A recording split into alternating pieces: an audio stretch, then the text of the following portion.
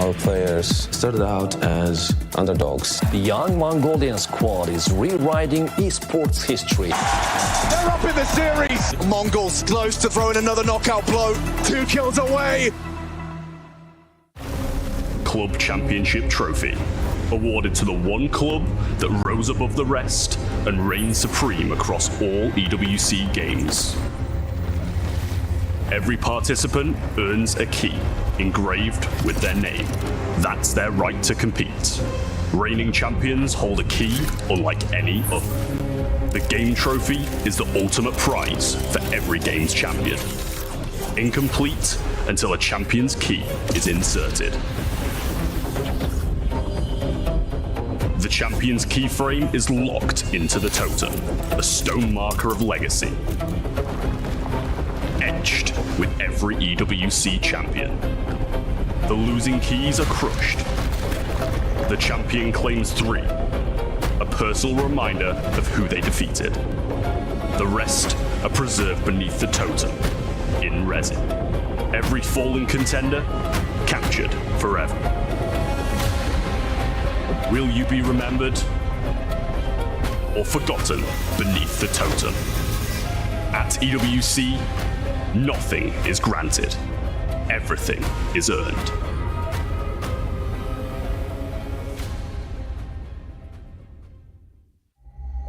Avli, I need you to cover the STC arena today. Ooh, it's gonna be tough. Why? Because I have no interest in doing that. Come on, we need you over there. I'll tell you what, I'm gonna go to the beach just really quick, and if the games are still going on by the time I get back, I'll say a couple words. The beach is 5 hours from here.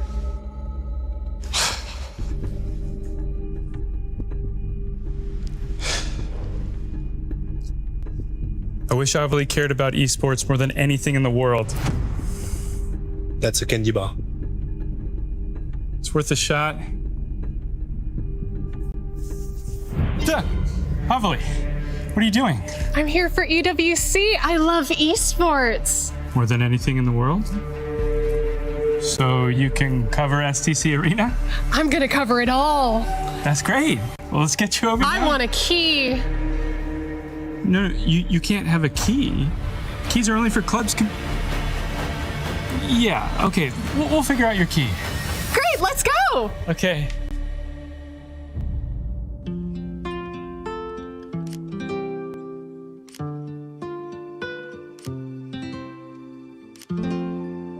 Avli, I just want to say you're doing a phenomenal job. Everyone's really excited about your work. I just love esports so much. Yeah, well, I'm going to ask about getting you a raise because you deserve it. I don't need a raise. I have my key. How did you... Can I see that? Mm-hmm.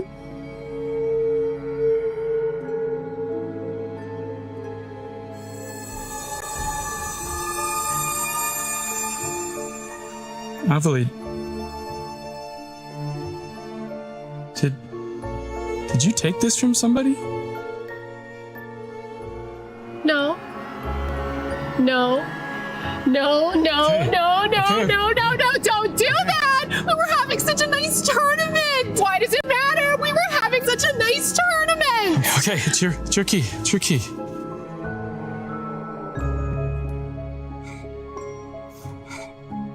Probably would have got crushed anyway.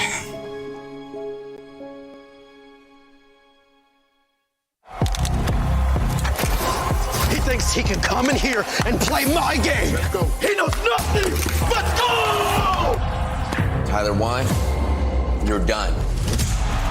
This is my ladder. You can't climb it. It's better than being hard-suck at Masters. You're going too far now. Your eyes buggy, your elbows ashy. That airline, that's an L airline. Somebody better hold me. Okay, yeah. Do something then. Raw energy. Blow the house down.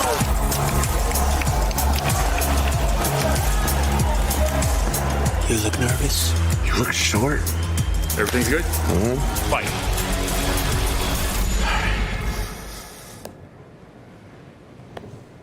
Okay.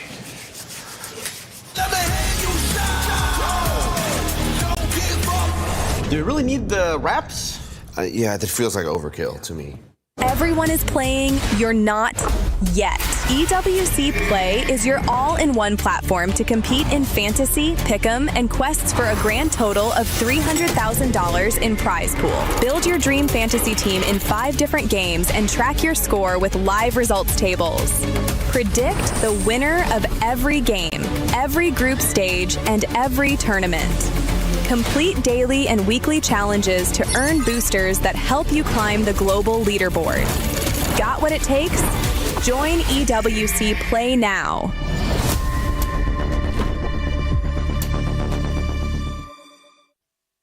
Hello, everyone, and welcome to EWC Hardcore Trivia. Today, we have the gentlemen from Core joining us, Stable Ronaldo, Jason the Ween, Adapt, and Marlon. And today, we're going to figure out which one of them is the smartest. Just by looking at you guys, I don't know.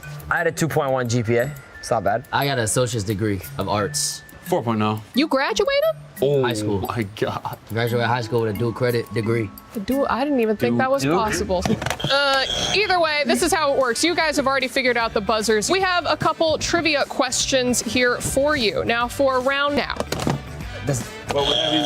Stable, well, no, honey, that was just a skill diff. Stable Ronaldo. Go ahead and choose your category first. And I Food, I want food. Food? All right, food. Name the bitter compound in oversteeped Darjeeling tea. What? What the f? Easy, yeast. Ronaldo there. Oh my God. Oh, it says minus 30. Right? And feel free to buzz in to choose your next category. Guys, Marlon, for you. I'm gonna go geography. You're good Geography. geography. All right, we like geography. What is Gland Switzerland's official 2025 population within 100? We'll give you 100. Gillians. You don't know this? Switzerland. Population We were just by talking about this. 100. Yeah. I'm gonna go, so obviously that's a city. Obviously. Facts. Well, it is 168,000. 168,000. It's close. It's close. That is fairly close, but is it within 100? Come on, 100. The correct We answer can say is 100,000 maybe in between. 13,700 residents. Oh, you're close. You're close. I mean, that's not bad. That's not a bad You answer. were right there. All right, now between Jason and Adapt. Oh, bang. All right, Adapt. Movies. Yeah, I'll do There's no Oh, there is movies. I can't read for a second here. All right. In the movie The Lion King, what kind of animal was Simba? What the f? No, Gotta be this is okay. So everybody got like Einstein questions. I got- and yeah. you got that 3rd grade question. Damn. I'm gonna go lion. And the answer is actually a lion. That is correct. A point for Adapt on the How board. do we get like the hardest question of mankind? Yeah, go ahead. Jason, and your final question for history. This gives you the opportunity to tie up with Adapt. Name Henry VIII's 3rd cousin executed in May 1541. I think I know how this is gonna go. Oh no. I think I know how this is gonna go. Darren Watkins. No, it's Samir Woods. Ronnie Nets. Was that just like a honorary degree that they gave you? You don't know Or- Darren God. Darren Watkins Jr.?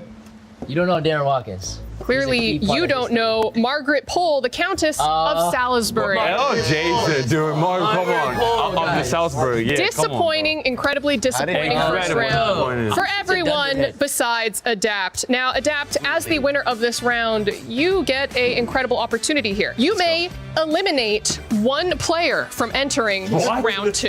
You have 5 remaining seconds. 5, 4, 3, Jason the Ween. Yeah, get it. 2. Jason the Ween. Jason, you're gonna have to stand there in sorrow, your buddy don't even sadness, want- and silence. No. For round number 2, you will be answering questions in the same category, so buzz in whenever you're ready. And Ronaldo is first. Boss? What is the escape velocity of Earth? Oh my God, that's so easy. 32,000 meters per second. Ooh, I'm sorry, but we are actually looking for 11.2 kilometers per second. I mean, honestly, not bad. Right there. It was actually right there. I was You right there. were fairly close. I was very close. But that is incorrect, and that's another minus Okay, 300 yeah, points all for right. you. Oh, God. You got him on, yeah. Go Are ahead. you like delayed or something? Like, what's going on there? No, you got it. Okay. Your question. What is the 3rd closest galaxy to the Milky Way? Oh, it's so easy. Third Bro, you know closest, this. third closest galaxy. You got the Milky Way. You then he got the Segway. The Segway. I'm gonna go that way. Yeah, That way? I'm gonna go that way. Yeah. And while you were close, the answer we were looking for was Tucana 3. Oh my God. Bro, the Tucana. Now, wait, Adapt. What do you Bro, Dad, come on, bro. Lock in, We man. also would have accepted Safeway. Oh. All right, and Adapt your question. What is the bright yellow object at the center of our solar system? Oh, bro. What? Some may perceive it as orange. I feel like it's the sun. And the answer is the sun. Adapt, that's another 300 points Fire. for you. Gotta respect him, man. Yeah, you two are kind of struggling. For the third and final round, Adapt, you get to select who your final opponent will be. We'll give Marlon a break, yeah. Yeah. Give me stable. It's I'm You I'm were a right. step up. this is- All right, even though he's at like negative lobbies. 300 Yeah. points. No. He plays the next round. Me and him one-on-one. Marlon, I'm so sorry, but we're going to have to take your buzzer and you must stand there in sorrow, silence, Okay, Marlon. shame, Welcome to the team. suffering. And for our third and final round of EWC Hardcore Trivia, we have two potential categories for you to choose your question from. Oh, he gets to pick first. Adapt does because he is currently in the lead. I see you go for the. I'm gonna challenge myself. Let me get gaming. Okay. Yeah. Gaming? All right. We're going to go to you first, Ronaldo. What just talked landmark particle was discovered by the LHC in 2012, proving the existence of an invisible energy field? I mean, bro, come on. We had a conversation about that on the bus. I'm going I think this is like a trick question. I'm gonna go dark matter. Dark matter. Yeah. And the answer is the Higgs boson. Okay. I mean, not too far. Not too far. Close. You were right. Minus 47,000 points my God. for I don't Ronaldo. know if that matters. And the final question for you for the win. What color is Mario's hat? I'm gonna go red. And the answer for the win, red. Adapt has won EWC Hardcore Trivia. A round of applause from all of his competitors. I'm actually not clapping. Nothing but salt Smartest. from Ronaldo, unfortunately. Tell us how you really feel. This is. Okay, give me a gaming question. All right, your gaming question is, what was the release date of the first video game console ever commercially released? Yeah, go yourself. Unfortunately, this seems like a skill diff for poor Stable. Adapt doesn't know this. What is it? Listen, I already won. I got nothing to prove. Would you like your question? If you get this answer correctly, not only will you have bragging rights over these three for all of perpetuity, Go ahead and ask it, bro. they will have to sit in economy on their flights home. Oh, really? Oh yeah, go ahead. Would you like to take the risk? I mean, take the risk, bro. What is the? What do I got to lose? What is it? Let's hear it. Might as well, bro. All right, partially built right here in France, the LHC has led to breakthroughs in particle physics. Though not intuitive, the first letter of both particle and physics are the same. What is that letter? P. It's P.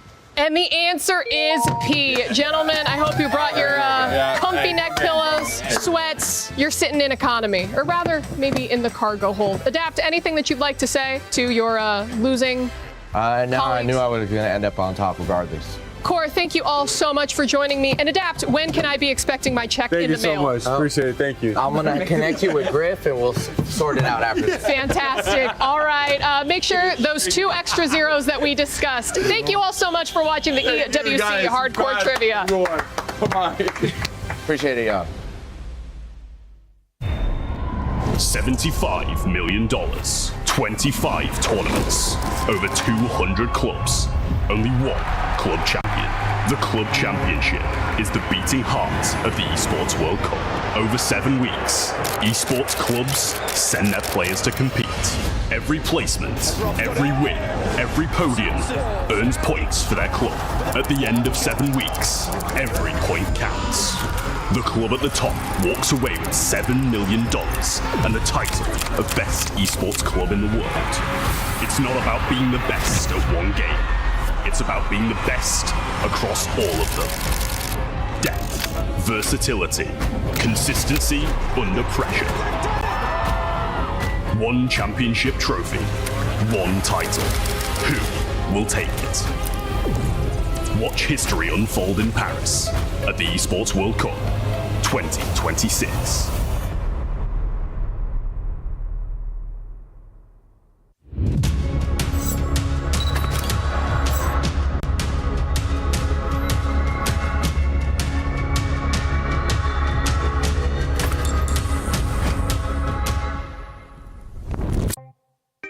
Hey, welcome. Go ahead, take a seat. We ran out of office space here, so we're making do. Listen, I don't know if anyone's kind of told you what we're doing today, but we're just gonna have a chat. And honestly, I would prefer to call you by your real name, if that's okay. Oscar? Yeah, Oscar Canelis Colocha. Actually, no, we're just gonna stick with Maxwell. Okay. Listen, I know that you auto-dub a lot of your content into English. Are you planning on doing that for this interview? No, this is my normal voice, and I will use it in English. Also, you're a highly respected journalist, Avali. Thank you. Now, during your time with Counter-Strike, you played for more than 15 teams in 8 years. Was that because you couldn't make friends? I actually have a lot of friends, but it's hard to make friends in gaming because people are like you, like rude. It's kind of personal. Did you ever think that maybe in those 8 years that you were the problem? Was it hard for you to leave Counter-Strike for Valorant? Or does being from Catalonia make the idea of separation come easily? No, it was really easy. It was really easy because I was tired of playing Counter-Strike already and I wanted something new. Because you aged out of it? No. How old are you? That's a very weird question to ask a woman. No. Did your mother teach you your manners? I think women and men are the same. In what way? I can ask you anything that you can ask me because we're the same. When's your next monthly cycle? But that doesn't have anything to do with your age. Hold up. We just said that we can ask each other the same questions as man and woman. Okay, I'm gonna answer them. All right, well, let's move on. You recently became sponsored by Red Bull. I can see it on your shirt. Yes. Is that because being over 30, drinking it is the only way that you could stay awake? I'm not gonna get rage baited by that. It's fine. Why do you think that's a rage bait? Your attitude. My attitude? Yes. This is just the way my face looks. Now, Red Bull says that you were, quote, considered by the vast majority of fans to be one of the most charismatic professional players in the esports scene. By majority of fans, did they just mean your mom? It does mean what? Sorry, I didn't auto-dub it. Red Bull says that you were, quote, considered by the vast majority of fans to be one of the most charismatic professional players in the scene. But by majority of fans, did they just mean your mom? Oh. That's a lame one. Your mom is lame? No, my mom is not That's lame. incredibly rude. She gave life to you. Yes. But no. I mean, it's a lame question. It's a very lame question. I'll be sure you can do better. I'll be sure to let our writers know. Yeah. Do it because... Look straight into the camera and tell our writer that you just don't think he's doing a very good job. You probably chat GPT the question or something. You need to, I don't know, do your research. You're the owner of Club Otakar. I'm glad that you could come to EWC, but why didn't you bring your club with you? Because we're starting. We're new. We have only a Valorant team and we need more to compete in the rankings and everything. Is that just your way of saying that you're broke? Yeah. Did you turn to team ownership in the hopes of being less unsuccessful? Less unsuccessful? Mm-hmm. I mean, can your club beat any team that is not named LK? That's a good one. That's actually a good one. You did your research there. Thank you. We can.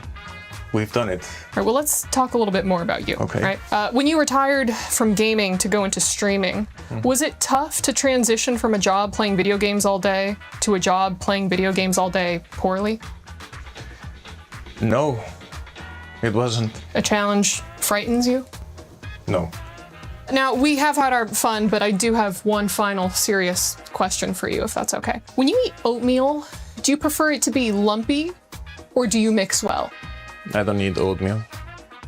I just eat tortilla. Tortilla? Yeah. It's like I live in California. It's like we almost invented tortillas. No, but not that kind. I lived in California as well, but you're talking about something else. I'm talking about like Taco Bell, right? No. You mix Chalupa. the eggs. No, you get this from the supermarket. It's flat, it looks like a Frisbee, you could chuck it. No. That's the Mexican tortilla. It's not the Spanish one. Who came first? Yo, I'm done. Can I leave or no? Yeah. Well, hold up. We still have a couple more. This isn't even your floor. Guess he doesn't mix well with others.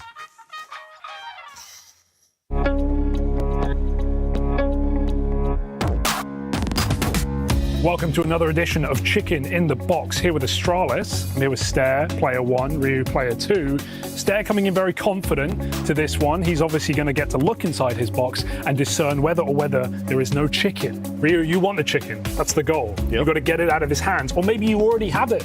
Who knows? We're going to have to find out. Let's open the box. I'll open the box. I'll see. I'll have a look. Okay. What's your initial reaction? I did tell you the script already, so you should be able to win. But what do you want to know? But he's trying to throw me off right now, you know? He's speaking a lot. So you got the chicken? No. You don't have the chicken? No. Really? You sure? Yeah, I was wrong. So what's in the box, if it's not a chicken? Nothing in the box. You sure? I think so. Should I look again or? Interesting. Yeah, you can check it out. Let me just make sure. That was a quick look. That was like you don't wanna show anything, you know. It's as if you have the chicken. You feel me? I don't feel like that was a really quick look, you know. I've been honest and said it's if you don't want to look, you know. You don't want to give anything away. I saw it already. I have to double check. Like, is it there? It's not there, you know. No, I really think it was very fast one. Like, you don't want me to see anything. You feel me? Should I check again or? Yeah, check again. Okay. You sure? No chicken? No chicken. Nah, I don't know. Something's throwing me off here. I didn't see You've been speaking a lot from the beginning, you know? It's weird. He's quite quiet. I think he was louder earlier. At the beginning, he was a little bit, you know, like he was trying to throw me off. Now he's confused, you know, because I know what he's doing. He's walking it back. Yeah, I didn't see any chicken in the box. What if he's telling the truth, though? Have you considered both options? I'm an honest man, you know? I'm a very honest man.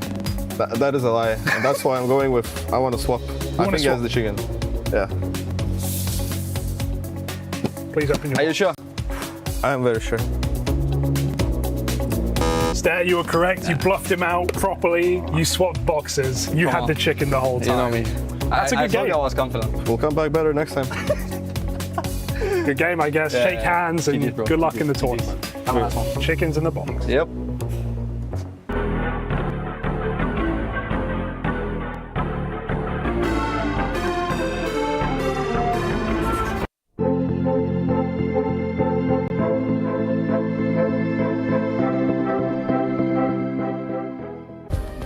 Play is in our DNA. Whenever we let it out, it becomes our superpower. Now imagine an entire city being built to supercharge it. Kadir City, powered by Play.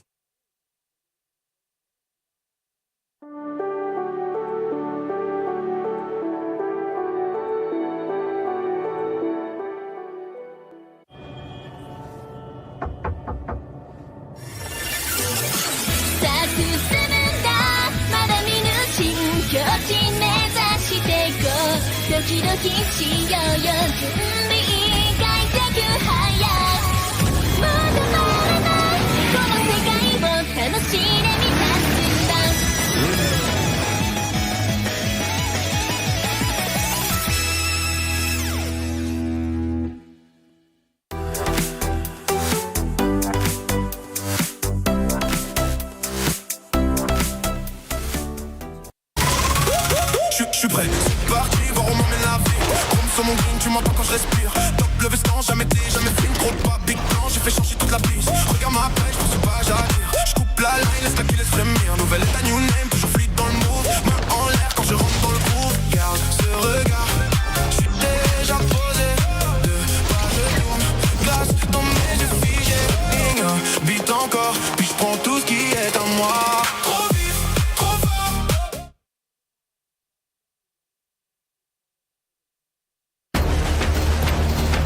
A week ago, 32 teams entered the competition. Today, only 16 remain, each hoping to claim the title of EWC champions. We witnessed giants being shaken and wounded. We saw underdogs rise up to the challenge and time to find out which team will be the last one standing. The safety net is gone. There are no second chances for those who fumble. This is the moment we've been waiting for. This is Counter-Strike. Welcome to the playoffs.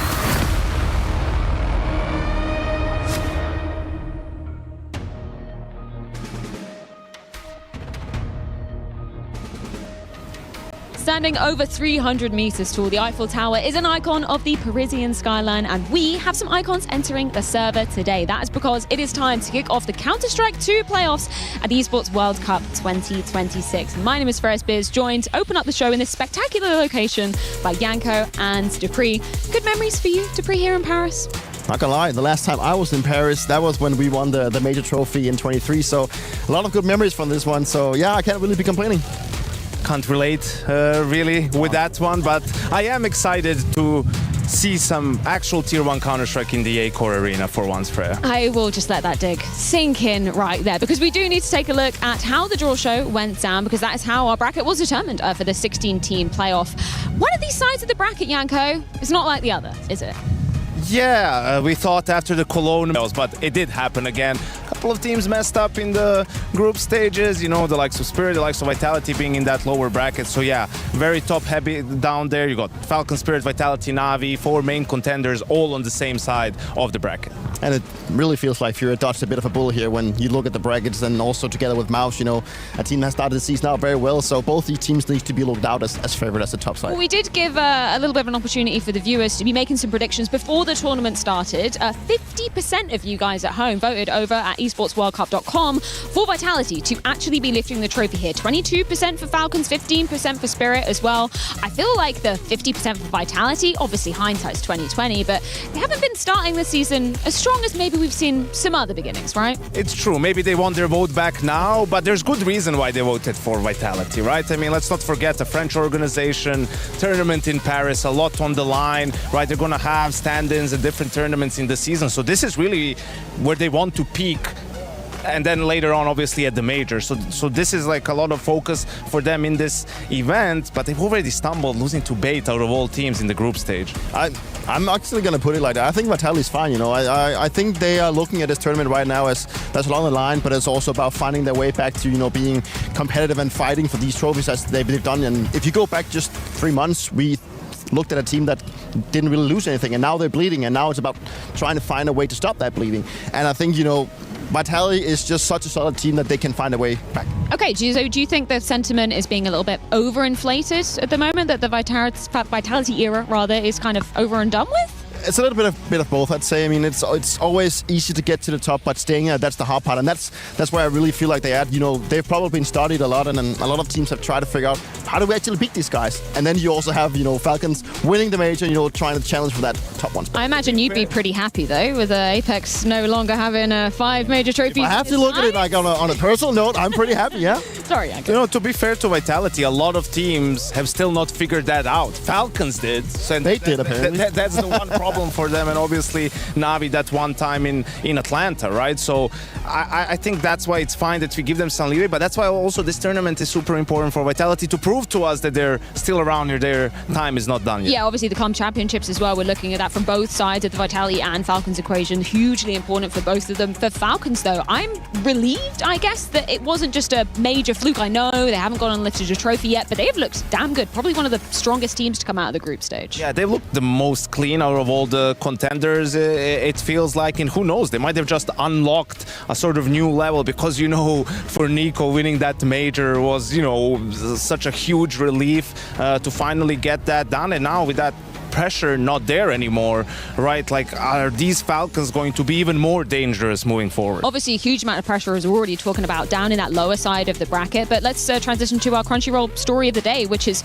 who's going to get the job done from the upper side of the bracket, to well, like looks on Fury, obviously, in the mouse. I think Fury is still a team that is, you know, trying to, I wouldn't say recover from Fallen's announcement that he was going to be retiring, but it's a team with so much depth, right? And we've already seen what they can do at these elite tournaments. So Fury is obviously the clear favorite looking at that top side bracket, but I can't really count out Mouse. I think they've had a fantastic start to the season. They had their win in Bounty, and this new look squad, you know, the big question for me is like, is this the best Mouse that we've seen, regardless of how good of a season they had back in 25? I can definitely count out Mouse. Okay. Because Spinks had a live game against Spirit in that grand final, and it was also a Mickey Mouse tournament to kick off the season, right? Like, now we're talking about going up against tier 1 teams. Now we're talking about an event that everyone is trying to peak at, and they've made significant roster changes in the last couple of months. They can become good. I think there's more to root for with this team than any other lineup of Mouse, but it's too soon to have high expectations of them. So much excitement coming our way, and it might be starting sooner than you think, as we have a very special announcement waiting for you.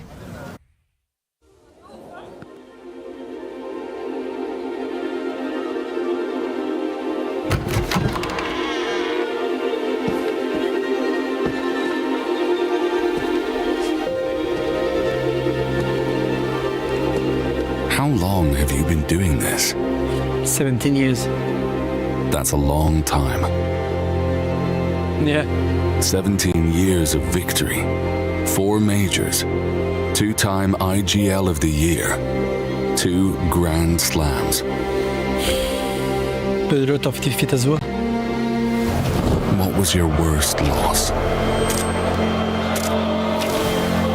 Maybe Cologne. And your greatest win?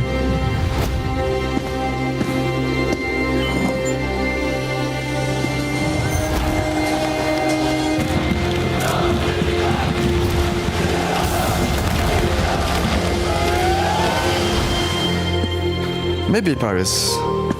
All my family was there, all my friends, and the energy there was unreal. So.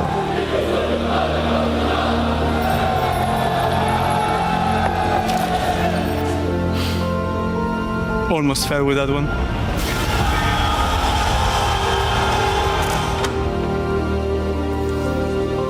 That's a nice set of play there. And a nice set of gold.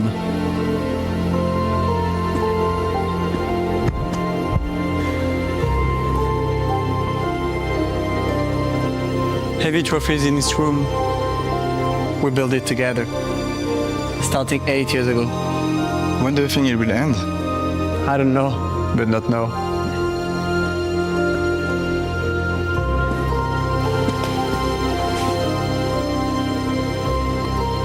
Name a more iconic French duo.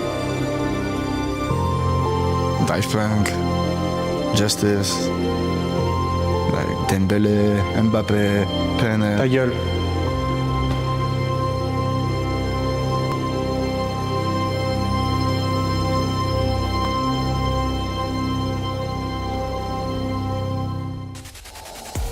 And truly, no place more perfect than Paris for this announcement to become official. Congratulations, Apex. I will be seeing you for at least another 2 years on the side of Vitality. I mean, that video was just perfect, right? You've achieved so much on this squad. If you were to go back to 2018 Apex and think just how much has happened, would you believe yourself? Not really.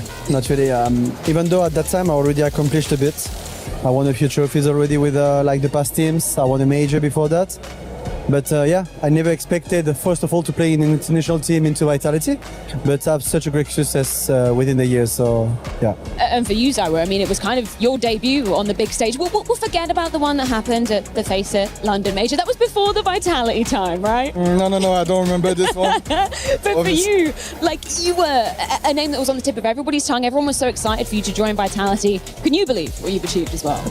I mean, at this time, no one could believe what we done, like with this team. Obviously, I mean, when I was playing Face It and you interviewed me, I was really scared at this time. I was like a really shy guy, but at this time I didn't know like we gonna become maybe one of the most iconic duo and maybe one of the best team with Vitality as well. So obviously at this time no one could know that. It's crazy, right? Because you started, Apex wasn't even leading the charge at that point. You had to go through a couple of in-game leaders before this duo kind of really was established. For you, Apex, why did you decide to extend your contract with Vitality? Everyone knows that it's where I want to finish my career so far, but I can't quit now. I can't quit when I feel I still have so much to give. Even though next year will be my 20 years anniversary of playing Counter-Strike and giving everything for that game, I still have a few to give, and I still have the hunger to win more, even though I won a lot, more than anyone else. But I still have so hunger to win trophies and just trying to put Vitality at the top of the world again and again. And I don't know if we're gonna do again 2025 or even like what we've done at the beginning of the year, but I'm gonna give my best to be sure that we're gonna bring trophies home. It's been such an incredible run for you guys. As you mentioned, the past year and a half has been exceptional from the Vitality squad. Zyro, it's kind of obvious why Apex would want to stick with someone like you, but why have you stuck with him? Why not? I mean, like you said, I think we won almost everything, and I think with the team we have right now, we shouldn't have regrets. I think we should keep going with the feeling of winning. And even though, like you said, he still haven't done the shoes to go forward. And I think we just need to, like Apex, we want like to still build something with Vitality. And even though like maybe he start to be old and have some back pain, he still has some like he's still hungry to win anything. And even though like we still managed to like find the way to win together, and we're gonna find out. Yeah. Just one more question. I wouldn't be doing my job properly if I didn't ask this to you, Apex. Obviously, we're all talking about the retirement of Fallen because he's announced it's his final season. For you, extending until 2028, will Vitality be the final org that you play for? I believe so, and I hope so. That for me, that's the goal. That's the goal, to finish here. Almost, it's been 8 years I'm in Vitality, so with the 2 more years, it will be more than 10.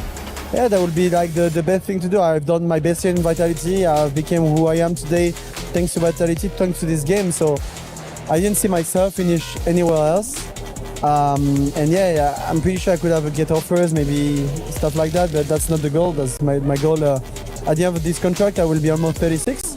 So it might be the time to stop at that time. But yeah, I still have the hunger to win and to give my best on a daily basis. So I'm tired a bit of everything, but I can't leave CS yet. I mean, that hunger is incredibly clear. Congratulations, guys, once again. It's been such a privilege to get to share this news with you here in Paris. I know you've got a few fans waiting behind the camera to get some signatures, so I think it's about time that we recap exactly what went down in the group stage. Huasso makes it a 1v1 instantaneously. 18 frags already from Huasso. Piri is low. He has to acknowledge the potential for the defuse, but on the low HP calls the bluff. He's hunting him down. There's so much time. A clutch from Huasso. Peak. Now a 1 versus 2. Boom. And the AWP miss. Sword's gone. 13 seconds out. They swing on into him. Time's the problem, though. Got to be real swift. Needs the double. Spot on Jimmy, but has to chase him down right now. The time might decide it. Kill comes in. This is down to the wire. Fabin with an out-of-the-box reroute. Is there time? He's just done it. Chomping at the bit to get involved are all of the Falcons, and Quinky feels like he's living on borrowed time. They're chasing him down, giving him the fights. Quinky with the turnaround. He's lost his teammates, falling through the cracks. He's in jeopardy now. Has to hit that, and he has one-on-one, and Jimmy jumps into his jaws. Sin on the sniper for 4. Donk's been left in a 1v3. He's won one of these in the game thus far, and he's looking for another. Donk closing in. Spam comes up short. Donk is on to a blinder. And he knows Azuu's feeling the pressure. They know where Grix is. Oh no! Don't go giving him this. And he knows he's on for it. Oh, Grix, what is that? Sickening shot, 2 more on the corner, swing together, jumping cork, and Chiro's got 1 more, but reload is a problem. He goes both ways. Grix turns around and taps out 2 more. This kid is nuts. 3 headshots, and Big take the pistol. There's a massive gap. He's actually going to use it. Rek can push forward. Rek has done everything so far. 3 kills to his name. Time taking. Rek's got it all. Big Uzera against 4. It's got to be massive for Big Uzera here from behind the van. It's the first and the second. Okay, it's on now. Big Uzera suddenly has a chance. This would be unbelievable. This would be unstoppable. And Big Uzera looking to knock them for 6. That is an unreal clutch coming in from Big Uzera. He stood no chance, no right in winning it, but he absolutely devastates Wildcard. Okay, Serato got to try and swing to win. Onto Huasso and Mayan, he's pulling it off. This would be one hell of a clutch. Keep Furia in their winning ways. He steps up. Right? No, they don't know. No, hold on, he's timing this. Waiting for that 10-second defuse to be nearly done, and then runs off through the smoke and denies. It's actually round winning. That's a stylish clutch from Mr. Merriman. Miss to the plant here. They start their walk, start their crawl. On the uncrouch, does get the info, gets a dig though. Saiwu with a 1-tap. That's stunning. Starry seeing stars, and his name is Saiwu. Pain can have a great timing with a swing here. It's going to rely off the call of Big Uzera. Who's absolutely clinical. 5-7. 3 kills immediately. 9-10 trades back, but it's no use. The master of puppets pulls at the strings of Mongols. What a play for Big Uzera. Club Championship update here with Chris, Trav, and Lauren. I mean, look, it's a massive, massive week. We've got AGL and Falcons very much at the top of things after the first 6 weeks. And what have we got going on? Well, everybody going up against each other, of course, in every single game. It seems there is a storyline across every single stage. Lauren, we'll start with you over on Fortnite. Big hitters in that game for both these 2 squads. Yeah. Which is kind of crazy if you think about it too, because we have been talking about what was going to happen in this last week, who's going to be able to kind of get those additional points. When it comes to Fortnite, they're actually both very much in that discussion. Falcons, potentially a top team, AGAL, potentially a top team, even Vitality are in this discussion. Aurora are there and also in the discussion. So it's going to be interesting to see how things play out. We're just starting today into groups, so very beginning of the competition. But I think once we get through the group stage, it'll actually give us a little bit of a better indication of where things are going to start to shake out. Yeah, and it's kind of the same on our side of things as well, but Trav, Crossfire as well. I mean, look, both teams competing. You're already into day 2, though. There's already been some development along there, hasn't there? I'll say we're literally flying through. AGL are the reigning champions, looking to go back-to-back, and they've just guaranteed themselves top 8 as well. So they'll be able to skip tomorrow, come back on the 4th day with 200 points guaranteed, which puts them close to Falcons already. So that's a great place for them to be in. They're just out here trying to defend the title. Falcons knocked to the lower bracket instantly and didn't look too convincing, to be honest with you. So this might be the stage that kind of levels the playing field, knocks them out early and puts all of these teams in 3 games. Vitality have just been beaten by AGL as well, and Na'Vi looking pretty solid too. They were the team who beat Falcons yesterday. Yeah, and I think it's going to be really interesting in CS as well, because, I mean, that's the one that Falcons really have to make count. It is their free hit, and the expectation for them is that they could go all of the way. As far as Trackmania is concerned, that is maybe the case as well. We got Carl Jr. in there. He is the undisputed GOAT of Trackmania, but there are so many different people who are going to compete up against him as well. It's going to be really interesting when we do get towards the latter stages of the week. I can't call it. Didn't know I was going to do this, but I'm going to put you on the spot. Which way does it go, then? I am really rooting for AGAL. Yeah. I mean, I would love that to happen, to be honest with you. Just have a bit of a mix-up. Trav, what are we saying? I think it's Falcons. Listen, as much as I want this to be close, come down to the wire, I think Falcons have got the upper hand. It feels that way. It feels that way, doesn't it? When we do get into the last stages of the week, though, we'll be seeing how it does go down. But let's head over to Hugo and Harry for the press pickups. Hugo and Harry here at the Esports World Cup ahead of the CS2 playoffs. We're backstage, Harry, building our fantasy teams on the EWC app. There's a round of 16. There's a lot of squads still left in, so I want to hear where you're hedging your bets for fantasy. Well, I'm thinking lower half of the bracket, to kind of start things off. There's a lot of heavy hitters in there. So I'm backing the Falcons. They look the most solid out of all the favorites in those group stage games. So I went with the boys, Nico and Monesi. I love that. And then on the top end, I think we're bound for a Cologne rematch. Okay. I think Fury are kind of the big boys on the top side of the bracket. So went with Molodoi and Yakindar. And then my fifth man, my fifth dude, I got Jugs. I think he's been putting up solid numbers for a long time, and I'm a bit of a fan of this Foot team. I think we can agree there. I've actually got double Foot. I'm kind of holding out that the top side of the bracket might be upset heavy. We've got Mouse, we've got Foot, we've got some big underdogs there. So I'm going for double Foot with Jugs and Xfloud, the latest edition. But I've also gone for Zelex because he was a cheap guy over on the side of Mouse. All of this is just a money-saving expert guarantee to get myself a Zaiwu and Kiyosuke. Oh, that's where the money went. You got to have the heavy hitters in there. This is fantasy after all. I'm trying to make some points. So I want to know what you really back in Furia? Do you think that top side of the bracket is scary, or what are you leaning towards? I mean, it's certainly scary. Like there's a lot of squads who I think can punch up there. Like Furia, maybe the end of this that I feel the least sure in. But on the bottom side of things, I understand why you're still back in Vitality. You can never really write them off, even if they showed a bit of worry, a bit of reason to be concerned in those group stages. We're in France. I'm never going to judge back in Vitality. Well, I think this one's bound to be a bit of a scary group, scary playoff. 16 teams going into the A-Court Arena come that final day for a BO5 to decide EWC. And you too can play the fantasy, so get on it quick. EWC app, esportsworldcup.com, and lock in your team before it closes ahead of the first match. But for now, back to the studio.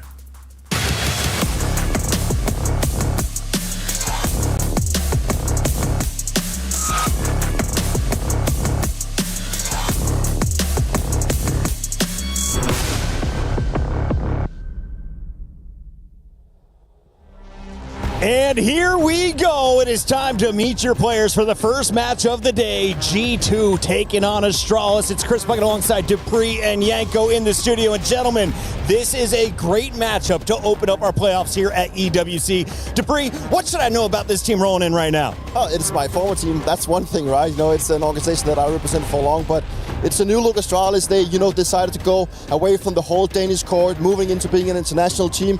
It's been going better than people have expected, but it's still a team that seems to be lacking that edge to take them even further in playoffs. Dupree, of course, our 5-time major champion, the only one to do it in Counter-Strike history. And to his left, we have the Serbian assassin, the man who's been all over the world, dominating the Counter-Strike analytics.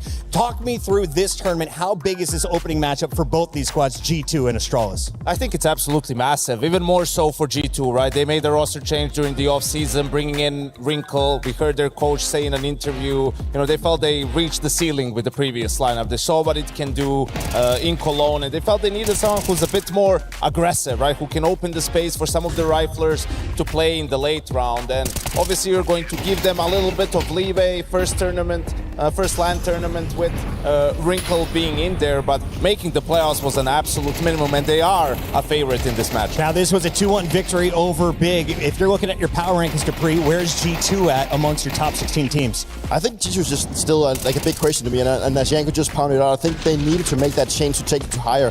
They haven't really reached a semifinal spot since they won that blowout of tournament in London. So it's still a team that that have a lot of good quality. They have a lot of good players that we can look out for. But as a team, they haven't really been punching the pack into the playoffs and making semifinals. So there's still a lot for them to gain here. All right, Yanko, for anyone new to Counter-Strike, we let our players and coaches choose where they are going to compete. Let's walk through our map vetoes and tell me, who do you think might have the statistical advantage after looking at what made it through? I think for Astralis, it's interesting. Where do they go? And they do go for Ancient, right?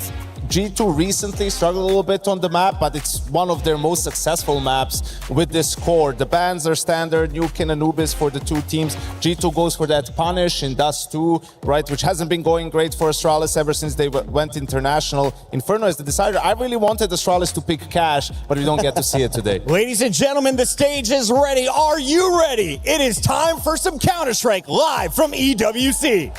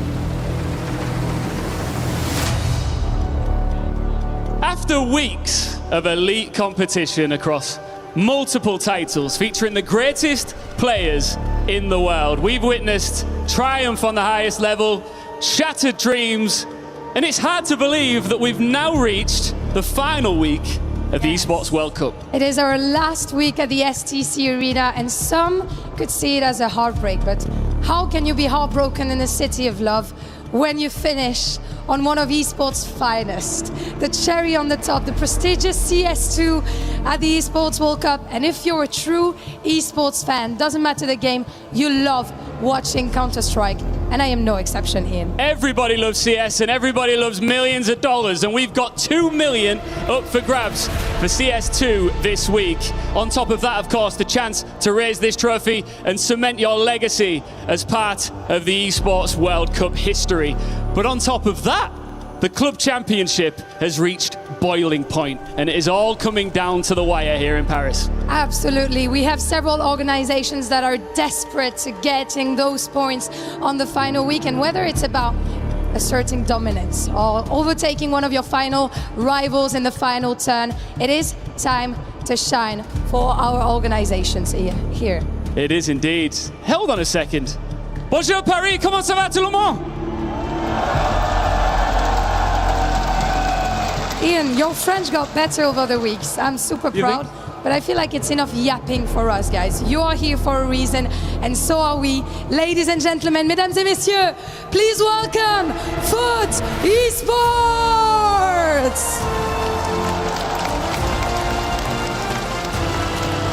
Crowned in PGR Bucharest, they are built on belief and passion, and they are entering this tournament with a lot of courage. Up next, it's Magic!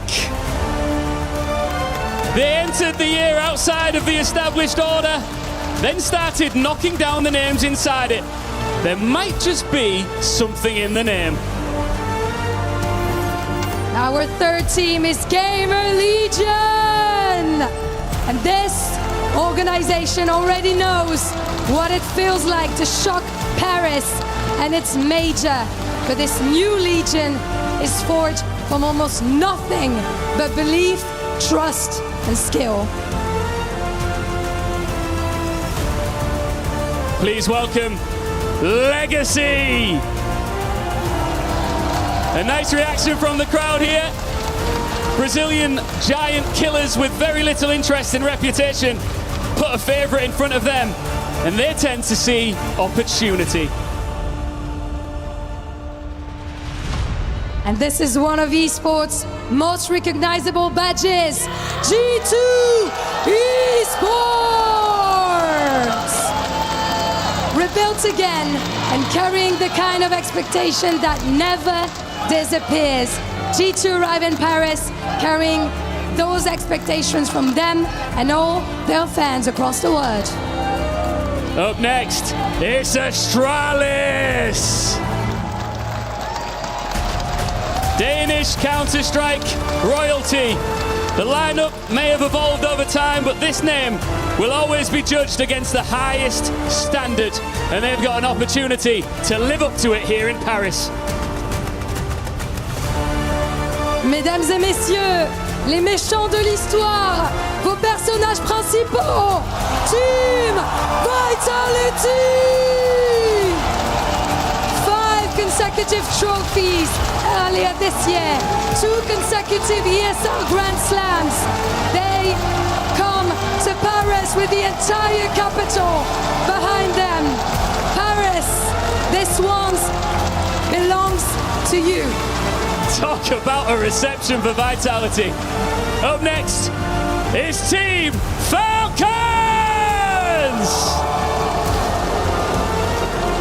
Cologne conquered. Major champions crowned. They come to Paris with proof that this project can reach the very top. And here they arrive, looking to break expectations and raise more silverware. And from the top of the VRS rankings, they look down on everyone else. Team Spirits! Playing against them feels like waking a nightmare in the City of Light. Explosive, ruthless, and built around some of the most frightening individuals the game has ever known. So many superstars on stage. Let's welcome the next lot. It's Aurora Gaming! Last year's EWC finalists, now reshaped around an international lineup while keeping the firepower that took them so close.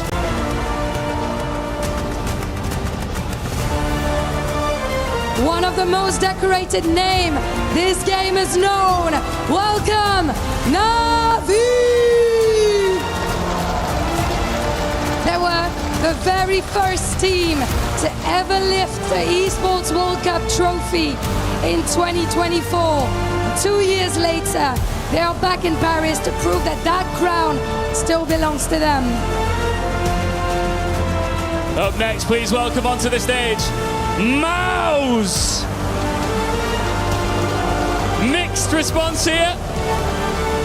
They won't mind, they are structured, disciplined, and coming in with silverware already secured this month. A team whose ceiling just keeps on getting higher. And Brazil rarely does quiet. It is Furia! With the legend fallen on his final EWC run and a major final just behind them. They carry belief and the hopes of an entire nation behind them. Please welcome next, FaZe Clan! Push them behind, put them on match point, write them off if you dare. Counter-Strike has learned that lesson with FaZe more than once. And resilience has become part of the reputation of this Ukrainian roster. Welcome, Bates! They have spent the entire year proving no position is far too gone, and they are ready for what Paris has to offer. It's time to welcome onto the stage the EWC title defenders. Ladies and gentlemen, it's the Mongols! 12 months ago, they entered the Esports World Cup as challengers, but they left as champions. Until someone takes it from them, the crown remains theirs. Be great once, and the world calls it a nice story, but do it twice, and the world calls you a legend. And this week, the Mongols will find out which one they are, with all eyes on them. A star-studded stage here in Paris with Counter-Strike's finest. It's the final week of EWC. Let's begin.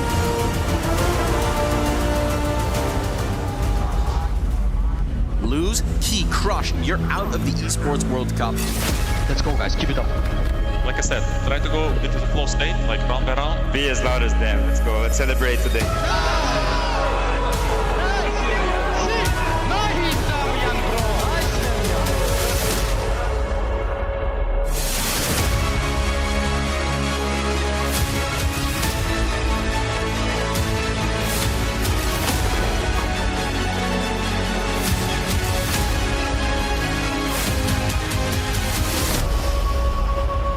For us, there is no room for relaxation.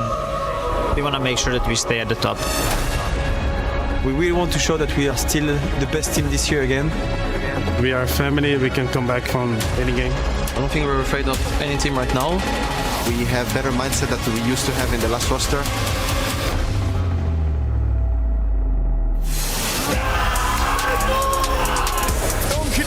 Claw it back. The way. Slow down.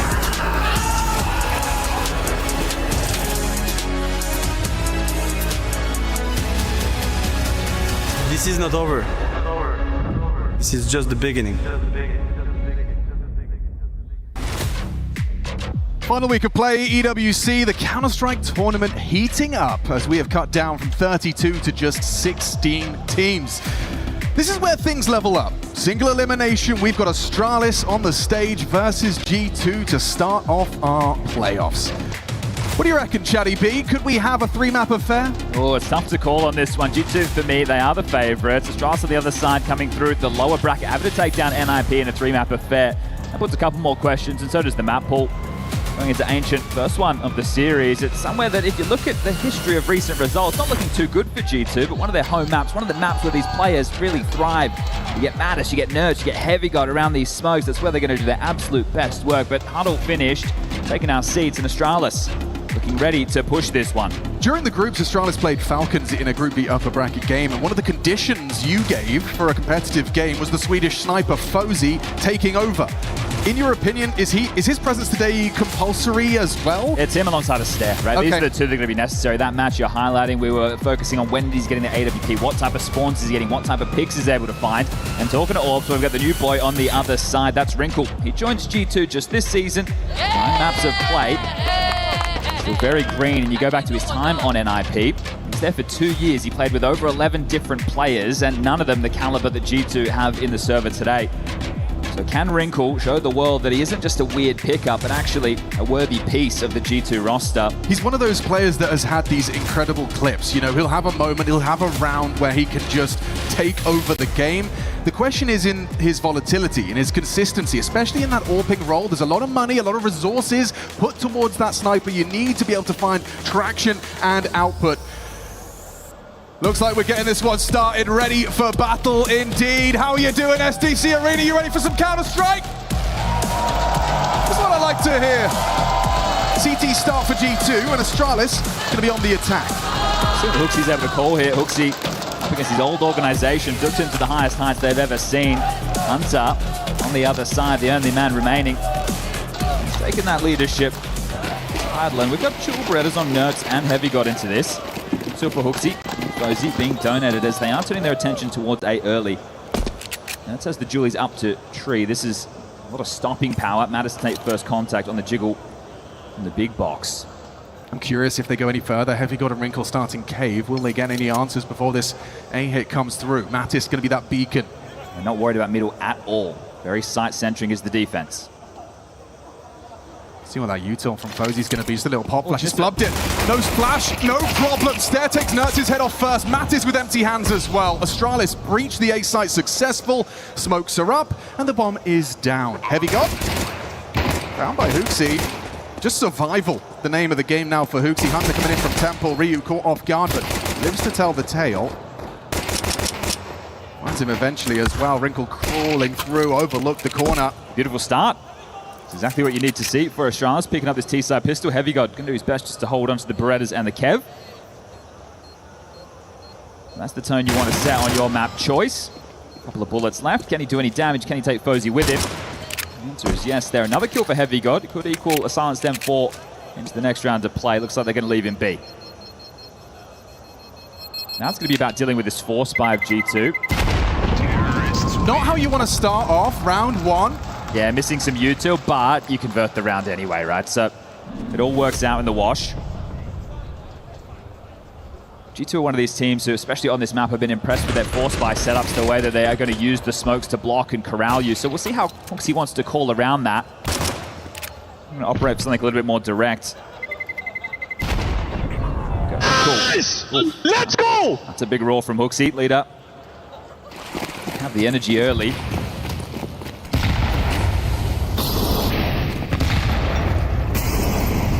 On the B lane control, you can see the doors smoke.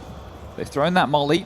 They've actually dropped back. They don't want to get popped on by a flash by some U2 and a clamp down the west. I need to see unfold. Yeah, it's just that one rifle on Heavy God, supported by the sidearms and Kevlar. Smoke fades. Lane clear. You have to know retake util as possible if you're that of Heavy God. So this is going to be tough. He's going to have to dodge flashes, multiple bodies likely to swing through this door. He's aware. He is ready to deliver on that fan mass, and Hooksy's nailed it! The one rifle you had, and Heavy got the first to fall. Good contribution from Astralis' captain, looking to convert upon this pistol win. Hunter's going to give this one a look. Fozy at the ready. Has the bomb. And that's loose now. Some problems. Rotation starting to make its way over. Remember, Wrinkle's been in A main this whole time. Starting his flank now as well. Those mid players could be susceptible to him. Timing, though, not on his side. Bomb retrieved now as they regroup and are actually going to path towards Hooksy. on that cave side. He gets some info, will back away. Not to know what lies over towards Donut or Wrinkle's A. getting close. Yeah, he is. He's being diligent on the clears, but you're about to lose that bomb again. A backstab and just a missed shot. Yabi gets cover. The penny drops, but you've got 28 to find that bomb plant. Now you're parked to A. Hello. The gap has to be that A side. The rotation trying to beat them there. Stare is noted too, but they're going to continue. Go on, Hunter. Trying to get across the sideline. Yabi rounds the corner in time. That's one back. Rifle for Nerds. Get the bomb planted. You'd have to give Nerds something. Otherwise, it looks like they might just be bringing that rifle through to the next. Yeah, Wrinkle's just going to go see if he can find himself another gun, a bit of an upgrade available. Young man, 21, right, playing in NIP. That's not the team that people might remember if they were watching Counter-Strike a decade ago. This is a squad that had a whole lot of work to do. And Wrinkle, yeah, he was brought in to kind of be a difference maker on the AWP. And what he was offered, he was unable to make a name for himself. I think a lot of people were surprised to see him don this G2 jersey, and some nerves on display there on what could have been a very important kill in the back. No one's saying it's an easy kill as well. He rushed it. Yes. He did. And look, this is another factor with Wrinkle. Stage games are something which are pretty new to him as well.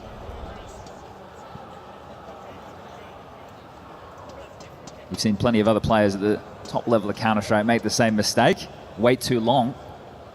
Not long enough. Well, they get that FAMAS, they have the AK, they can have another dip into this with those upgraded pistols. The 5.7s we dropped across. Mattis will give himself a P250 and away we go again.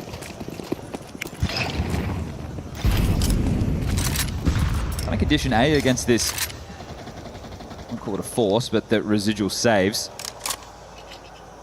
They hit it on the pistol. Now they're looking to do the same to round number 3.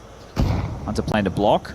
No, it's on the line. But they're going to be out of position, and they don't have any flashes to try and breach through to cause any issues towards this A side. It's Hunter's smoke I'm curious about. He's going to scuttle it forward, and it's going to change the dynamic. He can play close, he can play through.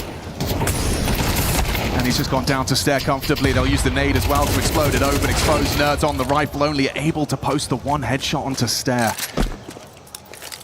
Astralis for that third consecutive round. Heavy God trying to be disruptive, has slipped the net and now reveals himself. A missed shot whistles past Ryu's ear. And there's another where that came from. Mattis trying the same strategy, but no rush here from Astralis. There's the fight Hooksy was waiting for. Really like the restraint there from Astralis. On these A executes can get really tricky if you just go for the objective. Just try and punch that bomb in. So they made sure there was no leaks, and now Wrinkle. Polar opposite side of the map as the last time. Let's see if he can make good on it. One would be, he's getting him off the goose egg. And there it is. So a little bit of damage is all they're looking for in this. G2 will bring the guns out into the next. And we'll get to see what approach Astralis are hoping to find themselves on their T side. That Falcons game, it was 6-6 in the first half, but it was their CT side that let them down, and understandable when you're up against the likes of Monesi, Nico, Kiyasuke. All of them hit very hard. All right, they'll evade, they'll hold on to their guns, and Wrinkle will be able to drop that Galil into the next.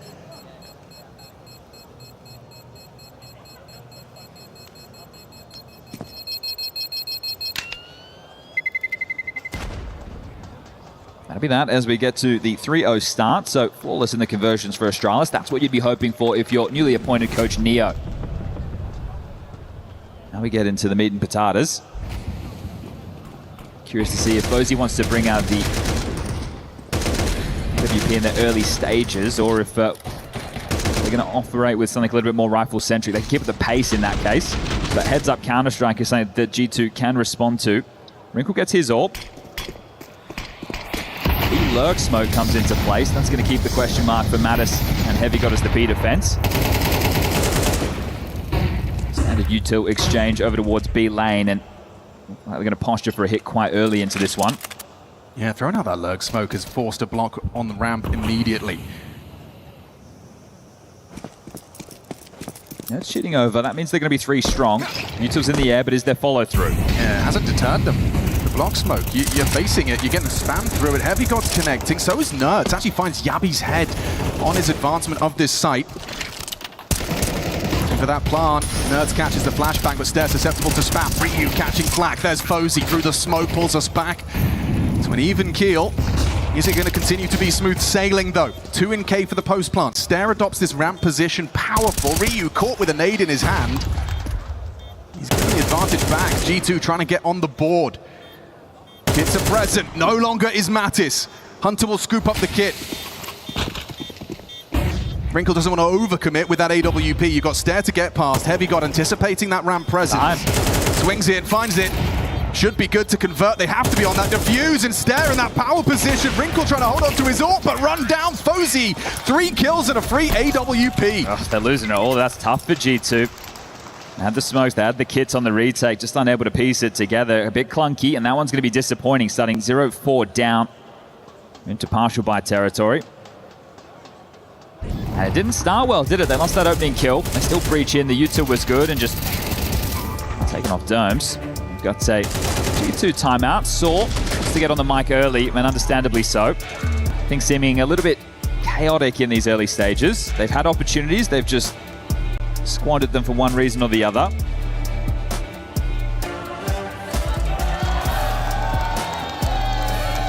So with that save Galil in the previous, they're actually able to bring out a hero M4. Wrinkle's going to make sure he has enough with the max loss bonus for the AWP again into the next. You've got 2 MP9s and a 5.7 for Mattis. Similar scenes as the early stages of this game. Plenty of smokes to try and force the positioning, but so far so good. Obviously calling them into a strong T side early. We'll see how long this can continue before they stop the streak.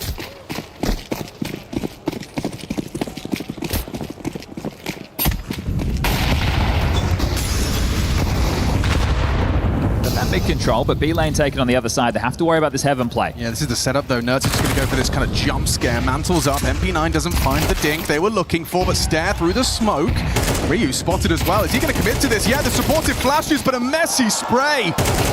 Easy pickup for Yabi though. They know they've got one cornered. Hunter cowering in the corner, scuttles a smoke and hopes to delay the inevitable. Yeah, need support from Wrinkle. Trying to chip in from Donut. Smoke now. Wrinkle plays ahead of it, but there's the frag Yabi provides. They don't have the info on one. They know Heavy God's cave. It's Wrinkle that's the unknown entity, and he did just slip back into the cubby. Are you going to overlook that now? You might. You do.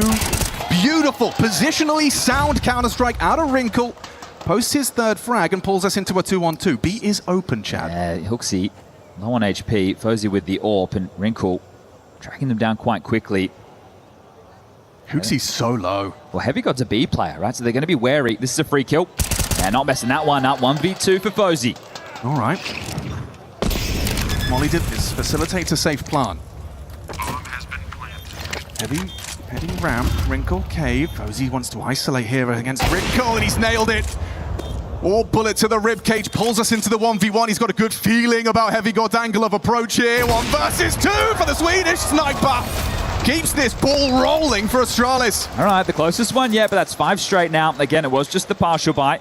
Still, the rounds are stacking up, and that one, the divide and conquer approach, not paying off. Thought Wrinkle found a bit of impact there, but gets isolated, and that's tough for Heavy God.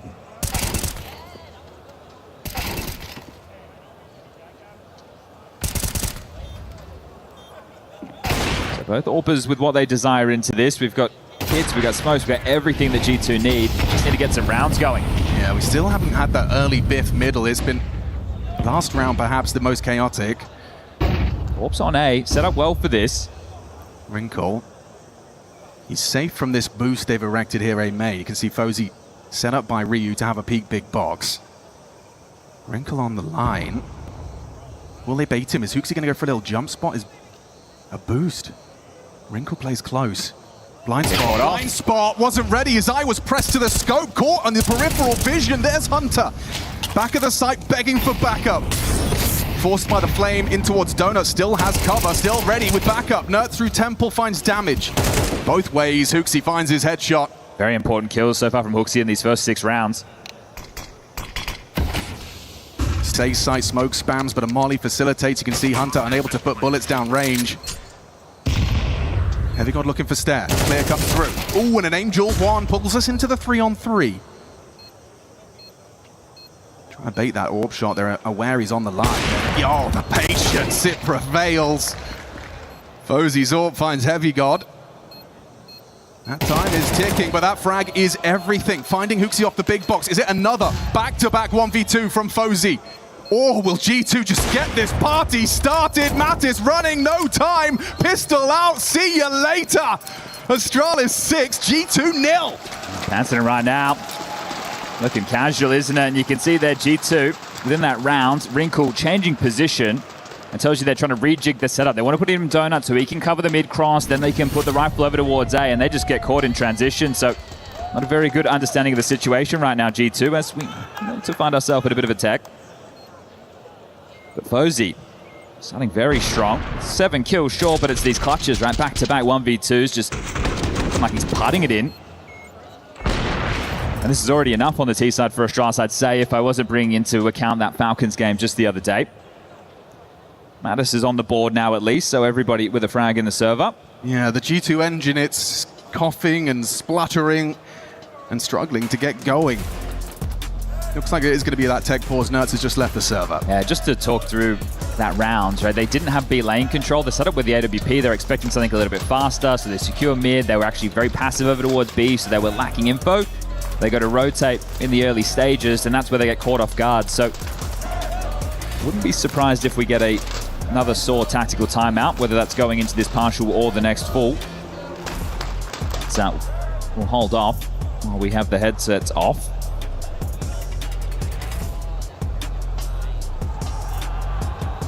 Players not allowed to communicate during the tech timeout, so they'll have to sit and stew in this one while we sort out Nertz's issue. Eye contact is allowed and the smart glass is open, so you can have a look. You can be a nosy Nelly if you want. Fozy's taking a little bit of a look out. Right, go earlier in the year with Astralis. You take EPL right in Stockholm. Had a decent performance, in 3rd overall. Rivals in Fort Worth, another one in the venue with a 5th, 6th placement. For G2 on the other side of things, you've got Krakow 5th, 6th, Cologne 5th to 8th, Astana 5th to 8th, Rivals 5th to 6th. Not hearing a lot of podiums. No, and well, they haven't won a playoff game in a Tier 1 event in 2026. Well. Right, so Astralis have been able to manage that. But, G2 have not. Problem solved, back underway, and another partial. You're in the washing machine right now, G2. This is a horrible play. You're not saving any guns, or if you are, it's not enough to... The full buys behind. This is a miserable start.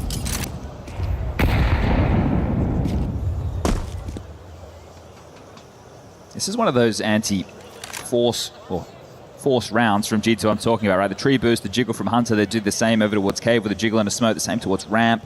They're just looking to block, and they will get company with the setup.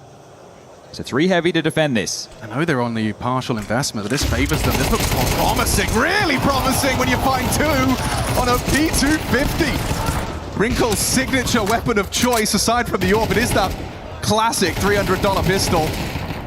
He's put it to fantastic use, and now Astralis, you're up the creek without the paddle. You need a couple more of those. Shot like that, I guess. They've still got plenty of time, and I think Hooksy's had some important kills within these mid-round scenarios. I know this is against the lighter buy, but the in-game leader still wants to force the issue over towards A. No secret about this, making steps. That'll be heard from Nertz. B lane being clear, so they have a good idea. This is the finish.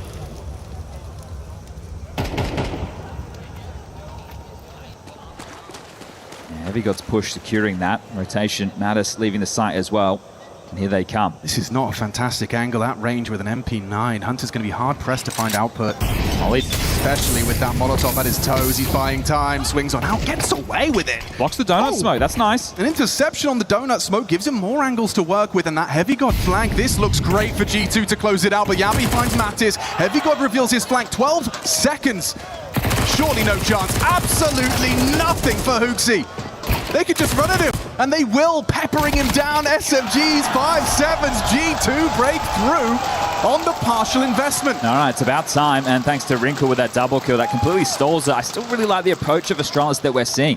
That they stayed in A main, the util usage there was great, but they were always up against it. So hopefully that helps Wrinkle get his stage legs. Here it is again. That flash, he's playing anti, so very well done from the young man. Boost, come close. No need to show the frustrations yet, but the finances already whittled away. Astralis, those clutches for Fozy left you in a bit of financial ruin. Sure, you've got those rounds, but now you're operating with pistols around these Galils and singular AKs. They want to try the A site once more. Yeah, you have that sniper supremacy as well. Just, what, Galil AK? Hunter's on his own. Rotation will be through Donut. Okay, Ryu down easy for Hunter, but bell rung and dumping Util, trying to delay. He's done well, he's done exceptional. 3 out of Hunter, buys time. He's down the law. 1 from Stare in Temple keeps us interested. Hard to see much more come of this for Stare and Fozy. Have to take a risk, have to make a play. That risk, Chad, because Wrinkle's blind spot. Fortunate that Mattis adjusts.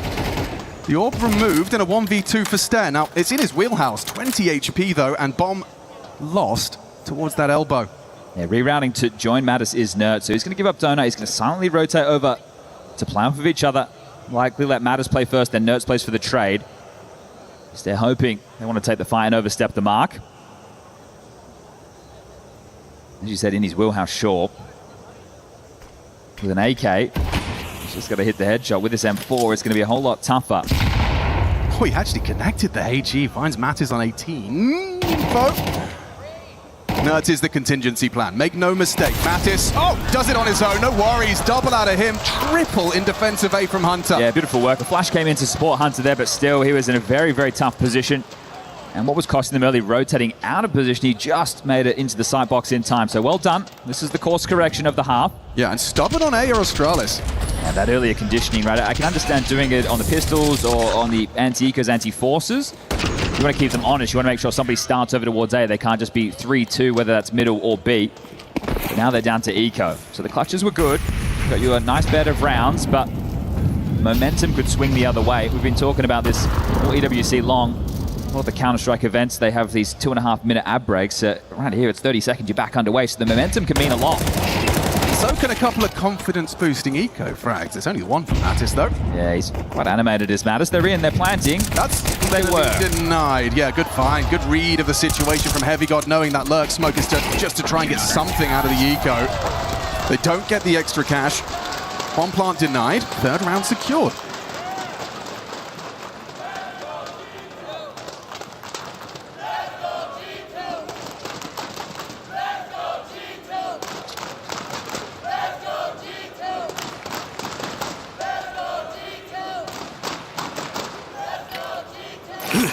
Some firepower missions in the buy for Astralis. There's 2 Galils for Yabby and Hooksy. The rest of the AKs, no Fozy, AWP.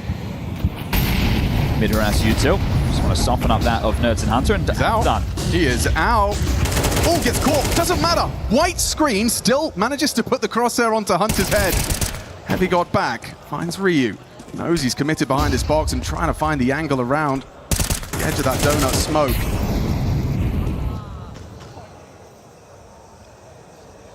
Mid-flying the Astralis flag for now. Action on the extremities. You can see movement on Hooksy. Worming out, as is Nerd. Surrounded. 2 of them in the donut smoke. Are they going to go for a walk push? There they are. Off Mattis' contact. I think they push through this and take the fight. On the reload, isn't that tempting? You just heard that audible reload, and you will start to slink further in. Fake on B. Ooh, overlooked that. He was preparing his crosshair for something else. Bomb Double loose. Back. That's the end of the round, surely. Fully committed with the bomb, now surrounded by all 3 of the remaining CTs, and it even gets better. Hooksy trying to pit that gap cross Temple. They will know this came from B, right? Yabby was throwing B fake utility right there, so you're worried about Heaven, and you're going to backpedal into him towards T-Spawn. Nerds with a massive round, 3 for him. That's 4 straight, and the recovery well underway. See Mattis, right? He has to worry about B. He's coming over. They did want to push through that donut smoke on contact. His mind gets drawn to the B side, not so focused on the crosshair, still wants to play for the info. This is very well done from Nerds, right? Bomb down in this position, essentially the round-winning maneuver. Yeah, and good spray control considering the evasive maneuvers adopted by his opponent there. Get broken after... There was a couple of hype clutches from Fozy, has again just left them in financial ruin here. It's going to have to be a partial and then a full gun round for the final. Going to get that 3,400.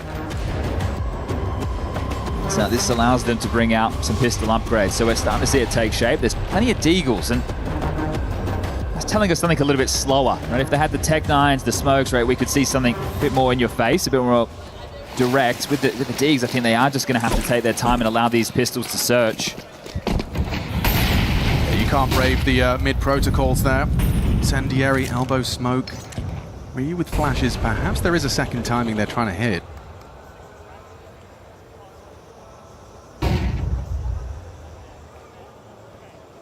So B fake, then mid will work.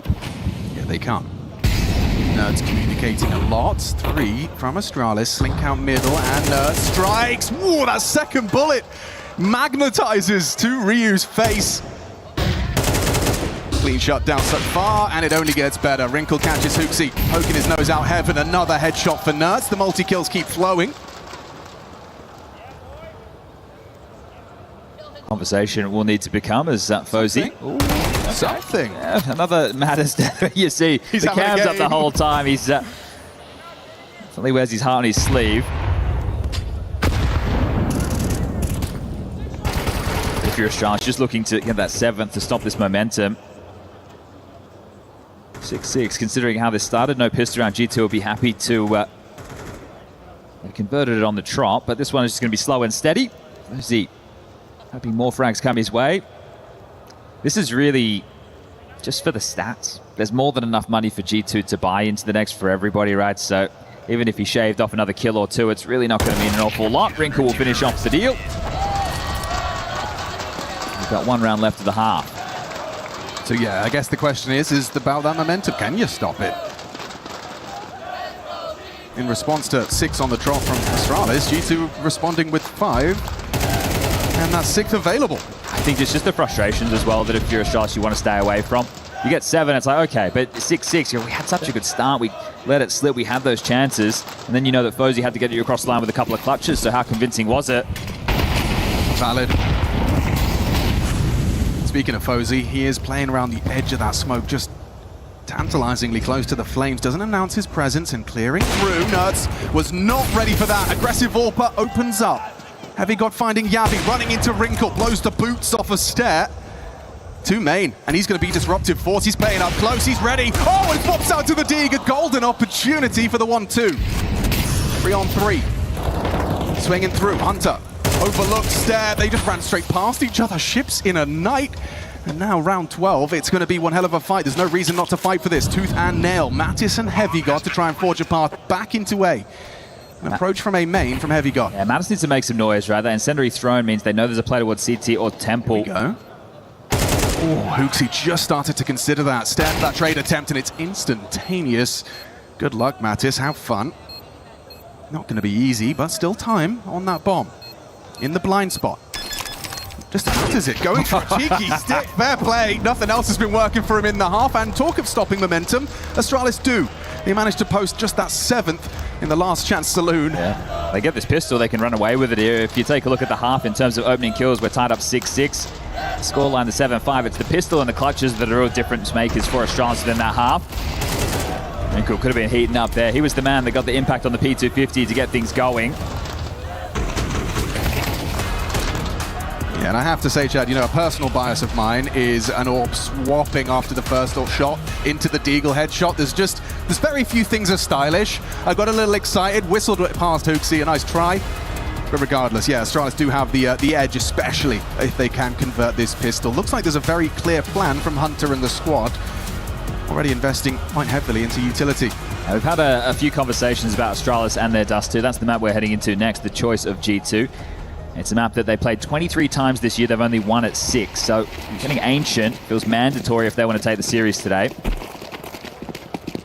Ryu's got his work cut out for him, but he has got the whole squad with him. 4B start for the CTs, and Yabi forced away from Cave.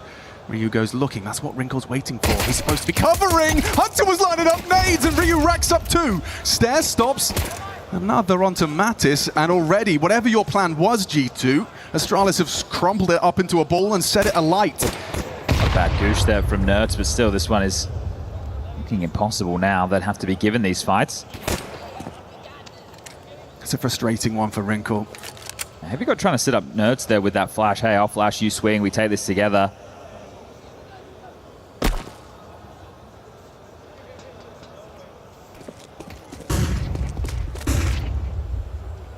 Fozy, it's not the weapon you want at range, and he actually hits a bullet there onto Heavy God. He can just block them with this smoke and call cancel on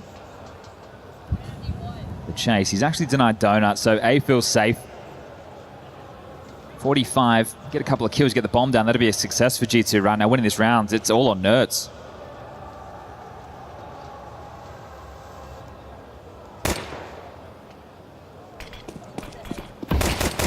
Tough angles to break here for Heavy God and Nerds. Has managed to profit off of the distraction, but it is just that one. Clean from Astralis to start. See G2, they feel like they're playing behind. I'm just talking about the scoreline. I'm talking about the tone of the game, right? I think Astralis have done well to set the tone, and they'll be able to keep that up. G2, they are going to force, but they didn't get the bomb down, so that means we're just going to have some Tech-9s and light util behind it. No Galils. Nothing punchy. As we get back underway, red smoke out from Nerds. So they are just all in rushing this A site, so pressure will be on the Swedish sniper with an M4. It's backed off, he's out of position. They should be able to get in and get the bomb down. Feels like it's going to be a certainty now. Sure, a couple of bullets do connect onto Mattis, and Wrinkle softened up, but that bomb plant is a certainty. They only have smokes, there's no HEs to break, and I don't see a kit. Oh, wow, damage both ways, but Wrinkle's found lethality. The smoke, this gets awkward now. It does. Don't forget what they're working with though, Chad. It is just the pistols. But with the bomb now down and close range fights, and a Deagle headshot into Stare. Hunter tucked. Favorable with the Tech-9 up close. Ryu struggles, but finds it. Trade from Mattis, low HP. Got a 2 on 3, and they're backing away. Accepting defeat. An open A site. I bet they couldn't believe their eyes as G2 emerged onto the A site and there's zero resistance. Yeah, that one's tough.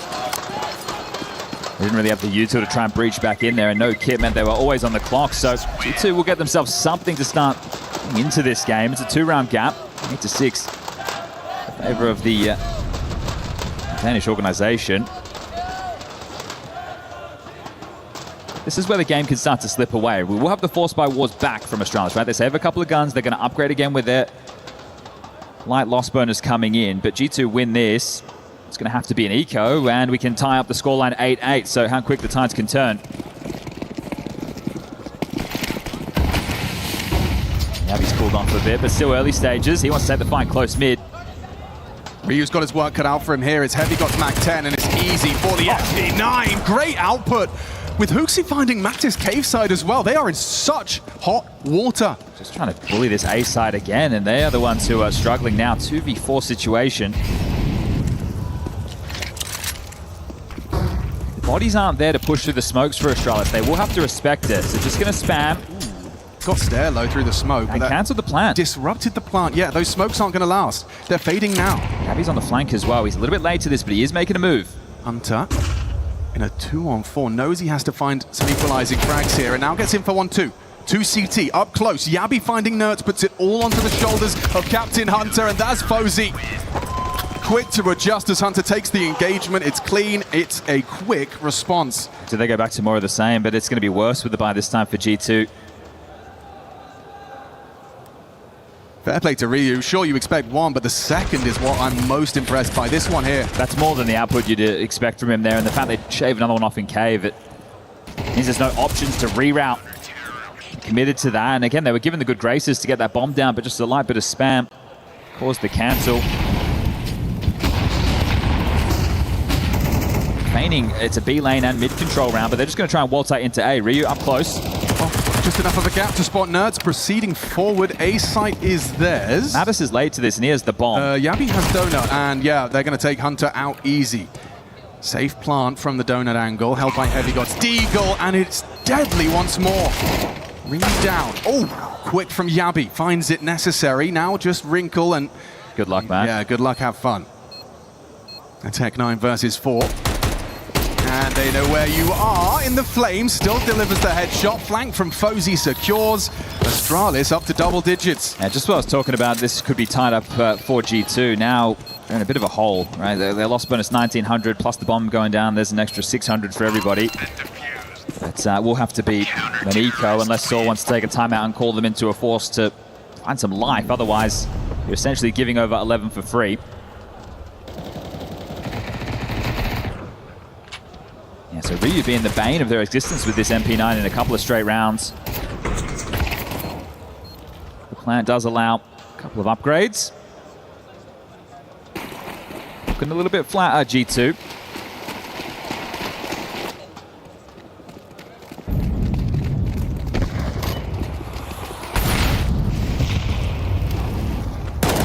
It's all about hoping that the Pistols can find something on their own volition, and drops there. Through in the crosshairs, that'll be the opening kill. And the rest should really start to follow. Heavy God's the only one who's shown proficiency on the Deagle so far. It's Mattis. Every time. He's having a game. He's having one of those. All right, well, just 3 more to sweep this under the rug. Like, if you guys want to ever feel better about your, rough games, yeah, watch Mattis. Watch this demo. Watch Ancient for G2 Astralis here at EWC. Watch that demo and just see it all from his POV. X-ray off. Really, feel it. Yeah, him and Yabby are having some of those games, right? The two lagging behind on the scoreboard, but thank Fozy for those clutches in the first half. Astralis, they are making good on his hard work. Single last man alive. Look like they'll be able to do any damage in this one, and there's no point overstepping. He has to make the move, and will. For you. Kills for him there. 18 frags deep. Starting to find some impact. That's now or never for G2 on map number 1.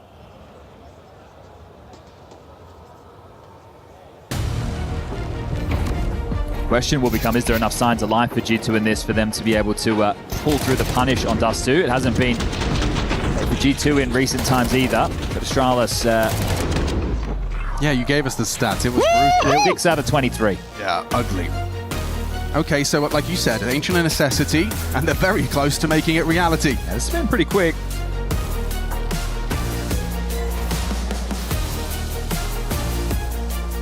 But is it going to be cut and dry? I just think because you haven't been able to establish any rhythm on the T side, any rhythm at all really, this is your first full gun round for G2 on the second half of a map that is quickly slipping away. Europa doesn't have his AWP. Hunter has a Galil. They have to hope that they can break in. Something 3 strong in mid are Astralis.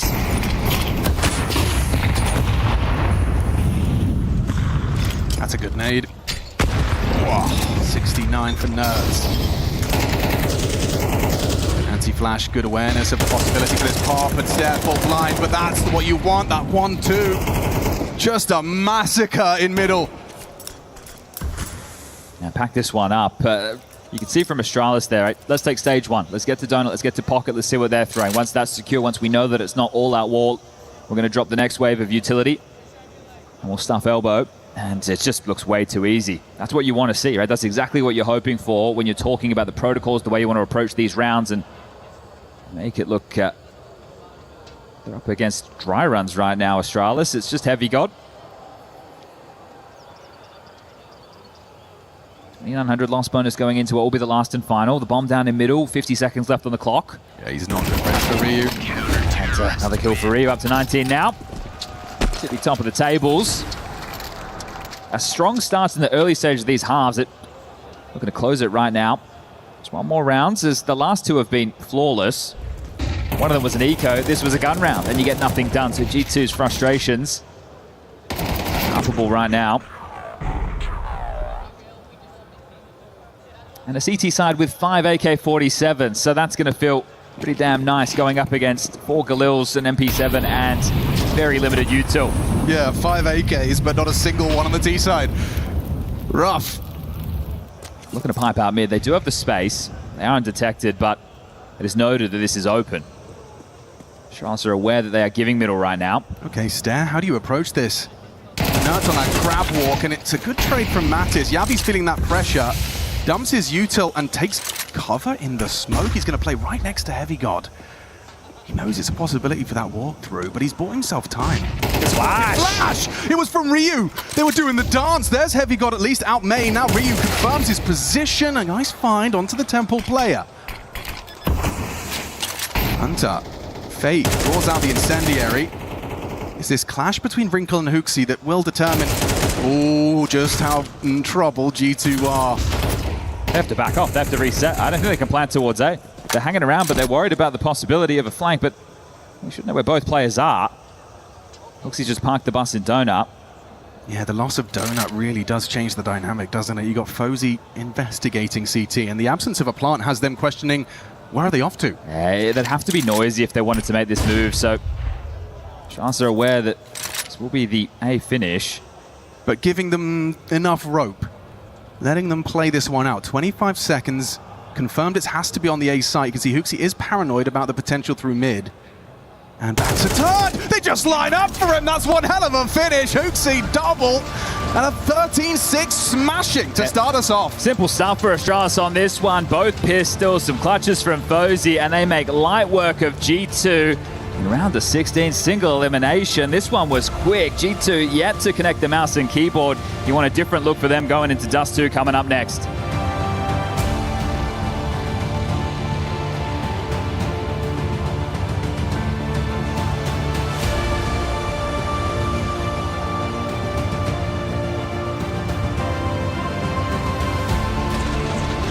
As we take a look at some of the highlights, it's Puckett alongside Yanko and Dupree. Dupree, a 6-0 start for Astralis was a statement out of the gates. How did this first game play out? Yeah, that was a big statement for them. You know, it was a team that really looked like they had things chimed together. Everything was connecting to the dots. I guess winning both pistol also just sets you up for success, right? And then also the clutches from Fuser early on really gave Astralis, you know, that leeway into the match where they just, you know, felt very confident. And once they turned their attention to the CD side, wasn't really much that G2 could do, and overall a team that looked very solid. And it's good to see that finally something, you know, alongside Ster can, you know, bring up a little bit of a firepower to bring Astralis to have these comfortable wins. Now, Yanko, I saw a crucial moment in this game. It was round 5 and round 6, and we saw the sniper pulled out. Fuzi was really impressing me. Is the Hairless Wonder the player to watch on this Astralis team, or who do you have eyes on as this match continues? Not at all, Puckett. He's the last guy you would probably look towards, but he's been struggling the last few months. That's the reason why. But he had a ton of impact in this game. Those early rounds on T side, I think that gave him some confidence. And yeah, him in addition to Ryu, who came in at the start of the year, right, to make this Astralis lineup international, are two of the guys that have been quiet recently. So for them both to have a good game went a long way in Astralis being able to secure a very clean win here on Ancient. Now it's 13 rounds to win. Let's take a look at some of those crucial ones early on, and talk to me while we take a look at the clutches. What is the economy right now in this CS meta? What are we looking at? Are we going to see a bunch of underdogs pulling off upset rounds, or is it expected the bigger Arsenal is always going to walk? No, I mean, like it is what it comes down to in these given rounds. You know, winning clutches is so important, not only to score points, right, but also keeping your economy at bay. And Fust in this given situation gives himself a 1v2, isolates the fight really well, does catch a bullet to his head, right, but isolates the fact that he's unaware where his last opponent is going to be coming from, and wins out a very important one to just set him up for success. And then even in this round coming in, a 3v3 situation where also Fuzi is going to be a bit of this main character. So all in all, you like the Frostbite Wars really paid into what it was really important for this game. I think it's good to see Fuzi with a bit of impact in these rounds, finds the first guy going for the fuse, then backs off, knows there's no more time on the clock, and just rightfully goes back into A-man. And at this point, he just wins out the round to set up Astralis for success going into the rest of the match. Big brain. It was a 6-0 start for Astralis. They are the first on the board in the best of 3. We apologize for whatever audio that is if it's going over the stream. Yanko, though, if you're looking at G2 to bounce back, is there a star? Hunter had a few 3K rounds. You're going to look towards as to be the one that's going to carry the team, right? Nerds has been instrumental lately for them as one of those more aggressive riflers, more playmakers. Heavy God, I mean, anchor of the year, right? And one of those guys that's really been the player to watch for G2. Coincidentally, he's the one that Fuzi was able to take out in the 1v1 in the end, and he was the first kill in that second 1v2, so I wouldn't write off G2 just yet. We said Ancient historically has been good for them, but lately it's been a pretty big struggle. So we're going to move on into Dust 2, which has been their pick, and I think here you're going to see more of what they're capable of. Dust 2, a fan favorite. It's something we have seen since the beginning of CS. What are your expectations now in 2026? How is this map being played? It's not really been looking good on the side of Astralis. Like, they've played it 23 times and only won it 6. So it kind of paints a picture of a team that's been struggling in this map. And, you know, recently they have also haven't really picked on the last couple of months. So it's a map that they had their struggles on, right? They did put pressure on Falcons when they played them in the group stage, but as a map, you know, it's a map that's relatively simple, and I think it just speaks into also just the way that G2 approaches the game. So and rightfully so, I think, it's a punish pick in some sense when you look at the G2 that they want to be playing Dust 2 against Astralis. But, I mean, at this point with what Astralis has showed, I'm not even sure if I can count on Astralis regardless of their recent history. It's going to be a fun match either way. And reminder, we are live on 2 different streams. This woman is all over the venue. Freya, where are you at right now? Thank you so much for taking the time to join me. It's the first time I've got to see you since you officially joined Astralis. So firstly, congratulations. What prompted the move from Na'Vi to Astralis? I mean, I think it's the need of growth, the need of change a little bit. It's been 3 years in Na'Vi, and I feel like it's like fantastic org, but it's a org that I need to be very hands-on, and there is not much time to like focus on different ideas, different growth patterns for me. And Astralis, when I got approached by them, for me was like first thing, it's a different position. It's a position where I actually oversee the whole growth of the org and literally reset everything from the scratch. As you know, everything is rebuilding there. Yes. So we're trying to do our best to, get it as much functional and as much, I would say, big and, reclaim the name of it as it used to be. Okay, so as VP of Performance, what kind of resources do you have at your disposal? I mean, resources, it's a big, so I'm actually re-establishing everything. So we just rebuilding the structure, we just rebuilding the ideas, we just bring the culture, like that's the most important thing. When I join a team, for me, what's important is how players feel, what they need, what is there to be done. And I feel like my main role is to build that competitive culture, and then whatever tools I need, there's basically everything available for me there to, Okay, interesting. So I imagine different teams require different things, right? Astralis are kind of a little bit earlier, I guess, in this rebuilding stage of going international as well. The first time they've kind of stepped away from having that Danish core. In terms of what's been your first focus with the CS division? What's been like the number one priority? Reclaiming the hunger into the game and the belief that they can actually do something. And they're very skilled players. They're very hungry. But I feel like the end of the previous season just, slowed them down and brought those thoughts of like negativity and are we actually capable of more? And being there with the new coach next to me, I think our main task is to make them believe that actually you have what it takes to compete with the best, and right now we're just trying to rebuild it, rebuild the strat book from the coach and the IGL point of view, and at this point it's also changing the atmosphere. It's a lot about making it more not necessarily like competitive, but like believing and hungry, like you build that identity. That's the good word, I guess. Yeah, I mean, they're already taking steps in the right direction, making top 16 here at the Esports World Cup. You're a person that loves to be watching the games as well. You're always getting so hyped up for your team.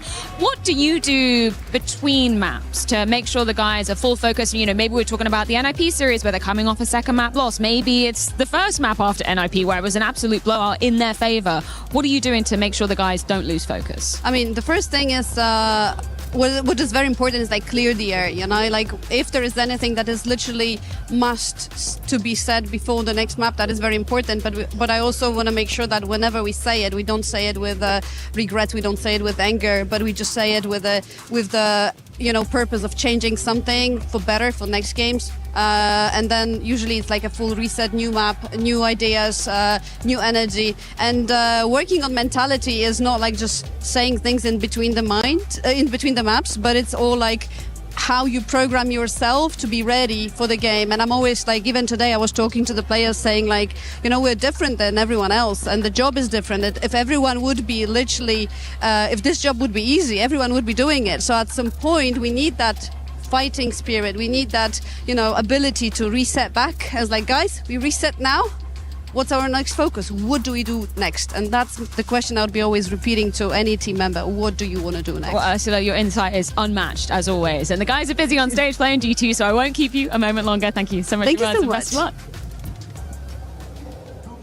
I can't believe it only took me 20 years to get on the same show as Freya, but you are very familiar with this Astralis organization. Does the performance coach have an impact going into a Dust 2 map, or is this something that maybe they come back into before map 3? Well, of course it's going to have an impact, right? Not that I've worked with Ursula before, but, I know what it is to work with a performance coach. Right. It is an important aspect of professional Counter-Strike that you go in and you talk about how you feel it, you talk about how you want to approach the game, and I think she had some really good words to say that, if everyone was doing it right, and doing it easy, then that's what everyone will be doing, right? So I think as a whole, sure, she's going to be looking at teams saying, we've done really good. We need to keep up the momentum we just built on Engine.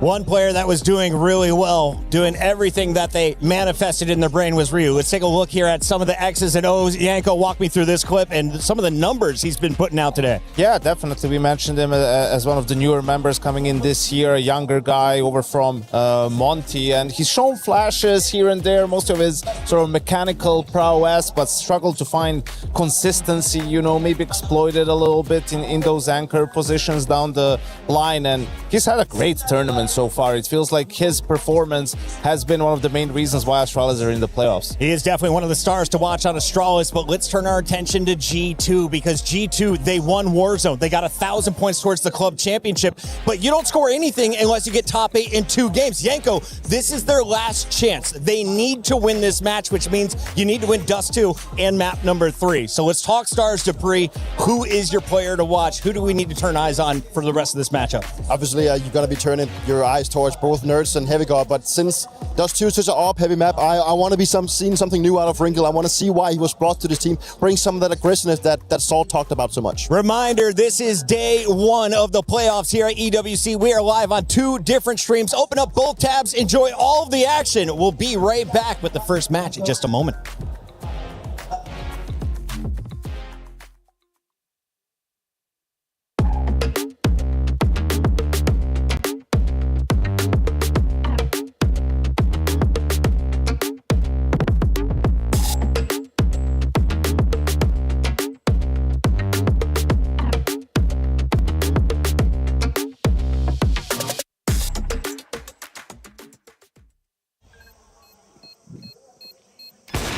Low. Let's fucking go, man. Nice! Bro, but they're squits. One is... Bro, they're playing 2A, one is default, and one is op Esports. Right, fucking idiots, man. Nice, good job, boys. The human body was built to move. Not trapped at a desk in one singular posture for 12 hours a day. It's time your chair evolved. This is Secret Lab Titan Evo. Ergonomically engineered for you. Gamers, hybrid workers, artists. Backing your every move. It is time for another Club Champions check-in, this time at the Allianz Vault, because we've got a Crossfire tournament going on, and I've got Trav to get us up to speed with all the happenings over here. So give us an overview of what's been going on so far. Well, it's all AGL, to be honest with you. They kind of coming in as the reigning champions, looking to go back-to-back, and, not just for themselves, but for their organization as well. They're sitting second at the moment in the Club Championship, trying to catch up to Falcons, and that's exactly what they're doing here. Already secured themselves top 8, so that's 200 points, and it puts them now just 100 behind Team Falcons. So they're really closing that gap. As I said, they're expected to win here, get that 1,000 points, and put some pressure on Falcons. And the pressure's already on Falcons, to be honest with you, because they did drop to the lower bracket yesterday against Na'Vi, who are another one of those top 4 teams pushing for the title. It's unlikely that Na'Vi are going to be able to get it done. It's like a 0.22% chance that they win the Club Championship, but there's a little bit of something there. Okay, interesting. There's a lot of pressure on Falcons over on the CS stage as well, understandably so, just winning the Counter-Strike Major and hopefully looking to get another Club Championship trophy in their cabinet too.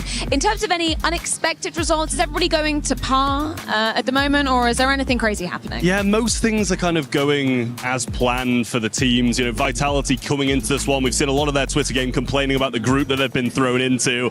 Coming in as the top seed from their region, they've been put against 2 of the strongest teams from other regions. They were thrown into a group with AGL, so they were knocked down to the low bracket by AGL. They're trying to claw their way back up, because as I said with Na'Vi, it's unlikely they're going to be able to get the Club Championship win, but every place you move up is a huge amount of money when it comes to the Club Very similar for Vitality when you're looking at CS as well. When we're looking at the bottom side of the bracket, you don't really want to be situated in there, and unfortunately for Vitality, that's exactly where they find themselves. Thank you, Trav, so much for the update. We'll be coming back at you with more Club Championships news.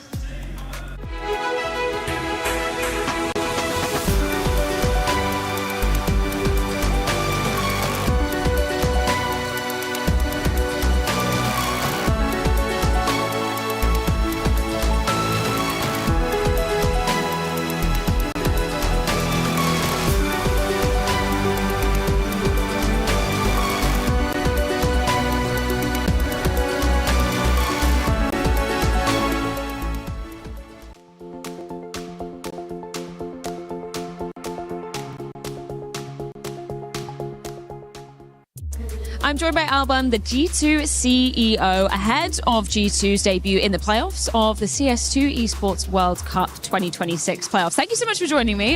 Just because I'm a CS nerd, I want to start off by talking about your change to the G2 CS roster. You obviously brought in Wrinkle, new AWPer, new style. How much are you involved in those decisions? I'm involved. I think any decision like that has a huge impact on the organization. It's competitive, so. But I'm not the one making the suggestion. I'm not like an expert of each of the 13 games we're in.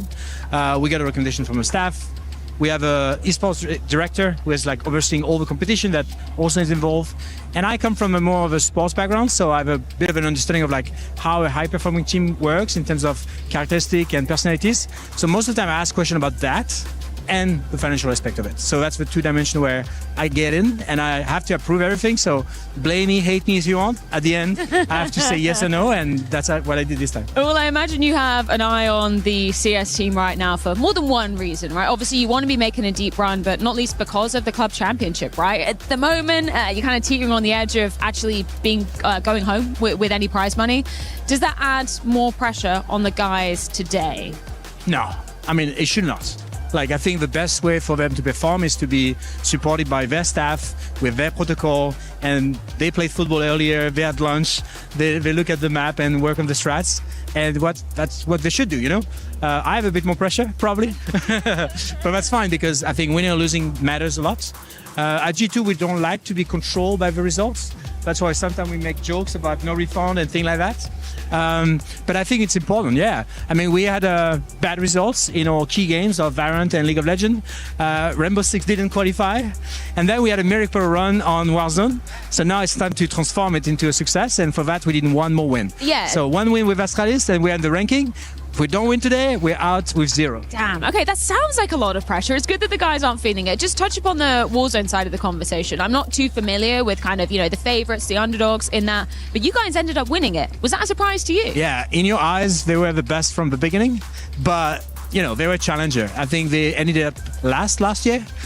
We picked them at the start of the season. I think they were not like the favorites, but we saw that in the early stage of the competition or season, they were always qualifying, always going into playoffs. So it's like, we really think they have a potential to go top 8, maybe top 4.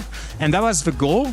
And then, miracle run, Falcons, Twisted Mind, everybody insulting each other and us winning in the middle of that. So it was great. Anything you want to say to all the G2 supporters out there to end things off? Yeah, sorry for all the medical leave you have to take after all games. We love it. For us, it's important. We don't want to be any other esports club. We are an esports club with an attitude, and we're going to keep doing it. Sorry. Thank you so much for your time, Alban. Yeah, good luck heading into the Counter-Strike match.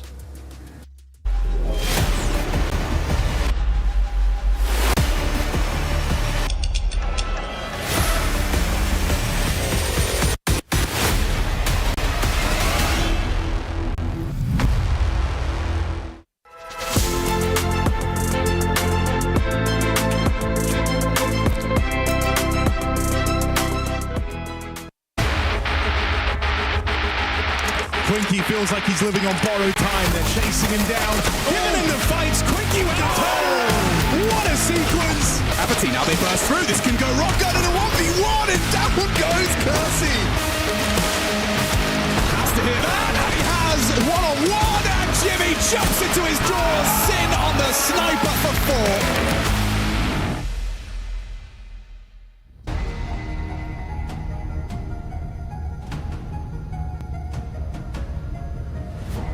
We're ready to get this one started. It is 5 straight losses on Dust 2 for Astralis. However, a dominant start on their pick of Ancient. For G2 on the other side of the stage, it is their pick, and it's a good home turf for them, but the first official with Wrinkle on Dust 2. Lots of questions to be asked in this, but it's the AWP being plugged in, right? So you know what positions, you know what roles he's going to be finding himself having to accomplish for the team. We talked about it during map number 1. G2 2026 are yet to win a playoff match in a Tier 1 tournament. And now they're 1 map down. This is going to be a tough battle for the organization as well. This is an important game for the club championship here at EWC. So we've got an org pressure in the mix as well, as Step just runs straight up mid. I always admire this aggressive start for the CT side. A little unorthodox, no doubt about it, and the fact you're committing forward as well. This recce party doesn't have anything to report. So backing off, they've foregone the long control, have Astralis, so all that space is available for G2. They just don't know it. Door smoke lands, short molly will follow. But the smoke is going to be tough to clip off heads in this one. The fact you've got a second one, I don't think they'll be ready for that. No one exposed by it though, and already first blood is drawn. It's Wrinkle, lays down the law, long range Glock headshot for 2. Heavy advantage to start. Well, they know it's not the upper tunnels. That push from Fozy has given them the information. So as they look to continue over towards A, the defense should know what's coming.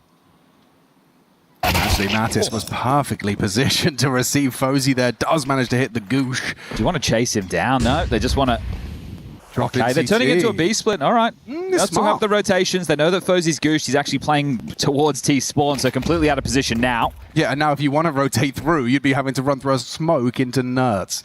So mission accomplished and keeping it risk averse. Okay, so a pistol round. There's a change for G2. I think that there's going to be a... Hold on a second. We'll see how quick that they can get rid of Hooksy and Fozy, both extremely low. 6 points of health between the two of them. Fozy has the armor to hold on to. Hooksy has the kit, so at least they're signed to carry through the next round. That's if they're allowed. But I think if you're Astralis, after being one map to the good, and with how dominant you were, obviously the clutches came in, the pistols going your way, and you took care of business, I think you can take a lot more risks on the CT side. We saw it there on the pistol, right? The fact that they've run up middle, they didn't get what they were looking for. It wasn't a biff. They weren't able to cause it to be a brawl. But you can push into lower tunnels. I want to see more risks taken. I want to see them take some chances because, yeah, you have lost this map 5 times in a row. You've only won it 6 times out of 23 times played this year. You can't play it the same way you do every time. So you need to see something with a little bit more aggression, at least in my opinion, out of the Astralis CT side. But Wrinkle does very well. You want to get this man the AWP as quickly as you can here on the T side. Force buy for Astralis taking shape. Yeah, I mean, backing your statement up is Wrinkle. He refunded the AK, went back for a scout just to keep the extra cash in the coffers. It's a scout standoff in middle. I think it's fortunate as well that Ryu had a very good first map. And he's been having a decent event overall, but as the Bianca, at times I can see this man get overwhelmed.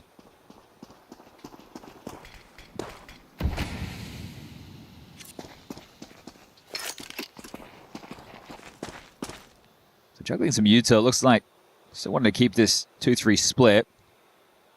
Going through the motions at G2.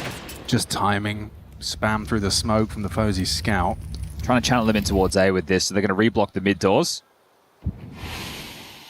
Ryu is able to block upper tunnels if he's pressured. I don't fancy Hooksy's chances. Minimal support. Fozy's scout's on its way, but hardly committing to it. Just going to be playing cart. Hooksy, a chance on the flying Mag 10. It's hard to track. Heavy God's head. First blood drawn, round 2, map 2. In the opening game of our playoffs here at EWC. Fozy falls, nice find at range. No output from that scout. Couple of bullets from the Deagle did damage, but Yabi just caught looking the wrong way. He thought Stair was still on the angle, he just dismounted. Oh, and they're keeping it clean, they don't lose anyone. So Dream Star, pistol, conversion, and economical from Astralis anticipated. Call it 3.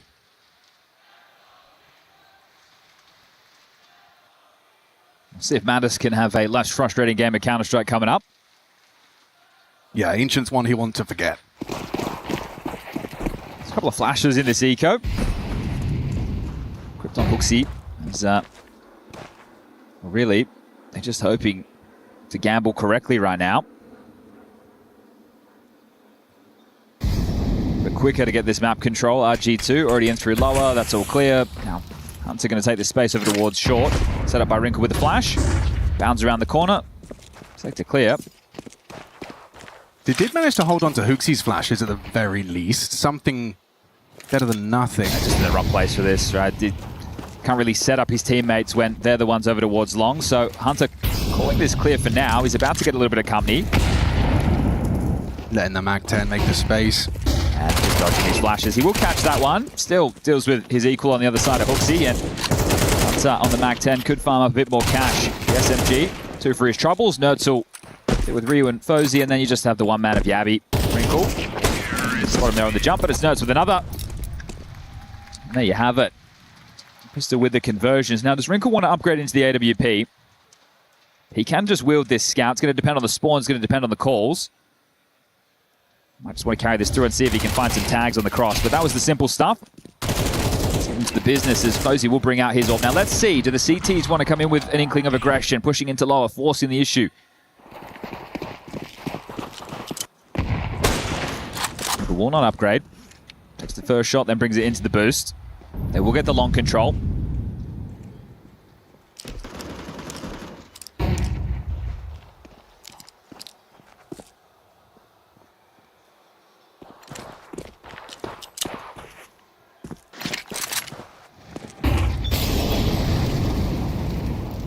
A lot of pressure on the mid to be early, trying to force a rotation. They know that Stair is the A rotating rifler. You've got Hooksy anchoring long, and that last man supporting A will be Fozy, the AWPer. So Stair has to make a decision. Do I help Fozy towards short, or do I deal with the mid to B? Well, he's picked his poison, and he's cleared middle, but Fozy's been flashed off. Yeah, good util from Hunter. Secures short safely. And this is great right now for Hunter to be able to call with, right? You've got your short control. Your players still have a decent amount of util. You've taken no damage whatsoever. Stair is playing to disrupt if they do commit for a mid to B. And here they come. Overlook the corner, did Nerds. Lazy clear, pretty far from Heavy God. That's the bomb delivered. Hunter through, finds the necessary trade, recovers the bomb. You wouldn't go to the mid to B, surely. They must know that there's still the 2 B defenders alive, Ryu and Yabby. So what's the answer? Time's going to become the problem, and they're so split up. They need to try and breach in. The pressure on the shoulders of those two. You mentioned Yabby. Tucked on sight.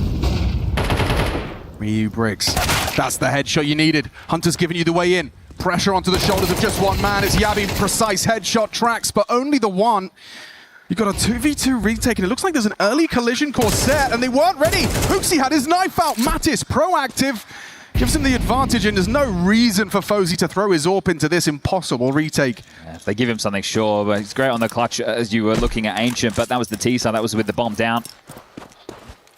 And now he's just going to have to hold on to this. So streaky map so far. This is 4 straight for G2. No real resistance for Astralis just yet. I mean, that's going to be the one they feel like they should have started, right? Yeah, the fact that Stair gets you 2 coming out the mid doors, you read the situation correctly. Nice trade from Hunter. And that'll be that as the 4th now notched on the board. But you have to keep in mind that Fozy's alive. You know the AWP's in play. He needs to insert himself into this next round. Fortunately for him, he even kept a HE for good trouble. So, see if he wants to go for a couple of breaks in this space. So this is great from Stair. This is really all you can ask for, because when he gets traded, it's door spam, which looks nuts in the replay. It's that one I think is going to be annoying and haunt Ryu a little bit, knowing that they had still this crossfire, and yeah.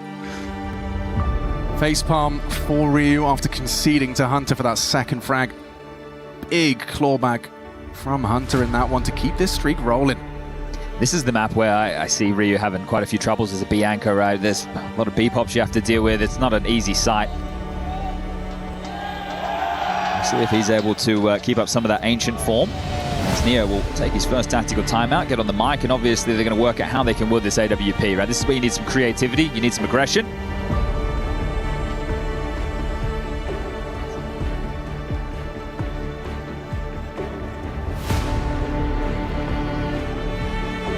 And he's got both. Let's see what Fozy chooses to do with that. B-rush. Early B-rush. This is just doors, smoke, go. Fozy's at least here, but what's he supposed to do with an AWP? Up against the rush, still pulls the trigger onto Wrinkle. Ryu, anything's great, a bit of damage, you'd love lethality. Fozy a second onto Mattis. He's edging the smoke. Hunter might not be anticipating him to have this line. He'll stay on it. Stair will walk on through. Hunter, anti-flash. Unaware they're worming forward off of this lovely lurk smoke outdoors. Gives them options. Flash from Fozy and go. Here comes Chaos. Pandemonium on the B site. Astralis just won a round. Hunter and Nerds deny. Good find. Fozy, despite his output, doesn't want to overcook, doesn't want to give that AWP away for no reason, and he Ooh, gets a third onto Nerds. All for naught. Yeah, decent damage, right? But there's still lots of money to work with if you're G2. Hunter and Heavy God look to get out.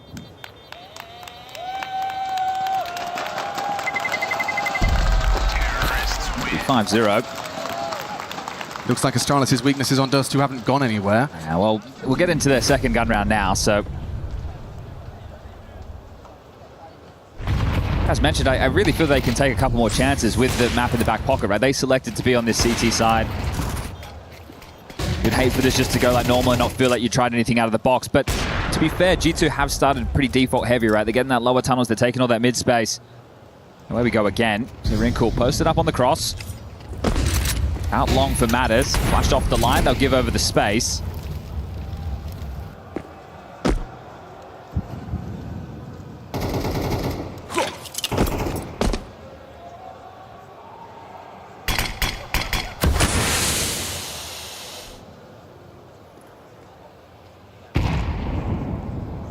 That's exactly what Wrinkle was positioned for. You can see this boost. It's to try and catch the smoke break AWPer. His counterpart, however, positioned on short side. Diligent flash work from G2. Nullifies Fozzy's opening gambit. Been a lot of the same with this. Fluff Molly. Still will dismount. Yeah, Fozzy will respect the flashes. Doesn't want to hang around for a bar of that. Really going fishing for something on this mid-cross. Prior to that commitment, 50 seconds for G2 to find their finish. Fozzy might go for a sweep here. If Wrinkle's on the line, it's a hard fight. It doesn't favor the Swede. This is the sweep. That's the tag. Wrinkle, low. Hunter maneuvers forward, but he's not with the squad. He's kind of doing a bit of a lone venture. They'll drop CT. A little bit of a gap in the smoke leads to some damage, but the B site falls. Just Yabby to go. Way too many men on his screen. And even a nice pickup top mid. Hooksy from long gets caught towards top palm. Yeah, this is very, very comfortable right now for G2.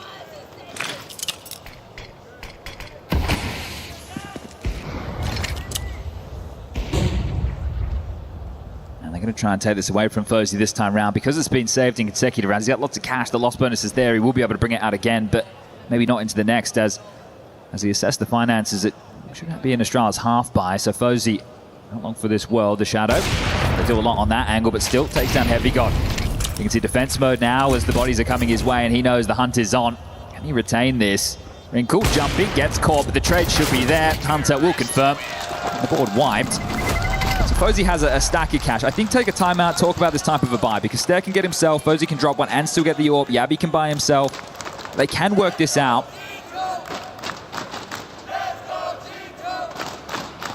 He's opting for the Famus. Even without that saved AWP, they're still able to get close to fully equipped. It's one kit. Oh, look at this, Alex. This is punishment right now. B rushing again. It's just Ryu. The entire Astralis squad disconnected. He's just got to do it all on his own. Not bad output. 1.5. Heavy got down to 14 from the spam. And now they're playing retake. There's 3 smokes remaining. There's a molly in the mix, so they can continue to replenish the smokes towards the doors. It's going to be about a CT lurk on the way in, and well, the flashes, there's only a handful of those. But there is the kit, so they can give this one a crack. It is just going to be tough. Nert's trying to address this potential for the walk through that smoke. Nice timing on the molly in here from Heavy God. He's even got another smoke. Yeah, 2 more. Breaching this, not going to be easy. Flash at the ready. Stair the first. He's making his move. Wrinkle back at the site on the plat. Heavy God still removes Stair's aggressive venture. Ooh, there's Fozzy removing Wrinkle. Hang on, time sensitive, no defuse. Ryu would have to be on it now, and he is, but jumping from the heavens, it's the Heavy God. He's got a big smile on his face right there. He was so low on HP after that initial skirmish. The fact he gets so much value, good stuff for the big man. Seriously good output on a Mac 10, no less. But they are abusing this B site. The fact that they've run B rushes twice now. Maybe your matchmaking teammates were right. He's really just setting the tone. Fucking fucked it, I swear. All right, Alex, they're doing it again. Well, if it ain't broke, Chad, don't fix it. coming through the grey screen. Ryu would like some help. MP9, it's nothing. Some damage, sure, but Yabi with a 5-7, a prayer, and a peanut in his pocket. Good luck, have fun. Pushing through, little bit of Yabi. There's some action. Heavy got easy tracking, finds Fozy. It's comfortable for G2, just zipping up for an 8th. A couple of players are low, so Hooksy might be able to get a kill or two for the stat line, but otherwise this would need to be the biggest round of the man's career. Okay, Manus will deal with that, and this is abuse right now. If you're the B anchor right now, if you're Ryu, how do you not take this personally? Well, when they're getting those spawns, the fact that they're still calling that right, being able to get away with B rushes at this level of Counter-Strike is pretty silly. But if they keep getting those spawns and they keep carrying him with those Mac 10s, why the hell not? But this is already a great half for G2. And also, if you're Astralis, you don't want to overreact, do you? You don't want to start heavy B and suddenly, oh, they're out long. This is it, right? So they're probably going to just go for another. They started 4-1 a couple of rounds ago. Look at this, a bit of a wry smile there. Felt like you just said, you want to do it again? Look at the spawns, though. Yeah. I think Wrinkle might give Long a go, right? Sure. He might be able to post up on the line. They can get him a bit of space, get someone out towards blue bin. But, Astralis needs something. Fozy at the top of the scoreboard with 6, but the resistance has always come too little too late. So standard start. Fozy blocks Long, and Hooksy knows not to pick before that smoke is up. We'll fire off a shot. So audible to Astralis, the AWP started alongside. You'd love a flash right now. Ooh, Fozy's in such a forward position. The flash, oh, and the AWP connect. Just got a glance there of the arm. Gave him the info. They're turning this quickly into mid to B pressure. Yeah, you got that first blood, but how much does that advantage help you with Yabi now gone? They know one of the two names that plays B is removed. Scrambling Astralis. Understandably. They know their vulnerable bomb site is once again all on the shoulders of Ryu. Outside of the bomb site, playing to disrupt from the mid side. That's a good find. Removes Hunter and nothing else to report. All smoke's very awkward. Dodgy. Yeah, that's not good. Could be punishable. Just on the edge of that, Wrinkle's AWP was poised to collect. Ooh. Now already look at this play. Ryu trying to be disruptive. They'll go off the flash. It connects. So do the bullets. 3 in defense of B from Ryu. A little bit of something back, a little bit of redemption to get the Astralis rounds started. Yeah, Wrinkle just trying to shave one off here. Thinks there's play through tunnel, but no, it's not planted for him. They're going to swing out and confirm it. Look for good measure, and that defuse will come through. So Astralis are on the board. And Ryu's the man to stand up and deliver, so good stuff from him. It's hard to see this being much of a half at all.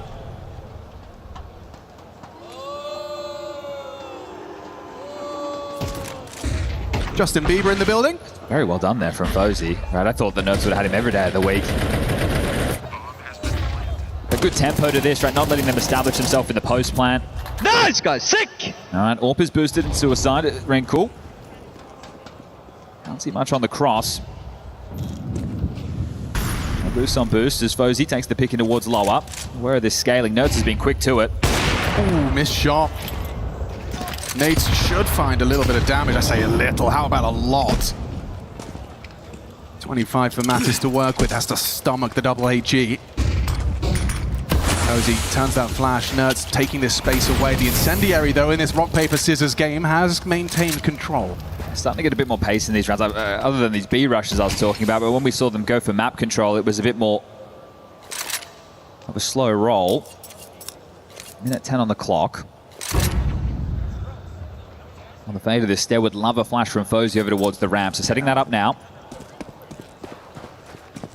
Deep HE destined for damage. Look at that, right between the wickets. Nerds and Wrinkle, flash now. Stead does go on the second. Oh, perfect! Dips in, removes Nerds, falls back and maintains that advantage for the CT side. Hooksy needs to get something towards Long. This is a 2-2 split right now. If he goes down with nothing, the A side's in a box. Yeah, and it gets awkward for the AWP. Missed shot. Pressure onto Hooksy's shoulders here. Oh, and he's done very well. Catches both of them just walking around the corner. The off angle pays dividends. Just Hunter and Wrinkle. Trying to find a little something like that. With Stair gone, Fozy's AWP, good onto Wrinkle. Hunter, the first two. Did they let him plan? He's gone on up. He's trying to isolate a third frag, and this one's starting to go from impossible to improbable. Hunter 9 HP has his back turned. Hooksy ensures things don't go awry. It was always tough going out long there for G2. You have the low HP of Matters from the early nades. If Heavy God goes down and it's not wide spacing, then Hooksy just sweeps them both under the rug. And well, 2 straight rounds. Is this just a cosmetic comeback? Well, it has to be rifle round after rifle round. There's still money for G2 going into next round, even if they lose this one. So this is the hardest way to get back into things for Astralis. A little search from Mattis, and oh, more than a search. He has found the treasure that is an opening kill, removing Hooksy. And you can see the gamble out of Astralis. Look at this call. Immediately after showing face long, they all pivoted towards T-spawn, and it's a rejig. And they're not to know it was a 3-man beast stack, and I like this from Yabi. Staying active, see if he can find the gap. It's kind of what you were asking for, more of this. Just very late in the piece. Already across the sightline of that smoke break or play. Nerds anticipating this aggression from Yabi. Oh, the comms were a little slow. Yabi still goes down, though. It's Hunter that finds him. 13 frags for their captain. And that B site looking rather unmanned. Unguarded, but just the sniper in that nest. Misses one from the window position. Second, good for it. Has to keep repicking. And that's what that flash is supposed to facilitate. They're all congregated in the tons. One has made it out. Ryu, an opportunity. So much damage eventually. Finding Mattis in that war of attrition through the doors. There's Stare onto Heavy God. Astralis defending their site valiantly. Onto the backside. Wrinkle gone. Hunter low HP. 8 bullets versus 3. It shouldn't be possible. How are they allowing him to get the reload? Now he's got the ammo. Hasn't got the head. Good to Astralis. It's good to see them being a little bit jarring, right? It might seem a little bit too late in the piece, but let's say 4 straight plus the pistol plus the conversions, we can start having that conversation. So they're not just rolling over right now. They're still putting up a bit of a fight. Well, that one should have been Yabi's. Hunter does well. He's alone and 1 dark. But doing well considering how easy that opening kill came onto Hooksy towards long from Mattis. So final round of the half. As mentioned, G2 were going to have the finances. Hooksy G'ing up Fozy. He knows he's going to be an integral component if they want to try and end this in 2. Nerds is forward pathing, or he slips under the sight line. And he got a whiff there. Nerds is talking a lot. Yabi started here, and Hooksy, they've got a crossfire established, so util will be required for Nerds. Fozy forward. Just runs through the flames down to half health. Playing ahead of the mid-to-B smoke. Oh, Hooksy's got his nades out, goes walkabout. Easy for Yabi. Oh, doesn't matter if he's flashed.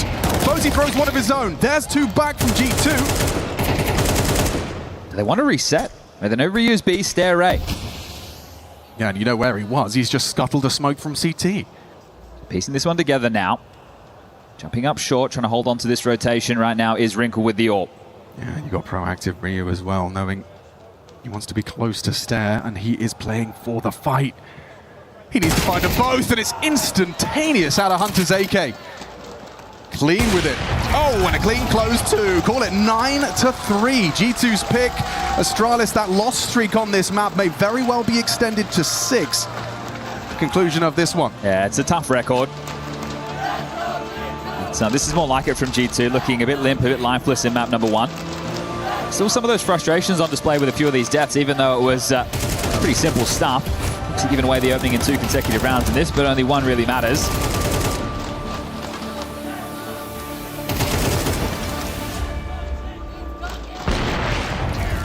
That 3rd map of Inferno right around the corner if this one continues.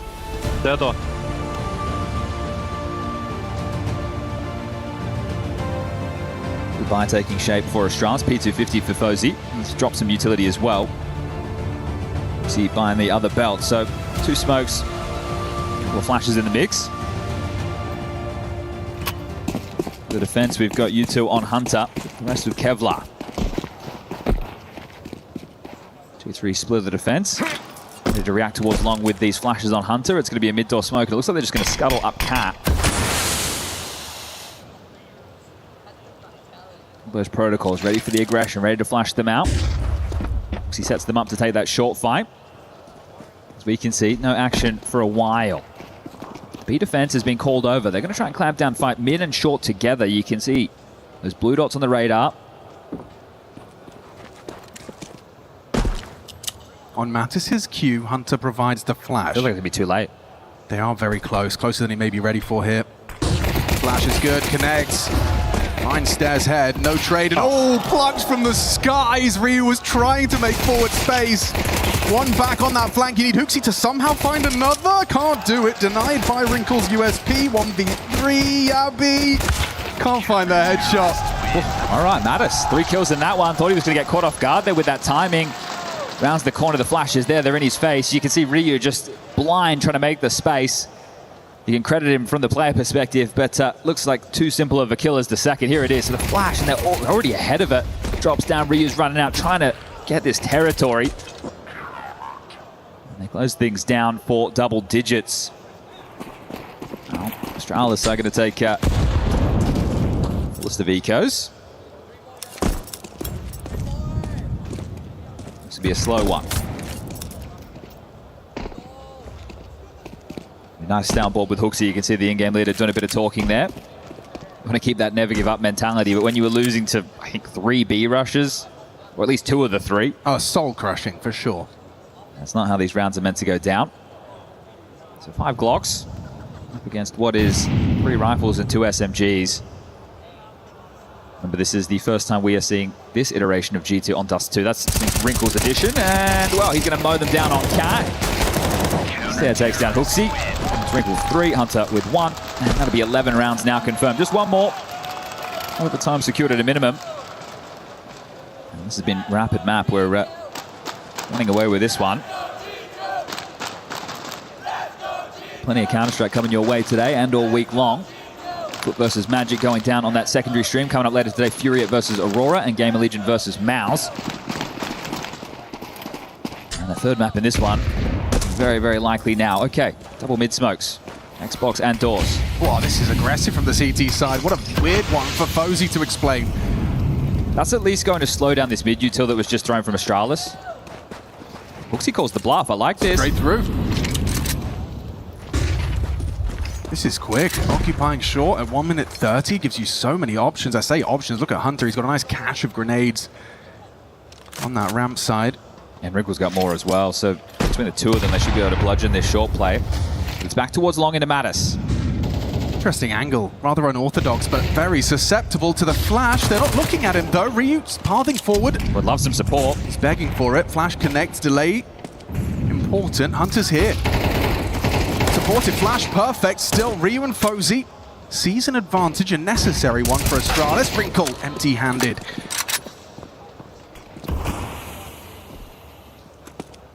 Smoke threatens for CTs to disrupt this plant, but it's going to go down uncontested. They can take this slow. I think they should take a look, go fishing, see if you can do some damage, make the buy a whole lot harder for Astralis into the next round, regardless of the outcome. And I think these are the bonus weapons as well. I hope to see them play with a little bit of attitude, considering how they've been rolling over Astralis so far.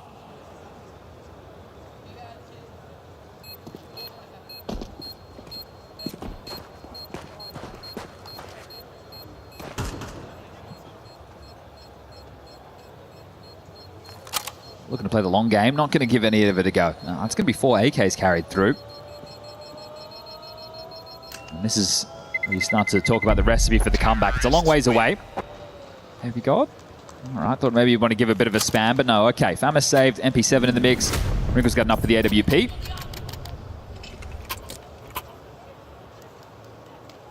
And this almost goes wrong, right? You see the timing here as they attempt to deal with this long play.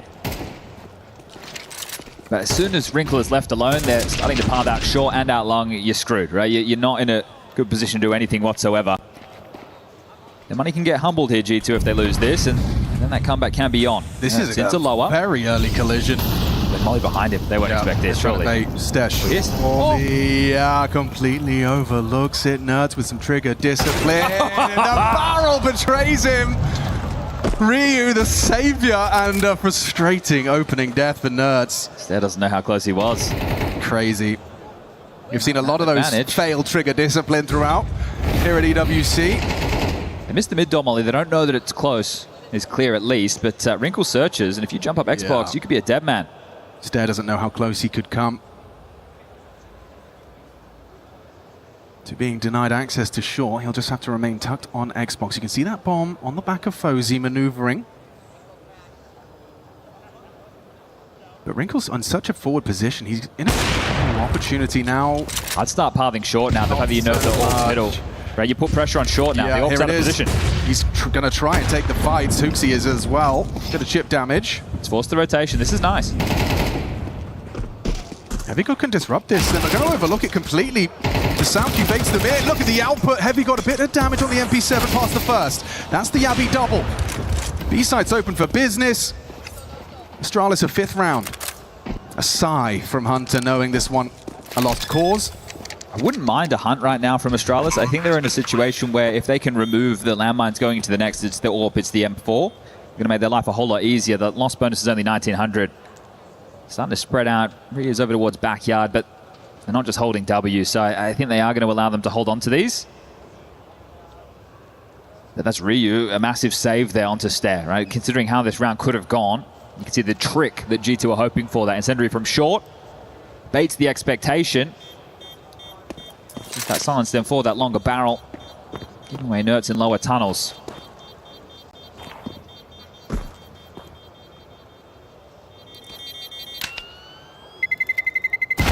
Terrorists win.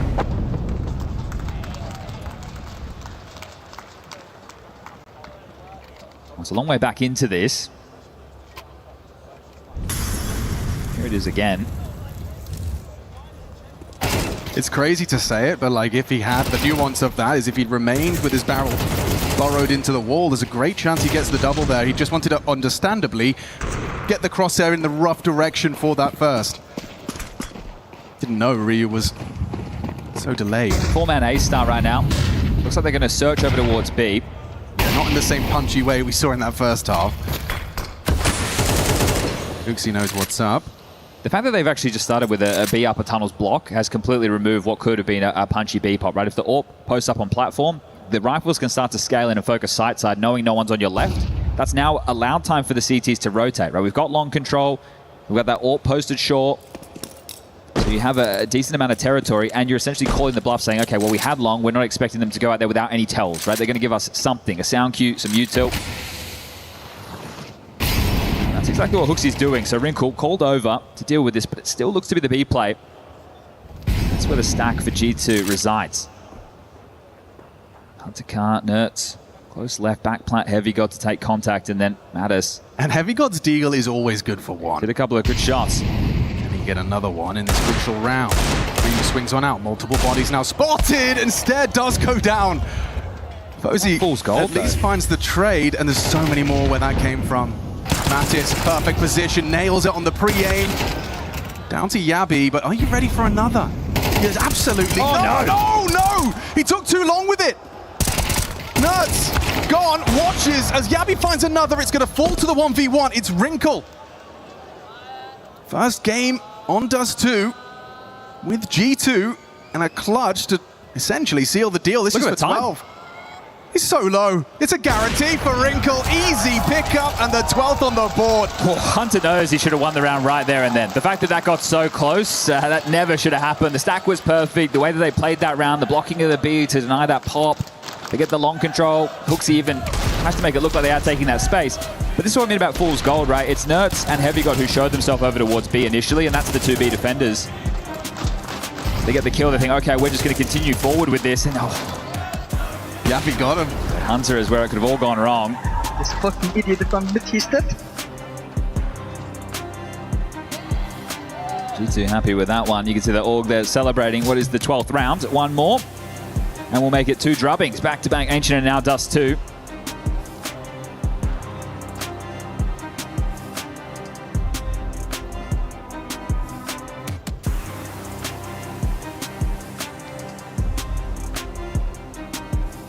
Seven consecutive feels like a tall order.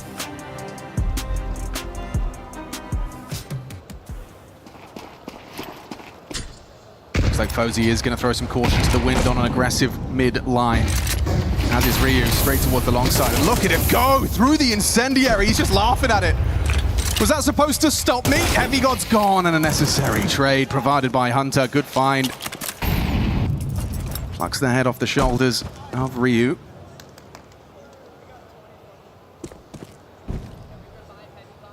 It is only Nerds on this side of the map. And they are starting to forge their path. He has no support, has to do this completely alone. Just the one-man army, what have you got? Util at the back of the side for that exact position. The mantle up from Hooksy, a diligent clear. Should just save, play the long game here. G2 are in no rush. I'm sure they'd love the game to be over now, but hold on to these weapons, give it another go into the next. You only got 1,400 loss bonus, so holding on to these is going to be important. Wrinkle, first test, and passes it. He holds on to this orb. He will be able to drop across the rifle into the next. So, okay, was this a question of a potential double orb set up for the CT side into the next, or just making sure that Astralis can't get it? That win bonus, they're going to be out of reach for Fozy AWP.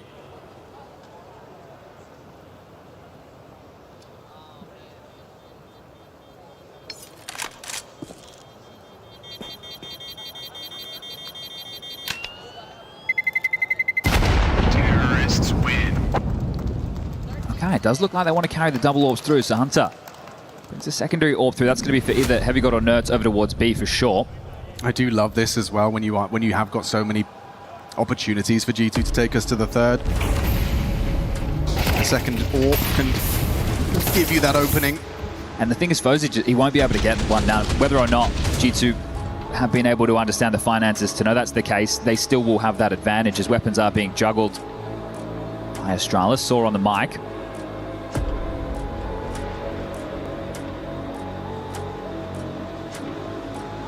Down to just a Famus. Or is it? I'm seeing the juggle going on, the back and forth as I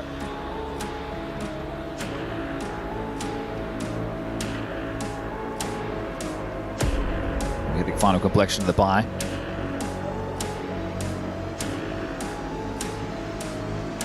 Spawns for Astralis. I can see Yabi lining up a corner smoke insta immediately. Do they want to try and be punchy on this? It would appear so. Talking of punchy, look at Wrinkle straight up the guts of mid, going to try and find this sight line, and does provide fast blood onto Astralis' captain. Hooksy sidelined. Forward position from Stair, but they're so likely to see a flash. This is quick. Maybe quicker than they're ready for. Already going across. Look at this. The flash play. Sure. Oh, Stairs already slipped the net. Mattis unable to profit, loses control of the spray. It's Wrinkle from the short side, pulls us into an advantage for G2. They want Inferno, and they want it now. Yabi and Fozy fighting tooth and nail. Bomb can be planted. CT's a mile away. One disadvantage of those two orbs. He's trying to get back into a bomb site with them.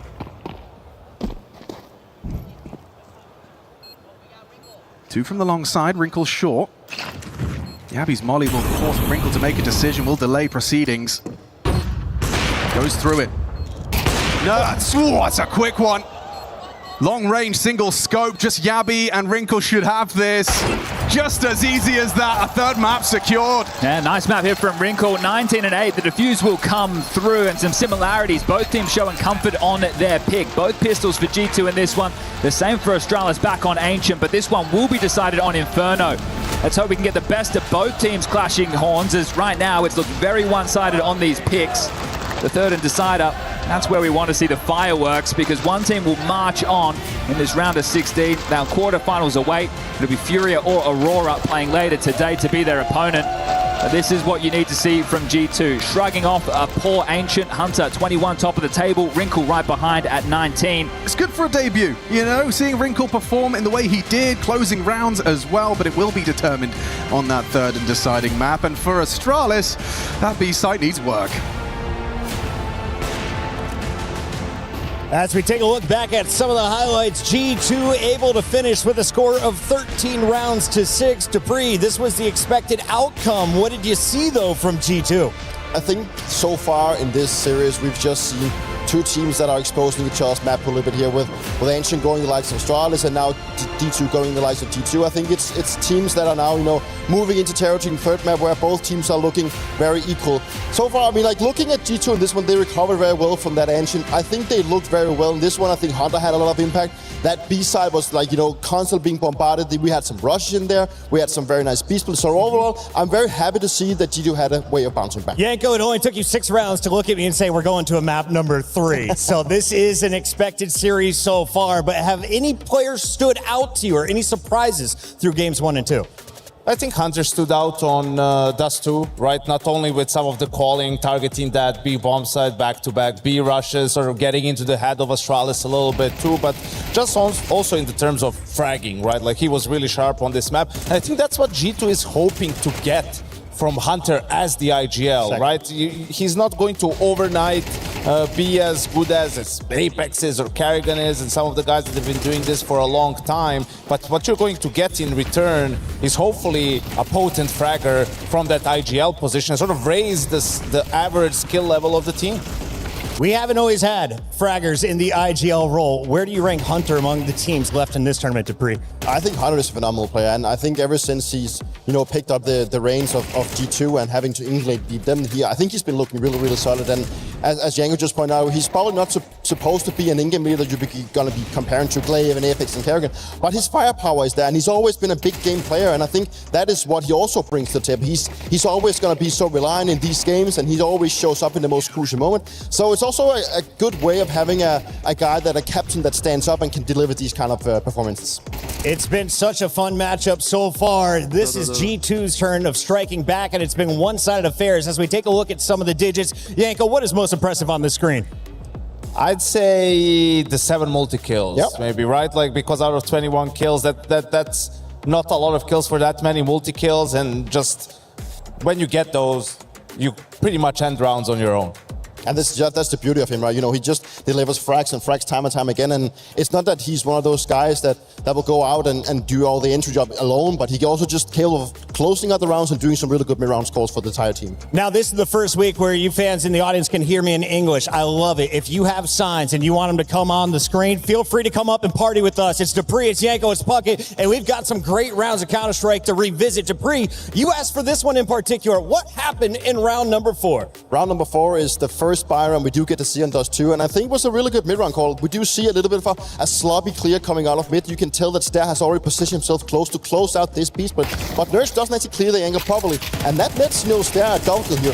But what I really think is important in this one is what they do afterwards. Instead of re-smoking into the CT spawn, they keep it quiet, they keep sneaking towards B, and that forces Rio to try and find a timing because he's already in a very good position. As you can tell, Hunter nails him to the wall here, and from here on, Wrinkle catches the guy on bomb side. 2v2, we know how difficult the B bomb side retake can be. We do see Matches walking back into tunnels, catching hooks it completely off guard with his knife out, and from here on, there's not much to do, and I just wanted to highlight how important a detail it is that they actually walk out mid and keep it quiet, because it forces Rio to play from that power position. If he would have just stuck down and kept his head low, he would probably have found the timing, but he was forced to check because of the no sound. Guys, spread the word. We have an excellent matchup here on the main stage on our main stream. But over on our Bravo stream, we have more action. Yanko, let's take a look at what's going on. It's Magic up 1-0 over Foot.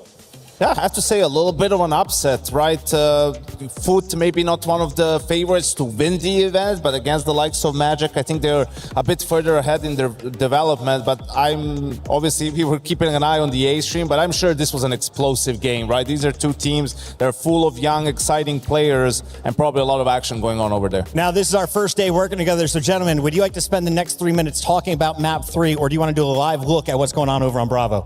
I mean, we can do both, but I just want to touch on how Inferno is going to be, panning out. I think both teams looking to that map as being their favorite. So it's also neither of the teams wanted to give that over to the opponent. So it's a map that we hopefully will get a little bit more close on compared to the first two ones, and a map that will be a lot of a brawling on Banana. And Inferno as a whole is always about figuring out the stacks, playing those late round situations. And Freya did a great interview with Astralis' new performance coach, Ursula, right? And she's going to have her hands full with Hooksy. Like, he's a guy whose emotions run high, right? And have ups and downs. And that was a really frustrating map for him individually, too. I mean, B bomb site on Dust 2, maybe the hardest one to retake in the game.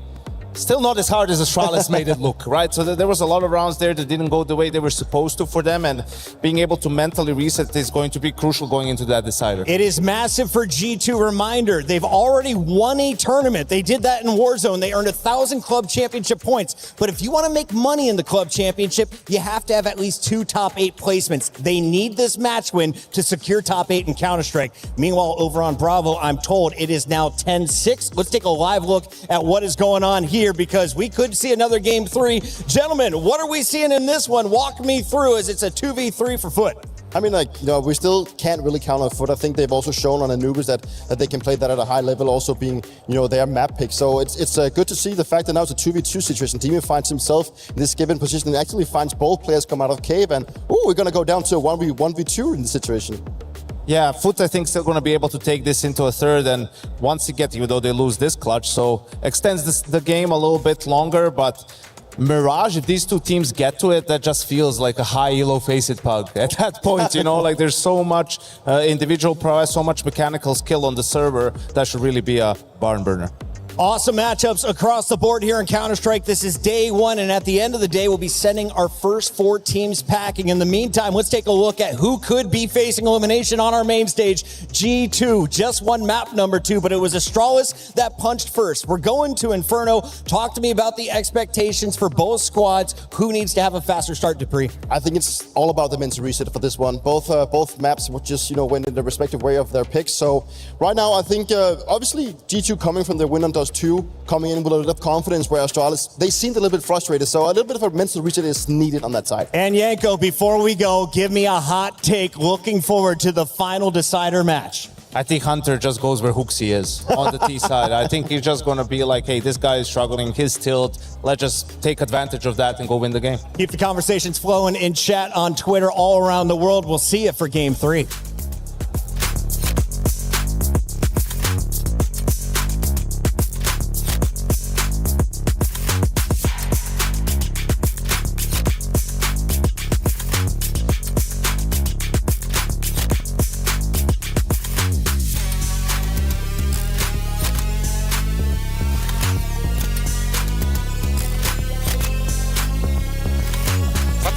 They smoke like again.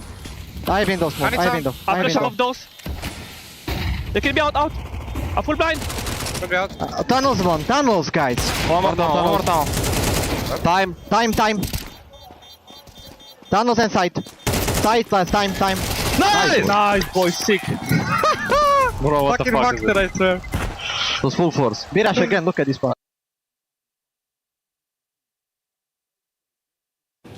I am down at the Lenovo Legion Gauntlet, where I've managed to grab Chris to give me a few words about Trackmania, because a little birdie may have told me that there's some heavy implications potentially for the club championships. Yeah, I mean, everywhere across the board is like going mental this week as far as the club championship goes. It's coming down to the wire, and 2 of our main competitors are very much competing here in Trackmania. So we got Falcons and Carl Jr., who is the favorite. He's the undisputed GOAT of Trackmania. So for him, look, I don't want to say it's his to lose in Trackmania. It can kind of be a case of 3 or 4 players going against each other when we do get down that final. It's our very first day, so we're still just tempering expectations there, but he is the favorite heading into this tournament. And there's Binks from AGAL. He is the guy that is going to kind of try and bring a bit of hope here for AGAL. They're still in a good position, I would say, but for them, this is not the game they'll be counting on to find some wins on. They're just hoping Falcons probably don't do as well as they're expected to. Okay, I do want to ask just a little bit, because we're in France, of course, and we've been talking a lot about Team Vitality over on the CS stream.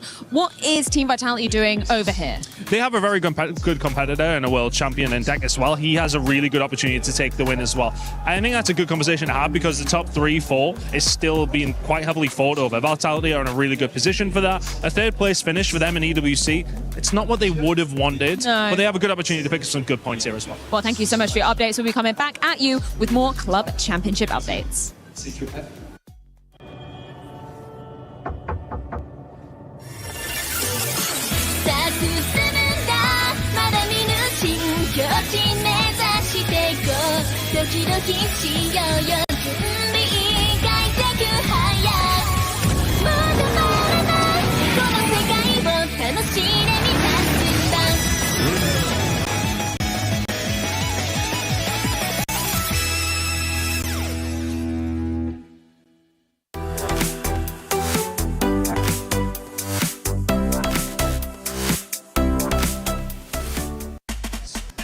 I am here at EWC Paris and the crowd is already looking good for day one, but I want to find out, what elo do our fans of different teams have? We're going to be starting with G2. Let's see if they're any good.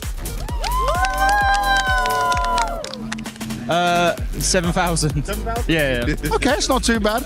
How does you guys then Premier do? In Premier?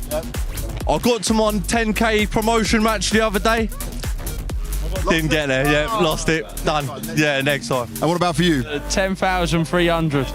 Yeah. So actually, you're the best of the bunch on the Premier side. So there you go. Spirit Guy's winning on Premier. There he's making it work. Let's see what other fans have got. How long have you been playing Counter-Strike? And how long have you been a G2 fan? I've been playing for half a year now. Oh, yeah, okay. Really? Yeah, I'm new, yeah. Thanks. No, it's not thanks. It's because of a friend. Oh. Yeah, so... And because of that, I started to watch actually Counter-Strike. And it's been a blast since literally the very first tournament of the year, like in 2025. And now and then I watch G2 because they have some greatest, very, very talented players. Yes. And you can see now and then very insane in-shots here and there. So that's why I watch them and I hope today they win. Hopefully they do. Thank you very much for that. And also, welcome to the community, man. You've only been playing for 6 months. You're more than welcome here. We're a lovely bunch. Most of us, I would say. So tell me this, though. When you're playing Counter-Strike right now in Premier, what is your elo? 5,000. 5,000 is not bad. We all got to start somewhere and grind on up. I appreciate that. But what is your aim? Do you have a goal of what elo you want to get to? I'm more of a utility player, you know? I'm a support player and I'm proud of that. Good. So, yes, I try my best to shoot, but usually I throw utils. Hey, you can join my games anytime. We'll take the support players all day long. But there we go, 5K for him. Let's see what everyone else has got. You got a very old school G2 jersey on. How long have you been a fan of the team? I'm a fan since Kenyes and Shocks, so it's been like 2015 now. Okay. And you supported them the whole way through. I respect that a lot. But tell me, I want to understand, how good are some of the G2 fans at playing Counter-Strike? What is your Premier elo, man? 15,000 now. Yeah. All right, we'll take that. 15,000 is a good lead. Do you have a goal which you try to aim for? You want to hit a certain elo? 20 maybe? 20? Maybe. I believe he can get 20. He's a loyal fan of the game. He's a loyal fan of G2. Let's see if he can do it. My man, what is your name? My name is Pierre-Alexandre. Well, welcome. And how long have you been a G2 fan? How long? From 2017. Wow, okay, so a long time through all the changes. Yeah, from a French team. Yes. So there's no French players left on G2 now, but who is your favorite current G2 player? Hunter. Yeah. The legacy player, the longest standing one now left on it. Now tell me, what is your Premier elo, please? 25k. Oh, 25. Okay, that's a big one. And do you have a goal to try and go further? Are you dealing with many cheaters? How hard are these games? I just play for fun. Sometimes play for fun, yeah. Playing for fun, still 25k. That's a strong G2 player in there, the best we've had yet.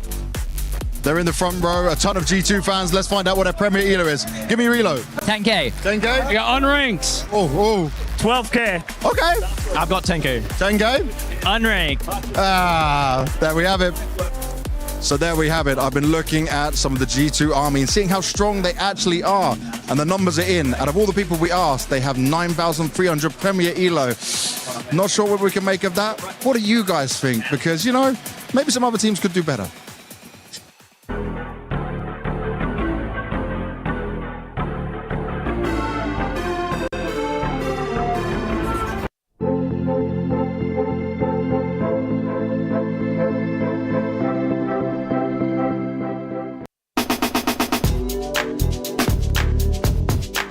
In 2009, 6 years in, I was about to stop playing. So I was going quite serious study because I wanted to join university in Brazil. But then the best team in Brazil, or the second best team in Brazil, messaged me and they said, hey, we want you to join the lineup. And that's when I had to take the first big decision in my life, where it was, do I keep going to study and try to go to university, or I go play, right? So I had to convince my mother, hey, I'm going to go for these international tournaments. I'm going to try to learn a different language. And she was very supportive. She helped me all the way. So I would say that 2009 was the time when I said, okay, I can actually become a professional.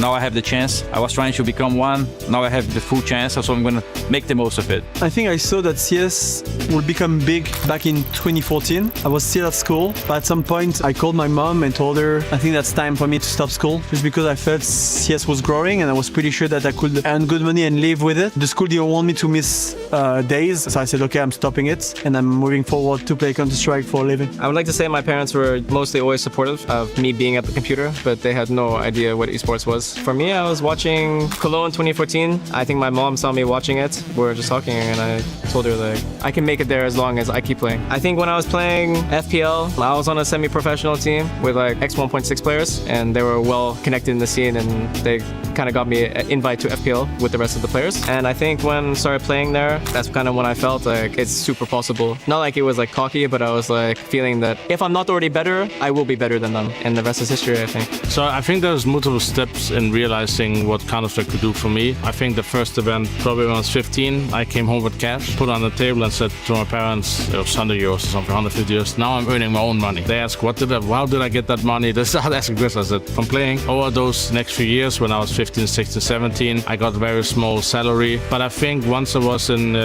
university, so this probably around 2008-9, I started getting really good in the game. Joined Fnatic and Mouse and some of these organizations that was really big in 1.6. I realized I could earn something next to my studies, but the moment I joined TSM and we got that salary, because in that period of time, Counter-Strike exploded every year with 200-300% in salary increases every year. At that moment, I realized this is going to be big, and I kept pursuing that dream because I was very close to stopping in TSM, or right before I joined TSM, because of, you're getting older. So that must have been 2015 that you realize how big CSGO is actually becoming, because 1.6 was not big enough for people to live off the game, especially when you're doing a degree as well. Imagine if I had not taken those risks and not really jumped in Counter-Strike one more time, and then I see how big Counter-Strike is now, and I could be now electrical engineering, and I would be thinking, hey, I could be one of those guys, and that was kind of my dream. You just gotta go with what your guts are saying, give it a try, because then if it doesn't work, you can always jump to something else. Making sacrifices and choosing things is part of the process, if you're a gamer or not. Everything in life is gonna be like that, I guess. Play is in our DNA. Whenever we let it out, it becomes our superpower. Now imagine an entire city being built to supercharge it. Kadir City, powered by Play.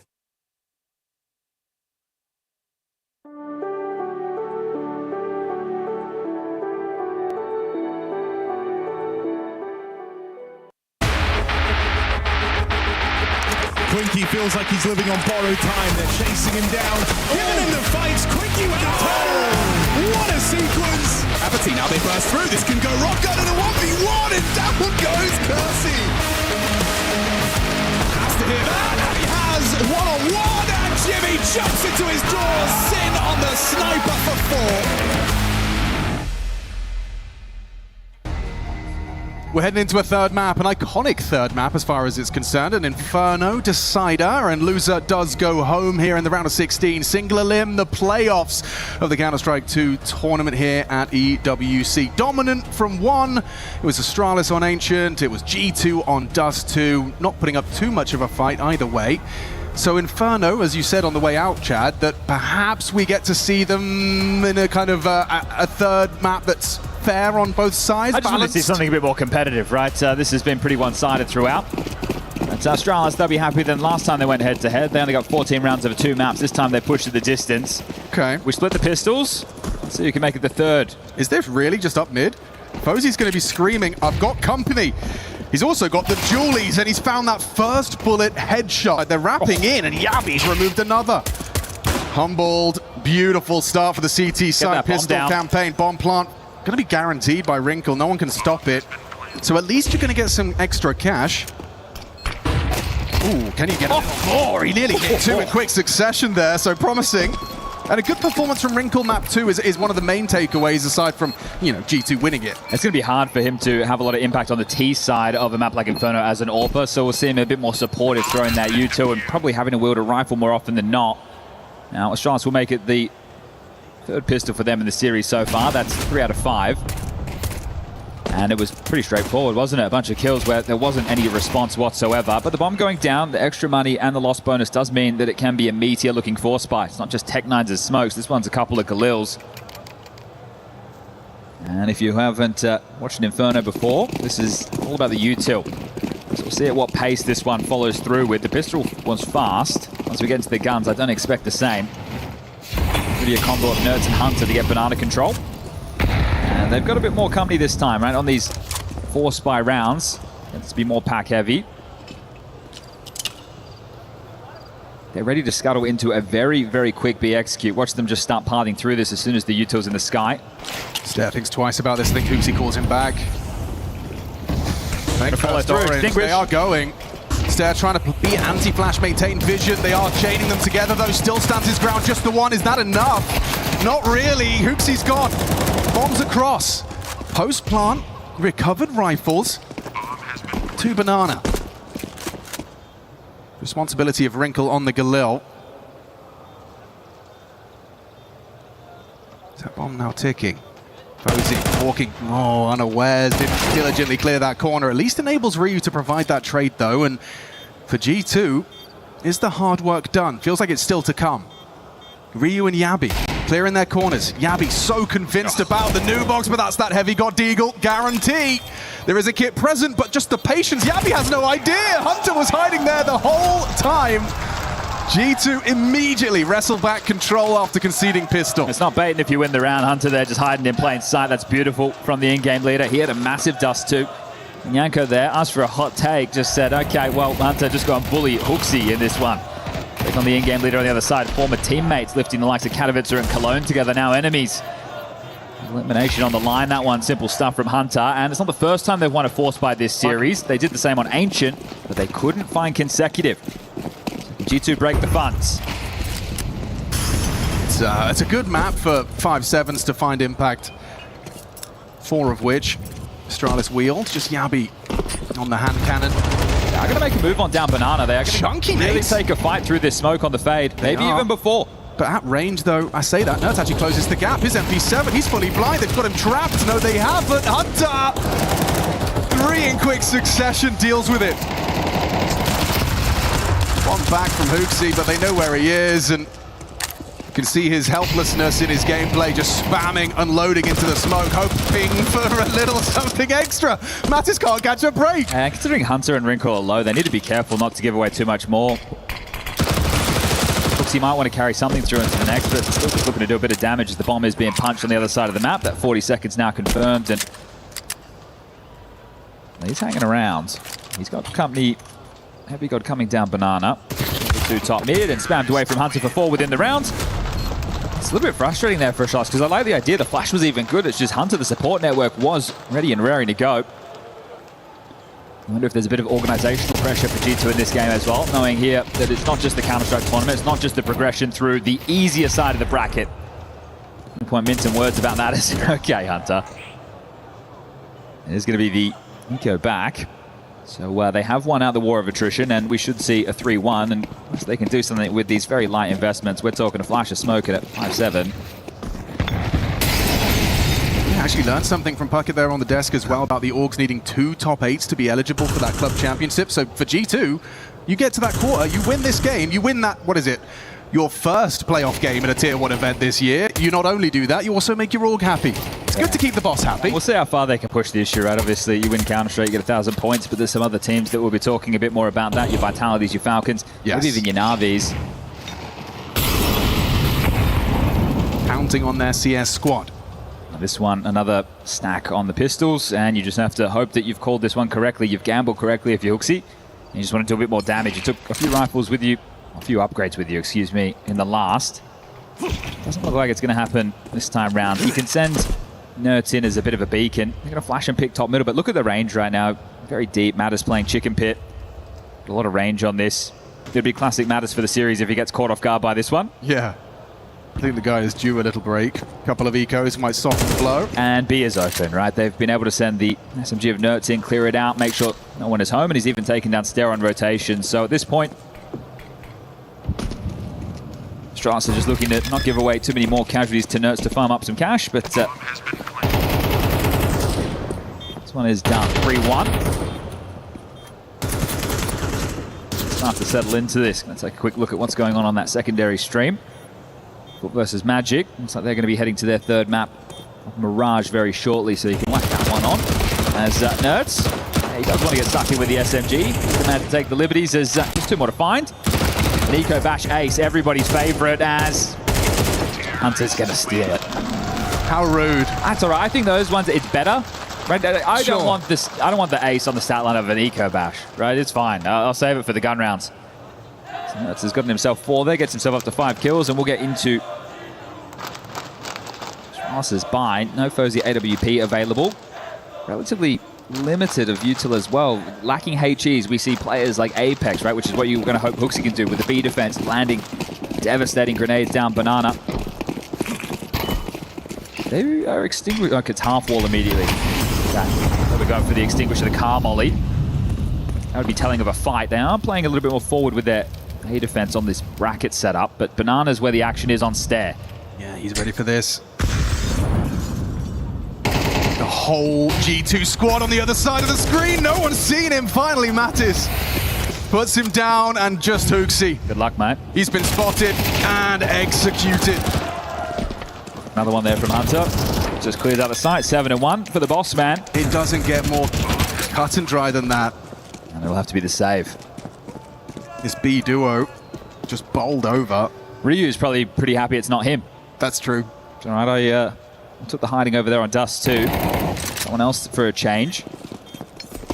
It's a good opportunity right now to talk through the CT setup. So there will be the combination of Hooksy and Stair with your Banana control. Hooksy's going to be setting up Stair to take those fights.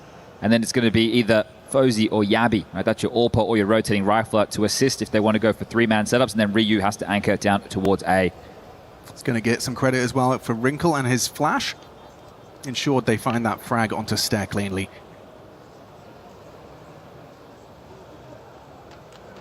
Tough way to find yourself down 4-1. You win the pistol, you lose the force, and now there's a bit of a landslide. You know what that sound means? Yeah, tactical timeout from Neo in the early stages, and it does look silly when you catch from this angle, doesn't it? But Mattis able to catch him before he can pop back up and mow them down. Stair knows he had an opportunity. It was actually Heavy God's flash. It was Wrinkle on the second for Hooksy. Team play on display. Everything going to plan. I'm liking this decision we're seeing from Astralis on the buy, and likely ushered in by Neo as well, taking the timeout. Your loss bonus is maxed out. Let's get that Fozy AWP out. Yeah. Let's take the eco behind the saves right now. I say eco. They're obviously going to invest a little bit more knowing that 3,400, but it's not the full shove, right? They haven't dropped rifles, they haven't fully invested in util. Everyone's left enough that they will be able to buy properly into the next. Bigger concerns in a round like this, and yet to leave spawn, it could change, but there's no kit. So if a site falls as easily as it just did, it's been a bit of bludgeoning on B, and it's going to be hard to see that retake once more. Same half-wall block smoke again. Seems to be the game plan for Astralis in this one, as a nade lands at the doorstep of 2. Nerds and Hunter brought down. And Hooksy trying to seem bigger than he is right now. His teammates to do a 4-man A stack to lock down Bracket's control.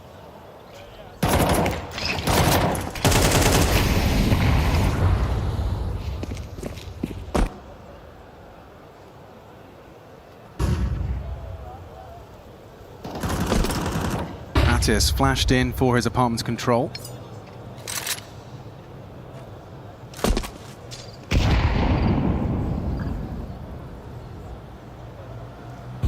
If they get shut down in mid here, G2, it's about their immediate reaction off of the info.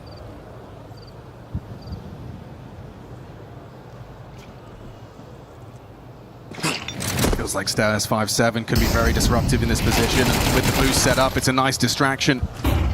Already working out this partial investment. They're coming back. They want more of this. Instead, equipped with the rifle, will profit. No trade attempt out of that. Ooh, the boiler player who is now alone as Stair doubles up on mid. Look at that minimap. Just the battlefield laden with G2 bodies. 25 seconds. Heavy go. Try and do some damage. Sure, remember, this was just the partial. We're going to be buying into the next. This one's a feel-good moment for Astralis as Heavy God backpedals and looks for the save. Yeah, always a good look for Coach as well off the back of a timeout. You find yourselves a little bit of a momentum breaker. You wonder what the thought process there, right? They established that it is a bit of a mid-stack. They know that the boost is in play, and then they still want to pipe up middle. So I think in that moment, they're assuming with all that info, G2 start to race up Banana and try and isolate that solo defender. Instead, Astralis flash, they take the fight, and they stifle this one to get their second round, 2-round gap. Yeah, Stare as well. You give him an inch, he is capable of taking the mile. To note, though, in the spree of 4 rounds for G2, had a lot of bodies stay alive, especially in the 2 prior to this. Flawless rounds mean they have a lot of cash to splash. At a round like this, if it would devastate the finances and you had that 1,400 loss, it's a tough position to call yourself out of. Fortunately for them, they've got all the cash that they would hope for, and they can go again. But Fozy will get the AWP. Can't say the same about Wrinkle. They want to keep him operating on this AK. And that's something that Saw noted with HLTV, right? They wanted someone a little bit more aggressive. He's not going to be that on Inferno, especially not on the T side. And they didn't need the extra voice of Sampaius. And you've got that in Nerds. It's akin to a Yakinda style player. Likes to take space, likes to control the macro. And then you've got Hunter, the in-game leader. Those two and Saw, with enough people to make the calls. Wrinkle just needs to get out there and hit some shots. Let's get this party started. Then round 7, 3rd map. Our plans to the round of 16 playoffs.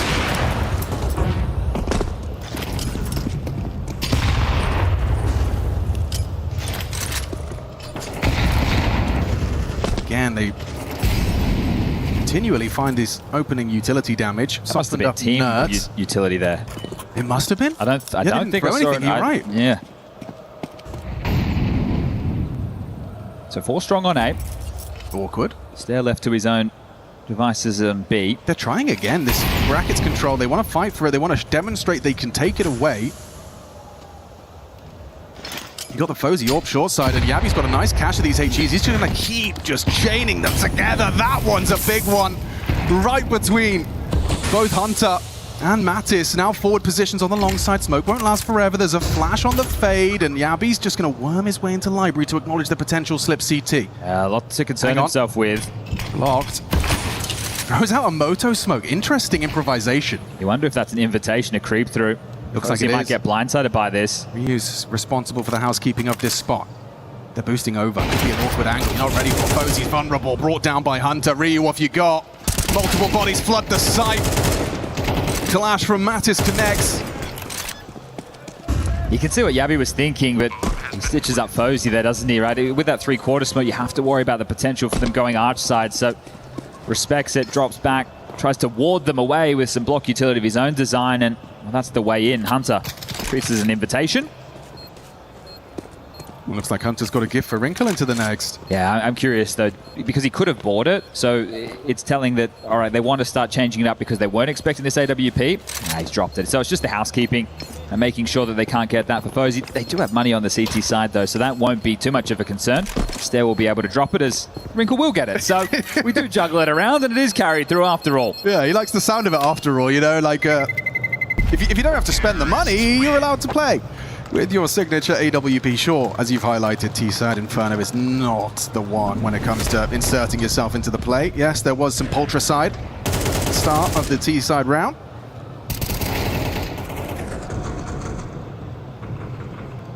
Looks like they've woken up from Ancient, though, G2. Oh, we had a good innings as well. He had a name. Yeah, you should never do that. Especially in this skirmish of a 3rd map. Big util dump from the CT side, and it works out. Yeah, no, it's down. Stare using that AK-47 to great effect. There are 3 T-side weapons on that CT side. That one-shot headshot potential, not just a T-side exclusive.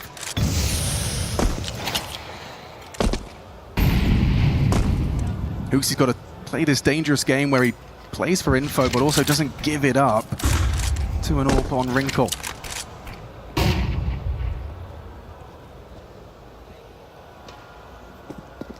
The longer he holds on to that util, the better, as the backup brigade in Stare is starting to maneuver back.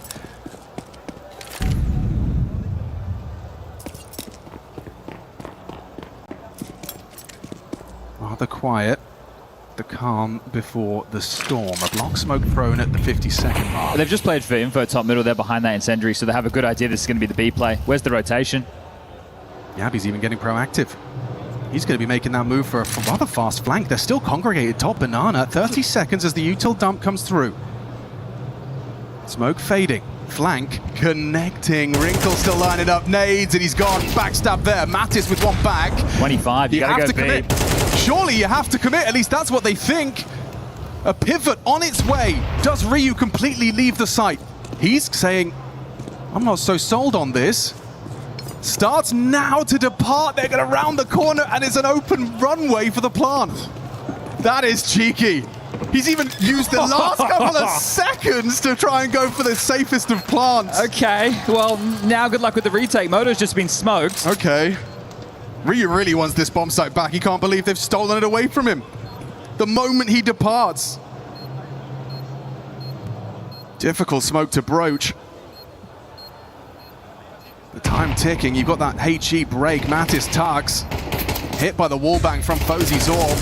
Softened down to 40 as he unloads his mag, just trying to keep him at bay. The time is ticking away. 2 frags is good. Heavy God lingers. Someone has to get on that defuse, and it is not planted for Heavy God. They could just sit it. They could just sit it time. Whoa. Just in time. Astralis do regain control of that A site and will put that third on the board. Right, down to the wire there. The fact that G2 are even able to maneuver into a plant is impressive. Keeping Astralis on notice with this one. I wonder where the rotation is. They turn it into a flank instead. So proactive in the mid-round from Astralis, and Hooksy likes the way that one feels. So keeping it to a 2-round gap. No issues in the buy department, and so much extra cash stacked. Heavy God has 10k. So there'll be plenty more gun rounds. This one, that was showing a bit of attitude. Straight through the mid-smoke. So he suppressed the ability for them to go aggressive. They wanted to linger around to have those questions. Mattis has denied it immediately.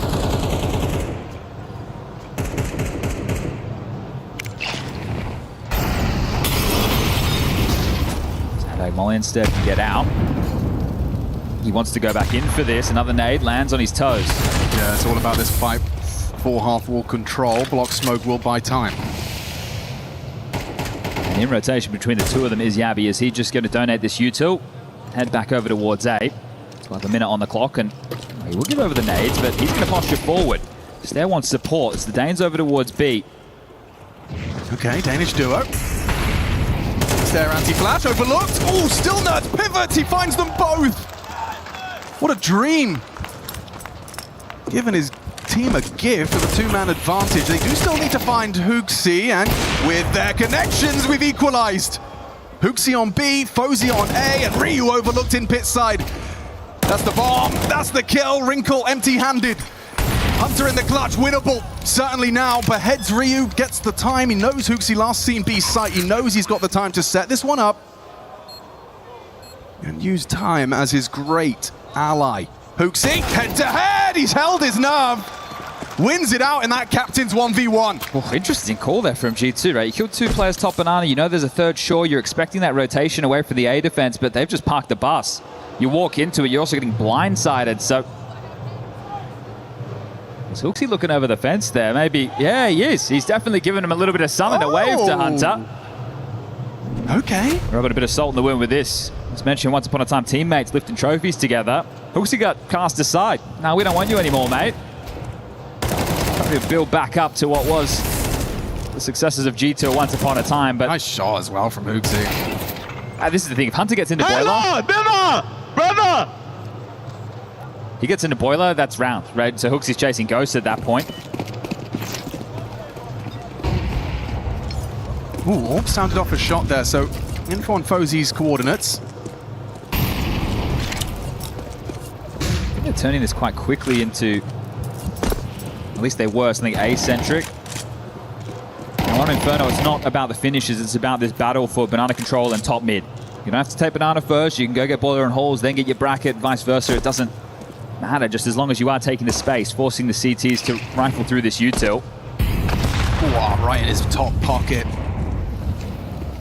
Half health for Nerds, worming their way through though. This Huge is gap. A great gap. Hunter play the fade side by side with Mattis, and there's no one home. Some serious real estate now for G2. Making it look like an app spot, but they're just going to walk long. Yeah, with all the attention drawn. There is that rotation from CT. Stare and Hooksy are on their way. Cognizant of the possibility of this gap. Oh, and then they'll use their own Moto smoke to be hoping to be overlooked. Yep, that's it. Stare had his nades out. Good find. First blood drawn. With Mattis in combination with Hunter makes life miserable for Yabi, standing and banging, finding two. Now's not the time for an inspect and no scope onto Yabi. The only way to bring him down. 3, decent output, but Fozy not in a position to really play for this. And Orp on the way back in, never comfortable. And lost bonus only 1,400 into the next, so he should hold on to this. At least we're getting more of a back and forth affair than the last 2 maps. I really like that calling from Hunter. I think it could have gone wrong because they're assuming they were starting 3A anyway, right? They wanted to draw the attention for the app spot, but the attention was already there. They didn't know they had that gap. How are they meant to know they had that gap? And fair play to Yabi, that's some serious output. He just needed a little chip in from anyone else.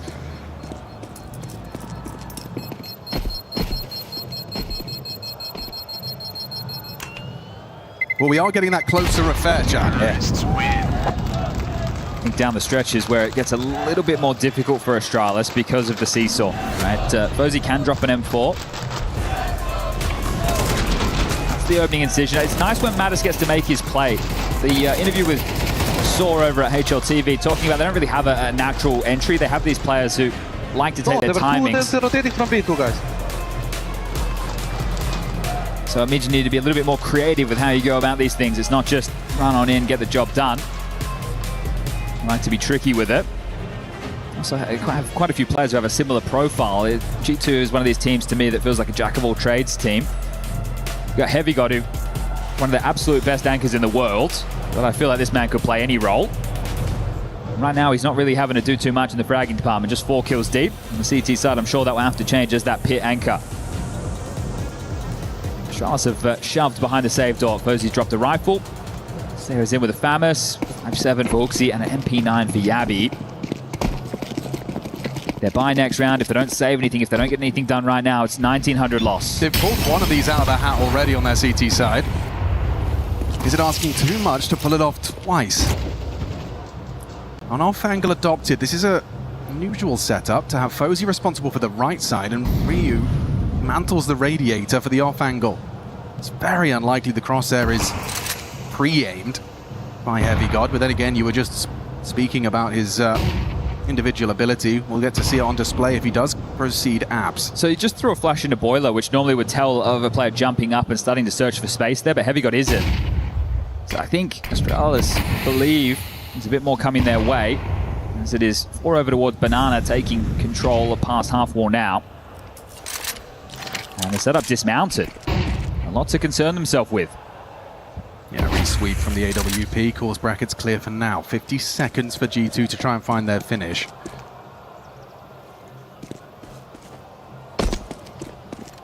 CT smoke lands.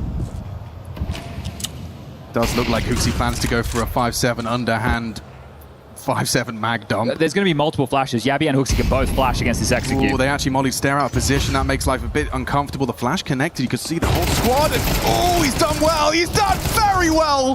Hooksy set up to succeed. Have to go flash big. from Yabi Time. connected. 20 seconds. Got to fight your way back into this site. Fozy relays the information. He's ready for this. That's the bomb. Now on the floor. Spews out of Wrinkle. And that is 5. Astralis, 2 rounds of the 5 they now boast off the back of these 5-7s. And Hooksy, the one to find output here, a double kill. Heavy God after time, 4,000 in the bank, no problem. Yeah, it would have been nice if he could have kept that. It'd be a drop for Nerds or Mattis, so it does actually make a difference.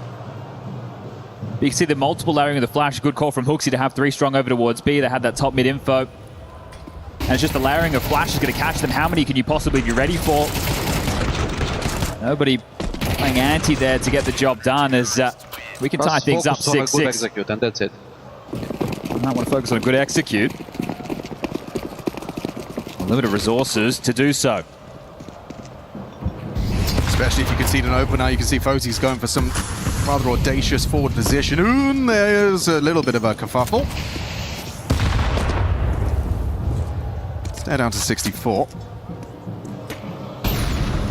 Already very early Amps presence from Heavy God. Come down to the restraint on util from Astralis. How much pressure G2 can apply to force out these nades. So Fozy with top mid control. It's hard for Heavy God just to swing into this. And Fozy's quick, but clearly not quick enough. Heavy God beheads it.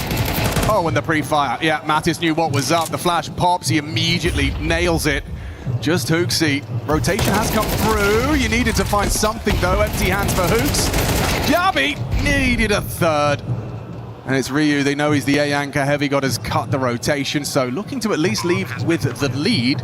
At the swap of the sides, a clean close from Heavy God. And a really impressive opener there on that final round. They've been the ones who've been playing on the front foot over towards A, right? That Incendiary comes in top mid, he just takes a swing of Boiler off of that. The only thing you have to worry about if you're Fozy in that moment is that Boiler swing. So Heavy God, great opener, but as we recount that first half of play, it's a pistol, then you lost against the Force. You had a Hooksy 1v1 clutch against Hunter, and you had 2 rounds where you're on the lighter buys with saved guns cobbled together. So gun rounds is what seems to be eluding Astralis as far as their CT side is concerned. Good moments from G2 in the calling department, some well-pieced together rounds. And Hunter continues to stay towards the top of the scoreboard on 11, leading the way for G2 again. Yabi on the other side, who's had some moments, but not all of which that have been converted upon. Now the pistols at this point, 5 have been played, 3 are to Astralis, 2 are to G2. Let's see if we can level the field there. CT side now for G2. Hunter with a couple of flashes, smoke for Wrinkle on the block.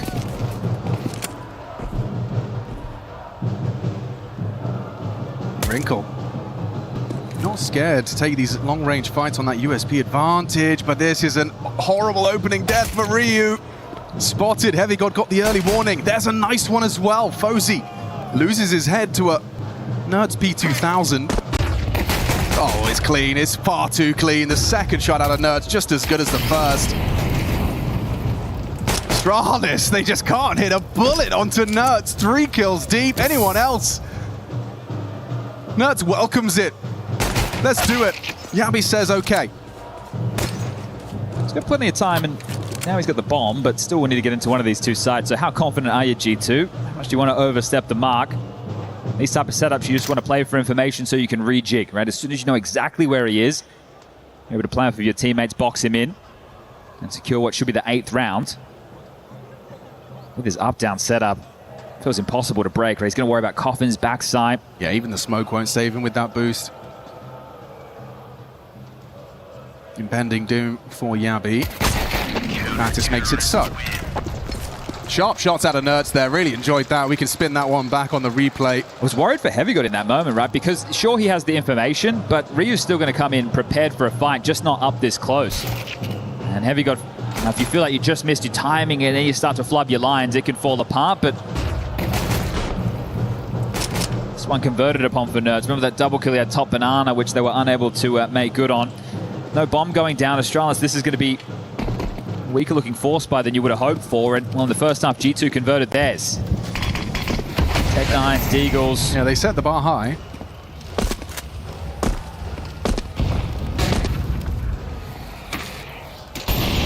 Incendiary. Looks like they want to give it over. You're worried at this point if they are behind that half wall smoke that they're setting up for one of those pop plays and you could get caught out of position in the open. But on the other side of the map, they play for info. So helping, I suppose, reinforce the worry over towards B by noting it's not an apps pop, but it could still be through mid. Hunter playing a block. Wrinkle playing very passive on long side over towards Arch. And that's all a fake. They're going to try and play through this long smoke. Yeah, Wrinkle ready. MP7 feasts. 2 down, rather casual. And they just have to run in. And that's exactly what they'll do. Mattis is going to just push with that MP9 to finish the job. Nerds has started here. Charges in. Good shot. Wow, good tracking. Single bullet to the dome. You'll take the plant. You will. Even if that name really leaves a mark. Hooksy just gets the code punched, but his chances of a 1v4 on 13 HP are close to 0. They'll group up, ensuring that trade potential, using that low HP nerds to draw crosshairs.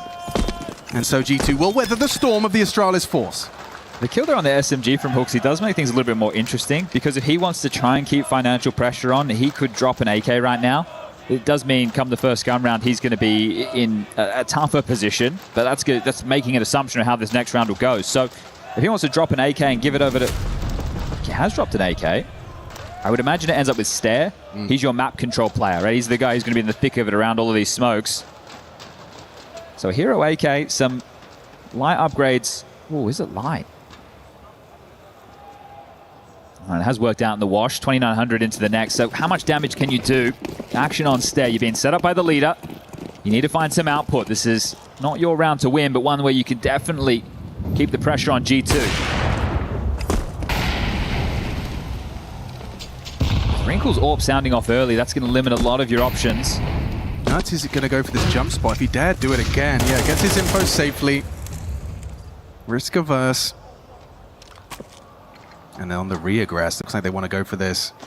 Not playing scared whatsoever. Stare. In hot pursuit. 2 on his screen, and he feasts.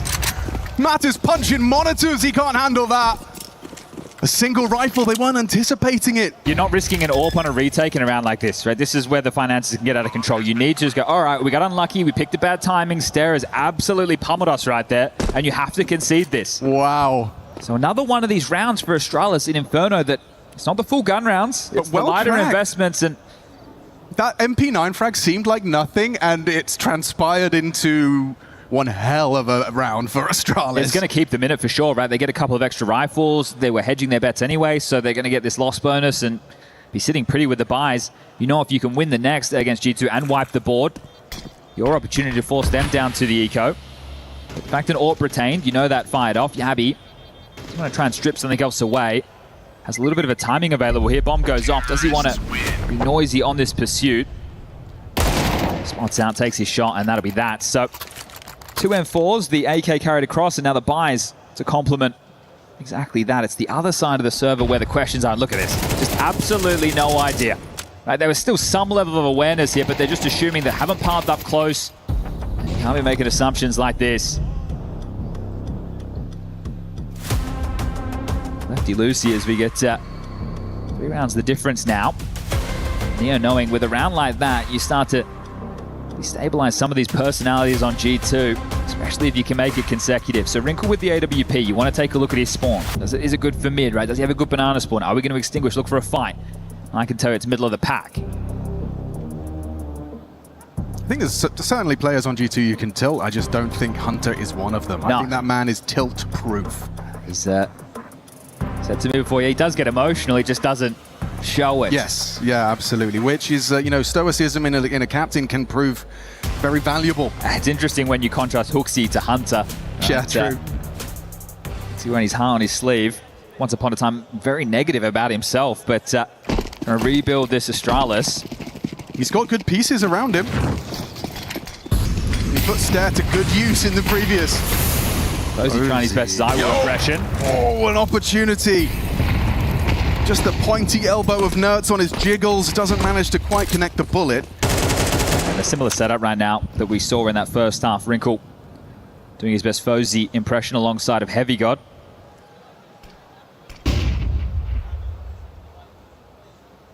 Yeah, a tempered approach from Yabi as well. He's not rushing his opponent's control. He's doing it alone as well. Nertz is going to be calling his own shots here in Banana. There's an incendiary landing half wall. He's over as well. And well, he catches the nade. Does he feel that he can get out of there? I think they're going to clear him out. Ooh, Heavy got onto Yabi. Not expecting that was Yabi. The bailout smoke's great from Mattis. And oh, it's all falling into place. Everything collapses for Astralis. Even better from Wrinkle. Finds Fozy 4 and 10, quiet from the Swede. And Heavy got into the upgrade, ready for this step. Completely known and noted. Hunter not going to overplay his hand. And they want to keep this one spotless to make up for the mare that was the last. Very quick to rectify, and in a dominant fashion as well. I think fortunately for Astralis, right, winning that lighter buy round does leave you with extra cash on 3 of your 5 members. It's Yabi and Stare who are the ones that are lacking. But double digits now for G2. Maybe it was just a blip on the radar.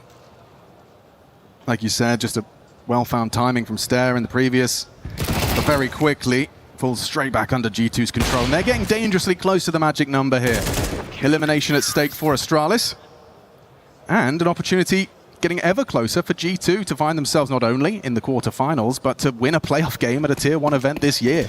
Yeah, that's going to feel good. I'm not even sure if they'd be too privy to that, right? You're the ones who are playing these tournaments, but okay, hold up. This is very fast towards Apps. Wrinkle's forward. Yeah, he's going to get blindsided. Hang on. Cognizant of the possibility. Double HE doesn't find its mark. He's done well to get away. I thought there he was going to get caught, but aware of his timings. Now the Orb's going to search. If he can post up and look towards Moto, he might be able to catch a player in transition. So this is Fozy hoping to catch Hunter. Denied by the smoke, and he'll have to go fishing elsewhere now. What's this standoff on Banana? They're next to each other. Yeah, Stair completely unprepared for Nerds to have been burrowed into that smoke towards Logs. And no ability to react right now for Astralis. Easy. I thought it was easy. Wrinkle has the angle held. Fozy peeks in and finds his counterpart down. Still not looking good for Astralis. Look at Yabi's armored Deagle, going to do whatever he can. The bomb's still loose. They've got 50 seconds. That's a fight. And that's a dead Ryu. The game slips away from you right now. You only have 2,400 into the next round. G2 will have 11. That's why Fozy probably is considering a save of some variety, but you need to start posting rounds on the board, so it's a terrible decision either way. Nerds can just have these rounds where he just gives you a round for free. Yeah, it's important, right, with a player like Nerds that it does have a good read on the game, right? He needs to be finding these timings, catching these moments. He's a playmaker through and through. I think he's a bit of a mind reader as well when it comes to his opponents. He can really, when he hits his stride, be plugged into the mainframe, have a good idea of what you're thinking. But that's why he's so volatile, right? Because you make those plays, you need to continue to do so. And if you're really just having one of those games where timing is against you, you can get nothing done.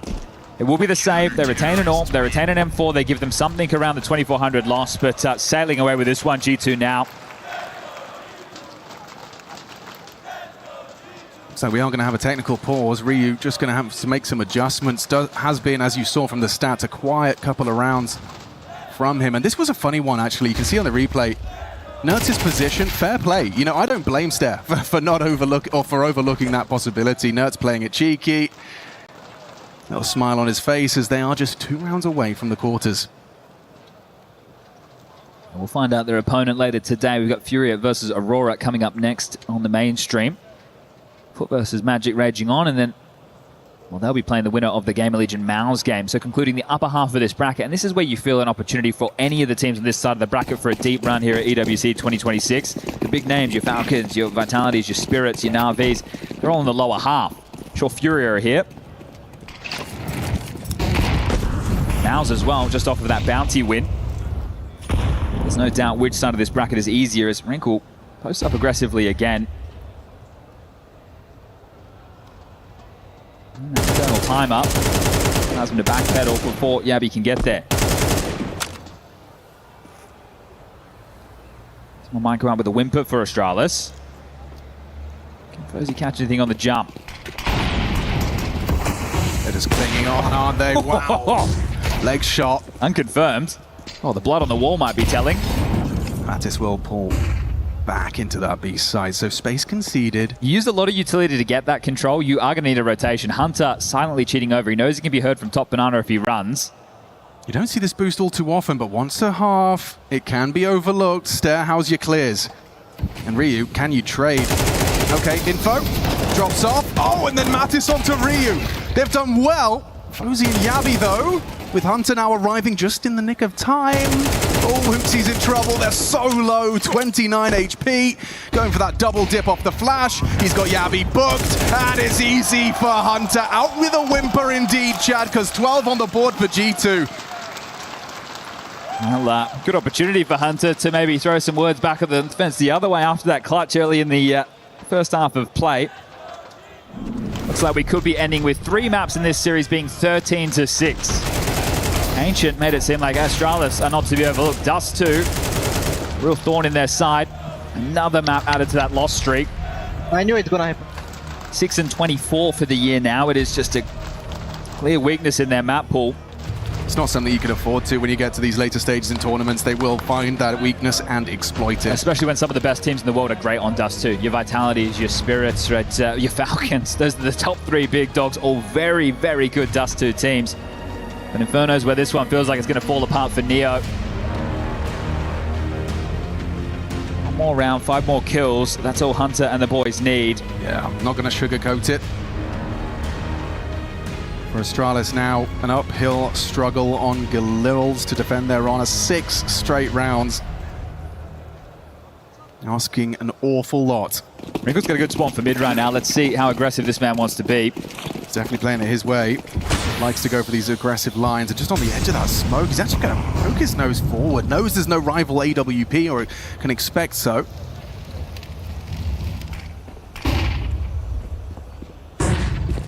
They're progressing. This fight is to and fro for some top banana control, and they have won it out. They have their space. Retake util onto the half wall. Wrinkle wants to take this fight head on, and he's actually going to go for a sweep. There's only one man here trying to hold these rotates. It's passive from Yabi. Anticipates this clear. Ooh, Wrinkle doesn't pull the trigger, and Yabi can run him down. That's going to lead to some rotations. Look at this, though, burrowing into the smoke. They're right next to each other. A freebie for Stair. Oh, and he gets a second. Bomb was committing A. That's Heavy God's domain. Understandably, calling B site clear now is Stair. What do you do with that information? You move the bomb back, but Hunter's already there. He's being flanked by Hooksy. Have to know this is a possibility. They're just trying to deal with the rotation of Heavy God. Surely they know Hunter could have slipped into Ruins. Yeah, Stair did just have a glance, but he's gotten across undetected. Fozy? Yeah, just exposed. Thanks for the denial. Oh, that's a quick trade out of Stair. Fair play. He's had another one of these rounds where he just gives Astralis the round they so desperately need. That can get very out of control. I think Hooksy's probably the safety net. They're coming through CT. Hunter unlikely to expect that, but Stair was very low after the kerfuffle in Banana, so the fact he's able to get one more. It does feel like it's unrealistic to ask him to keep doing that. I mean, the 2 rounds they have on now on this T side are thanks to Stair's output on B. But that's one where we asked to, point out pressure points for these teams. It is about key players making moves, right? Yes. Nerds on the CT side, the same for Steno on the T side, and it's about how do they interact, how well do they read each other, as Heavy God is going to be Hunter. They want to take this away, and they will. AK denied. So, this is a very difficult comeback. Hooksy trying to keep the energy there. 3rd and final tactical timeout called from Saw. They won't have any issues in the buy. Hunter, before investing, still has 11k, so drops are available.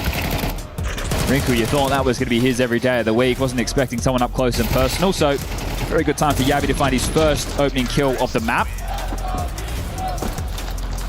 I'll keep him in it for now. We need to win this one, and then we can talk about a G2 eco.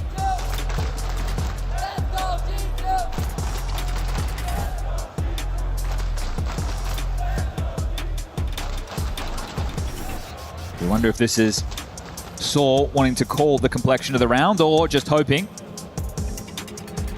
to kind of keep the mental in check. It's all right, boys. We've still got a big lead right now. Let's just stay locked in. We'll find out with the opening. They are going to start 3 over towards B. It's not the AWP. It's going to be Hunter joining this and setting up Nerds and Matters for some banana aggression. Big nade. Good connection. Ooh, what? Wrinkle! His aggressive AWPing has finally paid dividends on that boiler room. Bomb down T stairs.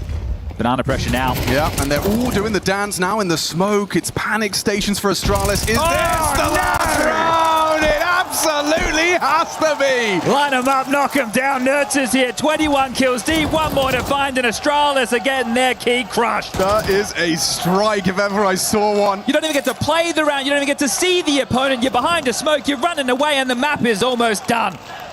Astralis just skittles. And they look to Yabi, head in hands, watching as their chances of seeing those quarterfinals dwindle.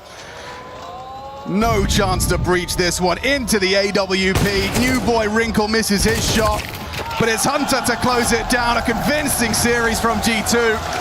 13-7 to close it out. The quarters are theirs. And a win at a Tier 1 event as well in those playoffs. It's eluding them all year long up until this point. Australia's fall by the wayside, and we note for G2 from the organisational perspective, this is an important victory to pick up for the club championship.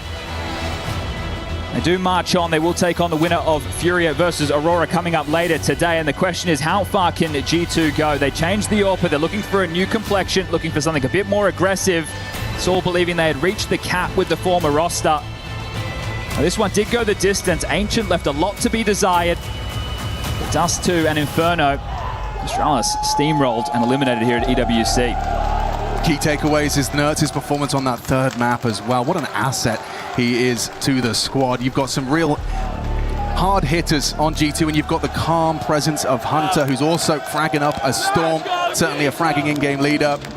Astralis' fans disappointed, won't be seeing another day of play. They're not the biggest scalps for them, but they take down MIBR, they lose to Falcons, they defeat NIP, and eliminated by G2. Let's hear from Hunter.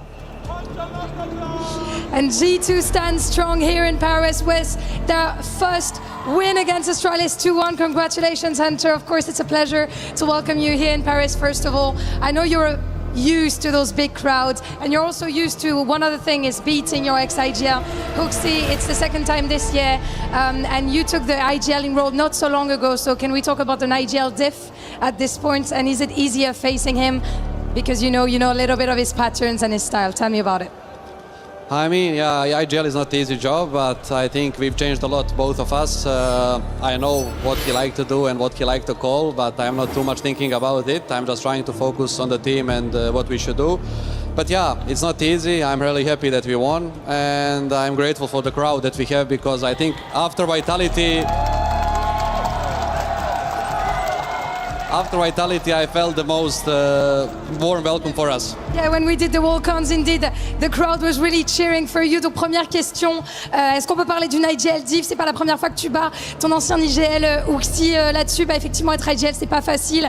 J'identifie forcément, je sais ce qu'il aime call, je sais ce qu'il aime faire, mais j'essaie surtout de rester focus sur notre jeu, et je suis très content aussi. Merci au public de nous avoir hype, parce que je pense qu'on était la deuxième équipe la plus hypée après Vita, donc merci pour ça. And it's often said that IGLs need to be carried by their teammates in order to win. Yet you've been playing amazing so far in the EWC, and when we look at you, it seems easy. So how do you do both?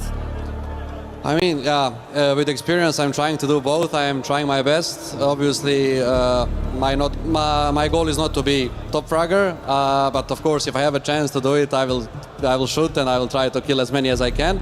But yeah, it's not easy, as I already said, but it's a pleasure for me. I like the role. I'm just sorry that I didn't take this role earlier.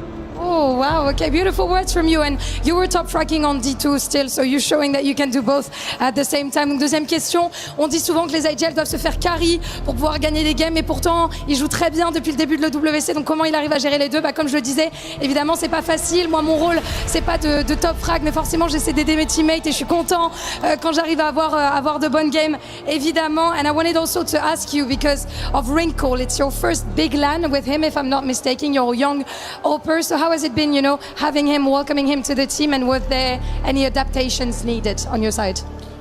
I think it's super important for him, this experience, especially playing in front of the crowd. We are just getting used to each other. We are getting used to him, and he's getting used to us, to see how we work and how we prep the games, how we deal with everything on LAN events. So I think it's super great experience for all of us, especially him, and I just hope that we'll continue playing amazing. And you guys seem to be having fun on stage, and I think that's important as well, of course. Donc ouais, cette dernière question, plutôt, c'est votre première grande LAN avec votre nouvel AWPer, Wrinkle. Comment ça se passe, l'adaptation, etc. Bah en vrai, oui, c'est important de prendre de l'expérience aussi, de voir un petit peu comment il s'adapte à nous, comment lui s'adapte et comment nous on s'adapte à lui, évidemment, comment on prépare ces grands événements en LAN aussi, et comment il réagit là-dessus. Et c'est évidemment un plaisir d'être ici avec le public. And last but not least, before we get to the key crusher, I feel like a lot of analysts and a lot of fans don't agree on this one. So who better than a player who knows very well these teams and the teammates to tell me about it? Who is the biggest threat in the lower, the lower part of the bracket? We think of the best teams in the world. I've heard Falcons, I've heard Vitality, Navi, Spirit. Who do you think is the most dangerous team here at the EWC? I think it's hard to say because it's the beginning of the season. I don't think anybody showed yet the best CS like it was for Major Cologne. But I would say Falcons because they won the major, and but anybody can surprise, to be honest, vitality, spirit. So yeah, I will give it to Falcons, but they are not that stronger comparing to other teams. Do you think you're biased, or is it because of the major performance? Sorry? Do you think you're biased a little bit because of Monesi and Nico? Nah.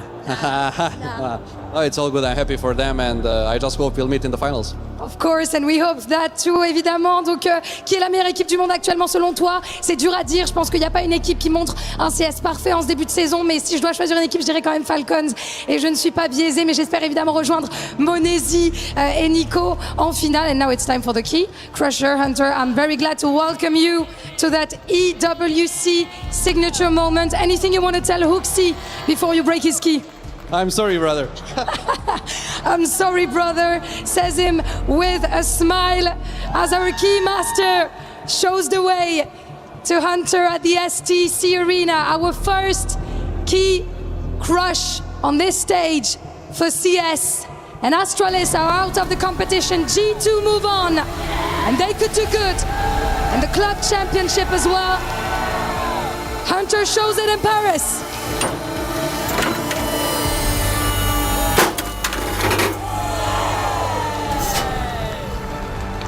That was actually pretty good. That was really good, actually. I've got to welcome you back in front of your fans for one last question. Hunter, you've been a part of G2 for, what, almost 7 years now, and no matter the roster, no matter the teammates, you've always had fans chanting for you and cheering for you. So I would like to know, because you played with legends, why do you believe in that roster specifically? Why do you think these boys can do good at the EWC? I think we are capable of doing good things. We didn't show our A game yet on this event, but we are improving and we are trying to be better and better, and I think that's what we are showing so far. Now we'll be playing against real good teams. I don't disrespect the teams that we played against, but now we can play Furia and some other teams, so yeah. We'll see. We just need to keep going, keep grinding, and that's it. And merci les gars. Oh, merci les gars, and I'm sure that you're going to be ready for it, of course. Thank you very much for joining me. Hunter, effectivement, on va être prêt pour ces grands moments avec cette équipe. On se prépare, là on va arriver face aux plus grandes équipes et aux plus grands joueurs, avec tout le respect pour ceux qu'on a déjà affrontés. Mais on sera là, on sera au rendez-vous, and make sure to join us for our next game, Aurora versus Furia, after a short break.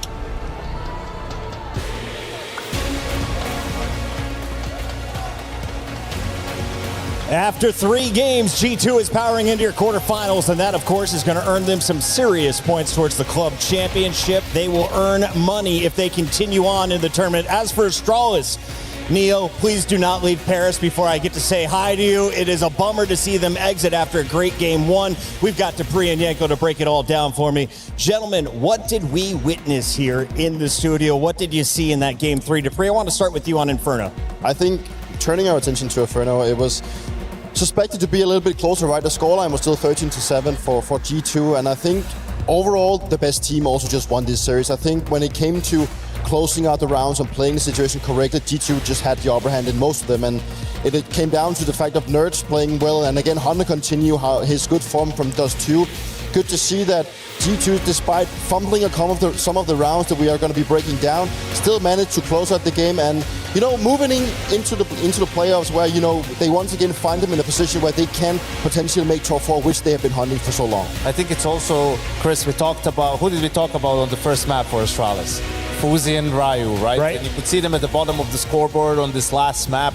I'm not putting in just on them. It was hard for them, especially on the CT side, because G2 was going a lot towards B, and then they were just saving, so they didn't see a ton of action. But, it's usually at these deciders where the stars kind of get to shine and get to prove their worth, and the G2 guys definitely did that. Now, I'm kind of a noob here. I haven't been able to work on your guys' game in the last few months or a few years. Let's take a look, though, at a star that I asked production to put a little montage for. He dropped 21 kills in this game, 15 deaths. As we take a look at Nerds, what does he bring to the table, and what should I expect to see from this young man from G2? I think it's good to see that Nerds finally getting some of that credit that he was so good at back in ends. You know, his time in Liquid was something that we look at and maybe want to consider not counting it, because it's just good to see that he's back in a team that gets his playstyle to function. He's a very vocal player. He is that second voice in the team. He likes to go for these players, and you can just tell with the majority of the fights that he took on Banana, he sets himself up for success. Like even that last round where he catches 3 guys shooting through the smoke, right? So he's a very important piece to this lineup. He's one of those guys that creates the space, creates the rounds, and puts Hunter into favorable situations. You get to see a playmaker, Chris. That's who you get to see. And I know that last time you were doing CS, you know, Liquid was in major finals. And Simple is playing for America. They were doing really well, right? But nowadays, it's where great players go to die. And that's what you're seeing now. Nerds back from Liquid found the joy of the game again, and he's just been a menace on this in Inferno and generally on Inferno for G2 in that banana area on the CT side. He's just a multi-kill machine. Shout out to my old director, Corey Dunn, and the rest of the Banana Boys. We love to see it finish the way we play it. Just spray through the smoke, get a 3K for Nerds. We got to take a look, though, at one of the big rounds in this one.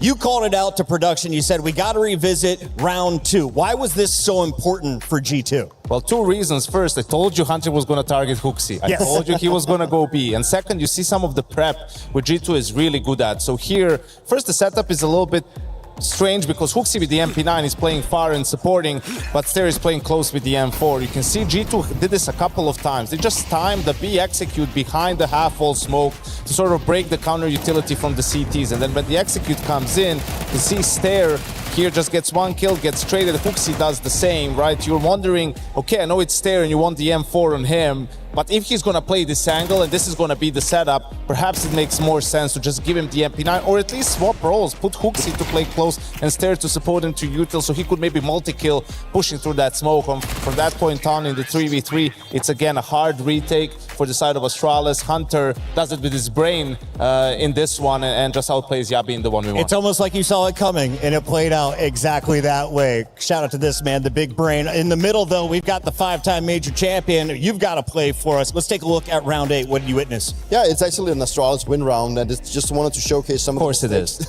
It's one of the rounds that we see G2 also throw away that I mentioned, right? But you see it's a 4v5 situation, and G2, they tend their attention onto Banana. Yavi with a very fast flank.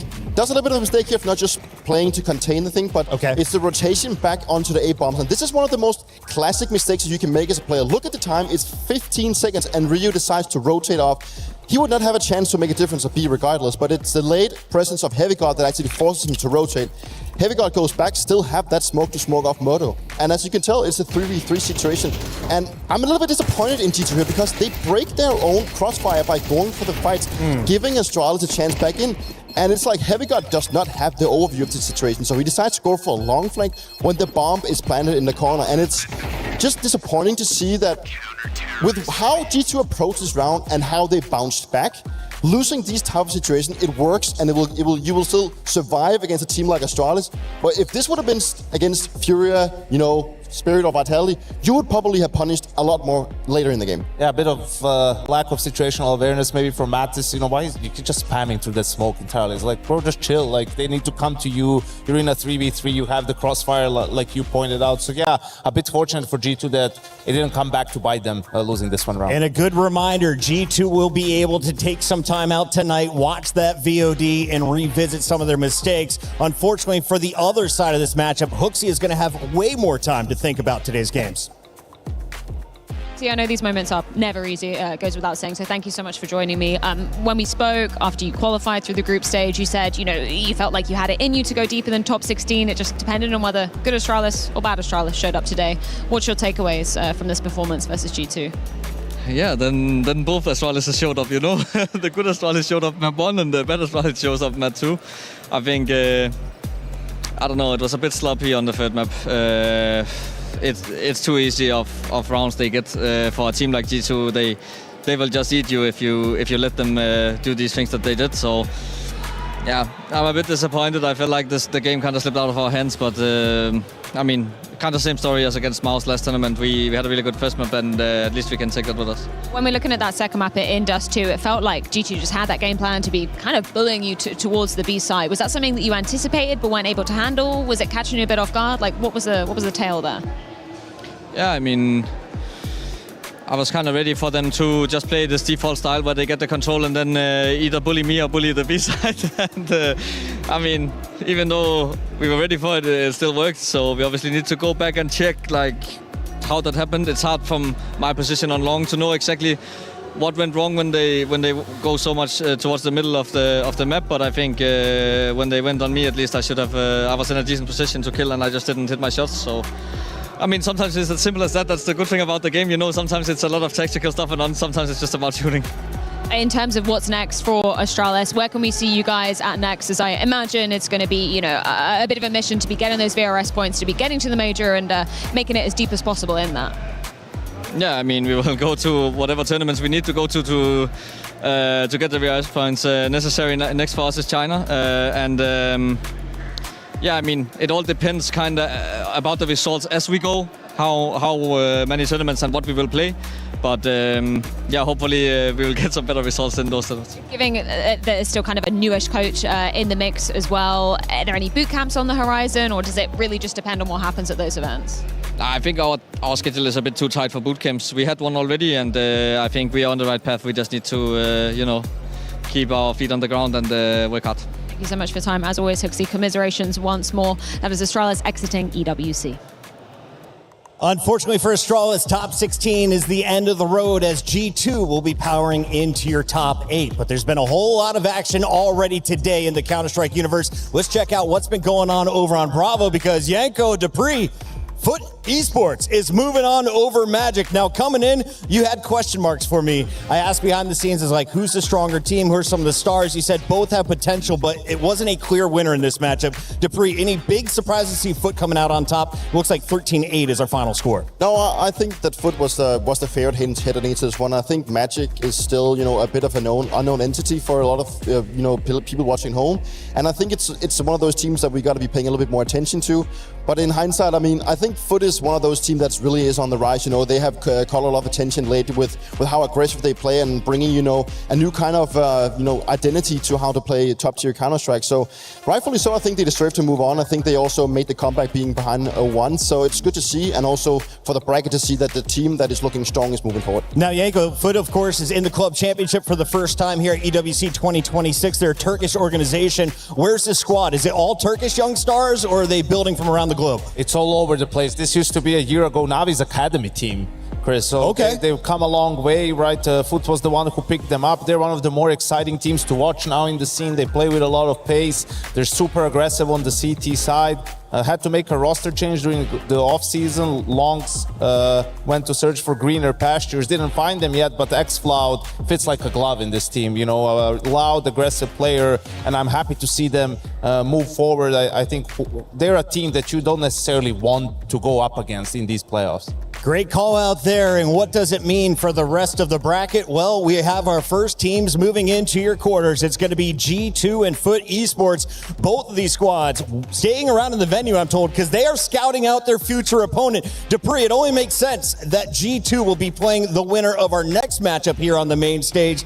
And I have a feeling you're going to see Foot over on Bravo watching that Gamer Legion versus Mouse matchup. Yeah, definitely. I think, you know, Foot moving forward, also now looking at the next game coming up against Gamer Legion and Mouse. I think Mouse is the heavy favorite heading into them. They had a really good start to the season, so that would be a little bit of a brawl, and obviously to the likes of Fury and Aurora, I think it's too early for Aurora to go up against a caliber of Fury, so I would be looking out. If I was you, I would be looking out for Fury already.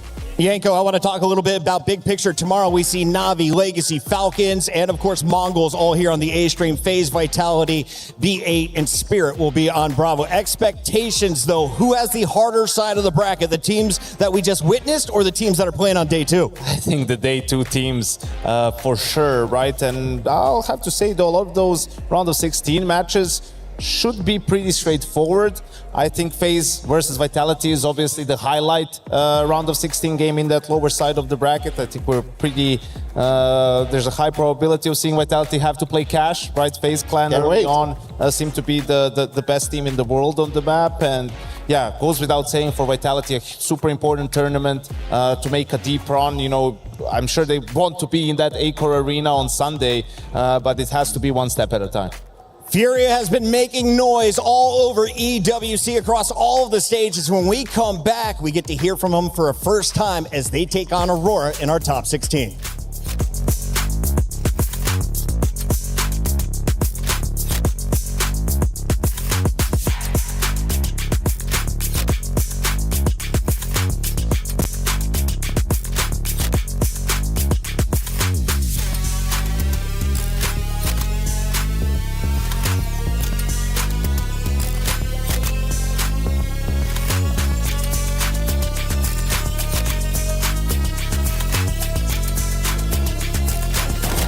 Two more, three. Two. Up flare. One more. Have flash in 5 seconds, Tema. I'm flashing in above you. Flash. Planting now. Boom.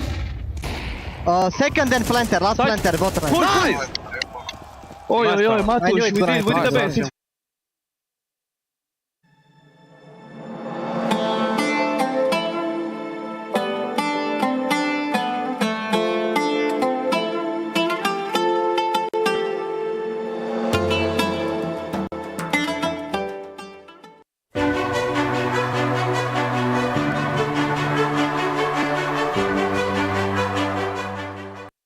We are live from the Cadiz City Grid, where there's a little bit of Fortnite action going on behind me, and I've got Glitter to explain all the implications of what is going to be going forward for the club championships. First of all, what's been going on? What's the status over here? All right, so we're in day one of our groups. We have a 2-day-long group stage. Group A plays today, Group B plays tomorrow. So that means at the end of today, we're sending 3 teams home already. There will be Keys Crush at the end of the day, and we are now officially halfway through our series for the day.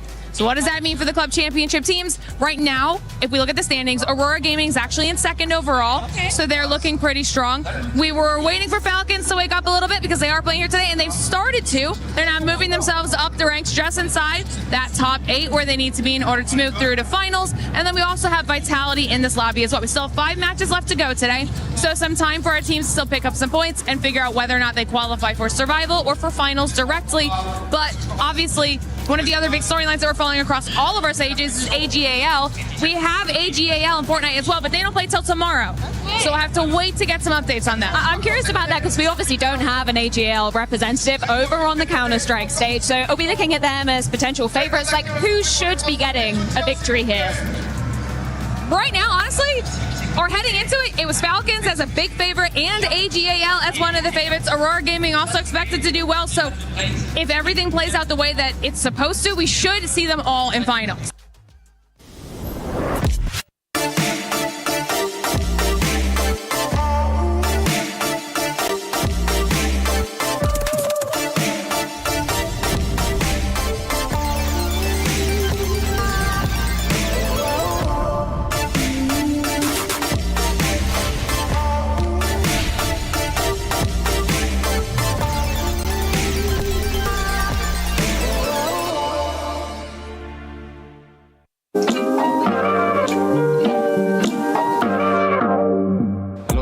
Rest here from Gamer Legion, and now I'm gonna do some pick'ems for the EWC playoffs. Starting off with Foot and Magic. I'm gonna go ahead and go with Foot because I think they've been looking really strong with the new Longs addition. I think Magic can surprise in this matchup, but Foot obviously have to win, and I think they will win 2-1. I think Foot's gonna win against Magic, and it's gonna be close game in my opinion, and that's why I'm choosing like 2-1. Of course Magic, because I'm playing for Magic, right? But I think they can win one map and it will be an interesting game. Then it's us against G2. I have to put us as a winner, and I think it will be a close game, so I'll put us as a 2-1 game.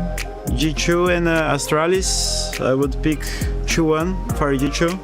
Oh, it's so tough. I think it will be like very close, both maps, 2-0 G2. So I'll go for that one. To be honest, I feel like Astralis is a bit of a slap on the tournament, so I would say G2 is playing better right now, so 2-0 for G2. Furia Aurora is a bit of a tricky one. I can see Furia losing a map, but I think still they will take it down 2-1, so I will choose Furia for the 2-1 here. Obviously I have to choose ours, but I will give a credit to them, so I'm making 2-1. I think Furia would win, but it's gonna be a close game. Aurora will show some good CS on one map, probably get close on the third map or something, and then Furia will win it. Gamer Legion Mouse. I wanna pick us 2-1. I think we will take it down in a clean 2-0 fashion. Feeling confident about the matchup.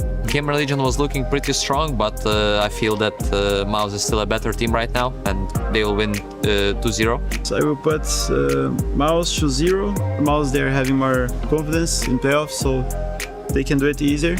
Falcons and Mongols, I think it's gonna be 2-0 for Falcons. Also, I think Falcons will win this. I would say 2-1 because of the map pool. Falcons will win 2-1. I think Falcons just take it 2-0. The new Mongols has looked decent, but I think Falcons just too strong for them. I'm sorry, Mongols. Navi versus Legacy. Last time Legacy beat Navi, or it was a close game, but this time I think it's gonna be Navi who's gonna take them 2-0. In like matter of prediction, I would actually choose Navi to win a 2-1 at least. Navi, I go 2-0 Legacy, obviously. For the camera back, I need to be wrong here, you know? FaZe Clan and Team Vitality. This can go be like 2-1. Also FaZe Clan having like a promising kind of lineup with the new players they picked up. I'm actually not sure because I don't want to jinx it and put 2-0 for us or 2-1, but I will just say 2-1. I'm not gonna say more. I don't want to risk it. Yeah, 2-1 for us. Spirit against B8. I will take Spirit in a 2-0 fashion. I think Donk is hungry for some kills, so he will get them. Since it's the playoffs now, they're gonna play on stage, and I feel like they're gonna be in their comfort zone and all with the crowd and all. So I think Spirit is gonna take his on anyway. A 2-0 for Spirit. That's it. Thank you guys for watching. That's my prediction for the playoffs.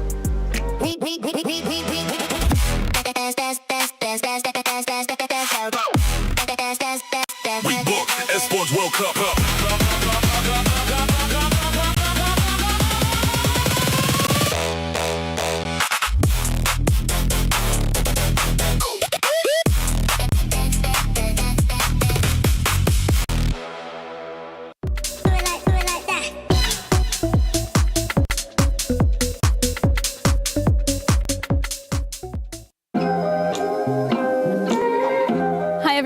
Ginny here, and I'm joined with Aurora Gaming for a classic fill in the blanks, who is most likely to, whatever you want to call it. The game rules are pretty simple. Just name a few scenarios. You can write down the name of whichever player you think it applies to, hold up the whiteboard, and we can discuss. Hopefully you guys' synergy off the server is good. Who is most likely to sing first at karaoke? Everyone's going for the same. I changed. I vote for myself. I like to sing under some circumstances. Why did you pick Waxic? I know him only for a month, but I could see from the first day that he is this kind of a guy. Who is most likely to forget something in the hotel room after checkout? 3, 2, 1. No, bro, it's not me. He does forget stuff all the time. Actually, he forgot his headphones this time. So. Yes, yes, that's why. I forgot about that. I was in between. Has it happened many times before?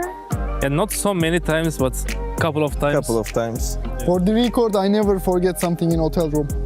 Who is most likely to become an influencer? Unanimous agreement? Yes. Why is that the case? Yeah, not same. I don't know, every day I open Instagram and I see him posting something. He's posting and a lot. I've never seen this guy post something or that guy, for example. Bro, I wasn't like this, but I just said, why not? Yeah. I just changed my mindset. I'm just saying the reason, you know? Yeah. What's the mindset change? You know, we're going to events and we're not sharing anything from the events, only the pictures that people are taking for us and stuff. That's only like after the some tournament, we posting something like we achieved this was a great country, thanks for your support, thanks. But you know, in the end, they deserve to get more information about the area and everything, how things works. Who spends the most time on their phone? Bonus points for saying Wish app. At least it's the same guy. Why? Every time he has break or anything, he's always on the phone. We had like few minutes break in one of the practice games and he was like, I'm gonna watch some YouTube shorts. Who is most likely to tilt after one bad round? Unanimous agreement. Usually I do like these things often. Who inspires the team the most? I will go for Vox. Yeah, he's a humble guy, that's He's why. humble, but everyone vote him. Because like I'm 21 and I grew up watching him and he was the legend of Turkish CS, so that's why I can say. Stick on the same level, working hard, grinding and stuff, guys. So that's why it's not like people can do that for like almost 15 years. It's too much. Who is most likely to become a caster?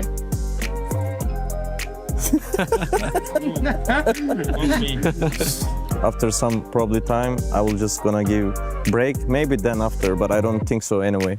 I don't know. I like to be like in the competition, not like being casting. I rather to do stream in my home. I've done this for multiple teams for different games, and I think your team is the one with the most unanimous agreements on the answers. How does that feel? Good chemistry. Some stuff is obvious, I think, in our team. So thank you guys so much for joining me. That was fun. That's it from us. Hope you guys enjoyed that. Thank Bye. you. Thank you. Thank you. Bye-bye. Thank you.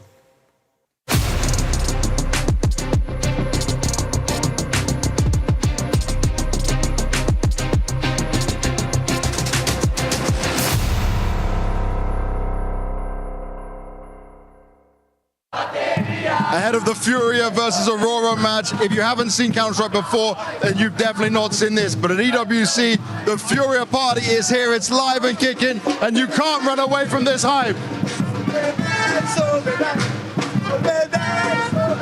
This is what it's about. The Brazilians have been rocking the STC arena since week 1, and they're here to close things out strong. Can Furia continue to climb the club championship leaderboard? Well, they will be looking to a legend to lead the way. Back when I started in CS, Fallen was the star sniper coming out of Brazil, leading the way for Kaboom, eventually Luminosity, and then had that pop-up tournament at MLG Columbus. I've been told Dupree he's ready to hang it up. Do you believe the rumors? Is it really going to happen? How can he quit? Yeah, well, I mean, like, he's had a phenomenal career, right? And, you know, I know it's been a long time since you've been around Counter-Strike, but this man he's just given everything of his life to Counter-Strike at this point, you know, and you can just feel like the fan culture around the team. It's something that brings a little bit of memories back to the Major, where they also had this fan crowd showing up, and it's funny how the fan culture has kind of gotten into Counter-Strike, and it's just great to see that, you know, they bring some of that Brazilian passion into Counter-Strike as well. It was Fallen and a number of others like Dead that have been leading the charge for Brazil in the CS scene. It is no surprise to see them continuing to succeed, but where do you have Furia in your power rankings as they take on Aurora, Yanko? I have them at 5th, behind the 4 teams in the lower side of the bracket. Okay. Furia has to be 5th. They are the major finalists, and I think with the talent that they have on the roster, anything but a grand final appearance would be a massive failure for Furia. They've been together for a long time, over a year with this 5-man roster. It's Fallen's last season. There's no more time to waste, no more excuses. So they have an opportunity to be in another battle for a trophy after falling one step short over at the Cologne Major. They need to take every opportunity they can. Now, one thing I learned in Counter-Strike is the players get plenty of time to warm up before every single match, and using the best equipment in the game is always important. We checked in with a great Yuri setup. Here he is with the Lenovo Station Legion gear. Check it out, and make sure if you want to play like a pro, you got to have some of the best in the business.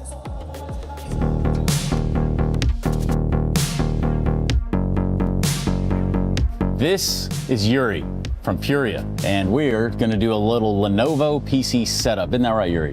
Hello guys. Look, man, I got this pretty much vanilla setup here, so how do we approach it right out of the gate to get you in the server? Let's see. I put like this. I like more straight. Big posture. Yeah, it's yeah. important. Sometimes I play here, like this as well, because I like my elbow like this, and I took off this. So nowadays I play like this. The mouse pad, I put like this as well. The monitor, I like to put more close. This Lenovo monitor, it's pretty sweet, isn't it? Beautiful. I do like this. Perfect. You have a teammate who puts his face in the monitor. Oh, Marex. Ekindari likes to play like hero. Like, actually, we need to help him. Like when some people dies and he doesn't know. For me, I always play like this. So nice clean tilt. Now I think you're ready, right? Yeah, of course. Okay, so today we've got a little bit of an EWC Paris special here for you. It's a bit of a heist. So I'm gonna need you to get in here and try your hardest. Okay. You got a baguette, and I know you're not afraid to use it. Okay, let's go. Bro, actually, I need to improve my movement sometimes. So I see that. Yeah, sometimes I like to play 1.6. Oh, really? Yeah, because the bunny hope is very nice. It feels way better, doesn't it? Oh my god. No, I need to go to baguette, guys. Yep. Okay, nice. You did pretty good, all things Yuri. Thank you so much for joining us. This has been a Lenovo PC setup. Thank you, guys. Thank you. Shout out Lenovo. Cheers, man.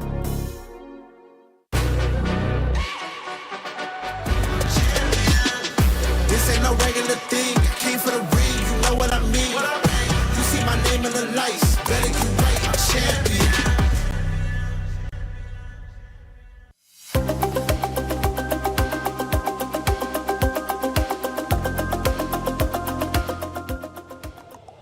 And we are back. It's Bucket, Dupree, and Yanko getting ready for the second match of the quarterfinals here on the main stage. It's the third of the day, though, and a reminder, we are available on both the Bravo and the Alpha channel. Open up multiple tabs and enjoy the show because this is going to be a banger in this round of 16. Dupree, we got to talk about Furia coming in here. We just got a chance to look at Yuri for the squad. What is his role on the team, and what do you want to see from the squad overall today?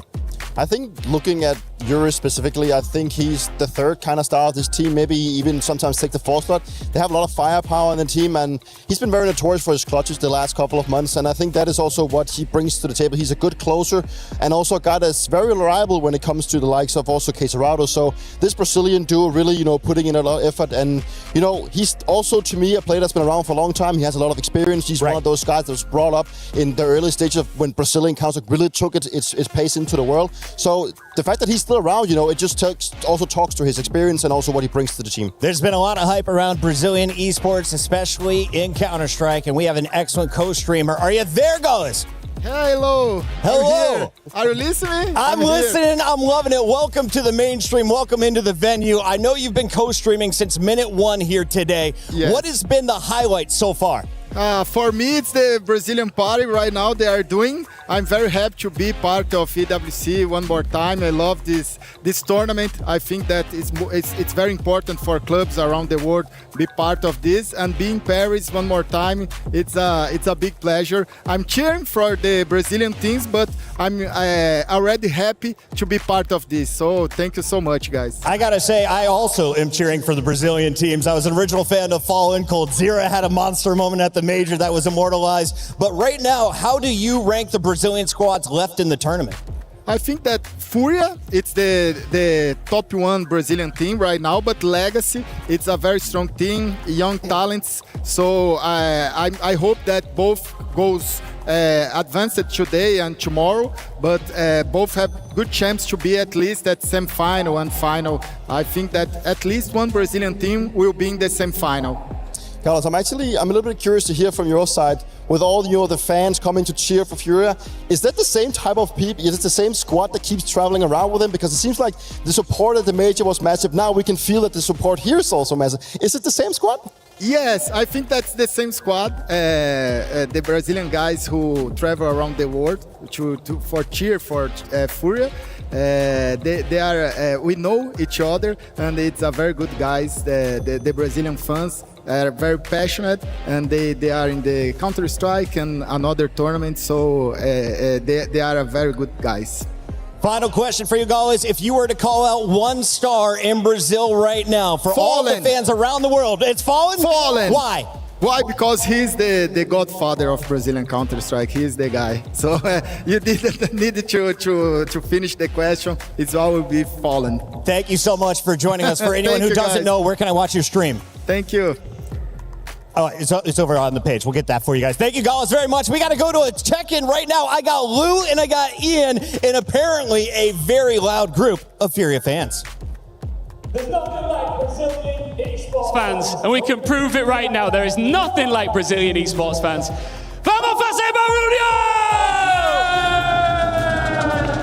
Iago, Furia, this has got to feel like a dream to be here in Paris with your fans, cheering them on. There's nothing like Brazilian passion. That's true. We are the best crowd in the world. We bring this whole energy from Brazil to have a good party with all and support our team. That's Furia. And we're gonna win this with our passion, our energy, and our love. Where does all of that energy come from? You guys never stop. We never stop because that's our blood, the Brazilian blood, Brazilian juice, and we have the sauce to make the party happen and show everything to the world. Speaking of which, where's Lou? Lou? Yes, you want to show me?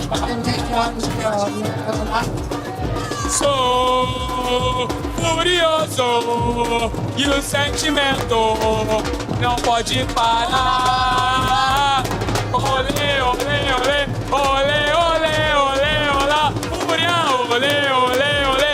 A cada dia te quero mais. I'm sorry to interrupt you, brother. What's your name? Joel. Who are you here to see? Are you a Fallen fan? Yeah, for sure. Fallen is a legend for us Brazilian players. For me, it's really special to be here, seeing Fallen play. So I'm really happy to be here. Do you think that Furia can win the Esports World Cup? For sure. For sure, for me. We will get revenge like Furia versus Falcons in the final. I hope so. We will win this tournament. I hope so. All right, one more time. Furia fans, vamos a hacer barullo. Make some noise. These guys are up next. Blue and Ian, I will trade you jobs right now. It looks like a party out there in the audience, but we got to talk about the team that is going to have to deal with all of the noise. Aurora is coming in as the underdog tonight.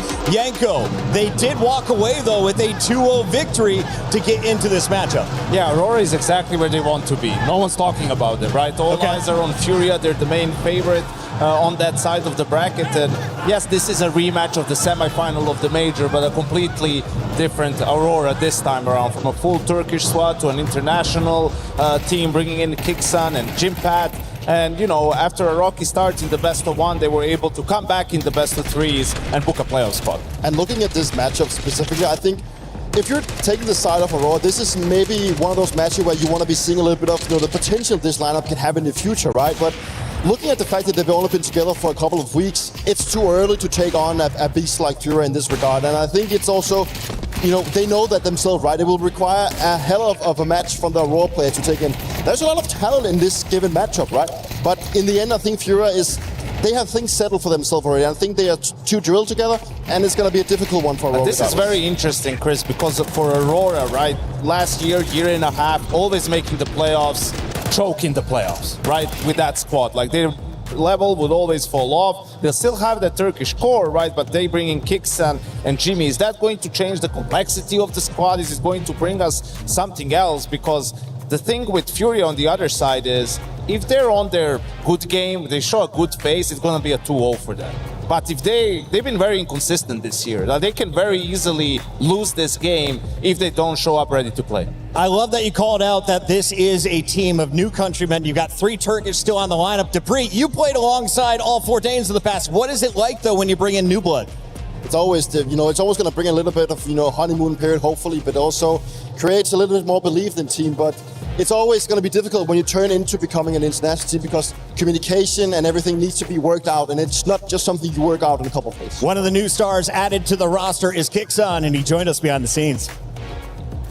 We are down in the Aurora booth where I just so happened to bump into Kiksan ahead of his matchup versus Furia. Let's reflect a bit on the group stage first of all, though. On a scale of 1 to 10, 1 being absolutely horrible, 10 being the best you've ever seen, how would you rate Aurora's form so far here? I would say maybe 6. I think we can do much better. I mean, we won enough games to qualify to the playoffs, but it was not some of the top 5 teams in the world, let's say. We played a bit lower teams, and also I think there's a lot of things to improve, especially because we're a new team. So I'm happy with the wins, but I think we can do much better. I was reading the interview that Woksik did with, I believe, HLTV the other day, where he was saying himself, you and Ash, very similar mindset. So I just wanted to ask of some examples that you've seen of you guys kind of being on the same page. I think Woksik is an operator that wants to be active, he wants to be aggressive, and he wants to do things. And I'm not sure how much he did it in the past. Maybe for a while he was a bit more passive for some reason, but I instantly understood what kind of player he is, and I think he is really happy to be doing these things. So that's definitely one of the things that we have the same mindset about. When we're comparing the Aurora roster to your previous Falcons roster, I think it's fair to say that there's maybe some less vocal players in this Aurora versus Falcons. How does that affect your calling?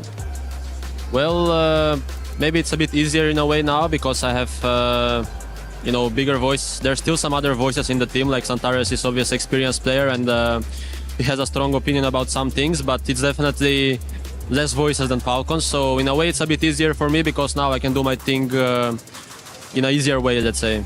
When we're looking at your matchup today, first of all, we were obviously all watching that bracket draw show. Tell me your reaction to being on the upper side of the bracket. Yeah, I mean, it's nice to dodge all the top teams. I'm joking. I think Furia is a top team, obviously. They're top 3 right now, I think. And I played them a lot when I was in Falcons. Last year, I think they won against us every time. And this year, I think we won every time when I was in Falcons. So it's been some mixed results and always close games. So I definitely expect a good game today and a close one, and I think small details will decide the winner. Just one final question, if I may, touching upon that. You faced them 3 times this year with Falcons, beat them all 3 times. How different is it going to be, though, with this composition of players? I'm not sure. I haven't played against Furia with this team, but I know that in the past they struggled. So Furia has won many times against the old Aurora. So hopefully we change it today. Thank you so much for your time, Kixon. That is Aurora ready to take to the stage.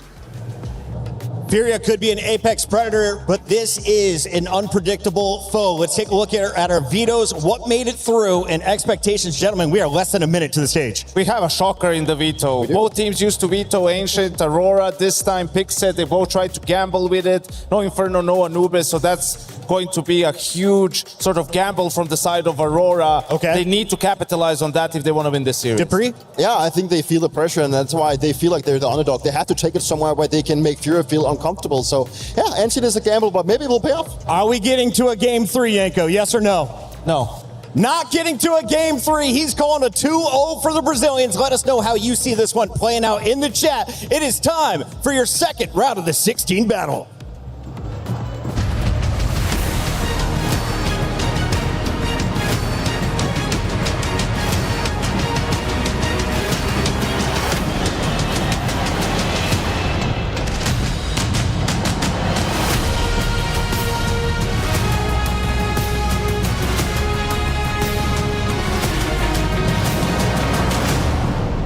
Ladies and gentlemen, we are back at the STC Arena and things are about to get crazy. But Ian, what have you stolen again? This is the crushed, shattered key of Astralis. Now, every team that comes here to the Esports World Cup gets a key, and they want to slot it in the center of this trophy and hoist it in the air at the Accor Arena on Sunday night.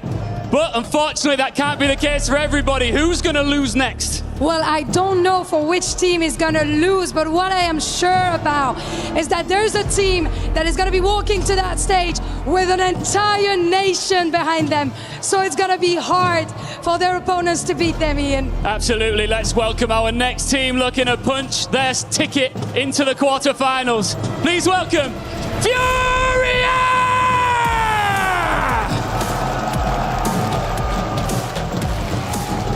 In case you didn't notice, they've got the crowd support behind them. A nation of passion. And they have been unbeaten on their road to the playoffs and fresh from the first major grand final in this organization's history. With Fallen in his final season, Brazil's Giants are fighting to make this run last all the way to the trophy. And to a great team, there needs to be a great opponent. Aurora Gaming! They were one series from the EWC crown last year in Riyadh, but now rebuilt, reloaded, and back with unfinished business. The Turkish firepower meets a new international core, and Aurora are here to finish what this badge started last year, and they are not afraid of the Brazilian crowd. It's Furia versus Aurora. Only one spot in the playoffs is available. The other will see their key shattered.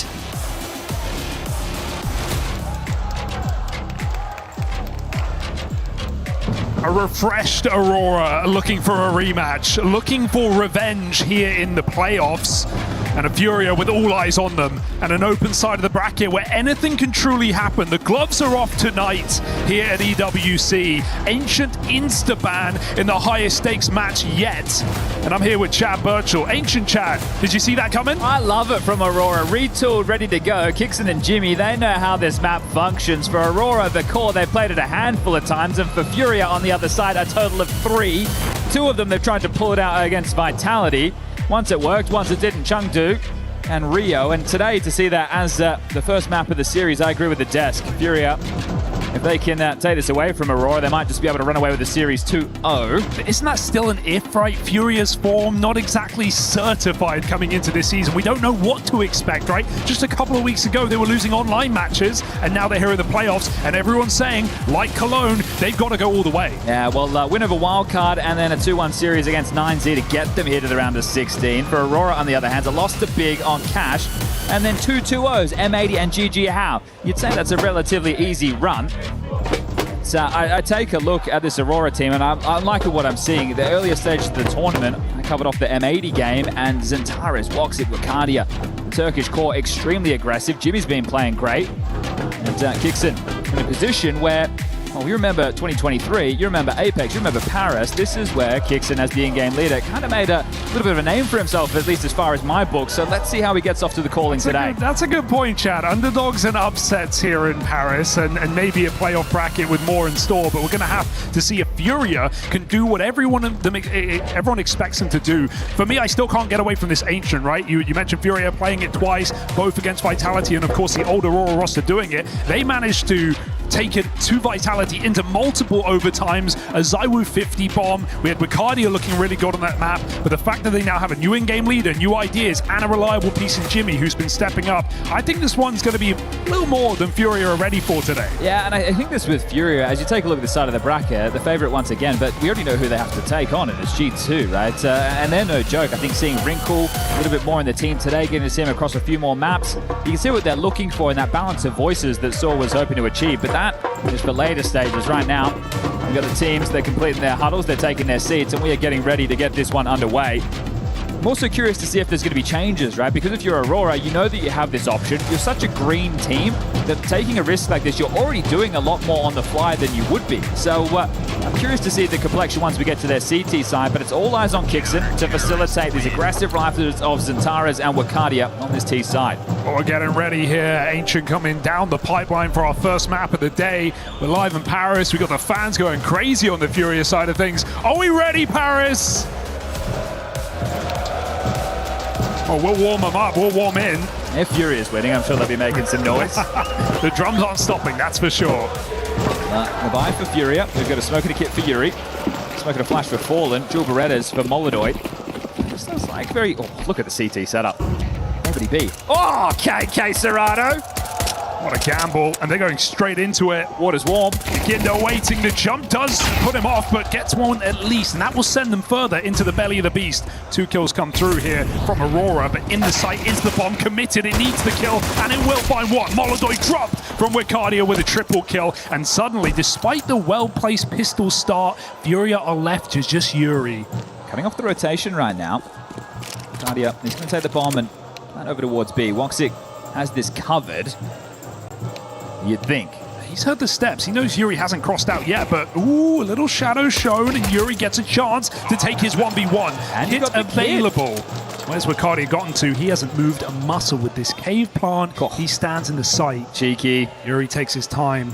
Uncertain, peeking out. Wakardia, a shot from death, and Yuri is patient. He will wait for that kill to come to him.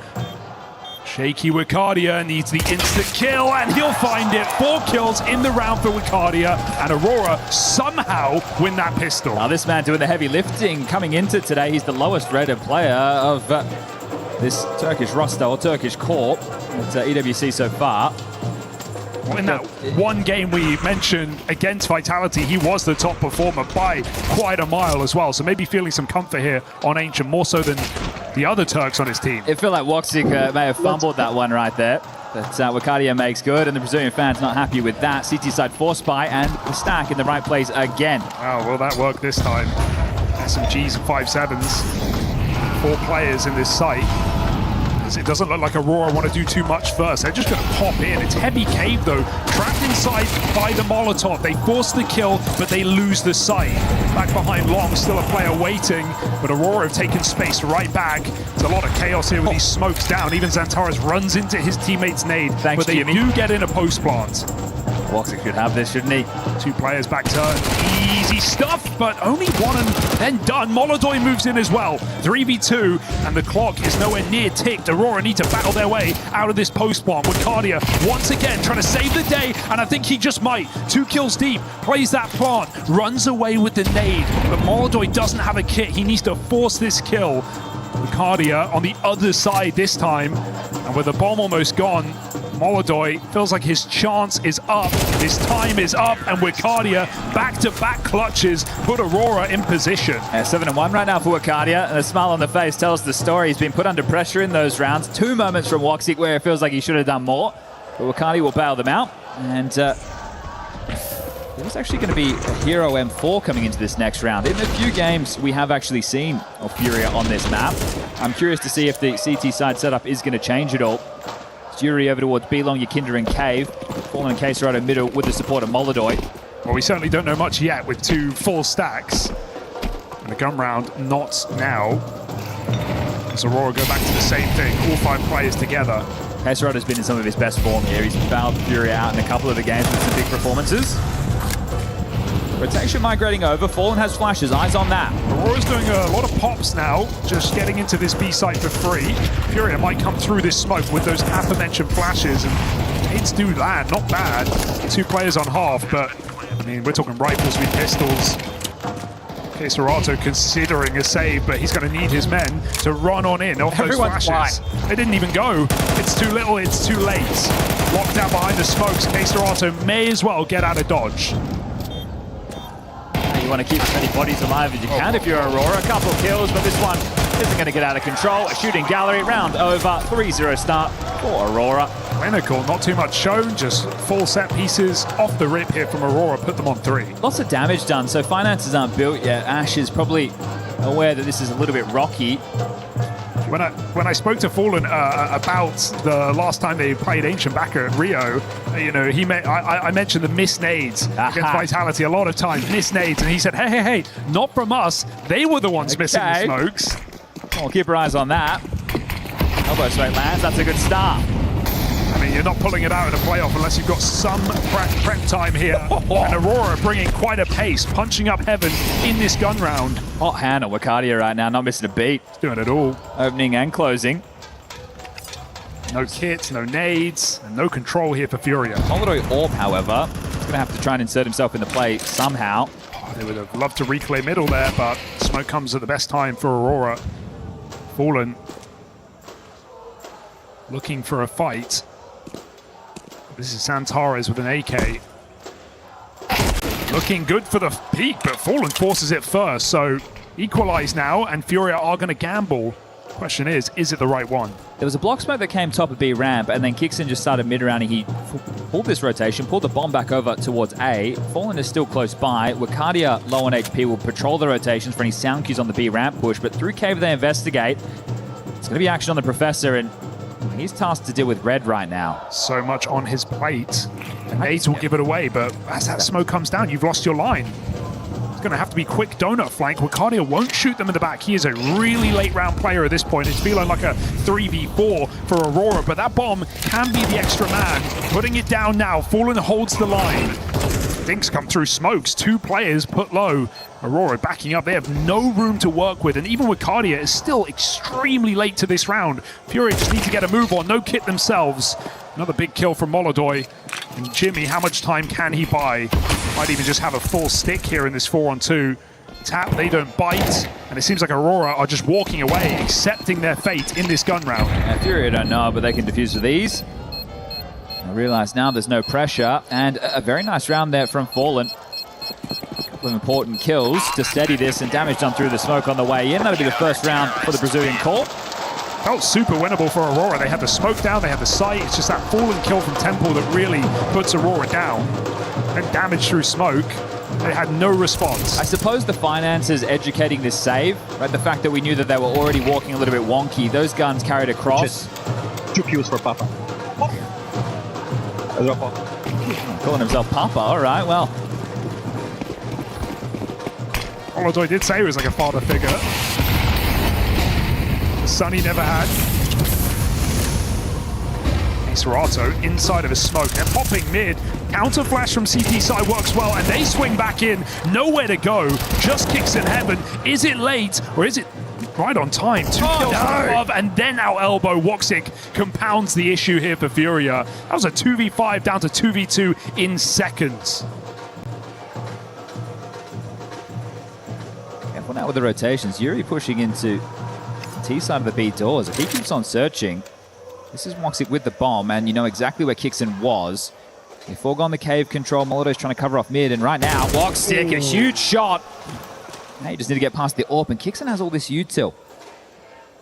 Molotov is making a read. As the bomb is actually transitioning back towards elbow.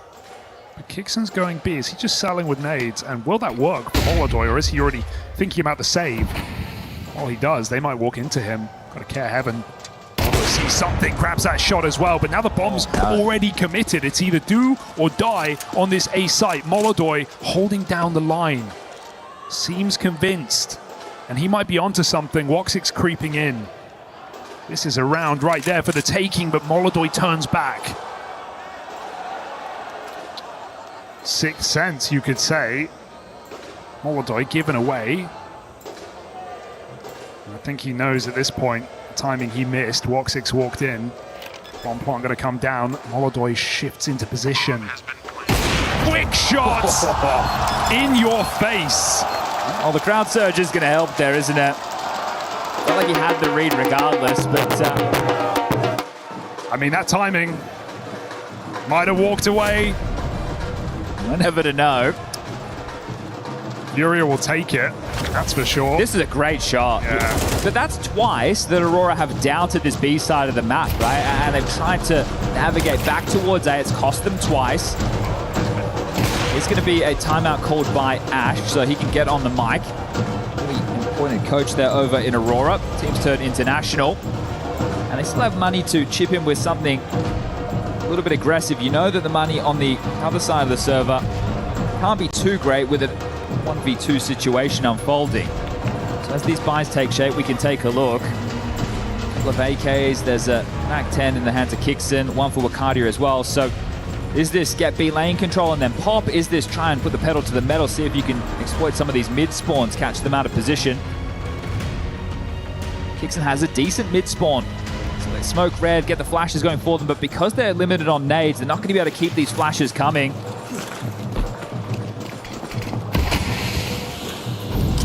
He's going quick. Given the room too. First timing into the donut smoke, and I think if you walk here, there's no way Furia would know. Even if you're familiar with the map, are you familiar with this? Kixon behind enemy lines. They wanted to go B, but I feel like he's got to be cooling. He has all this room. Slow down, boys. Should be hearing some steps now. I think the plan's been cancelled until this happens. Fallen holding on. Gets a bit of a spot. Furia start to rotate, but this bomb is still committed here outside of B. This is a long rotation for Aurora to make at this point in the round. With no nades. Fallen's just going to find Kixon here in a moment, and the Professor keeps making moves. Now you're not going towards A, so this is where communication mid-rounding is going to be costing the Turkish core as, yeah, this is tough now. They had their window when players were pulled out of that B site, but now they're back in position. Furia with eyes on ramp. That bomb stuck in a corner.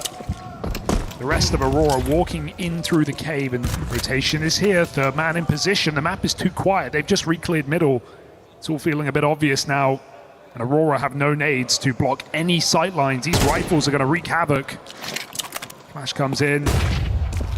Brief dodge, but got to get past this line. The K-Serato's on, and you said it yourself, he's been reliable in this tournament. He's going to keep that up here. Will not let them get in easy. Re-peek off the back is punished. MAC-10 is pressure that Wakadia jumps on. 10 and 2 on this player. Molotov doesn't know where to look, and he can't get away with that. Wakadia another multi-kill, and Aurora another round, surely. Horn's picked up this AWP and is just going to back off to put that in the hands of Molotov. So the Force, after the 1v2 loss, it will pay off, and that is a great round to win in a number disadvantage situation with no utility. Wakadia is putting in an absolute shift right now. In 3 of the 4 rounds they've won, he's been the man. Yeah, what a relief after, you know, losing that, having that round kind of robbed from you back on the A site into this weird Kixon timing that got room but wasn't played off. Aurora still shoot their way out of this situation. He's done some quick maths here. Fallen will be able to drop the orb. He can get himself an M4. Molodoi can drop one.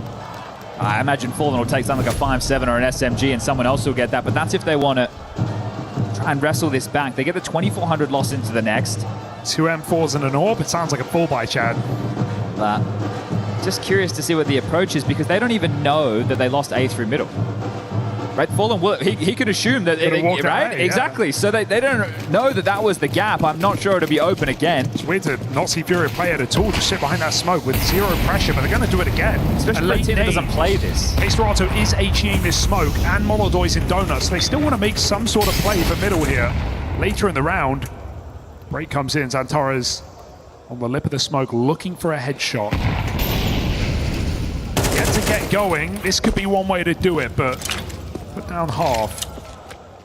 Reset off middle, back to B, where Aurora have laid their hat most of these rounds. Yeah, full information from Molodoi still, so staunch play, flash over, and really want to clear this. But with Molodoi's position, not hearing any steps or more U2, you'd think they should be safe as houses with this one.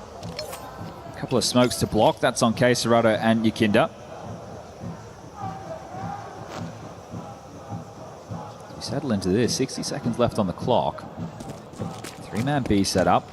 Molodoi still with the mid control, Fallen tasked with A. A focus, rifle uncleared, flash does nothing for you, but Wicardia is the one guy who keeps delivering another double entry, and that trade is guaranteed, as is the round again. Quick, explosive hits here for Aurora is putting them on the board. 13 and 3, we'll just keep counting. How many double kill entries can this guy find? And he's got 2 clutches to his pocket. Nothing worth saving, but a round Fallen can't win.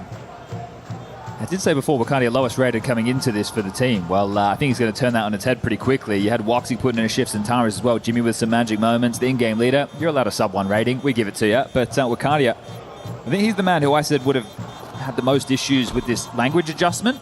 Right? And Xantara's, I suppose. But we know he's played internationally before. Apparently they tried to teach him German. But so far, so good. 5 rounds, they wipe the board. Fallen goes down, and it will have to be an eco. So this is looking good for a 6-round half, unless they trip over their own shoelaces. Can't see that happening, even when Fury have had stacks in the right place, been unable to convert these rounds.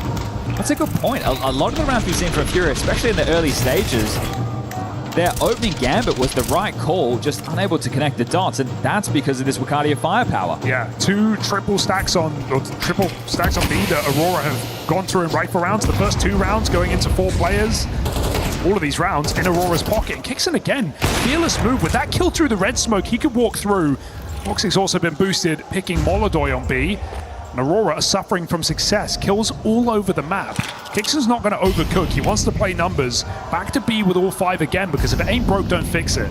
I think if you're going to play this game in the Vito Furia, you need to be ready for this, and you have to keep the mental tight, right? It's going to be very frustrating, but you allowed it to come through. You didn't need to, right? You banned Anubis. I know that's the comfort, but still, you put yourself in a tough spot. What do you make of this mid-control, though, that Fury are doing? It seems like they're not really playing it. They took it 1 round, they got the triple kill, and then they went down to the 2v2 and won it off Molodoi's clutch. But for the most part, Fury aren't fighting middle. Yeah, and that could be limited resources, or also the fact that you don't play this map, so you don't have so much comfort. The fact that they were setting up protocols for a 2nd or 3rd wave, that takes a lot of coordination. And they also weren't doing it. We just saw nades in the red smoke, Molodoi holding a line. It's not like Fury were being too active, even in late round on middle. Something that Aurora are exploiting now, coming in from heaven.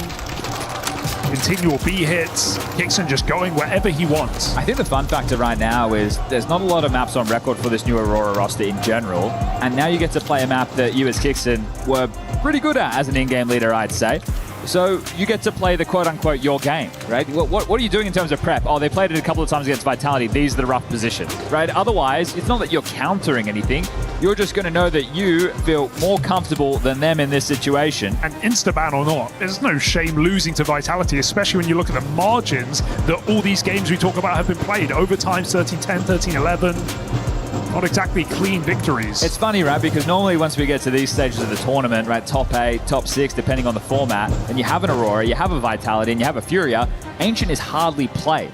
Right, so to see it sneak through in the head-to-heads between these teams, it's nice to see each other pressuring and trying to play games in the veto. Probably not if you're a Brazilian Counter-Strike fan right now, 4 rounds down. Yeah, no. Look at the gamble. This is a full shove. They're going to run out cave. Have to play aggressive. This is a lot of players in one position, but they sit back on their site again. Furia with some scary setups here. Does a kill for who? The kill might just come to them, but Woxic pulls nades. Nobody's looking. Nobody. Yinkinder's walked right underneath this player, and Woxic still gets something done. Yinkinder's waiting to strike in the smoke, but he needs all of them here. Double kill before Woxic hits a wrist breaker. 3-on-3. Honestly, it could have gone worse, but it also could have gone better. Aurora now gets a mid-round. How many nades to finish this as well? And a couple of rounds they've overcooked the push. They've walked into an A stack. It's fallen in donut again. Oh, not the smoke you want to see. Will Fallen call the bluff as they go back up top. Queserato versus Xantares, a fight worth waiting for, and Xantares nails it. First time of asking. At B site, feeling ripe. With all those nades, just group up and finish together. Here we go. Oh, careful, Xantar is very low, but you know B's got max 1 player. They're still going to try and hunt this kill.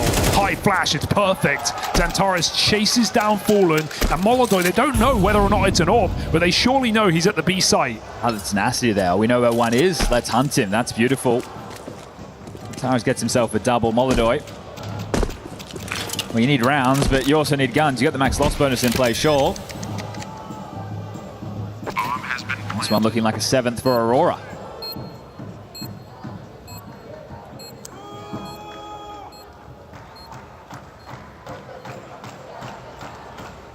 Just being clinical, but also very calm, right? They're walking into a lot of heavy site setups and not having a problem. Xantares and Wakardia, multi-kills aplenty, and Woxic, that was a big save down on ramp as Yinkinder walks right under him. Fortunately, he found the opening before Yinkinder got a chance to activate as well. True. Would have gone very wrong. I mean, Yinkinder didn't even know he'd walked past Molodoi.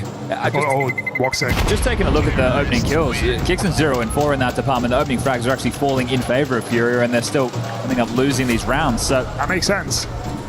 Out of their comfort zone right now. And I think this is a great option to keep if you're Aurora. Now, we don't know if this was something they were actually working on to bring into their map pool. Again, this is something that if they wanted, now they've gone international, they can pivot in, they can drop another map, they can try and play a 7-map pool. We know how that normally goes. Here we go, they're fighting mid. Nades go in, and Aurora say, no thank you, not interested, but up heaven, Kixon's caught back turn. And it's these positions maybe they're not ready for. No one able to help out, offer any compromise in middle. Kixon's spending a lot of time dead. 0-5 in the opening death department. 2 kills to his name, but he at least gets to be the puppet master. Even the rounds where he's running out middle, it's not like he's finding kills, even if he is finding space.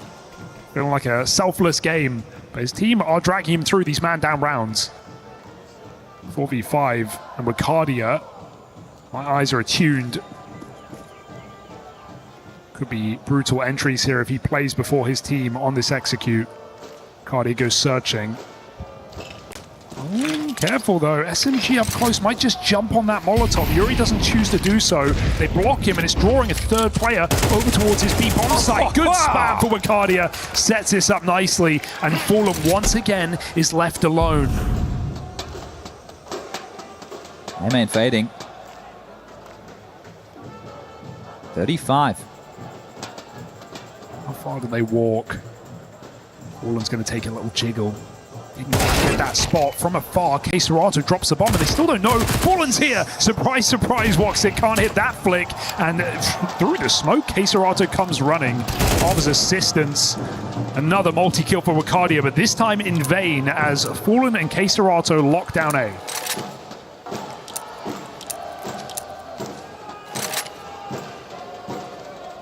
Well, he's going to hold on to this AK. There is cash for everybody bar Kixon, and that makes sense. He's constantly the dead man walking.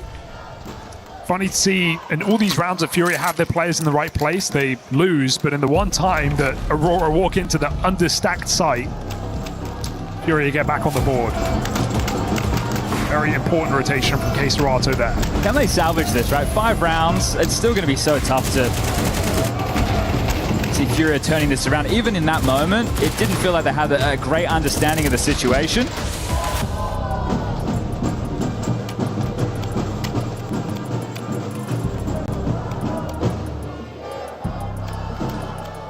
But at least they've got everything they need right now. This could be a neck breaker. If Aurora win this gun round, Furia have nothing for the last round of the half. Yeah, they get 2,900 as the loss. There's a little bit of residual cash on the likes of Yakinda here, sure. 4 players will be struggling. Feels like it's a kind of buy. We just see them throw Molodoi and Orb and say, go do something, but he's been relatively tame in the CT side. Hasn't really made any moves. Not looking to fight heavy middle again on the CT side. No longer scared of these B rushes at least. Straight out mid for Xantares. Look at him go. Spotted behind the box. Does Fallen really want the smoke? Xantares takes that headshot. It's been a back and forth affair in middle. Cardio once more as well, but he won't clear his corner. Yakinda converts the spray, but escaping is a different challenge, one he can't amount to. 4v3. And Aurora have been great in these positions. The real cutthroat nature about the Turkish core that I've seen in the international jersey, right? They're always willing to take these fights and are much more aggressive than at least I'm used to. Jimmy going to play here. It's locked in A main, but nowhere near him is that bomb. That's one of the tough lurks because you walk out, there's someone on a deep line, you die, you get nothing for it. So, B pressure. I hope he finds his timing here, and Molodoi has begun that rotation, so this could be the perfect remedy. Or is it again just this backstab that is so reliant on the sight hit? The bomb is reconsidering. And so Aurora have pulled the wool over Furia's eyes in round 11. Right now, though, K-Serato has played forward through the smokes, so he's calling B clear. There's nothing here, no sound cue, no bodies, rotation's on the way. How deep have they gotten? That's a question Furia don't have the answer to. Molodoi can win this round with a bomb drop at 20 seconds. Woxic wants the line, but he has not got it. Molodoi boost up and over. Tag connects and they know his position. 15 seconds, still got to get this bomb in play. Woxic puts his life on the line and Molodoi can't escape. 4v2, just enough time to put that bomb down. But Chad, even though they got that info, no one else rotated. Furia are locked in place on this B site and Aurora still want to take away these guns. Xantares low. This is going to be tough on him for the hunt. He might just have to hit the brakes and allow the rest of his teammates to make the move. But I say that, back turn, Xantares grabs one. It's K-Serato in the side, and we know how much harm this is going to do. The finances in the mud. So weird to not see them rotate off that re-clear on B, right? Sure, you put the orb in play, but you could see how tentative Molodoi was. They didn't know how deep Aurora were. It could be in the back of their mind a couple of these earlier rounds where they went for that late rotation back towards everything, and they're not going to do that again because they fumbled with it multiple times. But all in all, it's 8 rounds, T-half, and they are running away with Ancient right now. Furia just felt in the dark this entire game. No information. Reclears have been punished. Lurks have been mostly successful, at least in getting position for Aurora. It does help when Wakadia wins those back-to-back clutches to set the tone. Those rounds really could have gone either way. He didn't slow down either. He kept up with a couple more 3 and 4Ks. Now Aurora feel like mid is theirs, and that's because they're right. Molodoi on the line does finally connect an opening kill. 5v4 here. Furia want a bit more, but on that flash, they come swinging out. Jimmy, it's ugly. Bailed by Kixon, but not lasting long here. Jimmy's not either. Woxic throws himself through the smoke. This is just a mad dash for middle, and Furia have finally won it. All right, Wakadia, let's do something special. Why not? You got plenty of time. A decent amount of space. They will be clocking this eventually. Hello, Yuri. On that fade, don't mind if I do. This could be the start of something, but a knife pull back and gun in the face. Wakadia has started his clutch. 1v2. Lots of nades for this.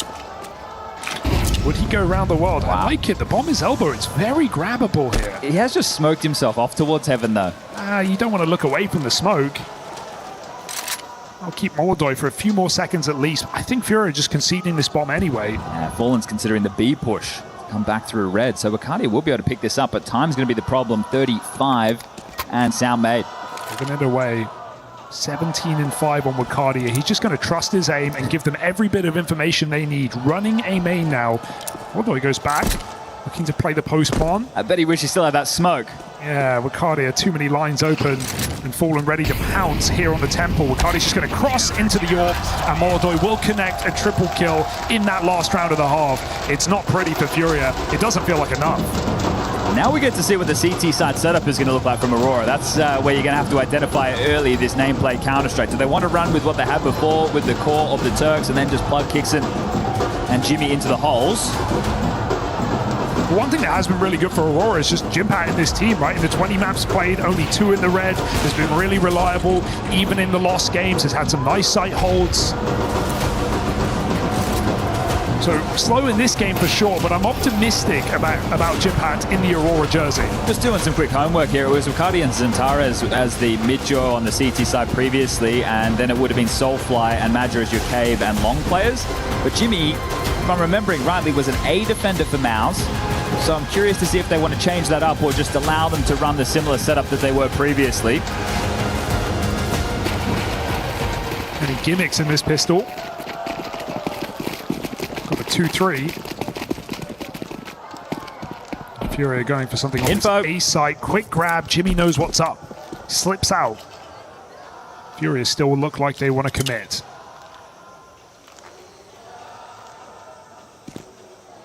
Only one smoke on this play. Team flash.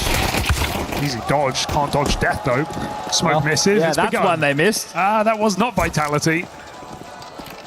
Put it down in the smoke. 5v. Ooh, careful. 4. Kicks and moves in. There's no kit right now. You're in a strong position. He's got crossfires as well to hold down this site. I don't think Aurora are getting back in here. Backside spotted, dealt with, and done in this pistol. 3 from Yuri. All right, well, that's the recipe for success if we want to see a comeback on the cards. Just 3-round gap now. The question is, does Aurora force or do they take the eco?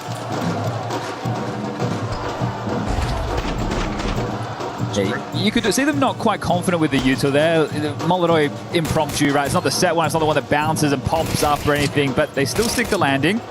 And it will be the save, so just a flash for Kixin. Yeah, Furia forcing that first half, it didn't get them too far. That one was Furia as well, Hugo. Is he sure it wasn't them as well? This is definitely worse. Look, you're going to leave it open. Got to be ready. Maybe it's all part of the plan. Just like Mirage, the missed window smokes, right? Oh, yeah, of course.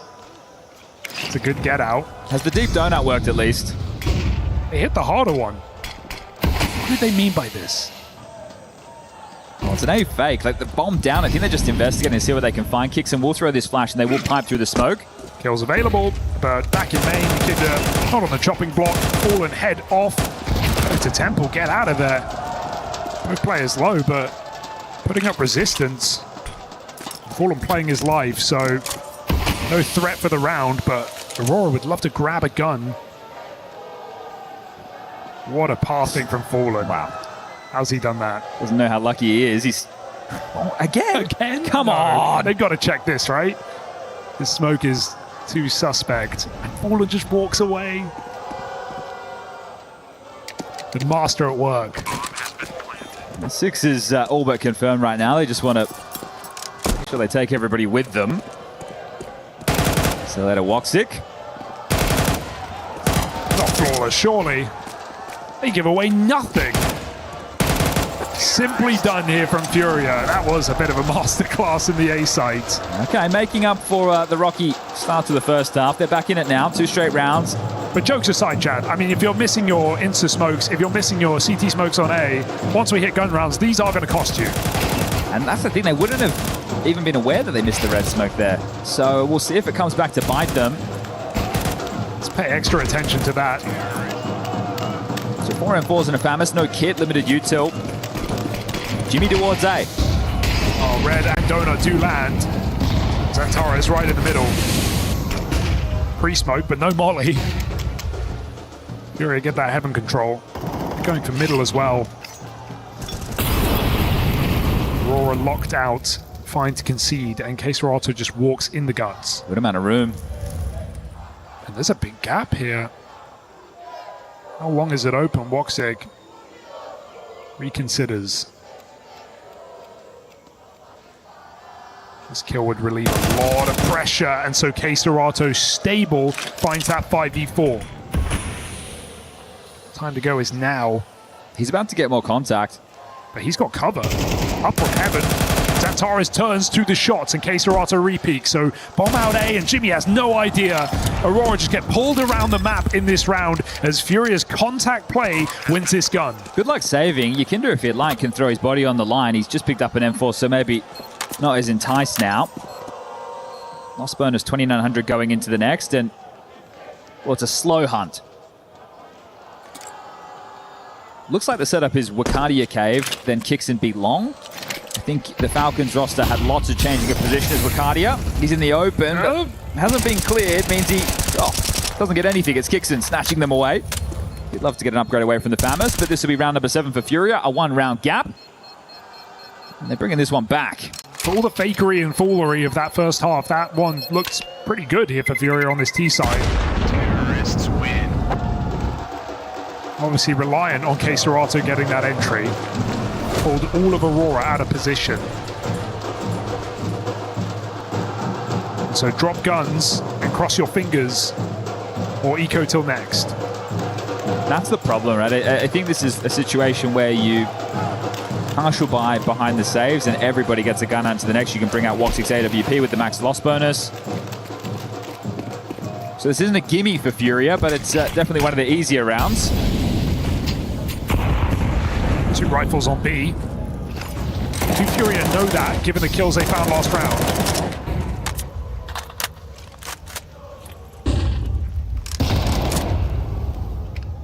Makani aggressive in cave.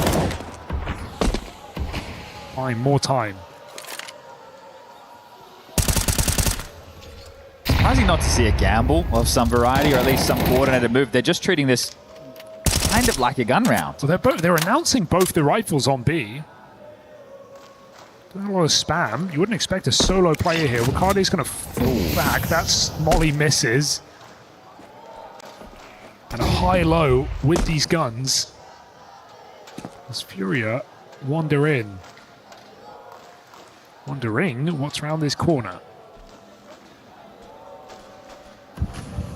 Oh, Molly. But Aurora don't care. They say the fight is coming. We're ready for it. Gotta go wide here. Oh, rifle spotted. Both fire off. So Fury can pull this one away.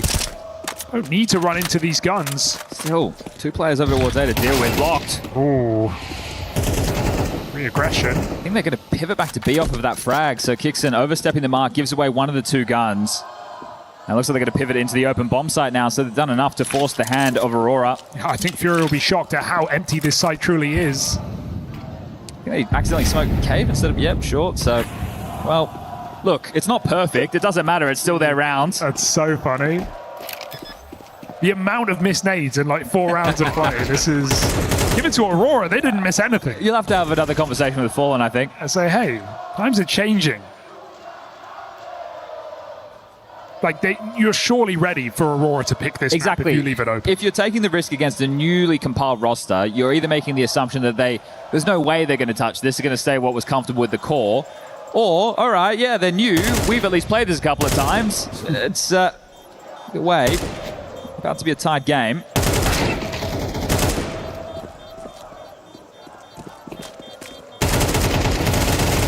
Now getting activated so that sweep against the pistols. Xantares looking to get away with the rifle. Fallen says no. And we're all tied up A to piece. Okay. Lovely stuff.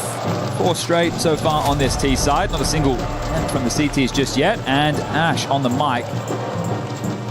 Another tactical timeout from him. Sid straight talking to Molodoy. Very direct.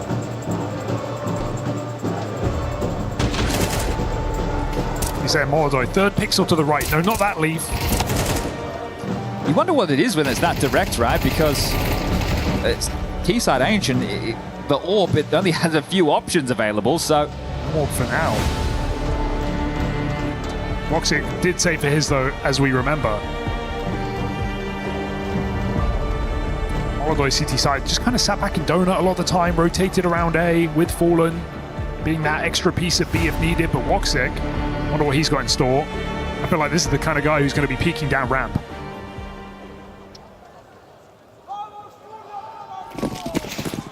Missed their red smoke again. That one's gone off in T-spawn. You're joking. Nope. Okay, Serrato's selling a B-rush right now, and an opener's going to do it. That's a whole lot of convincing. Side of the smoke, but they break it open. He sees 2 more players, and maybe Cotton's onto a third, so Furia better run. They better go right now. So much util to start blocking. Oh, this is a lockout. Doors are shut on this round. Bomb open, but Xantares doesn't get that kill off. Flash buys the couple of seconds needed to put the numbers in. Molodoi is just min-maxing here with the Molotov, not letting them through on any ground. There are still more nades in play. Oh, where that came from, huh? The Molly, they're pushing Temple, Aurora. You have to call it off. Yeah, there's just no time. Re-smoked in CT, you're not winning this. Hits on Woxic. Kicks in as well, but he's actually hanging out for something sneaky. Careful, buddy, he's going to let them go. Surely not, they're all still here, going for maximum damage. Good double from Kixon, but everybody in the site, they might be dead to bomb. Now they can live just here. This is all good in the hood. They've been doing their homework, and, well, Furia will take the lead. Some of it. Can't believe it. Well, no way they can live with the bomb, but we can't let a red smoke. All right. How are we missing red smokes? They're clearly not playing pugs on it either, are they? Great from K-Serrato. Have they hit a red smoke? I think 1. 1? Well, actually, that might be charitable. I'm not sure. I think 1 out of 5. So the saves, the loss bonus, another gun round for Aurora. Okay, Molodoi got that one in. 4 on B.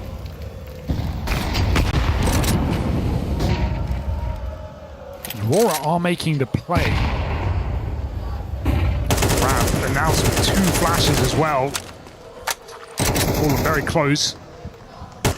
Aurora, after putting pressure on, pull back to B. Rest of Furia walking down middle. If they can get the AWP in red and he can control... Okay. Which AWP? This one, gone. K-Serrato hits his yet again on this line. He's doing his best Wicardio impression right now, 20 kills deep. He was a solo carrier of that first half. It just didn't feel like enough to do anything. Now it is. Wicardio, though. You said get the AWP in red. That was meant to be why. Wicardio is able to dodge back to the B side, and Yakinda can block. Bombs in A main. Wicardio is out of commission. He's got to rely on luck as these players cross in. That nade goes in deep, and Yakinda spams him through the smoke. So consider this one done. It's Jimmy, 4 and 10 in Donut against all of Furia. He's not been able to find fights in the CT side. It's looking like his worst map yet. And just be the save again. The max loss bonus, sure, there'll be another gun round. Don't you worry about that, but this is getting away from them quick. What a landslide of rounds. The flash, oh, just missed the mark, and that'll give Jimmy a kill, so he can start adding more to that tally. There's his 5th. I think we're talking about how the opening kills were going in the favor of Furia in the first half, and they weren't converting rounds. Well, they continue to go in their favor now into the second half, and they are. Jimmy trying to hold on to this, going to get chased down. Oh, losing 2 guns. Kixon removed from the piece as well. It feels unnecessary for Kixon to be hanging around as well. Look at the money. It's really not in a great place. Because Xantares can drop. Wakali can buy himself. Jimmy the same. So could have had full rifles and the util if he had held on to that one. We're 6 rounds deep into this second half, and Aurora have nothing to show for it. This was an 8-4 lead. It's funny seeing K-Serrato as the most aggressive piece on this T side. Normally it's your Kinders of the world, but K-Serrato is just being thrown in. A bit of freedom, showing that he's got some diversity to the playbook as well. Fury just walking into Red Room. Middle has not really been a factor of this map. A lot of respect on these donut smokes. Xantares spams K-Serrato. That's through elbow. K-Serrato tries to get activated in middle, and now Aurora sit back with a 5-on-4 for once. A must-win round. And he's back in his aim, just staying in middle. Only a round where it feels like they actually have a bit of a read on the situation. They're not just being outmaneuvered or faked out by one man in an entry kill. That's it. That's a short smoke. They walk it all the way back. Furia have been doing a lot of shifting around the map on this T side, and so trying to regain lost ground. ask myself how this can go wrong. Missed shot for Woxic. Jimmy has the smoke to block. I think Woxic is missing this though. Unless he can't see a thing. Making it a bit difficult on this A site. That donut smoke as well. It's going to block Furia, and with no entry out A, they're kind of locked out here. That kill might change things. Bomb's loose. Yeah, he's still got a kill before he departed. Wicardia puts us in a 4-on-2. I think Furia, I mean, they don't need to save. They've got the money, but where's the easy way in? That donut smoke fading, reconsidering now. Into Jimmy they go. Are they even going to try and put this down? 10 seconds. They've got to get this kill instantaneously. No noise made, no position revealed. Smoke on the bomb. And it will come in. Yuri gets that frag. I think he's just got it. Oh, nice shot for Woxic. Yuri surely too much to handle. A 1v3, 4 health, and nowhere to hide. Aurora taking this one low and slow. But in the open, that fade will come out of nowhere, and that's a mid-air shot for Woxic with the P2K. Smile on his face there as well. A couple of important ones for him. Doubles up in that round, and finally we get an Aurora CT side round on the board. Ridiculous shot. We draw it back to just that one-round game, but there's no issues. You were pointing out the finances there. Furia have more than enough to buy. They have multiple buys available. This is the opening kill. Put a leash on K Serato, who's 6-3 in that department. This one here, if it wasn't Wicardia getting that kill and then traded, I think that round's on. Yeah. Sick cooled off here in Cave. Aurora know they need to win multiple rifle rounds to humble the finances of Furia, and fortunately for them, if they can do that, we're at the tail end of this. That red smoke landed. We're getting there. Cave as well. Furia, something more gung-ho, up the ramp. Orb covers the line. Kixon locked in the corner. Not looking like he wants to give this away, but Yakinda's come hunting into B. Look how deep he's gotten. Kixon just swings out. Surprise, surprise. Yakinda caught unawares. Kixon surely no more than one. But there's a support. Rotation in. Jimmy gets almost a double. It's Molodoy, thank you very much. And a 2v3. With that smoke down, Molodoy's going to put the bomb in. Got more util. Do not count Molodoy and K Serato out of this 2v3. Torres' smoke feels necessary to keep the pressure on. Molodoy, big block. Santaris is just going to go through. He didn't even tick. They don't even know. Molodoy still hits his shot. Wicardia also ahead of this fire. And K Serato in a clutch. This time is very low. They don't have a smoke for the bomb. A well-placed headshot on one of these players could be a problem. He's looking for the fight. Smoke picked off Santaris' body. They're sticking it in the open. There is no cover, no problem, no allo. The nail biter there. I think they found that smoke off Santaris' corpse, able to get that on the bomb just in time, and that was necessary. So just getting by with consecutive rounds now on the CT side, but with one man staying alive, the bomb going down, the pressure there. Furia still in the driver's seat with the buys. Terrifying that Wicardia almost lets Woxic take that final bullet. That is as close as they come. 10-10 and back-to-back rounds. You said it yourself, they need to break the money with multiple buy rounds. Aurora are looking to do just that. Looking for a late resurgence here on this CT side. It could even be buy rounds down the stretch. Right, we're looking at 2,400 lost bonus either way. If they keep getting into sides, getting the bomb down, they might be able to buy out the remainder of this, but you need to break Aurora the other way. Donut smoke, red smoke, cave smoke, everything you want to show we're fighting for mid control.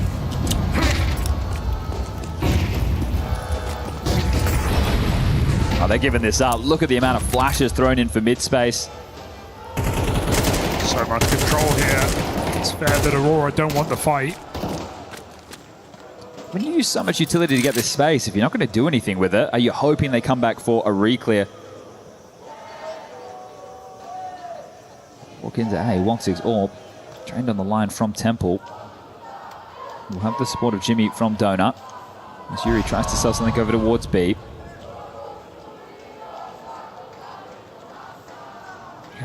We'll give Woxic a brief warning. Still needs to nail this 5v4. They get ready to swing out of this main position. Woxic dialed in on the line. Ooh, right under the crosshair. Now they've got a sight. Jimmy at times has been extremely passive, and he's going to need to be because they're coming for him, looking for this clear.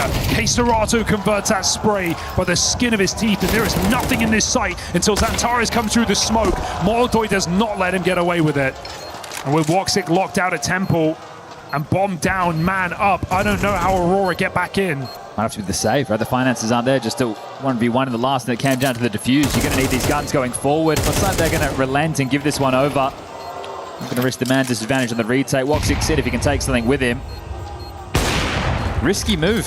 The money's not really there. If he had gone down and lost that orb, very unlikely he gets an opportunity to wield it into the next. So what felt like a decent setup for Aurora there was just Jimmy getting isolated towards Donut and no help available. And like, yeah, there's been times where Jimmy's just kind of locked out of these rounds, but he also just hasn't put up kills when he needs to.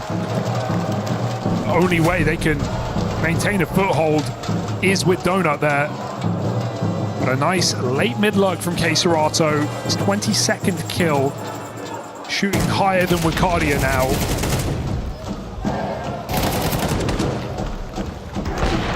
Taken back for Furia. Nuke up next. That's Furia's map pick. How many twisted turns we got left in this one? Shocking to imagine Furia could win this map off the back of that CT side and off of some of the missed utility in the second half. But they are in the prime position, and this is the perfect time to call this hit. Look at the smokes. Down they go into this site. It is empty. Playing ahead of the smoke, Aurora, 2 players, 4 flash, getting run down, and there is nowhere to hide here in the donut. Jimmy calling for support in the form of Kixon through spawn, and break on the smoke keeps the round alive. More than they bargained for sure, as Woxic connects the dots. And Aurora are still here on Ancients. Yeah, good response time and selflessness there, right? They play ahead of that donut smoke, but the CT slip comes through, an important double there from Kixon. I think realizing that they can't just sit back anymore on their laurels, they can't save any more rounds on the CT side, they've got to just go for it. Hero play from Kixon. I think Yakinda should have that first one dead to rights with how flash they were, but this is a big move from the leader, and then the orb just punishes them. And what felt like arguably the best set piece Furia have shown in this map falls flat on its face. Holodoy's orb, but Fallen's Tech 9 all in the same round, and more pace behind this push. Yakinda does not miss this time around. That's the Na'Vi move. He used that earlier in this tournament. Straight through cave, connecting for Woxic, who is keeping this game alive in this second half. Bloodlust there from Yakinda. Xantares, it's got to be tempting to go back up heaven. Position known. Good nade, but they're in elbow smoke as well. Oh, he pulls the pistol. Yikes. 4v3 now. Desperate play, but Jimmy is just not having a good day. Fallen rips his head off. And Woxic, he may want to save this round, but it feels unsalvageable. No smoke down. Brief chance. Woxic dancing with death, taking Fallen out with a break as well. Keisarato's in the open. Woxic will not miss. Holodoy's on his own. 3 kills deep. He's scared of the flank. He's got kicks and backing him up now. Late in middle is Yuri. Woxic needs a new mag. Yuri wants to find that timing, but him v Kixon clearing. And Yuri has timed it to perfection. Sneaking in, Aurora trying to drag back an unwinnable round, and Kixon falling on his own. Smoke kit, no chance. Molotov hits his. And despite Woxic's best efforts, that is Furia taking that point. You just look at that Xantares moment, right? That has to just be a miss click on the keyboard there. You're quick changing away in a fight like that. Makes me think of the shot from Roof on Nuke in the major playoffs, but in the worst way. This was great from Woxic. He knows he has to make a play. He's able to make that so difficult. And Yuri, he could have definitely continued into that fight, but wants to play out the numbers, and respectfully so. Nice, guys. Nice. Can they close it in regulation? Sid hopes so. takes the tactical timeout, has the conversation, knows that they should have the better of the bye with the back and forth nature of this one down the stretch. A couple of SMGs, an AWP, and 2 M4s limited on the util. So whatever the opening move is from Aurora, if they want to go aggressive, they need to capitalize on the block. Having one flash to try and set yourself up for swings, this is not going to be easy to defend against. Do Furia take it slow? Do they let you bleed out all these nades first and then turn the screws, or do they want to try and head it with pace once more? Big nade and Molodoi, even bigger flick. Finds that first kill. Serato still out in the middle, but Molodoi is just throwing his life on the line. Double entry. The whole time, Jimmy's baiting in this corner, but Furia don't have middle. This position right now, not giving Aurora anything. Really hoped that they would overheat off those entries and keep pushing up middle, but instead it's just left him locked in place. Voxic has had some round-saving shots on this map. Might need to come up again. Jimmy has a cross. Yukinda giving it a little peek, but Voxic still finds that trade. This round is still alive. Skin of their teeth. Kicks on an SMG. This is the bomb. Going in first. Yeah, Fallen will not worry. And that feels like that's enough. A 3-on-1. Molodoi running back. Voxic shifting in. No kit. Smoke in your face. And despite an 8-4 lead for Aurora off their T side, it is Furia who come up clutch. They close it out. All the way back from the brink of defeat on this surprise ancient Furia steal. And this is where the conversation about the veto shifts. Now it seems desperate. Now it seems like a risk taken because you didn't feel like you were in the series. It's Nuke up next. You have Serato off the leash, a beast in the openers. The man went 7-3 in that department. Fallen was having his way as well. But it was Ricardia versus Serato as far as the T-halves were concerned. Voxic doing his best to try and claw back into some of these rounds with the AWP. He had 7 multi-kills throughout that map, but it was not enough. 13-11, they will fall. And now the task gets tougher. At least you get that CT side start on Nuke. Yeah, you're holding on to anything you can get at this point. I mean, the ceiling was high for Aurora. Think of what Ricardia started that game, but I think the floor let them down in this one. Multiple missed chances for Jimmy and Aurora, a map they will regret. Great cast there, gentlemen, and a good performance by Furia at the end. I want to start, though, by Yanko. Our audio person asked, what happened if it would have ended 12-12? It would have gone to overtime. It would have been first to 16, 3 rounds per half. But we avoided that one thanks to Furia. Here, Chris, great T-side from them. Didn't get flustered, but by what was a frustrating first half, were able to stay in it and close it out in regulation. Now, Dupree, this was, of course, Aurora's map choice, I assume. Are you happy with a 24-round loss? I mean, with the way they started, then surely not. I mean, they set a trap for Furia, right, and it almost worked for them. That's what I want to give to Aurora. I think it was a brave move, but also a move that they maybe needed in a series where they were also see themselves as an underdog. So I'm only going to give a little bit of credit. I think that was a cool move, but in the end, you know, you could tell by both teams having not played this map, being notorious for banning it out, both of them, that when it came down to all these messy kind of situations, it was about the individuals to step up, and that's where Furia just looked better, right? Unfortunately for the side of Aurora, Jimmy did not have a good game, and he has been one of the players that has been, you know, standing out on this international roster so far. So all in all, I think the trap was cool, but in the end, I think Furia still showed what they can bring. Yanko, we are going to try and fight through the noise to show some highlights, and there were highlights galore, but you two asked for specific rounds. We got round 5 and round 6. Gentlemen, walk me through some of the big plays early in this map. I think round 5 was a good example to see that Furia did have a bit of things planned. You know, you can see a bit of a mid play coming out here, flashing out. Yukinda coming from cave, and also the mid squeeze, and you know, it's a massacre at point. They get 3 kills, and then Kixon doing his absolute best to try and even things out. Actually gets a double here, and then even the player coming in Voxic coming out mid hand. We do not catch the frag that actually happens onto Zero here, but it's a 2v1 situation with Kixon throwing a bit of utility to try and, you know, lure out where Molodoi is coming from, and that forces Molodoi out of Donut trying to look for information.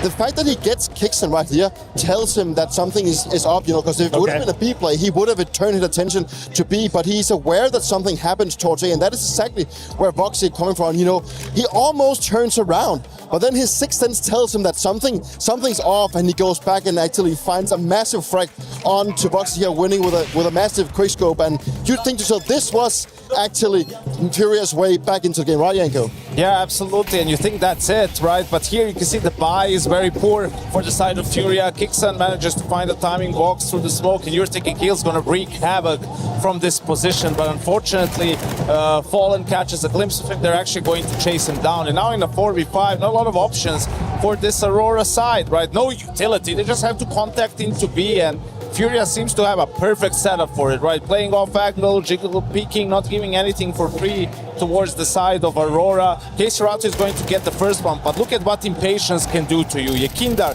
just needs to call this banana guy, but he wants to push forward and trade the K players. That's when Voxic with a Mach 10 shows up from Banana. Yakindar probably wins that fight if he just holds the angle, is then able to play off of his teammates, but the round then falls apart, the defense falls apart for Furia, and you're thinking this might end up costing them because Aurora went on a roll on the T side from this point on. Are we worried about the mental for the players moving forward, or was this just the first game jitters getting out of the way? I think Aurora has bigger problems than the mental, right?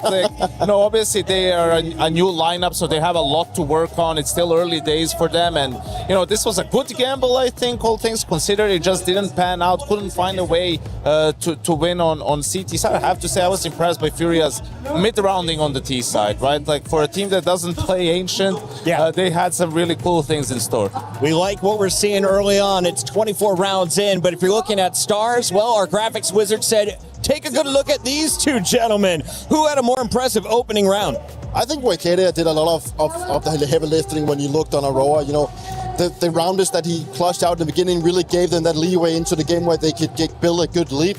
And he's also one of those players you need to be looking out for in this squad. I think he's probably the one that will have the hardest time getting used to playing international, because I think he has the worst English, right? So it's also about getting used to that. And also he's the worst player coming into the playoffs for Aurora, so it's a good time for him to wake up, but unfortunately it just wasn't enough. I think K-Serato, the stat that pops off for me is the opening kills. 7 and 3 in opening duels. 10 fights. I'll take that. He isn't their most aggressive player. He's arguably their most passive player, and for him to find that much success early on T side, back-to-back gun rounds, really, he finds Voxic in mid, and I thought that was really huge and swapped the momentum over to the side of Fury. As we see some of the best plays from both sides of this, what do you expect more from Waikeria? What is his role on the team for anyone less familiar with Counter-Strike? I mean, Waikeria is this guy that we've always been praising Centaurus for being the best Turkish player. I think Waikeria has just overtaken that role now. So Waikeria is a guy that seems to be, he's very smart at his approaches. He has a really good aim, and he gets a lot of things done just by winning out his duels, right? He's also a good clutcher, we've seen that, right? But he's not always being put in that. So he's like a multi-tool when you look on Aurora. Let's take a look here at Voxic. Who is this guy in the matchup, and what do we need to see from him moving forward, Yanko? I'm told we've got some interesting numbers to look at here. Yeah, I think Voxic, under Major in that Turkish lineup, I think he was really neutered, was doing a lot of supporting, holding defensive angles. When he first burst onto the scene in international lineups, actually, and under Kerrigan with Maus, he was much more flamboyant. He was more active, taking aggressive fights, being disruptive, and I think he's probably trying to get a little bit of that back in this lineup under Kixan, and you can see that it's early on, he's been enjoying this new leadership, and he's had a good game on Angel. I can relate to that one. Go ahead. Yeah, I can relate to what he's just saying, That was, when at the peak of Astralis, that's when we played against Voxic. And we even had a saying back in my team that he was at such a high level at one point that it felt like sometimes he would always be good for 2, right? So you brought down Voxic, you had a bigger chance of winning rounds. He's good for 2. That is always a fearsome foe in the matchup. Let's take a look at what is going forward, though, for Aurora, because if you lose, your key is crushed. Your tournament is done, and Furia is moving into our final 8. Taking a look here at what we got in store for us. Expectations for Nuke, Yanko. I like this pick from Furia, because for a team that is going to have communication issues switching from Turkish to English, I mean, Nuke is the worst thing you can play with how the CT side works and how on point you have to be with giving information, with your rotations, right? That's really going to get tested on this Nuke CT side. And also the fact that Aurora does get to start on the CT side. You can very easily be tilted if you don't get a good start on CT. That's why you need to net the most of your rounds. And if you're already running into communication issues on the CT side, then it's going to be very tough to get the rounds that you need to also be able to convert that on T side. And the last time these two teams played, Aurora started CT, they got 9 opening kills on their CT side, only 4 rounds. So Furia had a day against them in Cologne. Got to convert those openers. Let's take a look, though, at what's going on over on Bravo, because it wasn't the Brazilians taking the opening map. No, a bit of a surprise here. Mao's taking down Legion. Walk me through the final round here, Dupree. A bit of a surprise. Yeah, last time I looked in, Gamer Legion was in the lead, so it's a big comeback here from Mao. That went faster than I could even look at, right? The fact that Mao's actually closed it out, 13-11 on Gamer Legion's map, that's what we expected to see, right? But this new look Gamer Legion with Flammas has also been looking way better than what we saw at the major. The big surprise for me, Chris, is the fact that it was this close, because I thought the Gamer Legion was the worst team in the playoffs, but hey, they changed something. Yep. Gamer Legion going 24 rounds. We just saw Aurora go 24 rounds. Do we get past round 18? I think so. Stay tuned. Map 2 after this.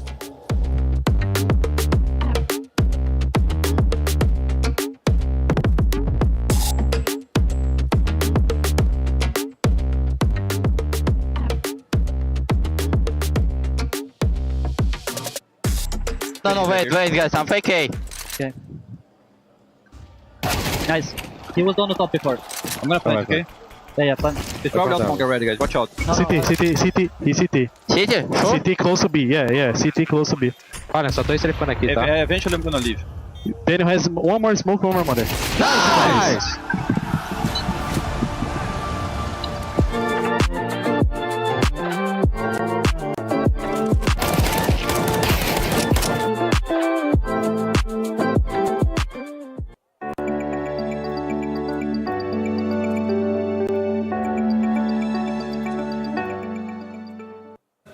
I got Wabi Sabi joining us here at EWC. First of all, I got to ask, where does the nickname come from? How are you? How are you enjoying the event so far? So Wabi Sabi is actually a Japanese saying that means finding the beauty within the imperfections of art.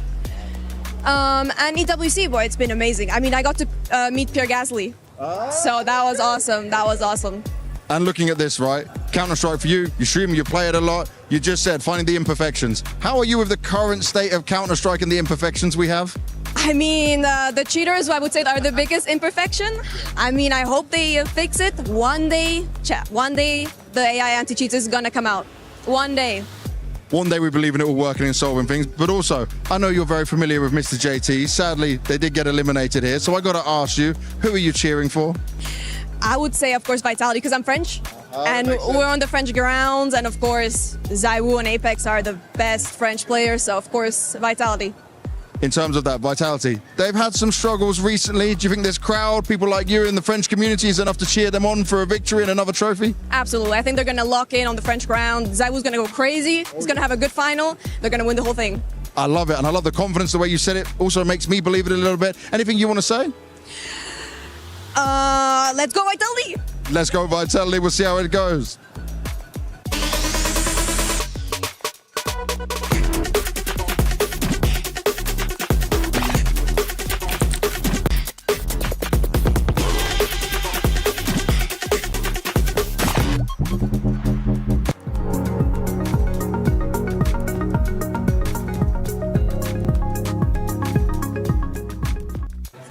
What's going on, guys? I'm on the Aurora side of the building right now. You know what that means? I need to check the Aurora fans and see how good they are at playing Counter-Strike. Let's find out what their elo is.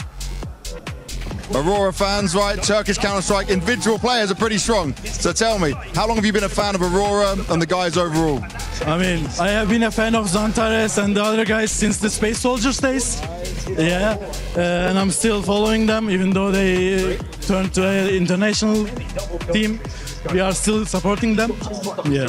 That's very important. You stick with them. I know Woxic was saying in another interview that he wants to still feel that love from the Turkish fans. So you're one of them. But tell me, how good are you at Counter-Strike? What is your elo in Premier?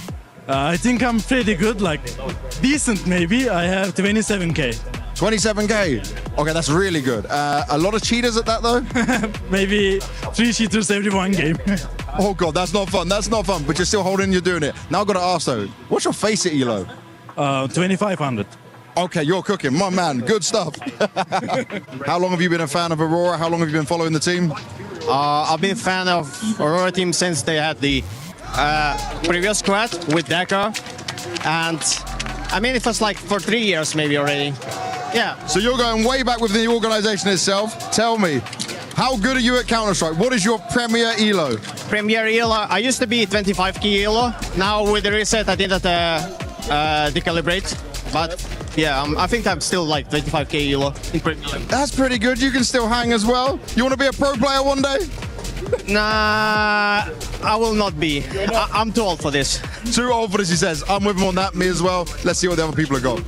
How long have you been a fan of Aurora? How long have you been supporting the team? I've been supporting them since 1 year. I didn't know them before 2025, and since they made some performances, I'm behind them, and I like to watch them play. And they make some nice performances against Furia, for example, as we can see right now. I just hope I'm not jinxing this game, so we will see. But I'll come back to you at the end of the game and see if you've jinxed it or not. All right, quick. I hope we will come back and say, you didn't jinx this. Yes, there you go. That would be the best situation. All right, tell me, Premier Counter-Strike ELO, what number are you? 15k. Okay, that's pretty good. What about you, my friend? 20k. 20k? Wow. And you? Sorry, what? ELO? Oh, 10k. 10k. Okay, so pretty good across the board. Aurora's doing well right now. Let's see if that continues. They're very happy. You said you are Turkish, but you live here in France. You maybe going to be an in-game leader like Madra? No. I actually play AWP, you know. I'm an AWP player. And I would like to be like Voxic someday. Someday on the stage here. Oh. I hope so, yeah. How long have you been playing Counter-Strike? It's been like 7 years. Yeah, it's been a lot. Now, I'm expecting... I'm not old. I'm not actually that old, but... How old are you? I'm 20.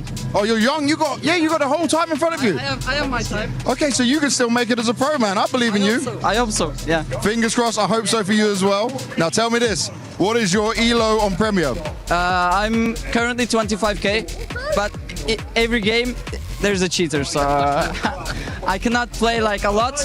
But in my 10 games, like, it was pretty good, yeah. And as you want to be a pro player, I have to ask now. Face It then, you're definitely playing, so what's your ELO on Face It? It's currently 2k, level 10, yeah.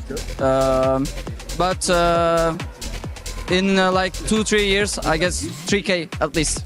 3k at least. I like the goals. Yeah. Good luck for it, man. Thank you. Maybe I'll see you on interview stage one day. Thank you. I have found a trio of Aurora fans from all over the world right now. Hello, my guys. First of all, tell me, why are you supporting Aurora? I love the high-sense demons like Wakadia. Yeah. They're just the best. Turkish power is the best. I love Turkey, brother. You love Turkey? I love Turkey. Okay, he's been on holiday to Turkey a few times, but I got a question to ask you guys. As Aurora fans, I need to know what your Premier ELO is. So starting with you, my man. It's 25k. Okay, that's strong. 24,500. Okay, so it went down just a little bit. What about you? I don't play Premier, to be honest. No? No, I don't play Premier. Okay, what's your Face It? 3.1. 3.1? Okay, have you played Premier at some point? I used to play Premier, but my peak is like 29 point, I don't know actually, to be honest. So you reached 29k, but then you just went to Face It because it's better for you, right? For me, it's better, yeah. Okay, he sounds like he's very good. Does he carry you guys? All the time. I swear he is the best. We always tell him go pro, but he doesn't want to. I don't know why. He has shit internet. His connection is shit. Would you like to go pro? I would love to go pro, but I'm kind of old, you know. How old are you? I'm 25. You're still young. I'm 36, man. You got plenty of years left in you. Don't let him say that you can't go pro. Age is only but a number. All right, I've got done asking the Aurora fans what their Face It ELO is, and the Aurora players behind me, they might to be careful about their spot on the team. The average ELO for the Aurora fans is 22,333. That is pretty damn impressive. Can you beat that, guys? We were there for every click, every clutch, every respawn. We were there for the years of grind, and we're here now. The proud founding partner of EWC, powering the biggest event in gaming, shoulder to shoulder with the world's best, making history. Greatness deserves a stage. Lenovo Legion, reach your impossible.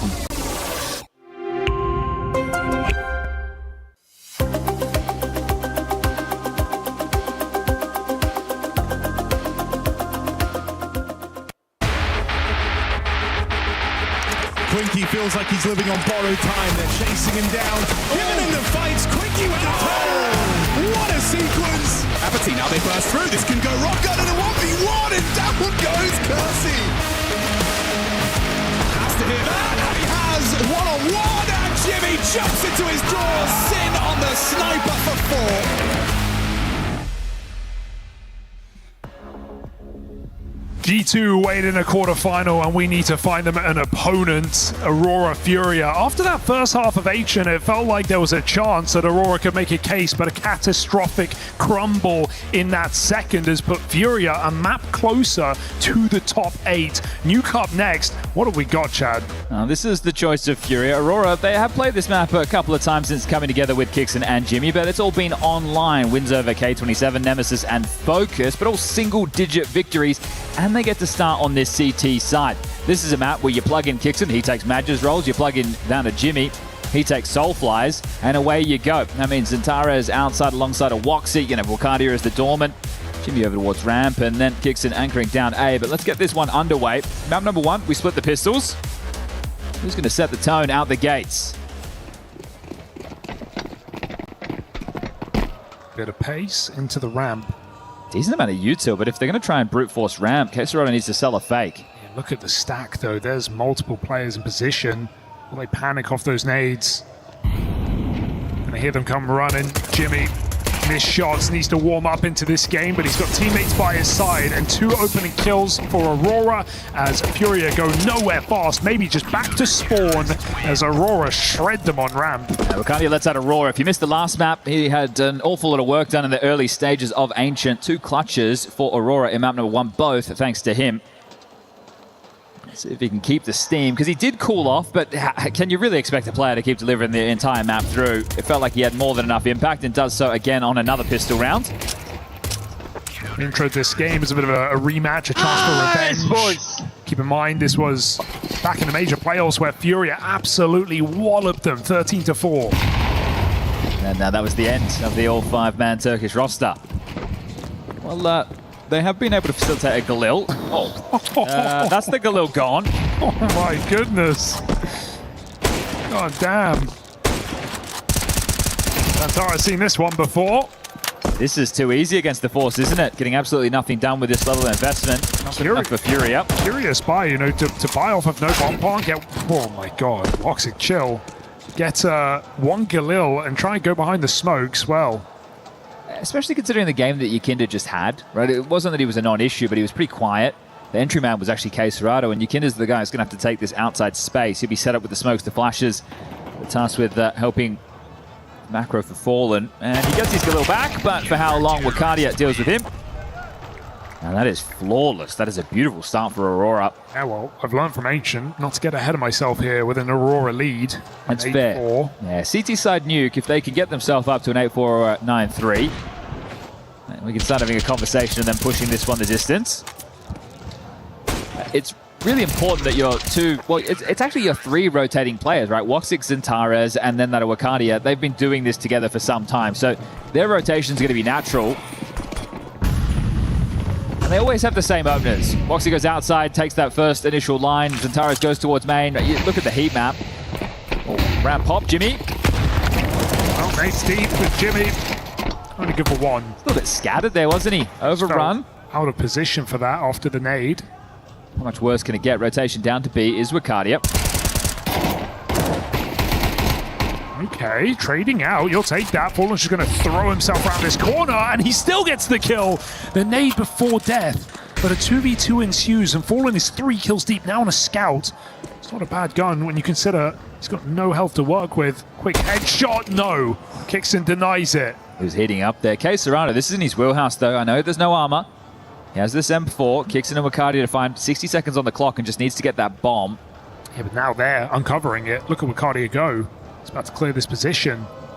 Has he realized the package is right around that corner? Keserato's going to have to shift in.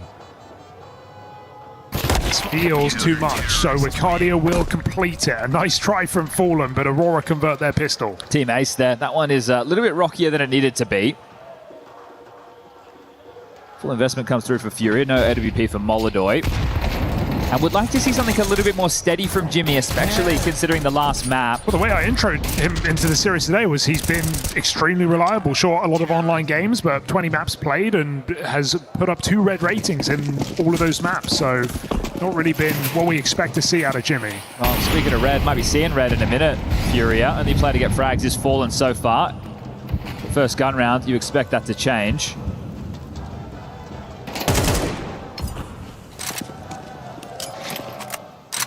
Nade up, shy of its mark. Something being set up to the top side here. It's early pressure, smokes keeping Voxic outside. As Yuri falls in main and they hear it. Furia look like they're getting ready for an execute. Jimmy's playing passive on ramp, he's going to have a fast rotation.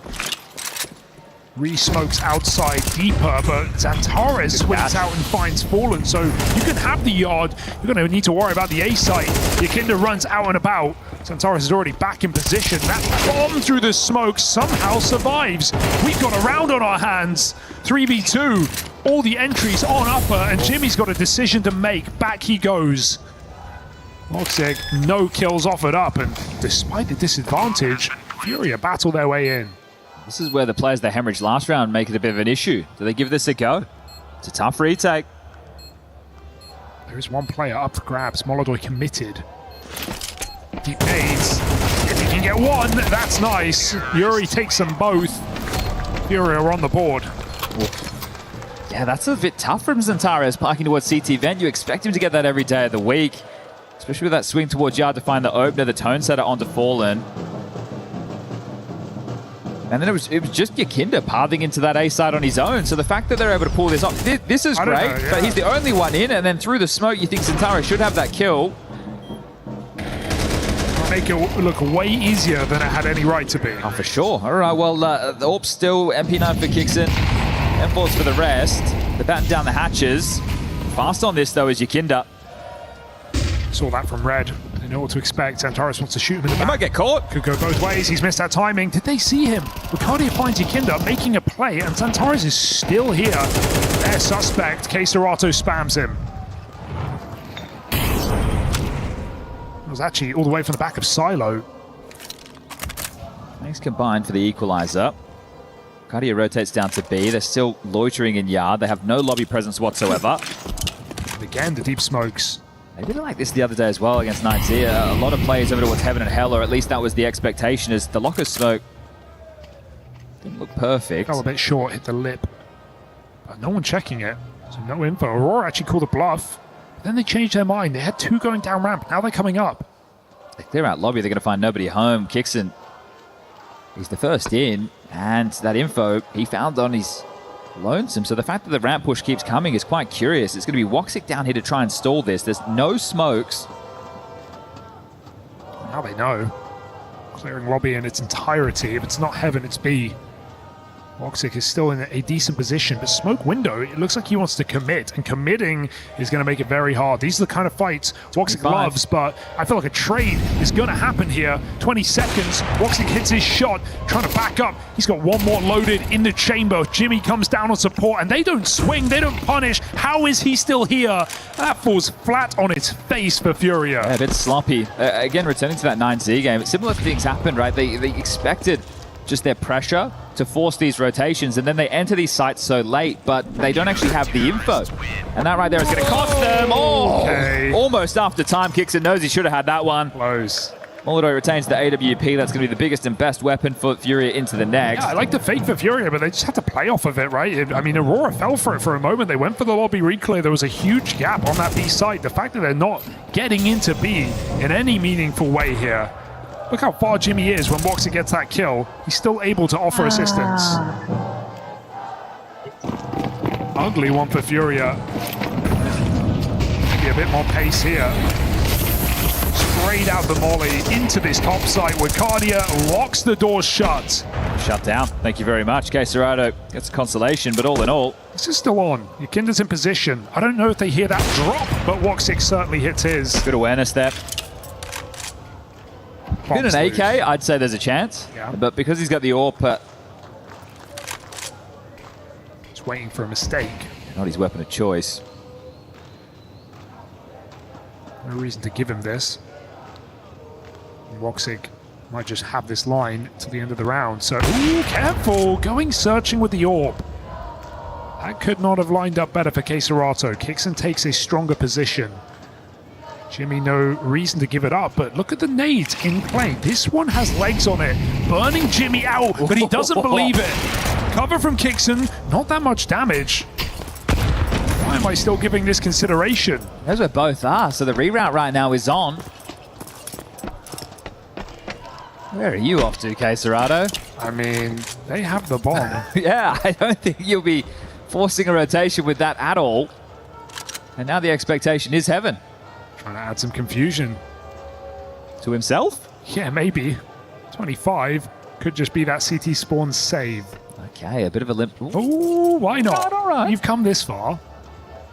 Give it a go. He knew Kixon was top part earlier. He hasn't repositioned. Headshot comes in. Nade right below. That might be it. The money shot on Jimmy as Keserato clutches up. Catch that. 4 in the round. Keserato with the orb on the clutch. Is he safe and is he not?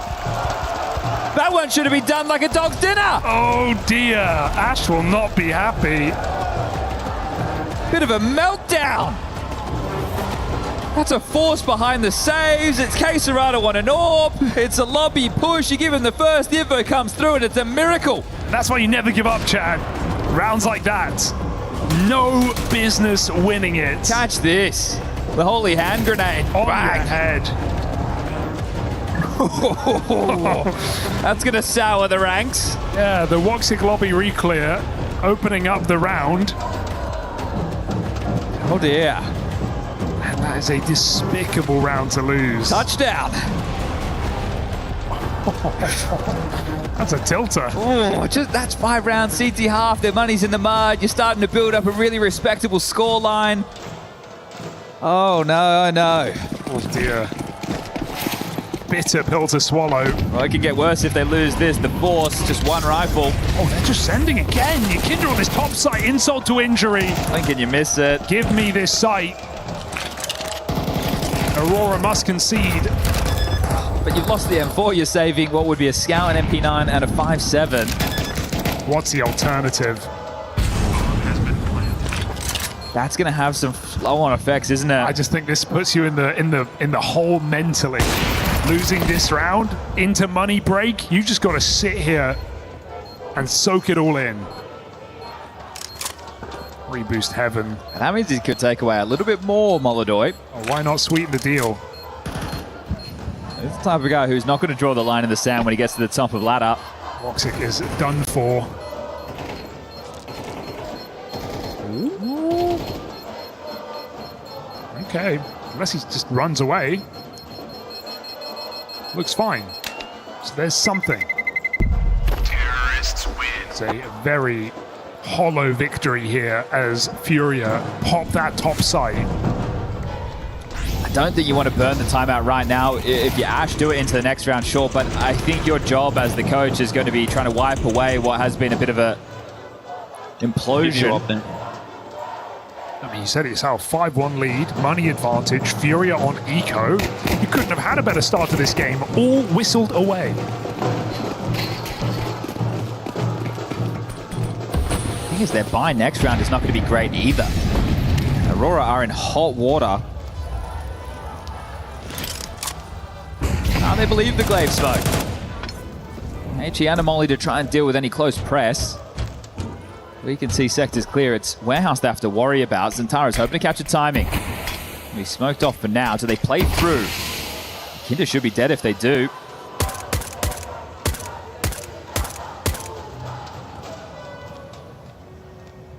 Should be simple here for Yukindra.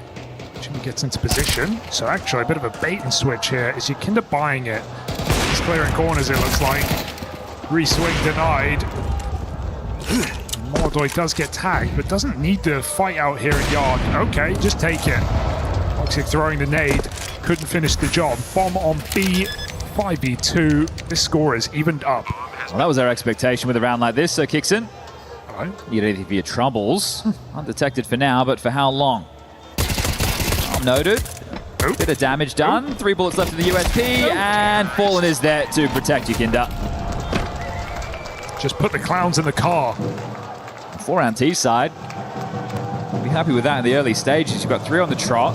As mentioned, the CT side buy was never going to be great with this flow-on effect of losing the absolute mare of a clutch to K Serato. You need Woxic on his AWP, but not just on this map, but just considering how well he's played in this series as well. And not only the AWP, you have 1 incendiary to block on nuke. What are you doing? Blocking deep outside, blocking door, blocking hut, blocking ramp? Well, you can only pick one. And you blocked each other up the ladder too. This is looking clunky. Certainly a stench in the CT side. Long break, trying to get Molodoi going. So Tara's back garage. It's a strong position when you consider Fury have thrown these deep yard smokes. But you have yet to play off of them. This A site is still padded up with 3 CTs.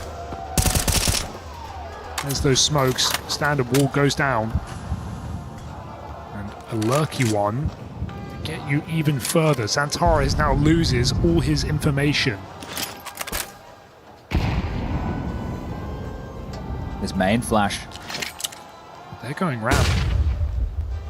In Fallen goes around the world. Xantares must be considering.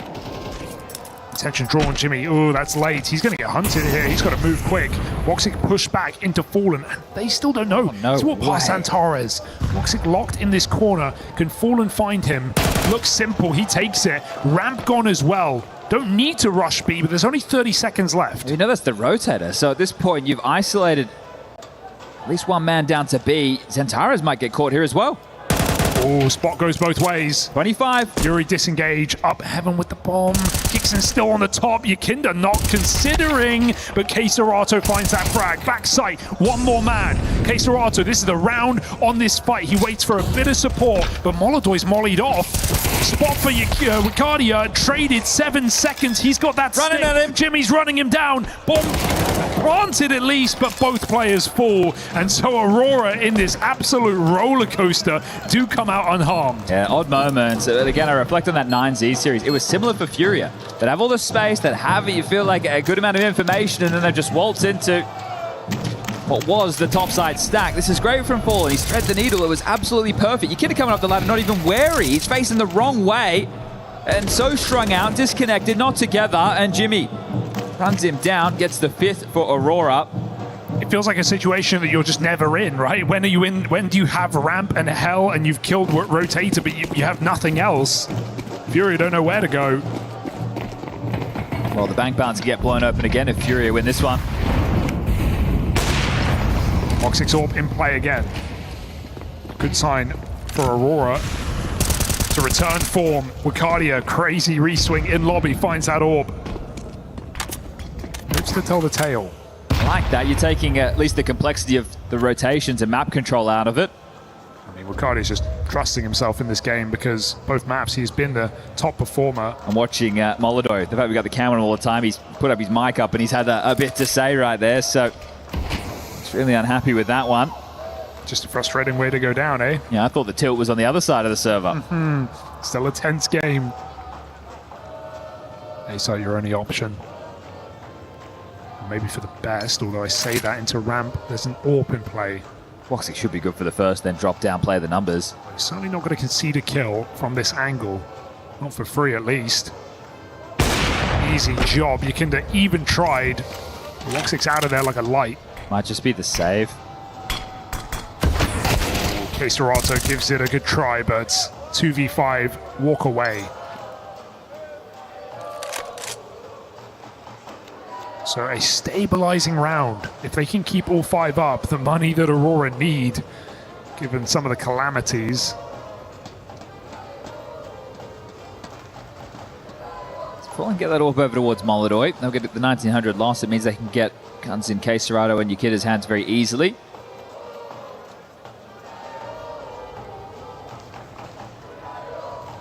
The bank balance will not be blown open, at least as far as Furia is concerned. And Tires will get himself an AK, and we'll call this round number 6 for Aurora. Terrorists win. I don't think they're going to go for the similar type of lobby gambit that we just saw Wicardia pull off. Nice to throw that in, it keeps you honest. Yeah, a certain level of respect you expect to get. Cardia not in that mood. And Aurora, 2 more rounds, 2 more buys. Crisis averted for now. Very quick outside wall. Waiting for the break, see if they can catch Woxic back lobby, but he started ramp this time. Ooh, crossed. Centaurus makes it. As that third smoke comes in, looks to do something, but he's been getting found in his garage lurks. This may be no exception. On the break, it is perfectly timed. Xantares fed that kill. Fallen does follow up. That's a big scalp to find with Cardia down. Moldoy has Xantares locked in position. Xantares not giving it away for free. I say that. That's a leg shot. Costs you something. Pays the toll. 4v4 and Furia in these positions have just often walked into A. And while that's often been met with stacks, this round is not one of those. Jimmy in heaven. We clear outside here. Aurora staying active. 3 Ts in position. Xantares just below the line. That's a great nade. 35. It's always so late with Furia. Yeah, time's really making them make the call here. Where are those top rushes? Oh, they've smoked main, but they're going to go through. They're going to walk right into this side. Kixon is out of position, locked in, clearing yard. Jimmy's been dropped in top. And 4v2 Furia, a very risky maneuver, but one that looks like it's paid off. Come this one fine. 40 seconds on the clock now. It's a Heavenside plant. Got to buy no matter what. Yeah, I can't imagine you give this one a look, but Kixon is hanging around again. He is going fishing to see if there's anything. I think there's value in taking guns away, even just minimally at the end of this round. The other ones who have that 1,400 loss bonus coming their way for the final round of the half. Oh. Double. They're going to just drop in, go for the Hail Mary. They've done the maths. It's going to be worth a shot, but Moldoy drops one more. And that's not happening. Never was going to. Furia onto 5. Fallen triple kill, and that is slow. Feels a bit limp there, doesn't it? That attempt to go for the defuse like that. We had a moment with Kixon on Ancient as well, and their money wasn't fantastic. Ricardia is now having to operate with an MP9. It just seems desperate. It doesn't feel like a move. You could have a full gun round right now and get yourself 7 and be a 7-5 half, or instead you go for some silly business like that. So that one could cost Aurora the lead before we get to that break. No kit. Yeah, see, the emissions in this are huge. 2 incendiaries. Such a crazy risk to take in such a low percentage moment. If you had a smoker, you could drop a molly towards the hut door or give it a go along those lines, sure, but I don't like that move, and I'm not sure Ash does either. Well, we've seen Furia lose to that exact round. I think it was FaZe in Fort Worth. Dropped in heaven last second. Who were the ones who popular? Was it Tyler or was it Lin Vision? Yeah, one of the Chinese teams definitely had like some executes for that kind of play. Kinder's having a very tough time in terms of these openers. He's 1-5 in that department. To be fair, the 2 times I've seen him, it's been outside into the break smoke. It's an unforgiving position. That's a thankless job, but still able to get themselves 5 T-side rounds. Let's see, can it be all tied up? Kevlarless Orb, no kit, and Molly's burned seconds in. This is Furia's opportunity to level out the half. Again, the breaks have been successful, but not in this round. Kidder gets down, and so kills or not, he's got position. And what do Furia want to do with this? For the first time, he's actually not being met with any resistance. He's got all this space, he just doesn't know it. Woxic and Jimmy. Aurora set up well for this play. Flashes do force the AWP off. Jimmy committed to the corner. Woxic tries to offer assistance. There's a re-flash there. He's very blind. Jimmy 1-for-1. Woxic gets one more chance, and it's only a leg, but down the vent, denied. Yakindo not ready for more. How could you be? But you've got to get this kill, my friend. Xantares runs him down. Cancel the plan. B is lost. Both CTs in position there, panicking, and Furia found the gap. Ooh, careful. He made it up. Molodoi hears that. Doesn't matter if you miss. Backside nade, big problem for Yuri. And he's got no support. K-Serato's late to this one. Santares has crept in. Backside denied. K-Serato clutch. And they've read it. Into position he goes. But Aurora, how do you fumble this one? No missed shots today. A full stick, 7 rounds. They survived their CT side. And you think how good it could be if they didn't end up losing that clutch to K-Serato. So all in all, they're able to piece this one together, get themselves the 7, a 2-round lead as we switch sides.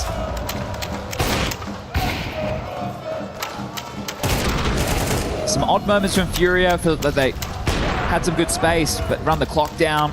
K-Serato, when you reflect on it from the other perspective, that clutch necessary to give them a half that is competitive. Now, 5 rounds T-side nuke, you're happy with that if you're falling. You get 3, okay, you can still work with that, but 5 is a couple of extra, and that's going to put you in a bit more of a comfortable position if you lose this pistol. I say comfortable, the game can still slip away from you quick, but it doesn't all lie on this next round of play. Split the pistols on Ancient. Will we do the same on Nuke?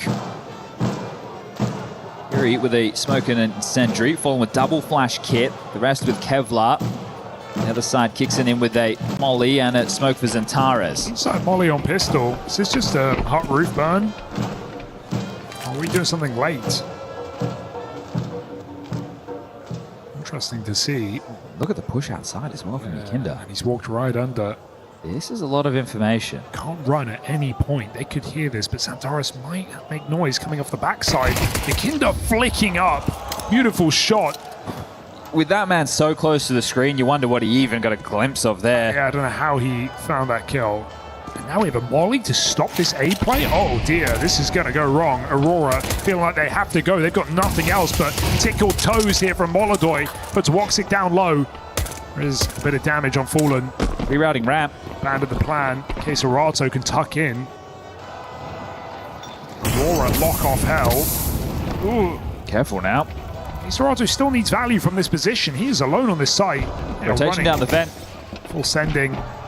Not clearing. And K-Serato, don't hold your shot forever, my friend. He's going to take the kill. Double up with Fallen's assistance.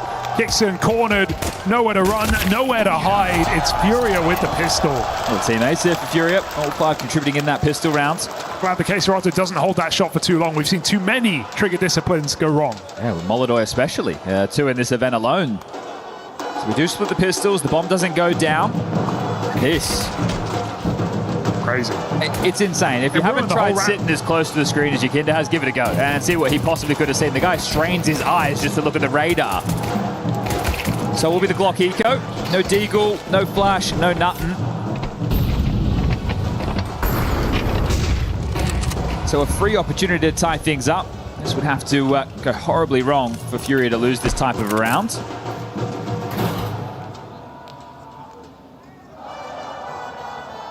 Taking a bit of air out of the room, bit of the momentum removed. Aurora are just going to hit the brakes, take it nice and slow.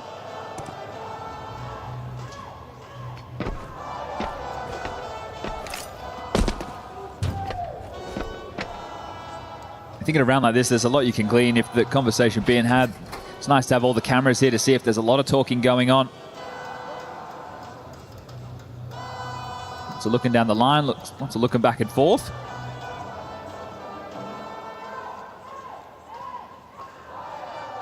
Maybe even some looking at the notes, but we're at that sub 1 minute mark now. Yakinda pokes his nose out a secret.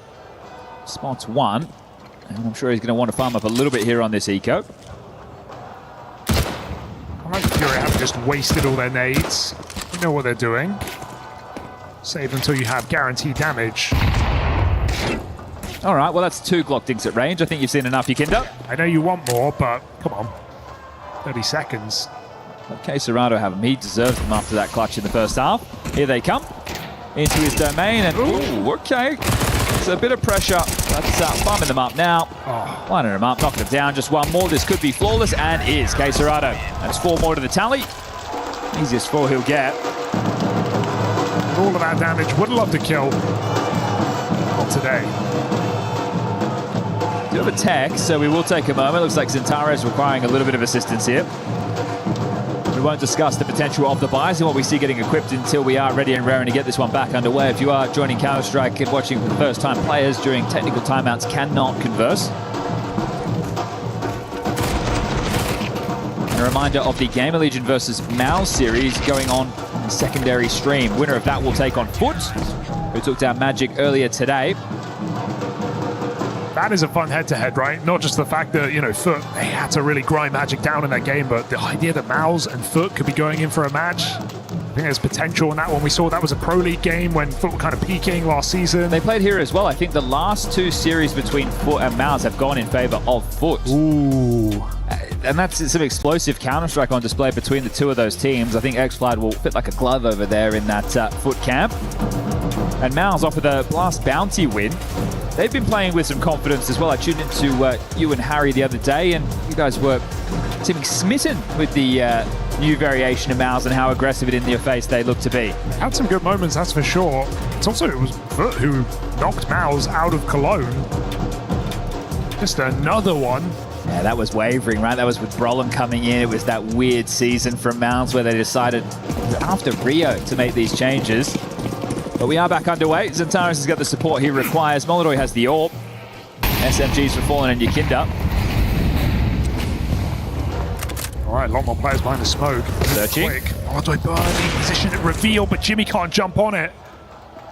Molodoi with a big kill, but Xantares has still found space outside and space at Aurora taking right back. Crossfire in the wrong place in case Dorato, they are everywhere. Just dodging that team kill. Fallen not the gun for the job. Wakadia hitting hard. Nice shooting from Wakadia there. A 4v2 with Aurora rupture this A site. There is nobody home. It's tough. Molodoi forces the fight, gets the opening kill, and now you're essentially talking about a save, right? There's a minute 10 on the clock. The bomb about to be planted will throw up 40. So that one got out of control very quickly. I think that was Xantares getting the kill in heaven from outside.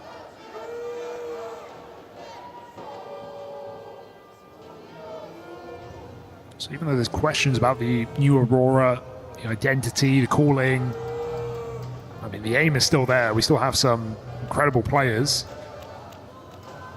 Yeah, they definitely pack a punch, right? I think with Aurora of the past, seeing them get to the semi-final of the major, our biggest question was them doing it in stage matches, especially a player like Xantares. Now, we have a crowd here today, not packed out just yet. I'm sure more and more will fill in as we get closer to that weekend. But it's good to see him looking himself. And don't you just feel like, you know, given this side of the bracket, given you know the big three are on the lower half, what an opportunity this is. Surely, okay, you draw Furia, a team that beat you, you know, in that Cologne major, arguably the best team and the best form of anyone in this 8 teams of the bracket. But I think any roster is looking at this side and going, hey, we have a run to the final available on a good day. Aurora, no different. Yanko's pinned it on Furia, said it's another bracket that's an open run for you, but I'm not convinced. I think Furia still are leaving a lot to be desired. This slow approach, I can see it work. You're essentially decision tree checking teams, right? You're skill checking their defaults and their rotations with the slow play, hoping that they just play aggressive and play in your face. That's why when they go fast, I like that dimension to them. It activates some of their players. That's why Ancient was interesting to see K-Serrato so assertive, so in your face, because they have the pieces that can do it. You just don't see it all the time. It's not the way they approach the game. The engine is Molodoi and Yakinda, and if they're having off games, you can find yourself in a bit of trouble. All right, well, the saves come through. It's all blown off. And early pressure towards ramp. They want to test Fallen. Straight through with a jump, aim put to the wayside. Yakinda, careful, they're coming through. Free fire, still gets a double. That MP7 shreds them. 3 versus 2, and Molodoi realizes he doesn't need this. Gives up the bomb, looks for Xantares, who still hits his headshot. Laser beam on that one. K-Serrato is re-clearing on the ramp side, so this is information. It's coming back to Furia as Yuri repositions in top site. He's getting pinched. Xantares not done, but Yuri makes it so. And 2v1, Yuri realizing where Woxic is, or should be, given Xantares' position. Scared of this top site. Every second wasted for Woxic allows K-Serrato to climb the rafters. Will he just go searching on this timing? Yes, he will. Oh, someone called that. All right, well, after that double from Yakinda, you wonder what happened to the ult tab, right? It was like, what's Guy up to? But either way, a beautiful double from Yakinda. The MP7, yeah, round-winning double.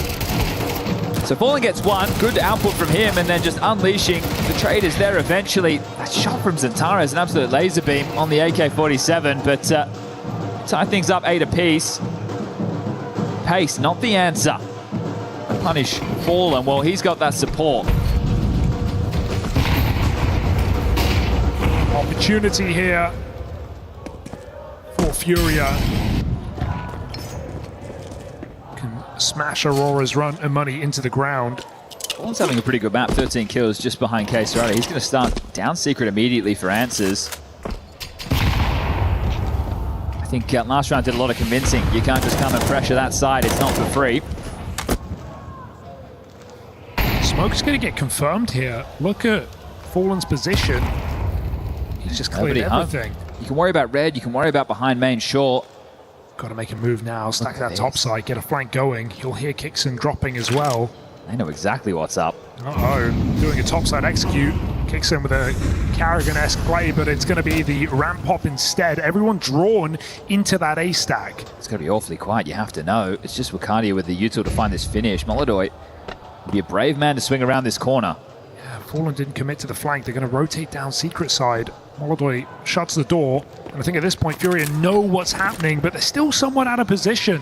It's only Yakinda home. And Molly. They're going to concede the plant. Yeah, it's going to give a bomb plot away, and we have a Molly and an HE to get back in this round. I think Aurora in a great position now, but that kill will open things up. Peppering damage on this B site. Fallen re-clearing. Molly doesn't fall too deep. Just going to run through, though. Open the door. In their face with Cardia and Woxic trade. It's low health all across the board. Yuri might have to be the savior. He is very late down this vent. Shut down by Woxic. 2 shots from death. Wakadia can't connect. It's only Woxic now, 1v2. And 2 bullets will decide this round, will decide the outcome. They've got to hit the stick. Covered from Molodoi. Woxic getting his time wasted as Furia somehow pull it off. I love these surges of aggression from Fallen. It seems erratic, right? He's incendiary, it didn't look perfect. Either way, door opens up, he throws his body on the line, and the chaos ensues. The low HP, it feels winnable for Woxic, but he's not to know. He can't isolate those fights. This one looks very rough from Kixon's POV right there. The first brick to start tumbling.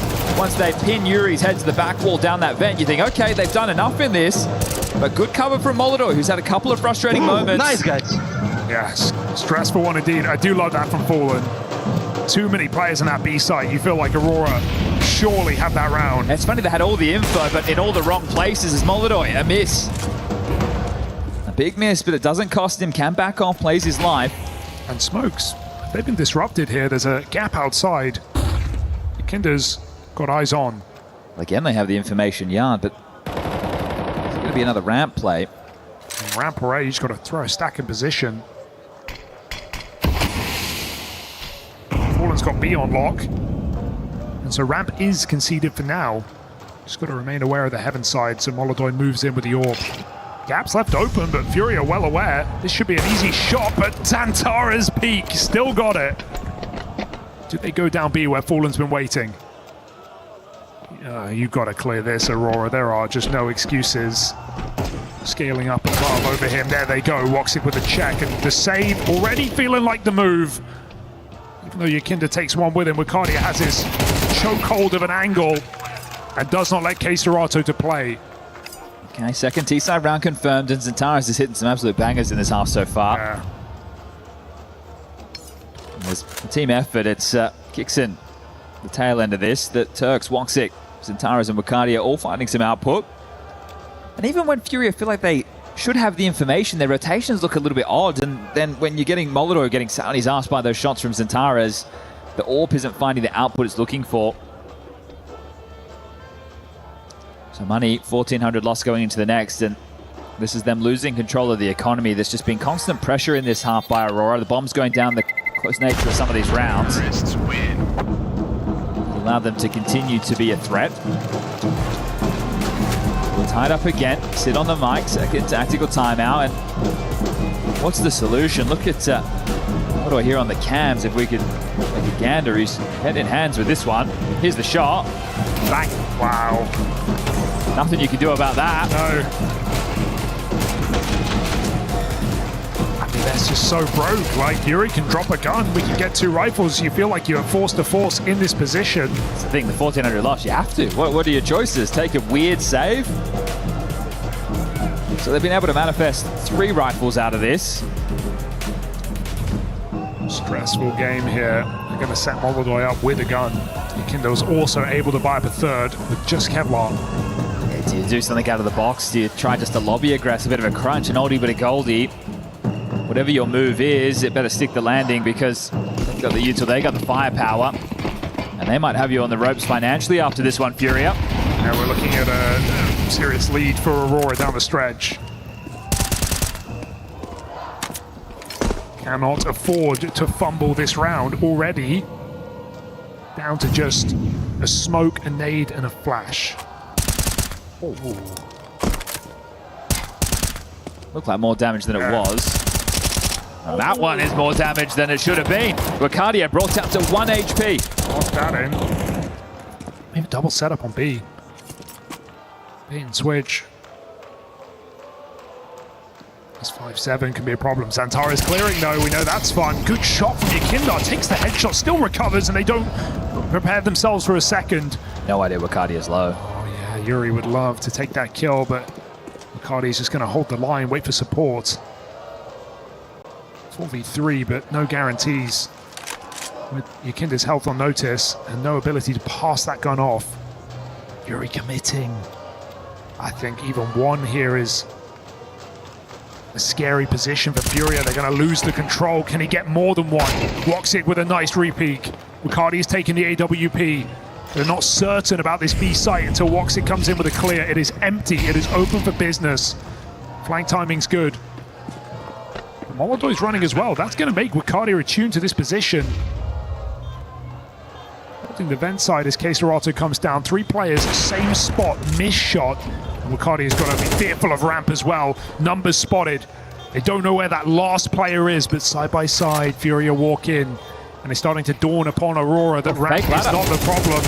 Molodoi making a play as K-Serato attempts to bait the save, but there is no kit in this round. There is no way out. That's tough right there. K-Serato off doing his own little play. I wonder if that was communicated, how I'm going to try and sell this, but if you're going to sell it, then the window player should be peeking later. It just felt like... Just didn't have the time for that kind of play, it felt like. The fact that they walk away with that, the fact that Ricardia, I was going to say, survives, well, at least for the important part of the round. Take the AWP out, walks in with a triple kill off the rifle as well. He did very well. Impactful round, Woxic up to 18. Tippy top of the server right now, K-Serato 17. Sure, Yuri temporarily puts it in that 4v2 position on B, but then he's committed. He gives up that angle. This is a great shot. Yeah, it's a hard shot to hit, but it just gives Aurora all the room. And it's not just the kills. The fact that Woxic runs out B there, that's the only way you win the round. If you doubt that site is empty, you give Furia time to rotate. Got an intentional Mac 10 on Kixon. Woxic could have dropped him an AK in this. He is aware of the state of affairs that it has to be the eco from Furia, but there is a gun saved and a boost erected. Oh my, okay. He'll take it. Can Molodoi get given that AK? He also has Kevlar. Might be worth the handoff here. Oh, catch. Oh, or just come in. Down secret they go. It's Yakinda just with the USP to address that, but here's the support of Fallen, who also just has a USP. It looks like a repeat round, but with a little less for Furia. 2, now 3 on this site. Kixon Mac 10 couldn't be a better gun for the job.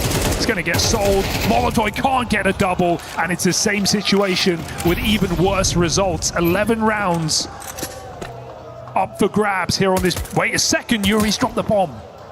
There's no way. Surely not. Nade is nice, but K-Serato is nowhere near. Good dunk. Teammate has come in, and K-Serato is so late. Too late. Just don't peek. Don't give them a thing. It's K-Serato go single. There's a kill available. Woxic. Surely not. They know he's backside. Hi. Oh, surprise, surprise. 6 shots for Keserato, but Yuri needs to cross in. He's been cut off. Jimmy in a 1v1 and the stick is on. Molly pushes him off. It actually falls short, but Keserato, there is no time to win that round, and he will not survive with this orb. All right, well, they make it interesting. It's going to be 11 rounds now on the board for Aurora. As Keserato down with the ship. Well, they've kept the money somewhat limited, but as mentioned, there was an intentional MAC-10 in that round. Woxic is swimming in cash right now. And it's Furia with their backs against the wall. God, these rounds are extremely stressful for Aurora. You've got to be wondering. And Molotov can't keep a lid on his frustrations either. Like, that's a round where if he gets a multi-kill on that dropped AK, maybe, just maybe, that's enough to get them across the line. And Woxic trying to G up Jimmy, who has had a relatively quiet map and series overall, but that one's important. KRL in the building. Collins as well, as I'm sure he's biting his fingernails right now, thinking this one should have been done as a 2-0. Wanting to push it the distance. Mirage, the third and deciding map of this series.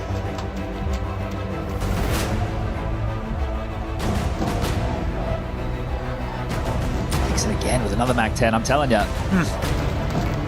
This man just trying to make space. It would top pop, would they? Well, why not? Furia did it to them. Insta-smoke lands, so... well, misses, more like. No insta-call here. One of those cross smokes did not connect. They threw it off of the rip, so Santaris has to fight outside if he wants to make it by. I'll be honest, I'm not sure that matters too much. Fury have had the information in a few of these rounds, and they've still looked a little bit lost in the rotations. No late wall anyway, connect, so this feels like a bit of a fake out on the yard. Fury going to get caught. Oh, they're sending it. Hey, it does go down the vent, but MAC-10 out the door, kicks and says goodbye. You're going to drop my friend, down he goes. No rotation just yet. It's Fallen to address this. This is weird. Keserato wants to hunt, but 5v4, he's got teammates down B. Don't need to give them away back up. 3 players here. Nothing to scuttle out. No smoke for scaling. It's just Molly, HE flashes. I mean, it wouldn't count Aurora out from shooting themselves out of this situation. They've got 3 different positions all at once on this B site. About to erupt at the same time. Santaris misses that timing. Window break. Clears the corner. Commits to it. Fallen's found. Kingston follows up. That MAC-10's got legs. 4v2. Just throw in the towel. But Furia begrudgingly trying to give it one more go. Up close. Santaris oversteps. And Kits on Yakinda with awareness of the lobby lurker. Time being wasted. Fury's followed up. There's a 1v1 in lobby where Cardia wins the key kill. And with no kit for Yuri, this one's too far gone. A 2v4, an admirable attempt, but a round for Aurora and a map point here on Furia's pick. They give Yuri nothing, not enough to win this one. 3 kills deep, he is out. Jimmy will take another clutch in the stat line, won't he? He's not going to get the kill for his troubles. Yuri takes 4 short. Well, that's 12. Aurora secure it, and that's overtime at a minimum. The vent dive in a full gun round. You can see Molotov is not comfortable at all, right? He was tasked with dealing with the window. He starts to press into a different setup. Fallen can only really cover... Look at the awkward position that Fallen gets put in because Molotov decides to change his spot. And by doing so, it crumbles. They get the opening kill, relatively for free. The rotation is there, and that is miserable from Furia. They knew Bomb was down B as well. They saw it on Kixon's back, so... I love how Aurora do that. 2 doors and a window at the same time. Oh, careful, Fallen.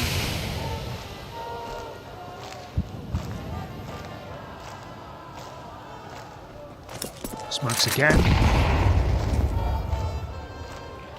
No assurances outside for Yakinda. With money known to be low, Aurora are taking it very calmly. Molly in the hut. Holding ramp push. A execute set up, but again, it feels like a bit of foolery here on this top site. It's just Fallen in position. And the map is too quiet. The penny is dropping. Fallen, a difficult position to get value from. 2 players spotted. No commitment from Molodoi. All and neither drops in after one. They still battle their way out. It's a good try for Molodoi. A commitment from Yukinda. Cancelled by the Molly. 2v3. We've seen Furia lose worst rounds. Juggling the guns right now. Zantara's into the Woxic with the AK. Woxic has been hitting shots. And this smoke to work with needs to be planted, but everyone's rotated in. Triple drop. Gonna fake it out. Smoke, but you're not getting that plant for free. Pressure's on. Bomb dropped again. Woxic, 1 versus 3. He's hit shots, but can he do this? This is a bridge too far. Isolates, fights. Case Dorato runs him down, and that got scary. But Furia survive. That was a low money bash. Yeah, you might have to take the eco if you're Aurora.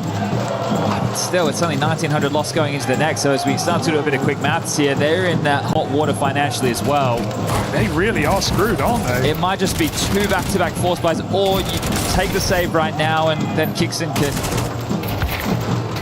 go with a Mac-10 and give an AK across to Zantares. It's not an enviable position to call yourself out of right now. They will take the eco. 3 players below 2K. Yeah, this is I guess it's Galil heavy. Woxic scout, if you want to limit him, but they've not really been fighting outside. What is this, the second full eco we've seen them take this half?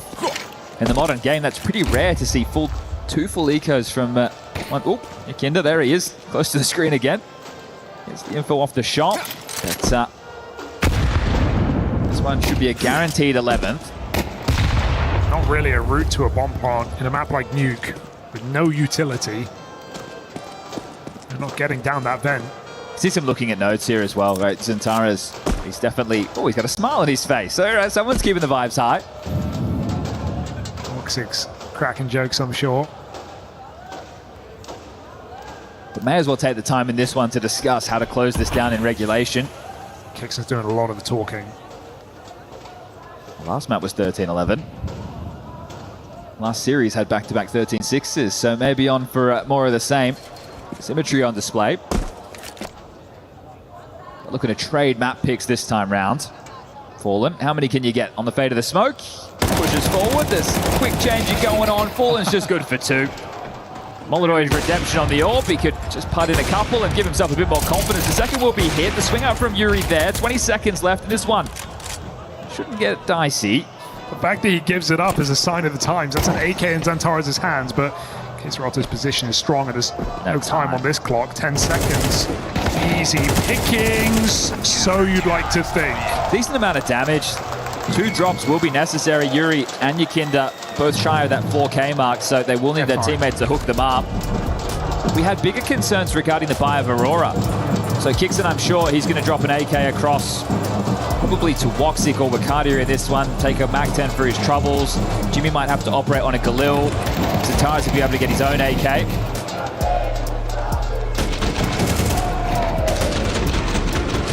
Getting your money's worth in this series so far.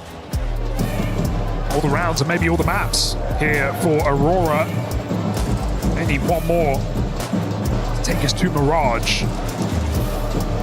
The team that got bullied on the stage by Furia back at that major. This is already looking better, or are Furia looking a little bit worse? That's the question, right? How can you rate this form? I feel like a couple of well-played shots from Molodoi would have ended this game a while ago. Fair. And Yukinda with another tough map. All right, well, no Mac-10. 3 Galils, 2 AKs. Could be worse. Yard control being taken. Ooh, Yukinda getting in. He knows 1 round's all they need. Shuts down Zantares on that quick drop, but swinging red denied by Kixon. An important kill from the captain. Keeps us even. And it's in these late rounds where we've seen awkward rotations from Furia across this map. Even when they've had players in the right place, not been able to take enough kills with them. You wonder if it's because they're expecting something different from Aurora or they've just outplayed themselves. Either way, back to lobby. Oh, you have just 1 smoke. You're just going to walk it in. Main smoke, out hard they go. Keserato tries to cross through the bullet storm. Is he being covered though? Not really. His teammate sells him down the river. Yuri and Keserato not together. They could do it. On the same page. That nade is nice, but the bomb plant comes down. 2 kits and a smoke. A dream and a hope on this top side for Furia. Jimmy reswing, does not connect. And Fallen decides to go back around the world, giving Kixon room. But is it the fake out here? Kixon timing as he goes back to the door, misses that entirely. Oh dear indeed. Fallen makes it in. Molodoi, no idea where Kixon's gotten to, but might need to drop that smoke on the site. It's still Fallen, a shot from death on this fake out. Molodoi core dropping in, and Kixon can't save this one. Is there time? It's going to be close. But Fallen forces overtime. All right, down to the wire. This one's got overtime, and the crowd likes the way that one feels. I mean, Fallen's had a great map individually, but that is a show of smarts. The fake out on the retreat, hit that perfect timing, hit that necessary trade. One bullet from Kixon would have cleaned that up. Good to see Yakinda not backing down from his post. But that is down to the wire. I know the fucking game, bro. Okay, Gene himself up. Did play that to perfection. And so now Yakinda even more enthused to get involved. Oh, he had the angle there. Yakinda's going to let them go. He wants more than one. Don't know if this is the move. Yeah, this is scary. They can cross multiple players down secret. Yakinda, sure, he could guess, but he doesn't know. Fallen's addressing it at least, but still, man disadvantage. You could have just evened up the score. Extremely late. Don't die to this now. Okay, he takes... Oh, no! Oh, God! Close your eyes. Look away. An absolute crumble. And this one's done. You got a big fish on the plate like that, you got to take it. I mean, Furia and trigger discipline here in Paris has been disastrous. Now, when does the penny drop? When do they just start taking the frags? They have guaranteed bomb. Okay. Loose. First of the 1v4. They're all split up right now. Just don't give him the satisfaction. Get grouped, get your nades in. Smoke molly ramp should secure this one. Smoke for the site. They're going to get that plant at least, and that lowers the odds for Yuri dramatically. He's looking for a fight. Jimmy taking space in B. Clearable position for Yuri, and again, no trade set up.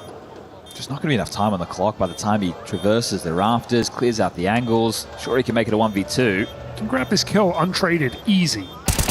And so here comes Yuri, dropping into the site. Kixon will give him a jiggle, doesn't want to overcommit, but Kixon's got that shot. Okay. Every round feeling losable for both teams yes, indeed. across this series. Well, it's 12.5k, so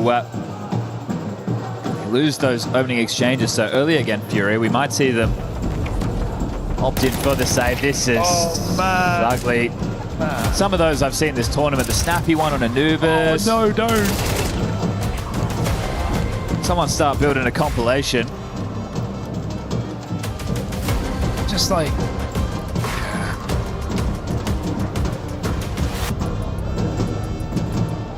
I think the hardest task for Sid right now is... mental. Yeah, getting some impact out of Molodoi. 16 kills for him. He's tied up with Yuri Shaw, but the rotating position on this map, you'd love to be finding a bit more output, especially when you compare the pair. You can see on the screen right here, Molodoi versus Woxic. Woxic's been great. I think Molodoi, his scoreline is deceiving. That's fair. I think he's had more trouble.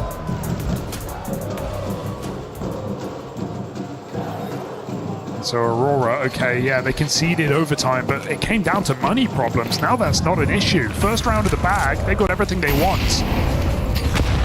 Fire in their belly here, looking for a third map. They are getting their experience with this new roster, round by round, game by game. Here in this single elimination bracket, it's all to play for. Two walls.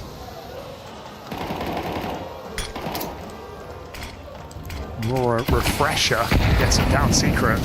And hey, it works. You see that first nade lands.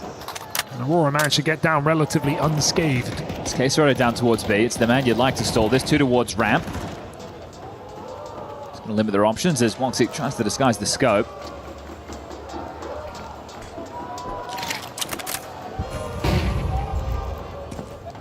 Blind spots nothing. Bad information.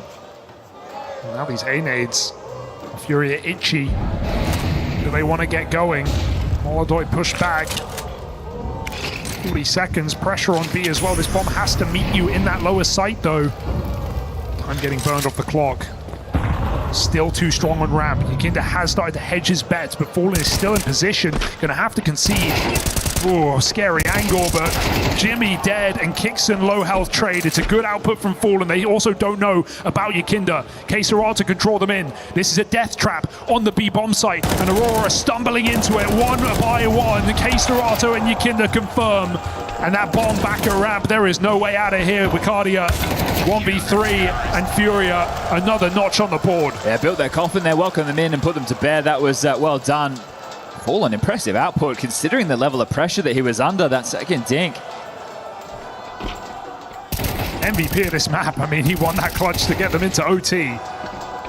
Yes, that clutch and the K-Serata AWP clutch in that first half, they really stand out. Fallen's was a must-win. K-Serata's was a welcome surprise in that first half. Who's going to walk away with the lead before we swap sides?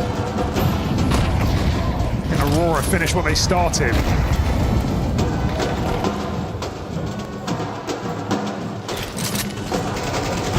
3 Turkish players standing very tall in this map. Torres looking for it outside, catches Yakinda, who has just not been here today. Molodoi, same line as last round, they didn't know. K-Serata throwing his life on the line. He saw a barrel there, but didn't commit to it, so Wicardia trading. Molodoi still in position. He can redeem himself somewhat with this round, but again, another missed shot. Dragged down to hell. Yuri back sight, sticking with 2. They're going to chase him here. That nade boxes him into a corner, and Wicardia makes sure there is nowhere to go. All right, Fallen. Give us another one. Has he got it in him? Clutch in the pocket for the captain. As that bomb gets retrieved, Fallen gets into position. Is he looking for the bomb and spawn? It's not out here. He's rerouting around the world. This is a crazy rotation. Coming in through main. Looks like you're no longer going to have any element of surprise in this. Tucked in towards CT event is Wicardia. Backside worried about heaven right now is Woxic. So much time expired. He could be anywhere. Aurora considering nothing safe. 1v1's available, but Woxic is quick on the trigger. Fallen clearing close. This is the kill he needs, and Wicardia won't let him have it. Another triple from Wicardia puts Aurora in the lead again. Wicardia having some strong form in this series. Ancient, they didn't win it, but he was definitely a force that propelled them into some powerful positions. Now it's just about closing this down and taking us to Mirage. That was the 6th opening death of Yakinda there, who has been having a tough go at things.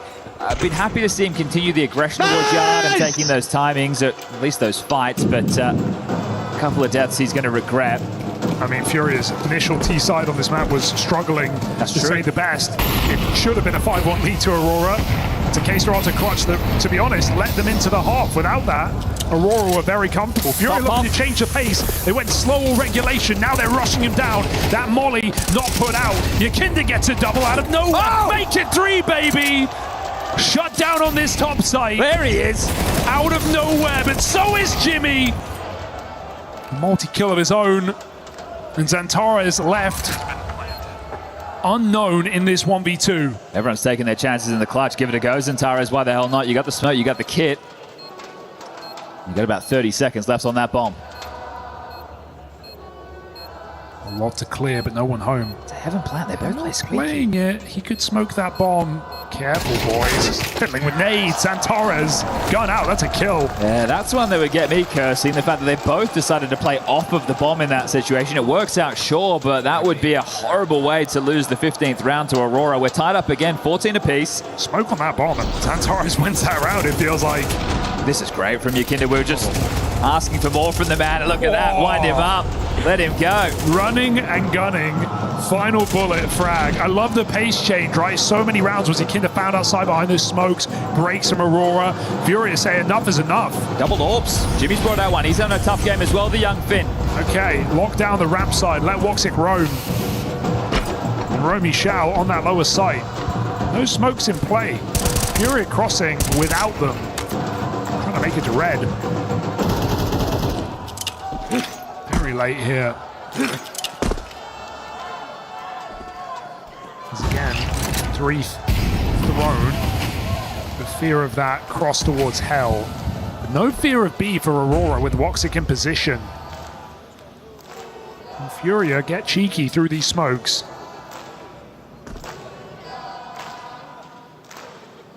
This feels like a round tailor-made for Woxic, who's been extremely reliable in this playoff match.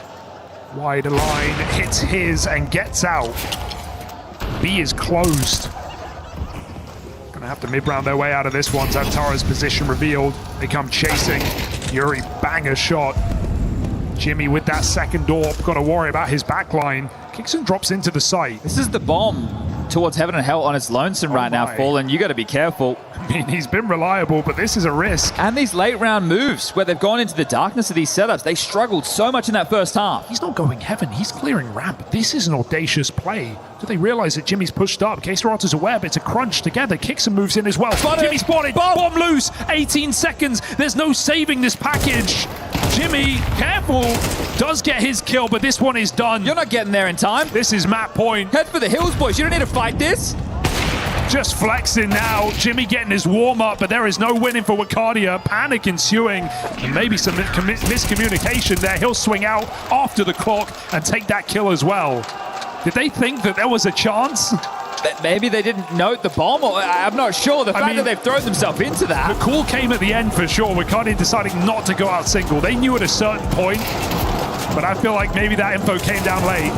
Doesn't cost them a thing. These mid to late round scenarios for Furia have been tragic. Yeah, that's a shame. And that's by their own design, right? The fact that the bomb is walking on its lonesome, misunderstanding. And I think these pacier moments where they've been punching in your face, or it's a K-Serato clutch, that's really all their T-side has to rest upon. I mean, it's, they didn't know about what they knew about Woxic's ult B, so even if Fallen gets past Jimmy there, he's going into an AWP. It is funny to see them so wobbly in these scenarios with so much space, considering it's their map choice. I'm thinking this is going to be a punish upper against an Aurora, who, sure, they've played it 3 times all online. They've won it every single time, single digits, but they've got some confidence here and they're playing with it. Surely the call here for Aurora is just watch this top side, right? Another fast rush, a set call here for Furia, the thing that got them into this half of overtime. Got to be very careful indeed. Fight outside. Xantara's doing what he does best and putting them down, putting us onto a third map. Third headshot. And Xantara's, they can't find him. They can't find anything in this map. It is Aurora.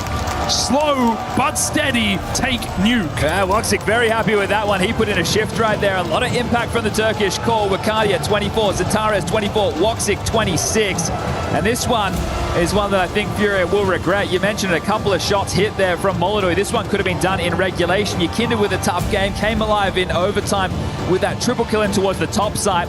But it's the clutches of K-Serato and Fallen that even kept them in this game. That made it a conversation. We have Mirage as the third and decider of this one coming up. But this is a close series. A 13-11, now a 16-14 overtime affair. This could be anyone's, Hugo. Yeah, messy and stressy, and I don't know if that's going to change come Mirage. We've seen some great individual moments across this series. We've seen some terrifying late rounds as well. Furia are going to have to step up on that third.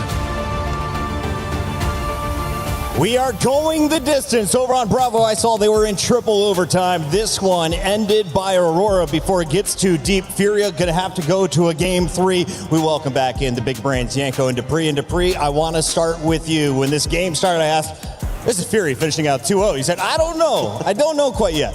That's what we expected, right? And I'm a little bit disappointed in the looks of Fury on this one. I think they had a lot of good reads, and I also feel like their players had a lot of good position, but they just didn't really make it count. And this game is messy, let's just be honest, like from both sides. But, you know, in the end, Aurora just, you know, really pulling through when it matters the most. And then their individuals is definitely sharp when they need them to be. So it's a game that Fury kind of let slip out of hand. I really thought they were going to be closing it out. But I want to say that I think this is a really good looking side of Aurora.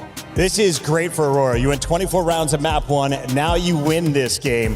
Just in the big picture, are you happy despite a loss tonight for this organization, a new group of guys, or Do you have to win to be proud of your performance at EWC? I think you can be proud, right? You obviously feel, especially after how Nuke went, that you can now win the series and you can progress further in the tournament. We were talking about how their communication is going to be tested on a map like Nuke, but honestly, it looked like Furia struggled more to connect themselves and be on the same page in some of these mid to late round scenarios. And I can't say they overcooked, because they do that all the time, right? And it looks so good sometimes, and it looked good on Ancient. So probably just some miscommunication in those key rounds, not being on the same page, cost them the map. One of those key rounds, I have a feeling, is round 6. You carved it out for a reason, Yanko. What am I about to witness? I mean, this was kind of nuts. It was early on in the game, so you're thinking maybe it's going to have a bigger impact on things, but you can see that K-Serato has the op, not Molodoi, and that's due to Spawn and the call being an A-rush, and it gets shut down pretty hard by the side of Aurora. K-Serato able to get the first kill, then Voxic goes looking for him for I don't know what reason, but he gets one more, and now in the 1v2, it's like he has the X-ray himself, manages to flush out Jimmy with a Molotov. He sees where Kixan is as well, right? But doesn't have the C4, right? So this is still an incredibly difficult situation for him. I would have liked to ask them what this smoke was for, because they obviously knew the C4 was on A. And then just in the 1v2, I mean, I don't know if I can fault Kixan for holding this angle. You know, a lot of time has passed, and then the HE to finish it off. I mean, I don't know how he won this, and you felt like without this round, Aurora was going to just stomp Furia on you. And it's just some of the quality that K-Serato also just brings on the table for Furia. Like he uses the entirety of the round. You know, I think with the whole idea with the smoke going onto the low bombs, you know, to try and lure them out of position, it didn't really bite that kind of bait. So, you know, still finding himself in a favorable situation, and he knew that Jimpad was already low from the earlier scrimmage that he had with him at CT event. So a very well played round by K-Serato, and something that they also very much needed to bounce back. Speaking of this man, let's take a look at some of his best plays. This was the one Yanko just broke down from round number 6, but he continues to frag out the rest of the game. Yanko, what is his role on the squad, and what do you need to see from him if he's going to win game 3? He's just the, you know, lurker in some situations straight fragger, but he's a beast. I mean, he's a guy that you can always rely on, and it's unfortunate that Furia wasn't able to capitalize on this performance with a win. K-Serato was dropping some huge numbers, but you heard it was the Turkish trio that was answering back on the other side. Dupree, anything that you saw from Aurora that has you exceptionally excited for our third and final map of the night? Just their capability of closing out the rounds where you need the communication to be on point. You know, I didn't see too many of the situations where I was thinking, okay, this one was lost because they couldn't communicate or at least chime things together for them. And I think it looked very well also from the side of Voxic. I think he had a lot of impact in some of those very crucial rounds, and they kept it relatively simple. And I think Kixan also, the way that he wanted to just call out, you know, the lower bombs, that was very much their target. They used Secret a lot to just go together as a group. And then in some of the situations, he was just really good at making a small fake to then get more space on ramp and stuff to just, you know, keep Furia guessing where they're hitting. So in some sense, I'd say that I want to give Kixan a lot of credit for this victory as well. Yeah, he found the gaps, right? Because Furia's game plan, or maybe just how it panned out, was they were leaving ramp open a lot, and Aurora was just able to punish them for that time and time again.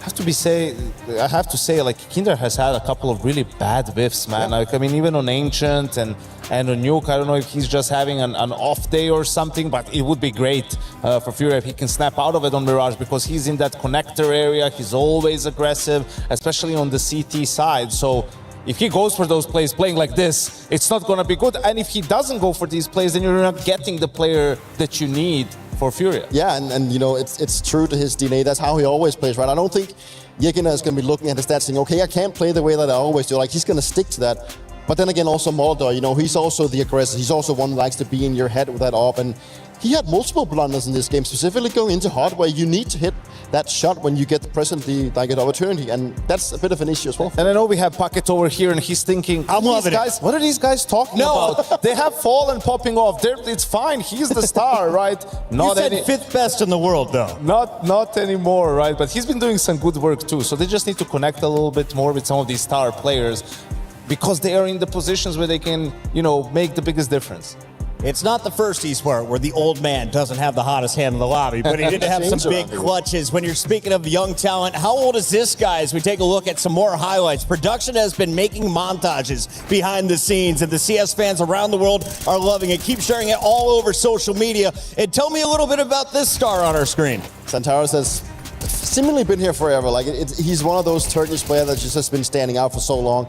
He had a time in Big as well where he was also the star. So he's always been considered the star rifle on whatever team he would be going to. And it's incredible that he kind of keeps up with it, because I'm not sure like how exactly old he is, but I believe that he's more than 30 at this point. So I know how difficult it can be to keep up that kind of level once you turn to that age. But in hindsight, he's had his issues finding the impact in playoffs. So it's still good to see that he can bite a little bit. And Dupree said it. I mean, Vicadia most likely surpassed him as the best Turkish player at the moment. Okay. And, there were even questions about, hey, if you're going international, do you keep Xantares, right? Like, obviously you want to keep the core for the VRS and all of that, but now that the entire English-speaking talent pool is available to you, I mean, could you upgrade in that position? So he's had a great map there on Nuke, and I think it's a great opportunity for himself to prove that he still has what it takes to be on a tier 1 team. Defend your seat. Do it into your deep 30s, my guy. Do it for us old guys out here. Dust 2 is an old school fan favorite, but we are not going to be seeing it. Instead, we're going to Mirage. And talking with NBK, I was asking him,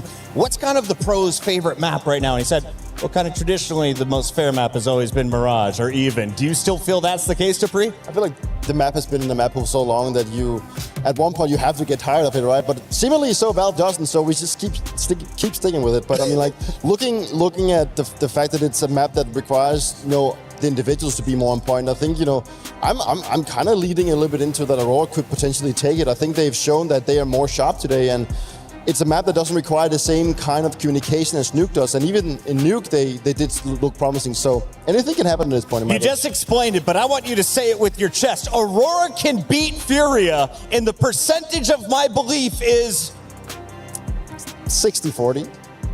You think 60% they will? We can do it.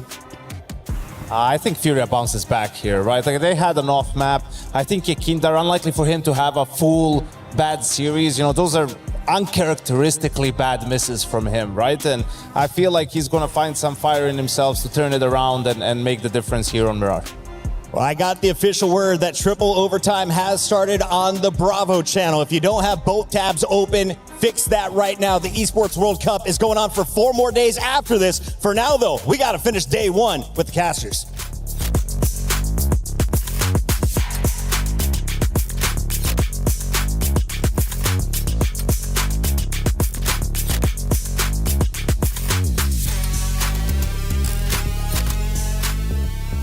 Let's smoke base, bro. Göremiyorum Can. Guys, I'm good on ramp. Nice, Can. good I have on ramp. C4 red. Nice, Can. I'm good on ramp. Red, nice! Bravo, Zanti!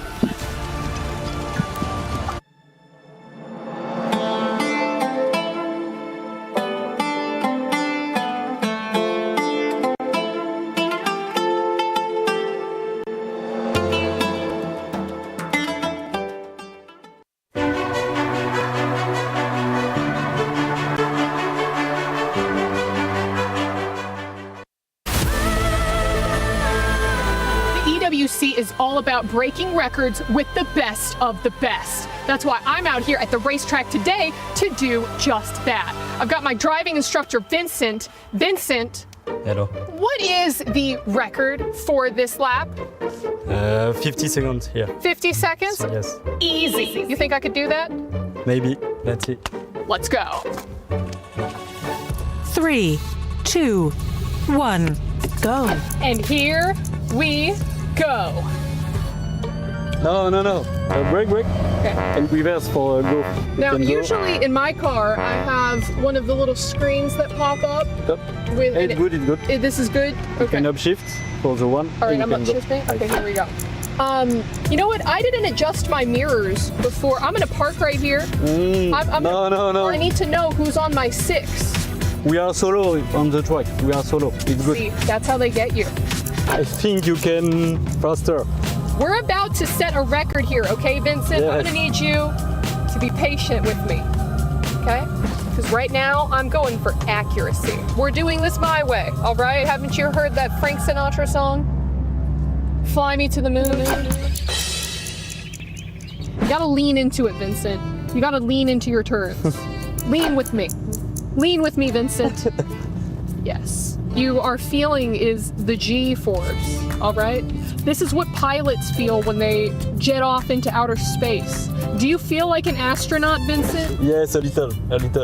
They're gonna write songs about me, Vincent. And there she went down the track, blazing trail behind her, and all the racers looking out. No, they couldn't find her. You know what they call me?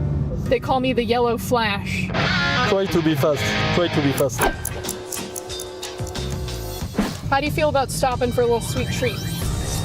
There's a place right here. All right, one sec. Excusez-moi, je vous want me water, s'il vous plaît. Merci. Okay, this one's for me. Thank you. Merci. Oh, did you want any? No, it's good. Oh, okay, that's fine.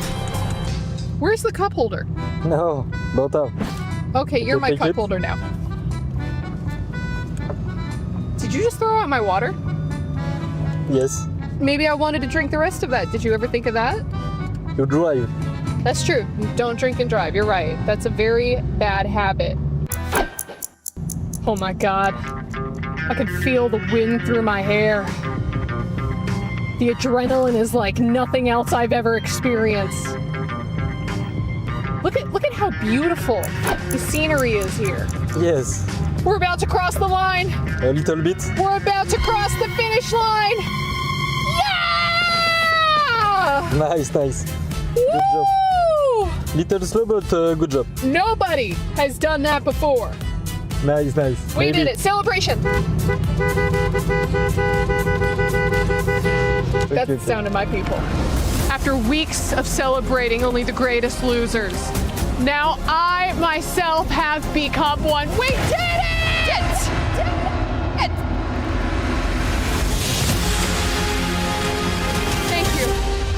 Thank you. This is a fantastic honor. I'd like to thank my driving instructor, Vincent. Shout out to Team Liquid, who also doesn't have any points on the board. Maybe they can aspire to be me. I'm going home a winner. Loser winner. Someone will be proud of me, right?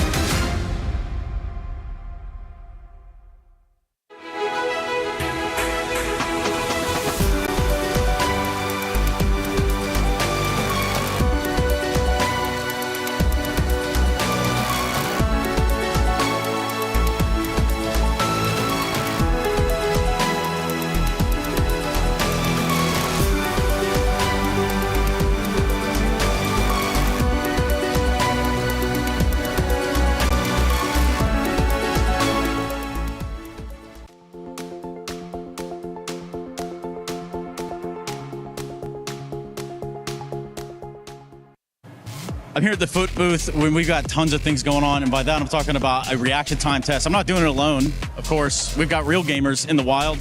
Introduce yourself, tell us who you are. Hello, I'm Wabi Sabi. I'm a CS2 streamer, and I'm super good at the game. Okay, how do you think your reaction time goes, though? Oh, I think I have 20 millisecond reaction time, so I'm gonna lock in. I think 20 it's gonna be seconds. great. So what would 10 seconds? I don't know. There's some math to be had there, but either way, they're giving away prizes down here. Yeah. They're having a good time too. So I think let's give it a shot. Okay, 10 seconds. All right, lock in. Lock in.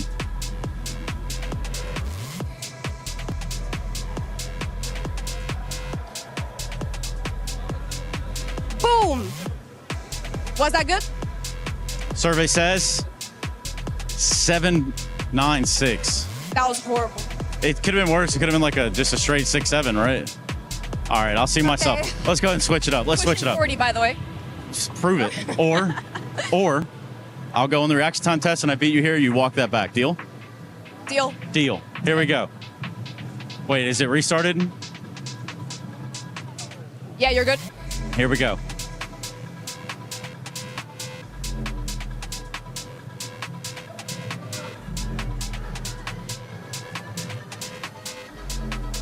Nah, he's cheating. He's cheating. He's cheating.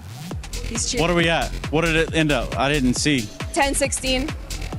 10-16. I don't know if we go over or under. Either way, you're having a good time here at the Foot booth. Clearly a good game to be had just to start, and there's plenty going on around here. You having a good time? Great time. Outstanding. Well, let's keep watching the show, shall we?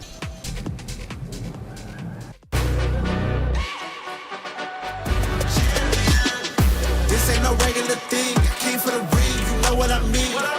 You see my name in the lights. With this being the final week of the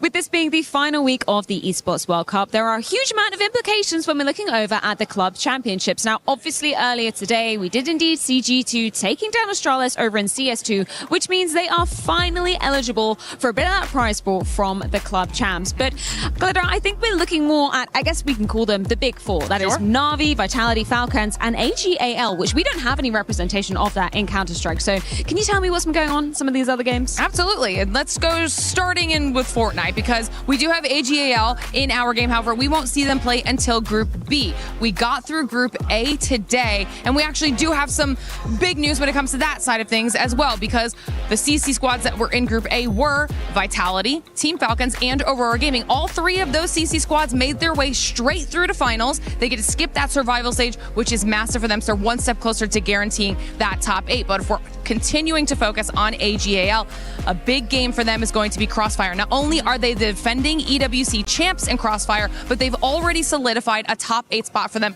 200 more points on the board, closing that gap between them and Falcons on the CC leaderboard. And to circle back to Falcons, we're looking obviously over at Trackmania as well, where they did manage to get that opening win, and I hear on good authority that they are the favourites to indeed be taking the title there, but we might have to see how exactly that goes down. Stay tuned for more. Quinky feels like he's living on borrowed time. They're chasing him down, giving him the fights. Quinky with the turn. What a sequence! Apathy, now they burst through. This can go rock on in a 1v1, and down goes Kersey. Has to hit that, and he has one-on-one, and Jimmy jumps into his drawers. Sin on the sniper for 4.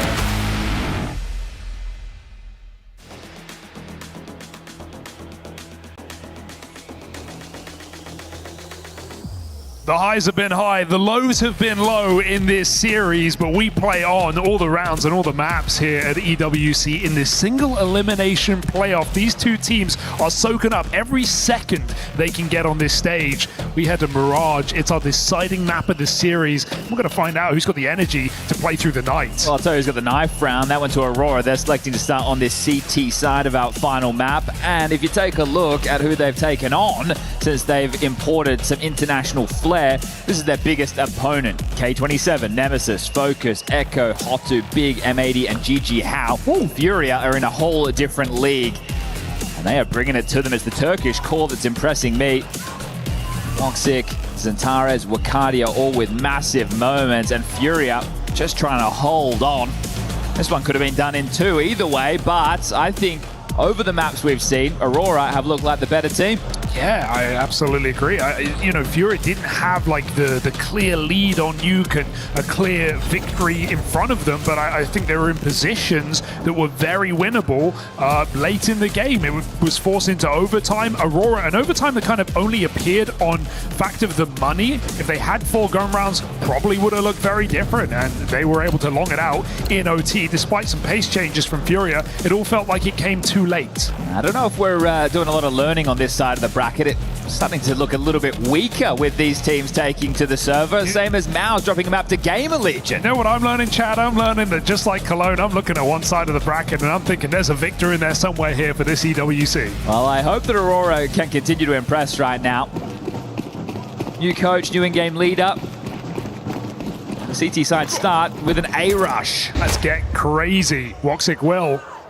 Quick tap to the face as these pistols flood out ramp. Ricardia up top, not for long, and Glocks are plenty in this site. With that smoke down, they can cross and plant. Just got to throw yourself around this corner, but Zantares denied as Yuri's triple kill may have sealed the fate of Furia in this pistol. Yeah, Jimmy's going to come under a bit of scrutiny after this series. He's been relatively quiet. Let's see if he can win out of 1v3. Very, very unlikely, especially now that the position is noted. Yuri Should be good for his fourth. We will be making this the first round for Furia, and Molodoy will confirm it. He's the man I'm going to keep my eyes on. Yeah. Bit of tilt present for Molodoy in the previous. Just didn't do anything towards the end of overtime either. Wasn't able to shake it off. New map. Maybe a new opportunity for Molodoy. Youngest man in the roster too. It's tough for these young guns to screw their heads back on tight when the frustrations start to mount, but that's what you need to do if you want to be one of the best in the world. All right, well, force spike for Aurora. 3 SMGs, MP9s, a 5.7 and a Deagle. Surprising, no ramp control. No play off the spawn here for Aurora. And no stack either. Spread thin. Looking to react. Furia slow and steady to the top of middle.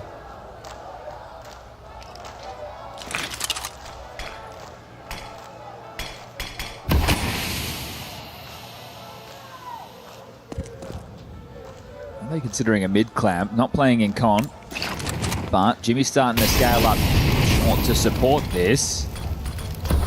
Molly with light damage. Oh, this is scary though. Looks like a fake out, at least for now, with up Cat, but that Xantara's entry has caused some commotion. Shaken up by Wakadia's double and ladder. Look at the extremities. Yuri and Case are out of the Fangs on polar opposite sides of the map right now with 50 seconds left. They're meant to claw this one back. Best of luck, gentlemen. This is not easy. Nothing to sink your teeth into here. Jimmy's just got that spot. It's Case Rato's position. Only good for so much. Jimmy's not handing away that kill for free. Oh, there was an angle there, but he's waiting on Yuri. 30 seconds. We don't have forever, boys. Someone's going to make a move. Yeah, Case Rato says after you. No, you go first. Okay, smoke is something, but Jimmy can come through this. The tag is heard. There's no Ollie's time. down. Yeah, 15 seconds, and there's a bomb pickup, but you need frags, and you need them now, and there's just not enough. 10 on the clock. Yuri's running away. Good luck. Yeah, take him after time, boys. Hunt this guy down. They're picking up the guns. They've got the round secure, but this is a woeful way for things to follow forward after Yuri had that. It's 3K on the pistol. He'll tuck away. He will get away with his life. Wakadia will not be able to track him down in time, but we level out the playing field, and just as we were hoping to deal with the frustrations of Furia, they're going to bounce right back. I mean, maybe it's back to Ancient where Wakadia was popping off. Sure, he kept it going on Nuke, but remember, forced to be reckoned with at the dawn of that map. He went like 13-2. It's funny, the extremities didn't even really play when the fight in mid happened. They only activated once everybody was dead, and at that point it's too late. Bomb committed. We'll force bite back. It's just that AK carried through. Some pistol upgrades, 2 P250s, 2 Tech 9s, and walk out onto the A side of the map. Put this AK in the right place. Only the pistol spotted, so maybe not as much fear as Aurora should have here on ramp. Exec thrown in. Yuri still looking, dueling.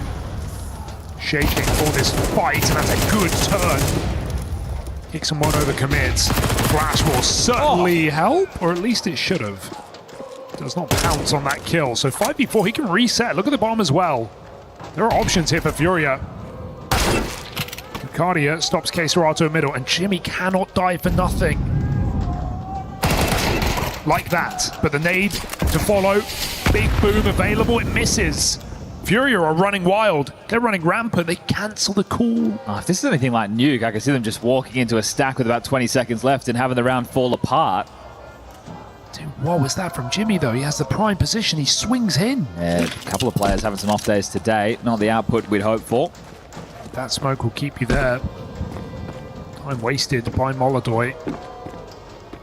Gets the gun, gets out. But this is what I mean, right? The clock's starting to tick. We're almost at the 35-second mark. You've still got to play towards ticket. You got one jungle. They're putting pressure on A, but you got to get a move on. He's going back to B. Oh, this is too tricky. Back and forth we go. If you go into B, Wakadia's there. He's playing bench. And Nikinda's a dead man walking, so now we're even, aren't we? And Wakadia ain't shuffling. It's just so strung out. I'm having a hard time understanding what we're seeing. This is what they call 15. overcook. The kitchen's on fire. The pot's boiling, and Wakadia ready to strike. Shuts that rifle down. There is no bomb plant in this round. Triple kill for Wakadia. Yikes. I normally like to give the benefit of the doubt, right? We have so many of those. Yeah, an individual merit of a moment there from Jimmy, but the mid-round calling, it has been pretty rubbish out of Furia. From Nuke, there's a lot of rounds where they've just maneuvered themselves what felt like out of trouble, then back into it. The same thing happening here. And it's rounds like this, it's why Aurora aren't adjusting. They're always going to leave a guy in the sight. Thank you very much, Woxic.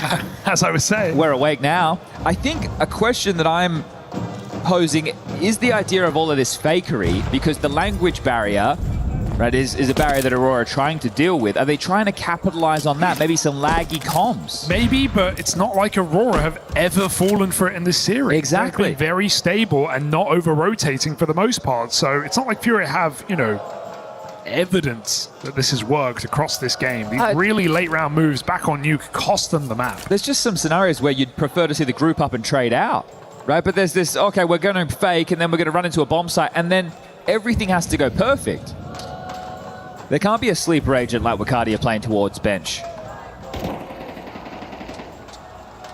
couple of players will be under the microscope after this one, but up count they crawl. It is the Glock Eco, Molotov with the Deagle, P250s for Yuri and Yakinda.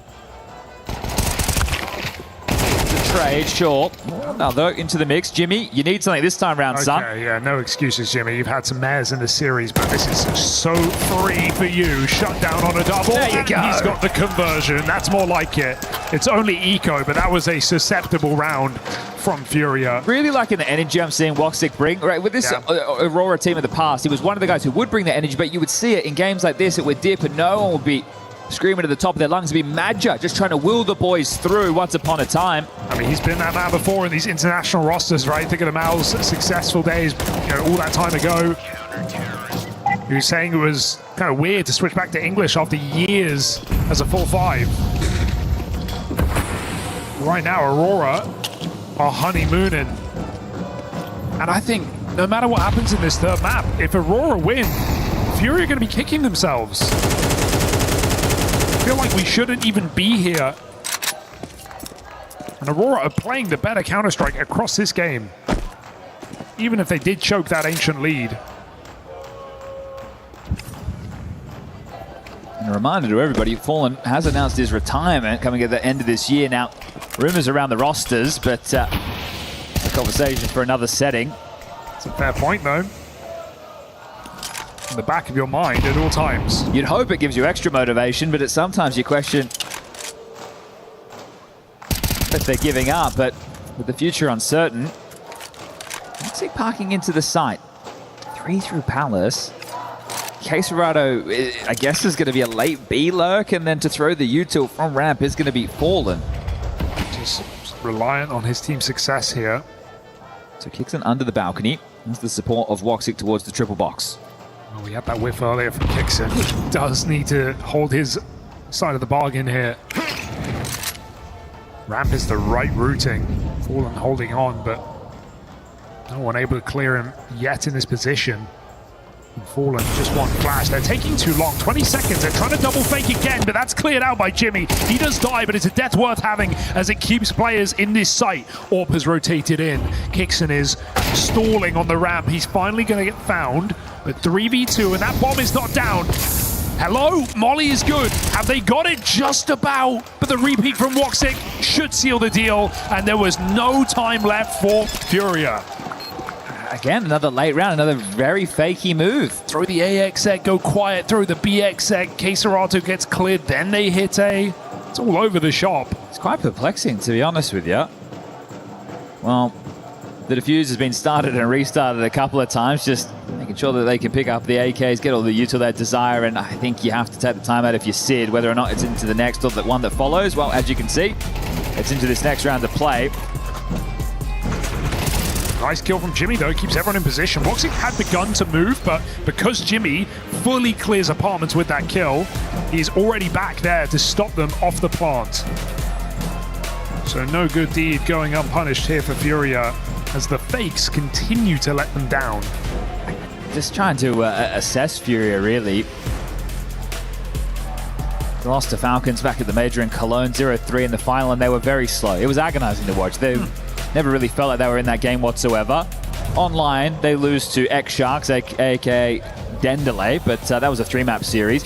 And remember, Furia are the ones who dictated the veto. It could have been Cash or Mirage. Now, He did lose to Dendelay on Cash, so maybe that's what kept them away. And you know Aurora have been keen to play Cash, even if they're not going to pick it. They float it every game. Played it against took Big. it in a BO1. They lost that game and didn't look great, but they clearly put the time in.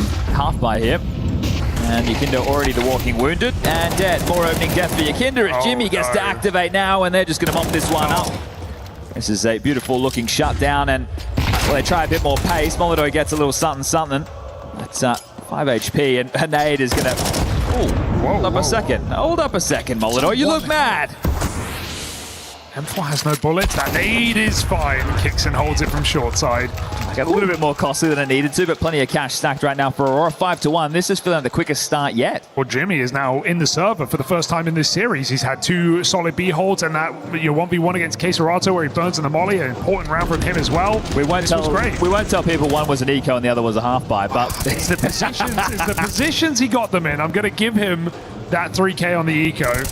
I don't want to continue to rub salt in the wound here, but it's been a weak season so far from Furia. I lost to Dendelay, a win against Wildcard that was 13-10, and then a win against 9Z, 2-1. This would be the kicker, I think, to lose this game. Maybe a sign of things to come, especially if they continue with this style on the T sides. I remember how Yanko kind of introed this death segment ahead of the first map of the series. It's all eyes on Furia. It's all expectations. Aurora, once again, are the underdogs, which is where they do their best work. Right, this team has struggled on stages, at least the core of it, and they felt like they definitely got over that to a large degree, but whenever they were favorites, you were never so certain. And now, storming the board. First kill and an opener for Yakinda. That's nice. Big shot. Heard the flash come from short. Rerouting back towards A. Just walks it over towards Ticket. His support will be in con. We can see that with the X-ray. It is kicks in. All right, Furia, what have you got here? I say keep it simple. 5v4, play your numbers. Look for these trades. Woxic is back on the spawn. They are out ramp, but that bomb is not. Fallen, it's a deadly cross. Deadly indeed. Woxic spammed. Kixon does get out through that smoke, but again, can concede in this 3 versus 3. 30 seconds. Nades for Furia. Kixon feeling the pressure, getting hot under the collar. Bomb does go down. Look at Yakinda in all of this. He is very late to this party. Yeah, they're searching for him in mid. Wakardia trying to track him down. It's a suboptimal post bomb, but with no molly, no nade, suddenly it's feeling viable. Keserato can play for Yuri. You don't know where 2 of these 3 players are. Wakardia might have him. Wakardia might have him. No way he's waiting for that. That's a crazy hold. Flash goes in backside, but first man plays. Do you know about the next? Yes, you do. Somehow, some way, Aurora sweep that round aside. Oh, Ash is happy with that one. That's a magic trick. They pulled the blanket off the table. Oh, mate, the smiles on the faces right now telling a story. They are absolutely blowing Furia out of the water. Again, a hot start for Aurora. Same thing happened on Ancient. But this is a well put together retake. Cognizant of the lurk, and again, that Woxic energy. A 5-round gap. The lost bonus there. The bomb goes down. And Gorles, you can see how this is unfolding. That was with the Yakinda opener. Yeah, and just a safe 3v3 post bomb, but they were so trapped in that bomb site. B-pop. Why not? Yakinda trying to sell the middle. Furia. Going for a big hit. Jimmy deep smoke. Is that an invitation, or do they wait? Doing it again, but it would feel like the kind of game where Furia would not clear this corner. They will need to shut this down. Wakardia is the only rotation point. The rest are going to be heavily over towards A. Oh, we got smokes coming in. Kitchen smoke from Molodoi. Jimmy not overcommitting. Feels like he's going to drop back after revealing that position, but now he has nothing to stall this play out. Jump spot gets the info. They're rushing him down. Wakardia caught with his pants down and fallen double entry. If you want it done right, do it yourself. 5v3, just save your guns. And remember, Nuke, it feels like Fallen's having to do an awful lot. Oh, Yakinda's not that guy right now. Not in this series. He has been very quiet on these entries. A lot of whiffs. A lot of awkward timings. And so Fallen shows him how it's done. Unfortunate there for Wakardia, right? Jimmy's obviously given the info, but this is another factor, right? Timing was missed. But you've also got intensity of comms as well, right? All of this comes with time. Sounds like someone who's played with JKS. Yeah, when they're pressing the issue like that, you got to be screaming. It's 3 to retain as Molodoi trying to constrict the movements. I don't think he's going to have any say in this one as the bomb goes off. The second round for Furia now, and that is the first since the pistol. Remember how he got here? It was Yuri just running out A, deleting Aurora, and then a force by the... Well, it didn't even feel that well put together from Aurora. It was just a 3-man pack from Furia walking in the middle and clamped down on.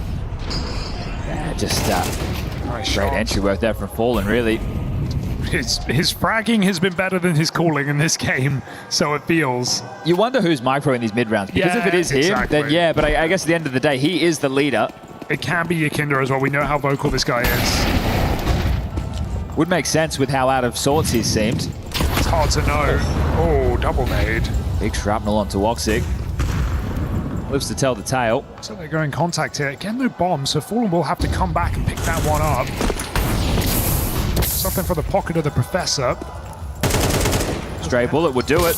Yeah, he saw him. He saw him. He gets that shot. Nice kill from Yakinda. His 2 kills have looked great. Is that a team flash off of Cat there as well? It may have been. Don't think it would have changed much. That was a hard pre-fire. Santara is caught by timing. That's more like it. 3v5. Furia just throwing themselves together side by side into this site. And Molly won't spread. Got room back in ticket. That nade falls short. It's all gone a bit pear-shaped here. Furia plucked the round. Oh, you thought about it, Kixon. You definitely did. Takes that kill while he's got it. Without holding the shots being going.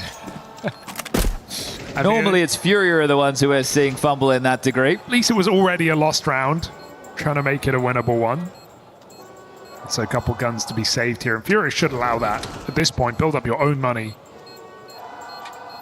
One more will leave you very comfortable. So 1900 loss coming into the next. This is consecutive rounds. We can do a bit of quick math. The AWP being saved is great. Kixon can drop one. Woxic is going to have enough to do the same. So the buy will be all good in the hood. You don't want to let them back in. Want to pry open that door. Fury going to work damn hard to secure themselves a sizable half. First tactical timeout called. And Yuri showing well, he's one of the best at this A-side lurk. While there were more holes in the previous maps, when it came to the fragging for those 2 international imports, they are holding their own here on this 3rd map. Yeah, it's lucky Kixon had to play every position under the sun in the Falcons roster because they were playing musical chairs, him and Tessa, constantly chopping and changing. It's equipped him ready to play wherever is desired. Jimmy wants to be anchor in Mouse, so this is a natural fit for him. And it's definitely felt like Kixon feels a bit more selfless in this team. You know, I think at times in the Falcons rosters, he was in very strong positions and didn't necessarily get a lot of value on, you know, especially T sides. But you know, here, happy to run in with a Mac 10. Look, sacrificial lamb. I envy getting to play with some great players like Monacy and Nico. I don't envy having to call around them. Sure. Woxic. Whistles one by. It's felt pretty rare in this series. Woxic has been reliable. Well, this will be another A play. They're looking to bully Kixon again. So we were just talking about the man. We need to see some output. Just him and Woxic over here. What's he got? Little support. One flash for Woxic available. He wants to take this fight. Missed again. Does Kixon get going with that flash, or does he just lay in wait?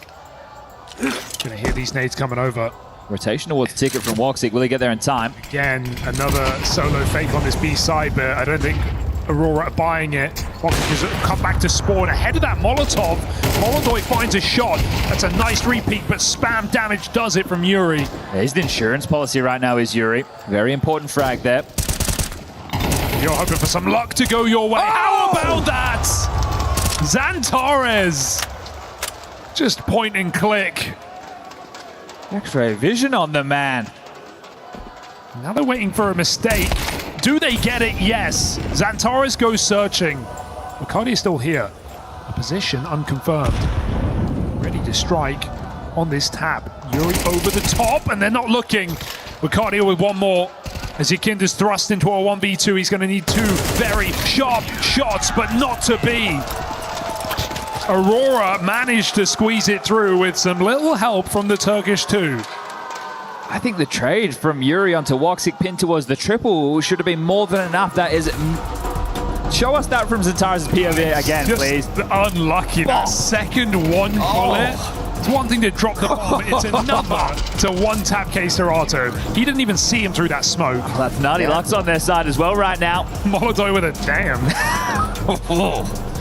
And what can you do about that? They're putting them through their paces. You got to work hard if you want this one, Furia. Elimination on the line. Round of 16, quarterfinals. G2 watching eagerly on. Someone's key will be crushed after this. I mean, you will cast that G2 game. What do you think? Odds against either of these teams, pretty good? I think Ancient, it felt like G2 weren't connected. A slow start, but when they woke up on Dust 2, they kind of just ran away with it. They were running 3 B rushes on Dust 2 against Ryu and just bottling against him. So I think a G2 versus Aurora game has a lot of firepower. Would we even see an Ancient? Would Aurora do it again? Ah, that's a good point. I mean, their first half was great. Had some trouble closing. Well, if you only looked at the win-loss column for G2 on that, maybe you'd consider it, but I think stay in safer turf.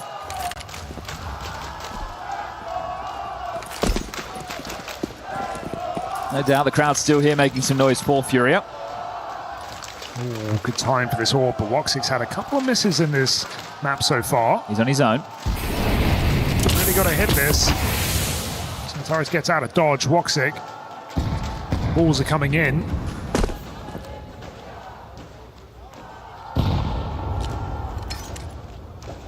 It's really just him here. No move being made. They're so worried about mid or an A play. It's all in the Southpaw Sniper. Would be a good flash. It looks quite deep though. Woxic lets 2 cross before he picks Molotov. Frustrations will continue until morale improves. Woxic with a double. Rotation is succinct, and Xantares has seen something on that cross, but he is not in a hurry to waste his life. 4 versus 2, and the team are nowhere to be seen. They are so far away. Double molly will force reposition. We're waiting for Jimpat to come up on Cat. Meanwhile, 2 shuffle in. Hello, Xantares does not wait forever. Hurry up, boys, because I'm cleaning this one up on my own. Okay, so AWP clutch again. Why not give it a go? They're through cat smoke. Have they not seen him here? Jimmy can't find the line until K-Serato repeats. That's 8. That's locked in, and that's Aurora running away with his first half of play. Not the result I expected once they dropped Ancient. But that was desperation in the Vita, or at least that's how it felt. And this is them in the driver's seat of the series. Woxic doing fantastic here. The second is great work. He buys so much time for that rotation.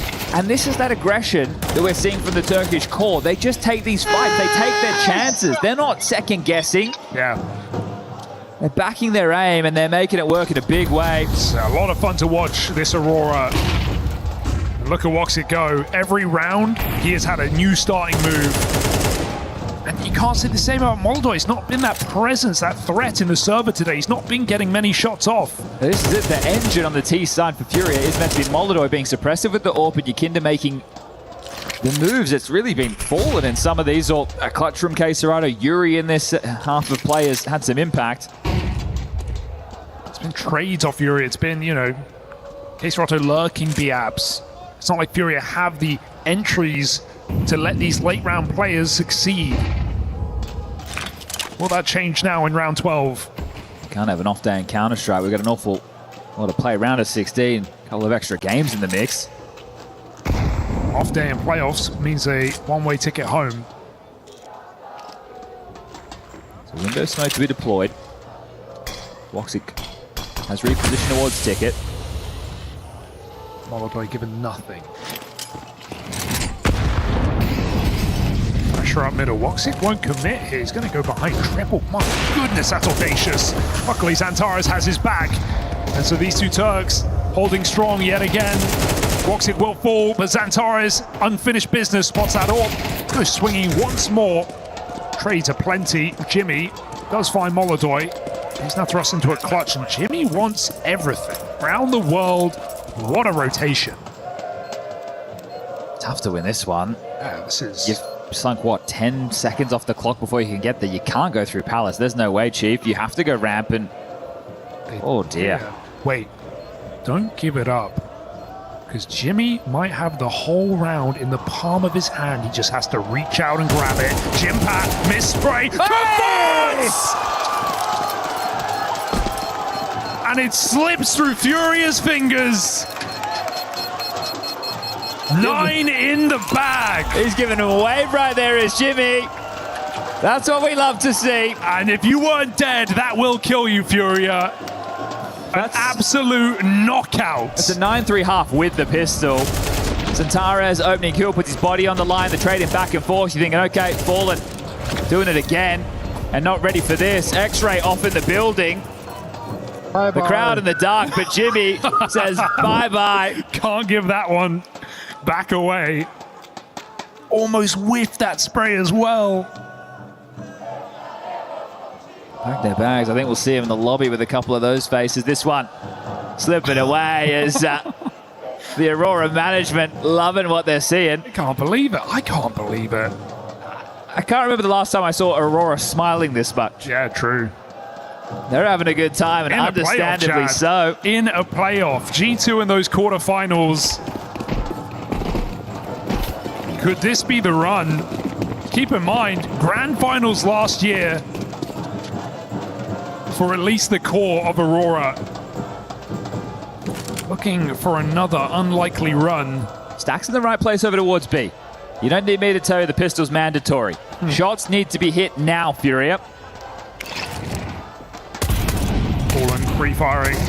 They come running in. K-Serato position unconfirmed, but he is blind. He can only take one. The trades are nice. Backside, Fallen known. Molodoy comes in through from cat side and offers some assistance. This should be too far gone, but Woxic keeps us believing.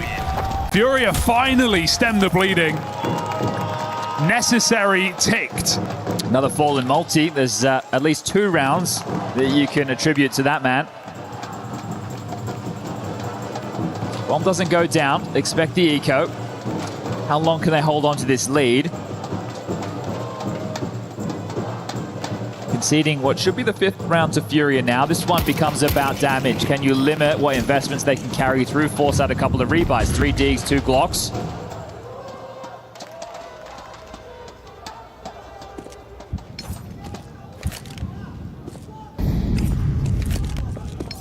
A great time to talk about the CT setup that you'd hope to see a whole lot more of if you're a Brazilian Counter-Strike fan. You got Fallen anchoring B.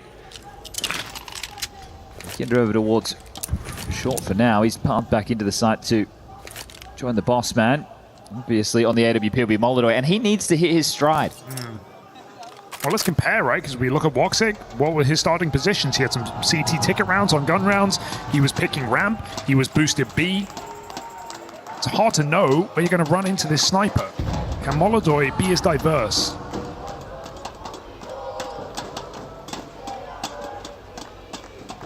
Cardi up close with the Deagle, but Fallen in this position. Gotta give it a clear. Now ramp, nade, nice. Big bang, Yuri not giving over a plant. Well, so you'd like to think, but there it is. Swings to stop it. Deagles connect. Why count them out with a game that Aurora are having? Centaur's not the line you're expecting. Molodoy does stabilize. This one's too far gone. Furia do find 5. All right. Well, that's going to give them a bit more cash to splash in the buy in pursuit of those double digits. So consecutive on the CT side for Furia short. A couple of drops will be required for K-Serato and Yuri. They will be able to hook that up. And this is where kicks in. You get to make your money. This is the T side.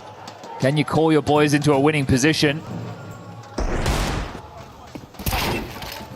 What a shot, dude. A couple of nice ones are showing that they are really on form right now. And talking about these AWPers, right? Woxic clearly calling his shot. Looks like Molodoy a little bit scared to do the same.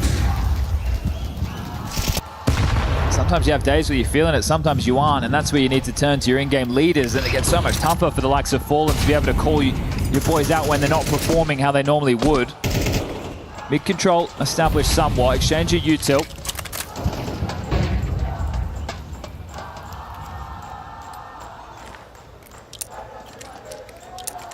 just selling, nobody home. Closest being jungle for Yuri, so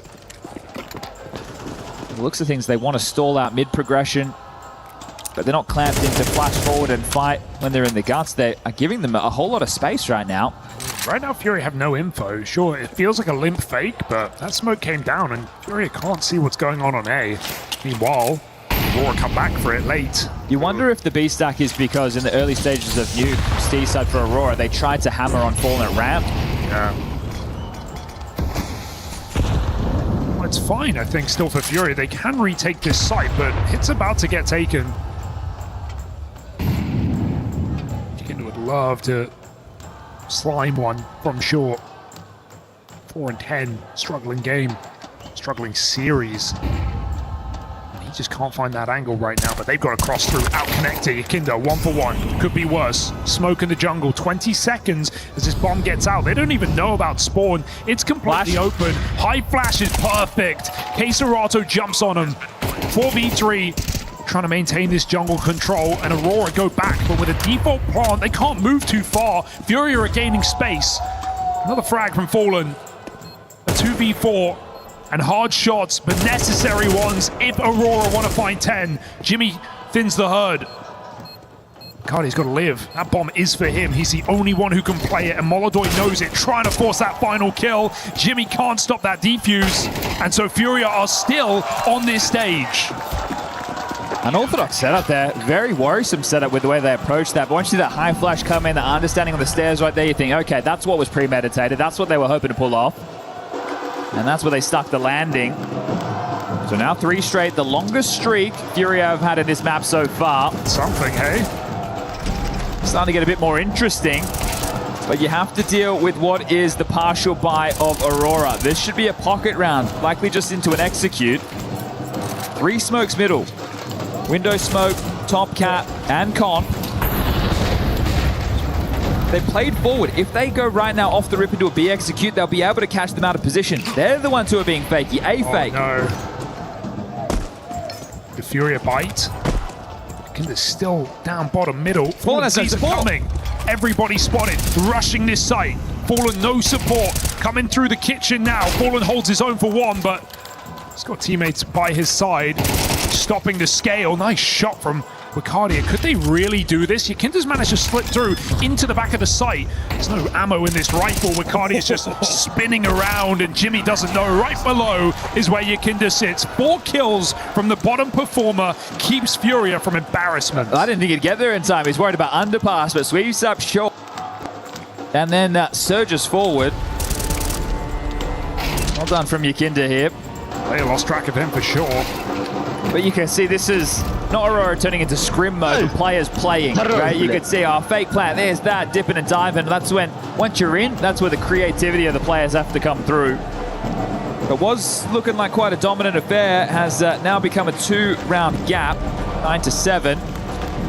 Second tactical timeout from Ash. And this is this is where Kixon has to show his worth, right? Late in the game, he's got a couple of players performing. We're seeing some nice rounds out of Wicardi, out of Xantares, out of Jimmy. Kixon's got to call him to a close. Or Furia, slow, but 4 rounds straight, all within touching distance. And keeping 3 alive in the last 3 rounds hasn't done wonders for the bank balance, but they're not at break point just yet, so they can concede one and then buy back in, at least for the most part. Bomb left in spawn, no clear indication of the finish. Yuri flash forward, great opener, Molodoi, and now they're starting to get a rhythm. Now you're getting scared. Molodoi activated, had 2 great rounds in this half already. Big cover on the AK in that post plant on A. Yakinda. Hot hands, perhaps. Has he got this timing? Oh, he doesn't call it off. He goes back for more. Careful, boys. 5v3. Kixon's wounded. They can walk up short right now.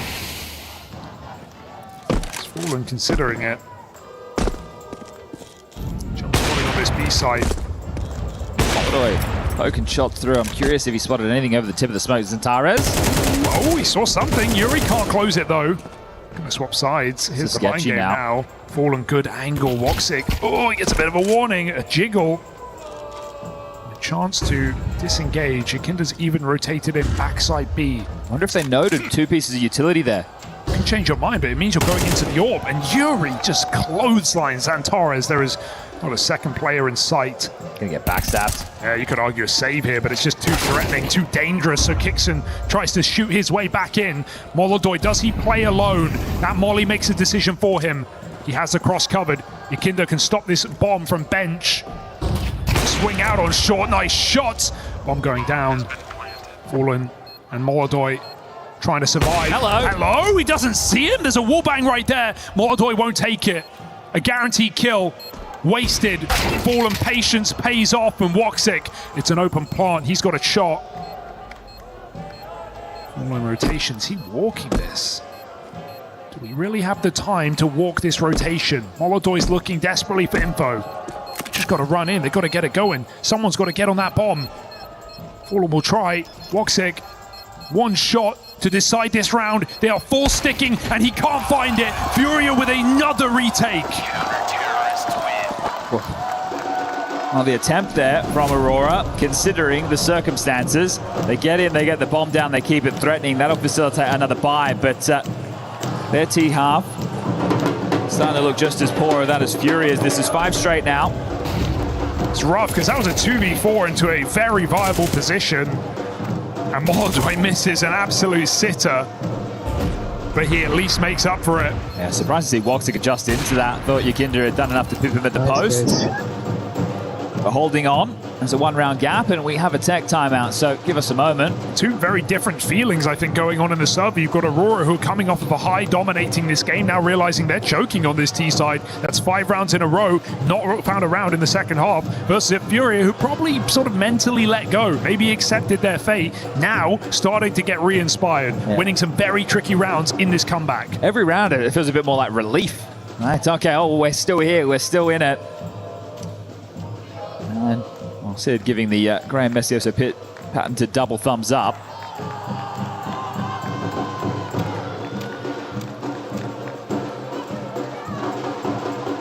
Mission needs to be to get into the site at a minimum for Aurora again. Get that bomb down, add that 600 to the loss bonus, so the 34, the kills on top, the plant bonus.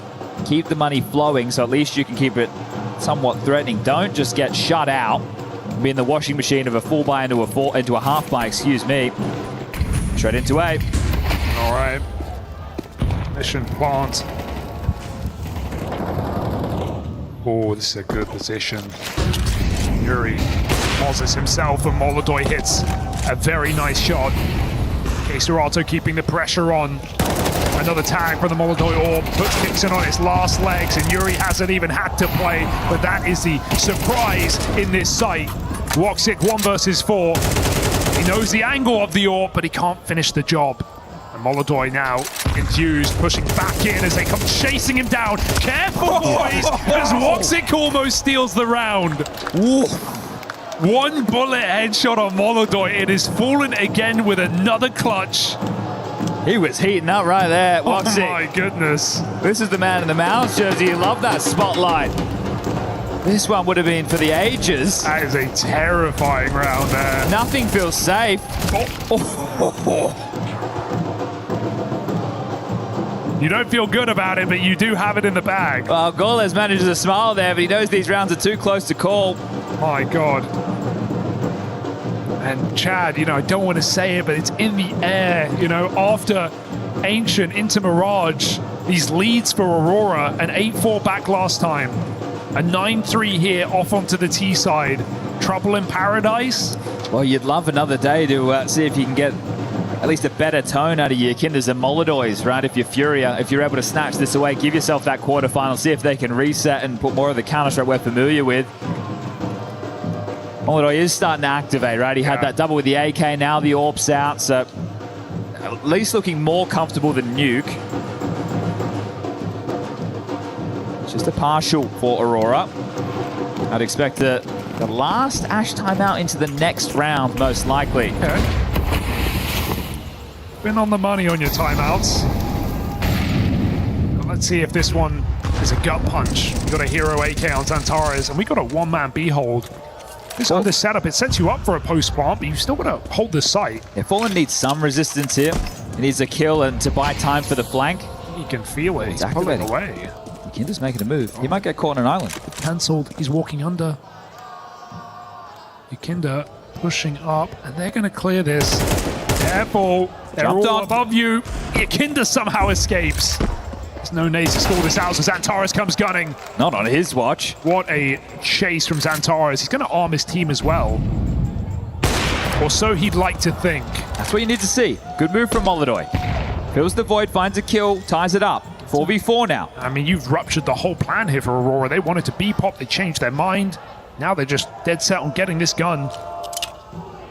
Window smoke coming in, they're ahead of this. Yeah, Fallen's pushed top mid, so Molodoi is insured in this position. They won't overdo it. They feel like that's a fake. It's not. Aurora. 2 rifles, don't grab extra weapons, showcase something on A, but that lurk goes nowhere. It's not Fallen anchoring, but it's Caserado, and that's the man I'd like for the job. Maybe bottom of the board, but this is one way to redeem it. 20 seconds in a hard-to-clear position. This should be guaranteed a kill, and so Caserado ensures that. Good trade. Nice trade. Xantares trying to save this round. Jump picked up, but Deagle out, and Kixon can't find that spam. Has to plant. Forcing Xantares to plant. He can't win this, surely. They take the fight together, and Fallen finishes what he started. 10 rounds to Furia from 9-3 down. 7 rounds straight now. You bang on, there's been definitely a tone shift in this one. A 9-3 half on Mirage. You tell that every day of the week. That should be a scoreline you'd love to close upon if you're Aurora, so letting this one start to slip through the fingers. Still, a new roster. Only just reaching 20 maps together. And not the favorite in today's series. Sure, but you'd be kicking yourself. Ancient 8-4. Yeah. And the bracket. 9-3. You gotta take these opportunities. Shown on Nuke, even. Did they take the timeout? I hear music. That felt like a long time. No, I didn't see the bug, but either way. I'm gonna give it to you. I mean, this is the round. This is what it comes down to here for Aurora. Cardier on the MAC-10. Oh, not the guy you want to hold back. He's been the standout player of this series. Would really have liked him to be on that AK. Maybe he can make it work out under. And Xantares, I mean, good round for a boost, maybe. I'm very curious, CT block smoking under right now, which is really going to stall out the roll of this and help give away that this is the default spread. That spam through, confirming it as con smoke deployed. Haven't taken that space just yet, Aurora, so completely awares of the timing of this. Molodoi will exchange blows over towards the B apartments, but he'll back off, rotate. Caserado will take his place. Just like how mobile he is, you know, he shows that orb, he repositions, he's going to keep you guessing. Yukinder, excuse me. Molodoi goes short, changes his mind. This could be well timed. Said earlier, window boost possibility. Getting closer and closer. What a play for Caserado, just spams that smoke. One way to drop Woxic in the middle. And no window boost because they're walking right up Con. Jimmy, how can you be ready for that? 5 versus 3, nowhere to go and nowhere to hide. And Furia's full run on this comeback almost complete. Desperation as Wakadia looks for a rifle. And double ramp setup. Fallen knows he's just baiting, selling this position for Yuri to succeed. Kicks some 1v5 backline. 15 seconds. Can he manage anything? Even a kill and a bomb plant would really set you up for later. He's going to hear Yukinder running away. Easy kill. Put that bomb in. So you've saved your team's bank. But is that all this is? A delay of the inevitable for Kixon. Dodges that shot. And Kixon really wants to try and force a kill here because Furia are closing the net tight around his neck. 4 players coming in together, trying not to offer up 1v1s. Kixon, patient backside, but Molodoi's got the shot, and the return to form for Molodoi absolutely must be noted in this series. Had a stinker back on Nuke, but here on the CT side of Mirage has stepped up. 8 rounds straight now. This is looking scary. This is one way to recover from a poor T half.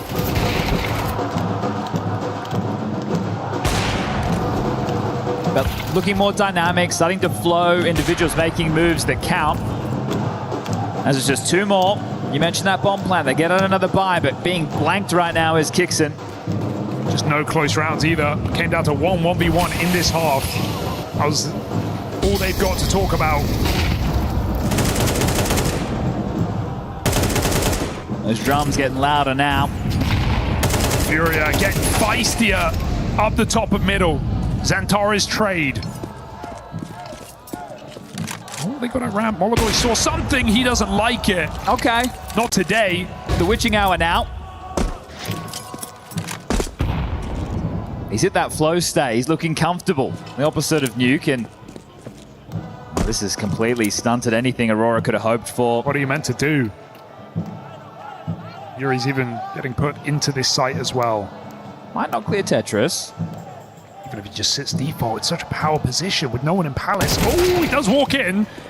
He called it. So Molodoi's got to make up for it, and he is good for the job right now, isn't he? Just falling back off that smoke. Get the bomb down again. Get yourself a buy for what could be the final round. Sure. That's if they'll allow it.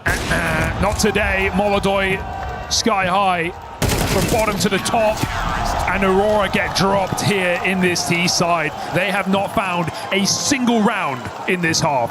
What a hollow way for this one to go. Boxy was letting out the battle roars. They were absolutely running away with this. And okay, they lose the pistol. That's fine.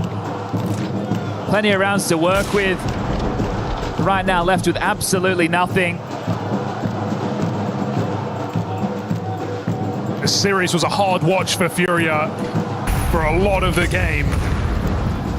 But looking like the best half yet, right when they needed it. 10 straight rounds to close on the table. Doesn't that taste great? Feeling good, feeling fine. 5v4 as Aurora run the gauntlet up cat. Yikinda caught off guard. A chance on this B site, only fallen in position. Spam does not connect. But again, Aurora, slow down, uncertain. Torres from high. He's got to get that reload in, giving Keserato an escape in the window. Oh, no way out of that. That Molly's locked him in place, and so Xantares is going to wait it. Keserato still has a chance to leave. Does he want to take it? Here's that jump up, takes the spam, puts Xantares down. 3v3. Aurora are getting a little crazy here, and it might be too late. 2 players cemented in middle. Trusting nothing. Scared of the flank. Time's getting away from them now. 40 seconds, they're not doing a thing. Hurry up and wait. And Keserato has just had enough with this game. Puts another one down. 30 seconds. A side is open. Molodoi moving in through the window. He's going to hear this, but they walked through that con smoke.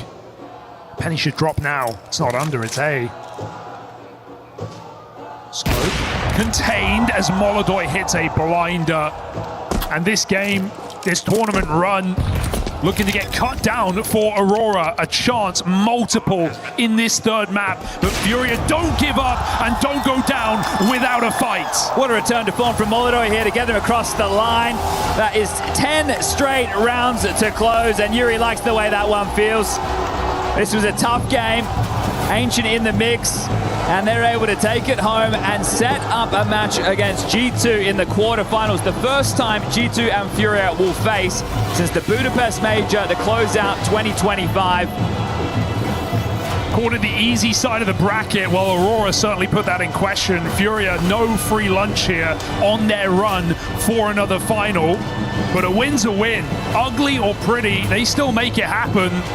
Looking to level up later in this tournament. Safe to say G2 might be licking their lips at the opportunity to face this team on a bad day. Now we'll see if that carries through.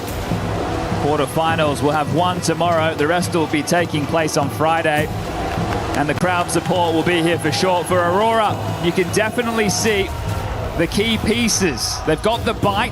They just need a little bit more time. We've got Fallen standing by on the stage for a post-game interview. Yeah, let's see if we can hear each other first. This crowd has been phenomenal throughout the entire series. The legendary Fallen standing by.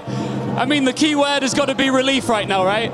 Yeah, I would say so. Resilience as well was a difficult match. I think this Aurora has a big future ahead. They have great players.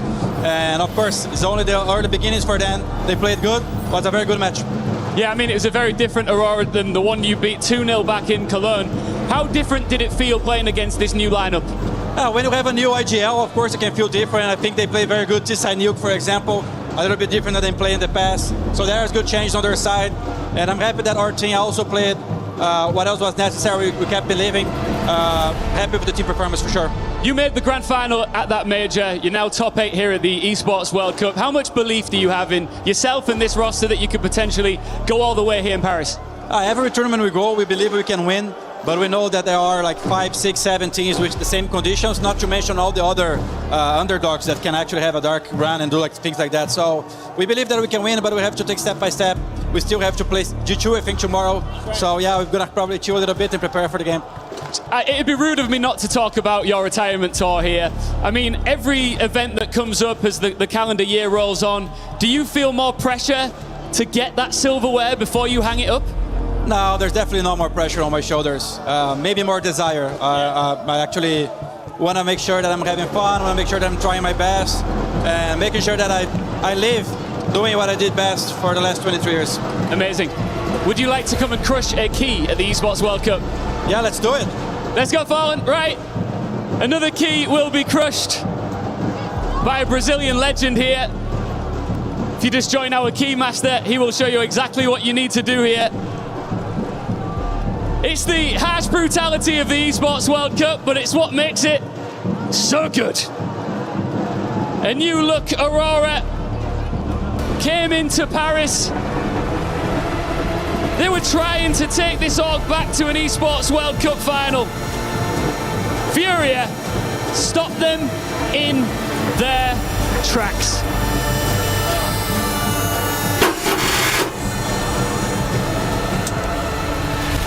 Fallen, just briefly, I just want to just take you over here to the fans, because I know you've experienced Brazilian fans many times in your career. There's really nothing quite like it, is there? And even you'd go down a round, you'd have a rough round, and they'd seem to get louder and louder. How much do these people mean to you? Yeah, it means a lot. Everyone who knows my path into Counter-Strike know that Brazilian community has always my back. So their support to Furia and now supporting me as well. And it's great to see because one day we relied on them to go for tournaments, to participate in Games Academy projects and give us money to go for tournaments, and now they can travel and watch us play on a high level. And every city we go, it's the same vibe, it's the same energy. It's great to play like that. It's the best place to play CS. It's phenomenal. Just come a little bit closer here. In Brazilian Portuguese, what do you want to say to these people? Valeu, pessoal. Deu nós. Grande virada, hein? Obrigado pelo suporte. Tamo junto. For Fallen, vamos fazer barulho. Congratulations, man. As you can see, Furia lock in a spot against G2 in the quarterfinals. What a night. What a night indeed. A long game and a show of resilience, as Fallen said. I think Great Answer's always a professional in those post games.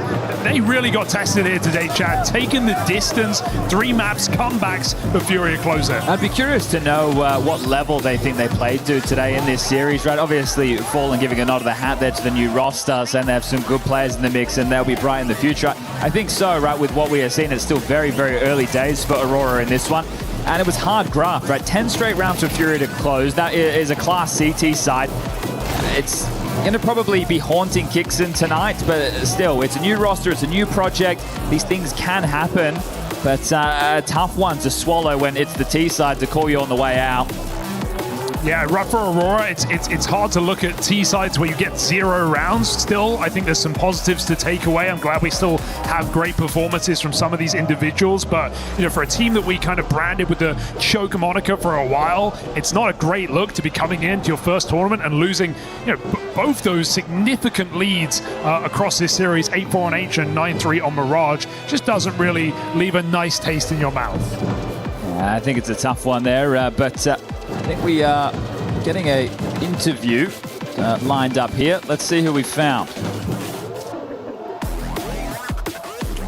That will be in just a minute, I think. Okay, sorry. I misheard, Hugo. No, it's okay. That's my apologies right there. G2 Furia in the quarterfinal. You covered the G2 game earlier today, right? Yes. You know, let's judge Furia by their game today. If that Furia shows up, do you think G2 have them? I know you mentioned your hesitation on Ancient. I'm not even sure if Furia would risk showing that in the veto. No, I don't think it'll Cash show will its come head. up. Right, I think Cash could be a bit of a possibility, but now I do believe we're ready to toss to the interview. On the money. Let's hear from Aurora. Ash, thank you so much for taking the time to join me. Hate to see you guys in the situation, particularly with how Mirage started as well. You're leading 9-3. What happened on that T side? I think they played really well. I think maybe as we were going with the playbook was kind of not maybe as big as it could be at this point as exploiting us. I think we didn't really have that answer. But at the same time, the double op was running around, Mordor was killing us everywhere. I just felt like our lack of practice was really kicking in here, and we just didn't really have it in the big moments towards the end of the game. Really respected the Ancient pick into this series. That was a really interesting one. Goes without saying that obviously didn't go the way that you guys planned it ongoing. From your perception of that map one, I know it was probably hours ago now, but what do you feel like were some of the issues that plagued you on that one? I mean, it was a risk. We've been playing in practice for a while. It's going to map we're going to bring to a map pool. I think every time we've played a map for the first time, it feels like it's been very nervy and we've kind of forgotten a lot of things we've done in practice. And this was exactly the same again. So it's happened with all of our maps so far. Hopefully it's something we'll fix in the future. But I mean, there was promising signs there. I feel like we kind of let them off the hook on that one a little bit. They were there to be beaten. I think we were just more disappointed in the way that we played on Ancient rather than how we played on T-side Mirage, I feel. I mean, you're totally right. Early days for this squad, first Tier 1 tournament on LAN. In terms of looking back at this tournament, maybe let's just take this from two sides. First of all, what would you say is the biggest thing that you're looking to improve that you kind of learned from this tournament? What's number one on the hit list? I think that the communication, I think, has been the biggest thing. I think it's such a cliche thing to say as a coach, but we had so many problems with it. It feels like in some of the games, especially in practice, where we were just making really simple situations very difficult. And I think we've made a huge improvement with that. And that's probably the reason why we would have won today in the end, because I was very happy with that. We still obviously got a long way to go. It's just baby steps with that kind of, but that's our biggest area to improve on, which I guess is a little bit obvious. But I think it's promising though. Yeah, and then let's look at the flip side, because as we already said, very much early days, a huge undertaking in terms of this Aurora roster going forward. What's the biggest positive that you can take away from this? What's kind of impressed you about the guys, despite the exit? I think we're looking pretty solid on the CT sides. Look pretty nice so far. The energy when we're playing well is very good. It's very impressive. I never realized how hyped the guys get, to be honest. It's been kind of nice. And playing for each other has been good as well. I mean, there's lots of positives. We have a whiteboard full of them, to be honest. It's just in the moments, I think we have quite a few negatives. We need to get them out of the game very slowly. That's going to come a bit more with time, more conversations and things. And when you're playing a game that's high pressure, third map, getting close, I think the more negatives came out in that moment, which also is a little bit expected. Ash, thank you so much for your time, as always. I know it's never easy in these moments. Unfortunately, that is the end of the line for Aurora here at EWC. The grand finalists from last year eliminated here in the rounds of 16, and we have so many more matches to show off over the next few days here in Paris. In fact, chat, we've even got one going on right now. Gamer Legion Mouse going down the distance in the third map. Yeah, I recommend people whack that one on the television right now. It looks like that one is going to be a nail-biter down the stretch. Tomorrow we get to kick off with the big names, right? We're going to get your Falcons versus Mongols in the server, FaZe versus Vitality. That could be match of the day. Bay versus Spirit. I think people are quite curious considering the form of Spirit so far. And Na'Vi Legacy. That could be a bit of a barn burner with the pace that Legacy like to play. Here's your tomorrow's schedule. What's your game of the day, Chad? Is it Falcons or is it FaZe Vitality? You got two names in great form. FaZe on an uptick. Are you out on the Mongols right now? Are you uncertain they're the reigning champions? The only reason the Vitality FaZe is my match of the day is because I think Cash is going to come in the mix and we get to see Vitality play, and I think the audience will be packed out tomorrow, right? Vitality, we just saw earlier today, Apex and Zywoo with contracts extensions till 2028. And, well, we are in Paris, France, after all, Hugo, so I'd love to see them filling this out and making some noise for the boys. Well, it's going to get crazy, and it's all going down tomorrow, 1 p.m. local time with our first game of the day and 3 more BO3s, plus a B-stream, plus more round of 16. So we'll see you tomorrow, same place, same time here at EWC.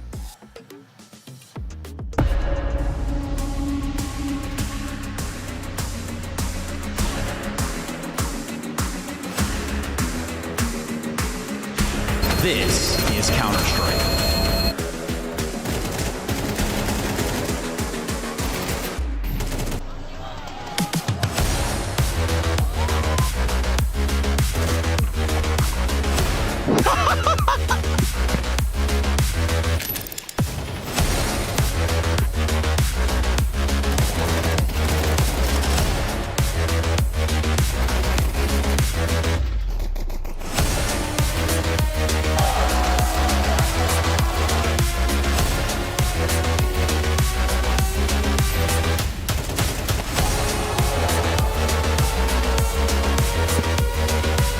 stations for Astralis. Is this the last round? It absolutely has to be. Line them up, knock them down. Nurtures here, 21 kills deep, one more to find, and Astralis again, their key crushed.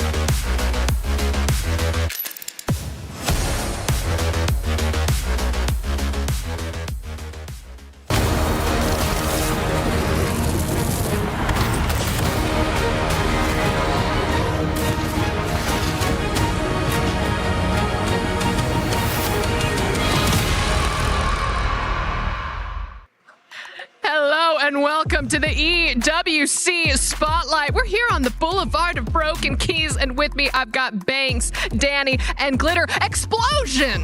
Was that a good enough explosion? Oh, that was really impressive. Right? You could go and do the stage hosting right now. I know, I should kick Ian out, right? You can replace him anytime. Do you think I could beat him in a fist fight? Oh yeah, he's skinny. Wait, how much are the tickets? I'm in. Okay, we could sell tickets. It's going to be on stage 5. Yep. Sponsored by. We need a new sponsor for this now. John EWC. Boxing. John EWC. It's always John EWC. There we go. Absolutely. But I mean, we've seen so much action happen so far besides maybe selling tickets to this thing. STC Arena, we managed to avoid going into a potential overtime, but what did we see over in CS2? We saw a lot of craziness to start off our round of 16. Obviously reaching the playoffs, getting a huge amount of fans come in and show love. The one we were just watching back then was getting to see Furia go toe-to-toe with an Aurora that has got a lot of new players, a lot of change. They went from being an all-Turkish lineup into international, with an in-game leader who has a very different style from what they're used to. So they had some growing pains. I think, okay, even though they lost, it's a result they can be proud of. But Furia right now within their top half of the bracket, they are supposed to be the favorites. I would say a little bit shaky after that, where maybe it's not so guaranteed for them. Do you think that there's any guarantees for Mr. Who's right for the Vitality side over there? Maybe a little Vitality love? Vitality love. They are in the bracket of death, we were going to call that. It is not great to be a Vitality fan right now, but if any magic can happen, it is your boys that can pull it off, Danny, that's for sure. They've done it time and time again. And also, you got the French crowd, man. You're in Paris. Yes. This is exactly what you need. No one can outmatch you here, surely. 100%. And the fans by now are used to be in the bracket of death. It happens to us in every single game. So, no, I'm looking forward to all the Counter-Strike matches. And I mean, we have a team in every single game. So you're stressed beyond belief, right? In many of these situations. Yes. Yeah. Danny, just because we do have you here and you are the CIO of Team Fight, what is a CIO? That's a Chief International Officer. So you travel the world? Absolutely. Fancy. Just for esports? I love this. How can I sign up and take your job? Which game do you want to play for us? Bruh, do you guys have a Marvel Rivals team yet? Oh, not yet. He said yeah. So there's an opening. All right. Oh, wait a second. I have to ask you questions. Otherwise, I lose this job. No, but Vitality, you guys have 17 teams competing at EWC. How do you manage such a huge operation while making sure that every single team gets the support Not that sleeping. Not sleeping at all, right? Flying around the world. I can tell you it's a hell of a job for sure, but it's so rewarding. Like the players that we have, amazing human beings. I enjoy so much working with every single one of them. And then everyone coming together here is so beautiful because all of a sudden you can also do the cross-team promotion. You have the fans behind every single team as well. And then you see like the Crossfire team hanging out with the Counter-Strike guys. Pack, who has never really watched esports before, gets to learn about Counter-Strike. And it's just such a joy to work for Team Vitality. Can I glaze him a little bit as well? Danny selling himself, maybe not so much here, that he was a professional player and a champion one time himself, way back when. It was the SK Gaming days, right? And you were dominant. So he's the right man for that very fancy title and job he's been doing, because I remember young Danny being a star. Yeah, my biggest prize was a BMW M6. When I was 16 years old, I didn't have a driving license. I was playing for SK Gaming. I made a name for myself because all the Counter-Strike players back in 2007, they were pretty jealous of the car. And that was pretty fun time for me. But in I think like 2012, I called it a career, went to management, and now I enjoy it from the other side, which is a bit more stressful than actually playing myself. Right? It's like the more you work in esports, the less games you get to play. But we do have, guess what? A question for the chat and everyone watching. Chat, this is a question for you. Who wins the Vitality versus Falcons showdown in Counter-Strike 2? What do you think chat is going to say right now, Danny? I mean, my question would be, are they even getting that far? I'm ready for this. I like this. Who knows? I do like this. I enjoy this a lot, but we are going to let Chad answer those questions while I get to ask you another one, Danny. With Vitality competing across so many games, are there any crossovers between... I mean, wait, you already talked about this. You covered question 2 with the answer to question number 1. Next question. Ziwu and Apex have both extended their contracts with Vitality until 2028. How important was it for the organization to secure 2 of its biggest pillars for the long term? Yeah, not important at all, right? Like, Yeah, no. we have so many players anyways, like 1 or 2 more or less is like, no, I like because Neo, our CEO, keeps actually saying that Ziwu is our real CEO.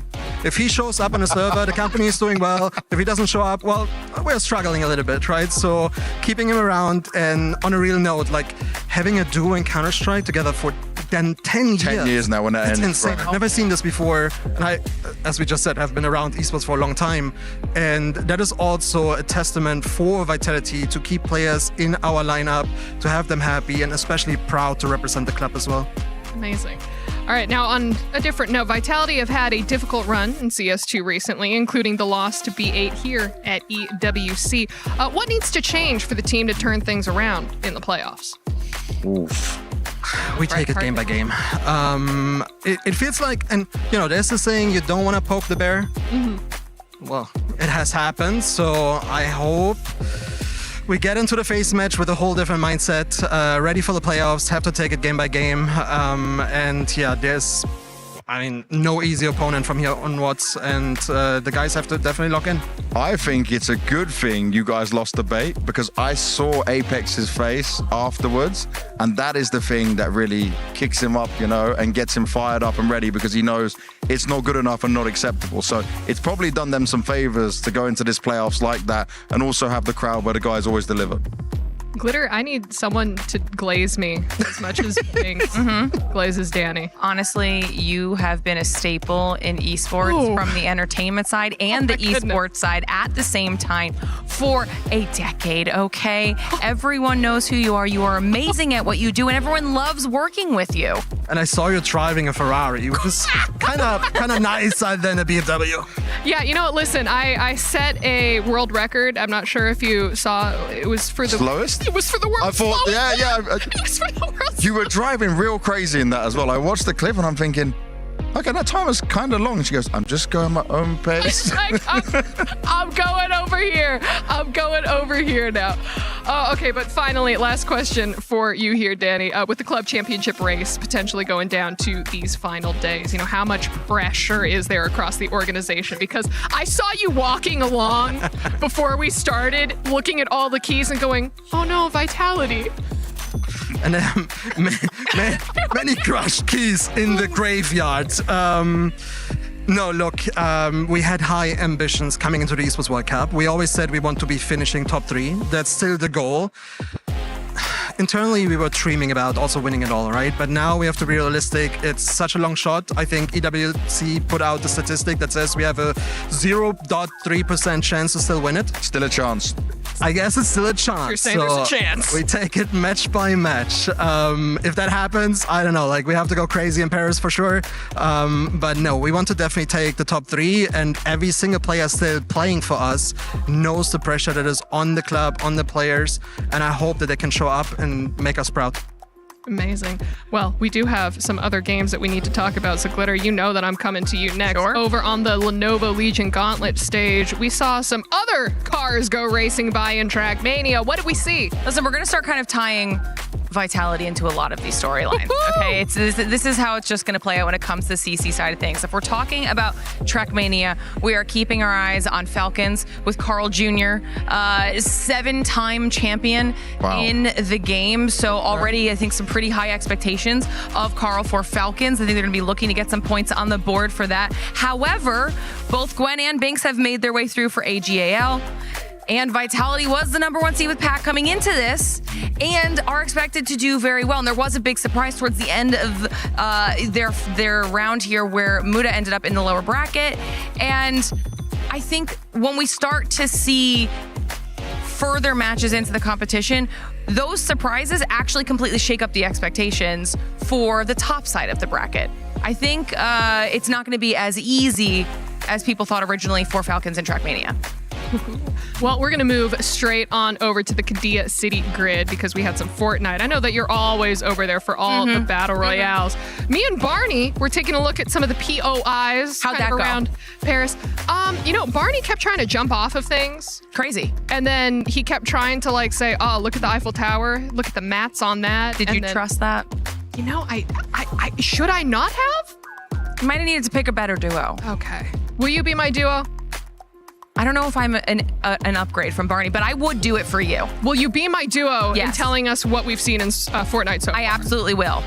Group A. All right, Group A is how everything kicked off. And this was actually a big one. We've got 4 CC clubs that we're paying big attention to when it comes to Fortnite. 3 of them are in Group A. And when Group A wrapped up, Aurora at the top make their way through, followed by Falcons in 4th, Vitality in 6th, which means it wasn't about the points. It was about getting into that top 7 because that guaranteed them the spots in the finals. So those 3 CC orgs have done what they needed to do. They just get to lie and wait now and see what happens with Group B, see what happens in the survival stage as well. But when we get to Group B, that's where AGAL are. We're going to have to see how they're able to perform as well.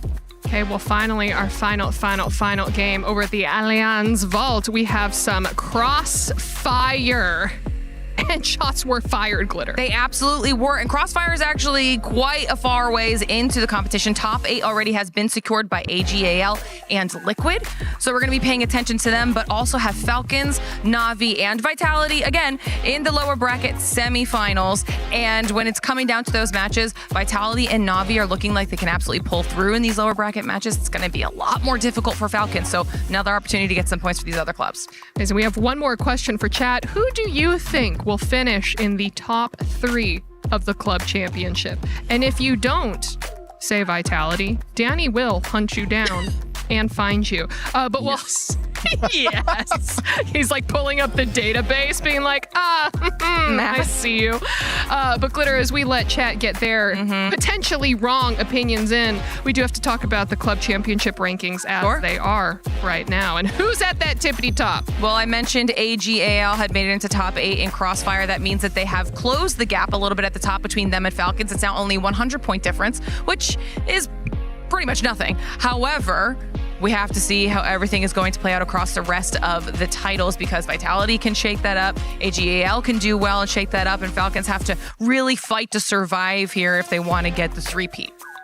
Binks, can you talk about every single game with the same level, compassion, and dedication that she just did? Yes, he could. Holy. The games I'm passionate about, sure. That is my easy answer to get out of this. No. Well, I was... actually, here we go. We have the rankings. And they're, as you said it, only 100 points behind, but... we keep talking about this, and I know they say, stop beating a dead horse, but this horse has a little bit of life in it. Team Liquid at number 12, when before they were just 0. Actually, Danny, for you, we've seen Team Liquid second place last 2 EWCs. Was it surprising for the other orgs to see such a strong contender just fall? Great question. Yes, I was shocked. I saw them as a favorite in MLB. I saw them as a favorite in EFC as well. I kind of expected a Falcons Liquid final in EFC.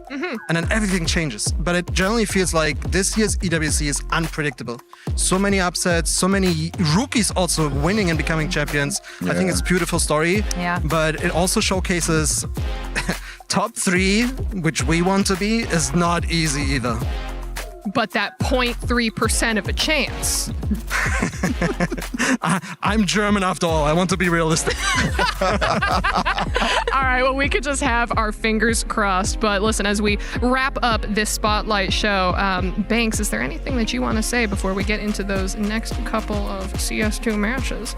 I want to say that the CS2 is only going to get more crazy, maybe more difficult for a lot of the teams here. We've obviously got some of the very best teams in the world facing off in this round of 16, and especially in that group of death, I'm expecting at least 1 or 2 more upsets. Hopefully it doesn't go the way of Vitality in that one. We have some potential for some banger matchups. I'm a little bit worried about team spirit for them. It's a team that everyone had at the beginning of this year, beginning of the season. They could be so dominant, they're supposed to deliver. But in last tournament, they were supposed to win it. They lost to a team that, in many's opinion, is beneath them. And now this opening matchup is against Bait, who already upset Vitality, and they've got nothing to lose in this. So I'm looking at that one as like maybe that could be the big upset and change things massively. Ooh, we do love upsets. Glitter, for you? I just want to see some shakeups. I'm ready to see some insane performances out of Vitality, out of AGAL, even out of Navi up there. I want to, because we know that this is going to be a tough fight at the end of it all. Danny, finally, for you, anything that you want to say to all the Vitality fans who believe in that 0.3%, who want to see the squads come out on top in all of these different games? I finally, after 3 years, want to win this lovely silver plate at EWC. Because so far we have only won MLB Women, which has a lovely trophy, but it's not the EWC trophy. So this week, it has to be the week. I love that. Oh, I love that. And yes, everyone wants to bring home that beautiful dinner plate. But everyone, thank you so much for joining me. For everyone else, this was the EWC Spotlight. We're a little crazy, but we will see you next time. Bye.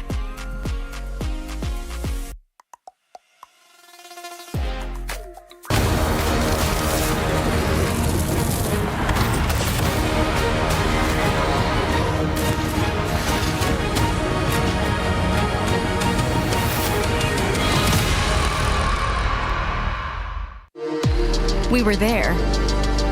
For every click, every clutch, every respawn. We were there for the years of grind. And we're here. Now. The proud founding partner of EWC. Powering the biggest event in gaming. Shoulder to shoulder with the world's best. Making history. Greatness deserves a stage. Lenovo Legion. Reach your impossible.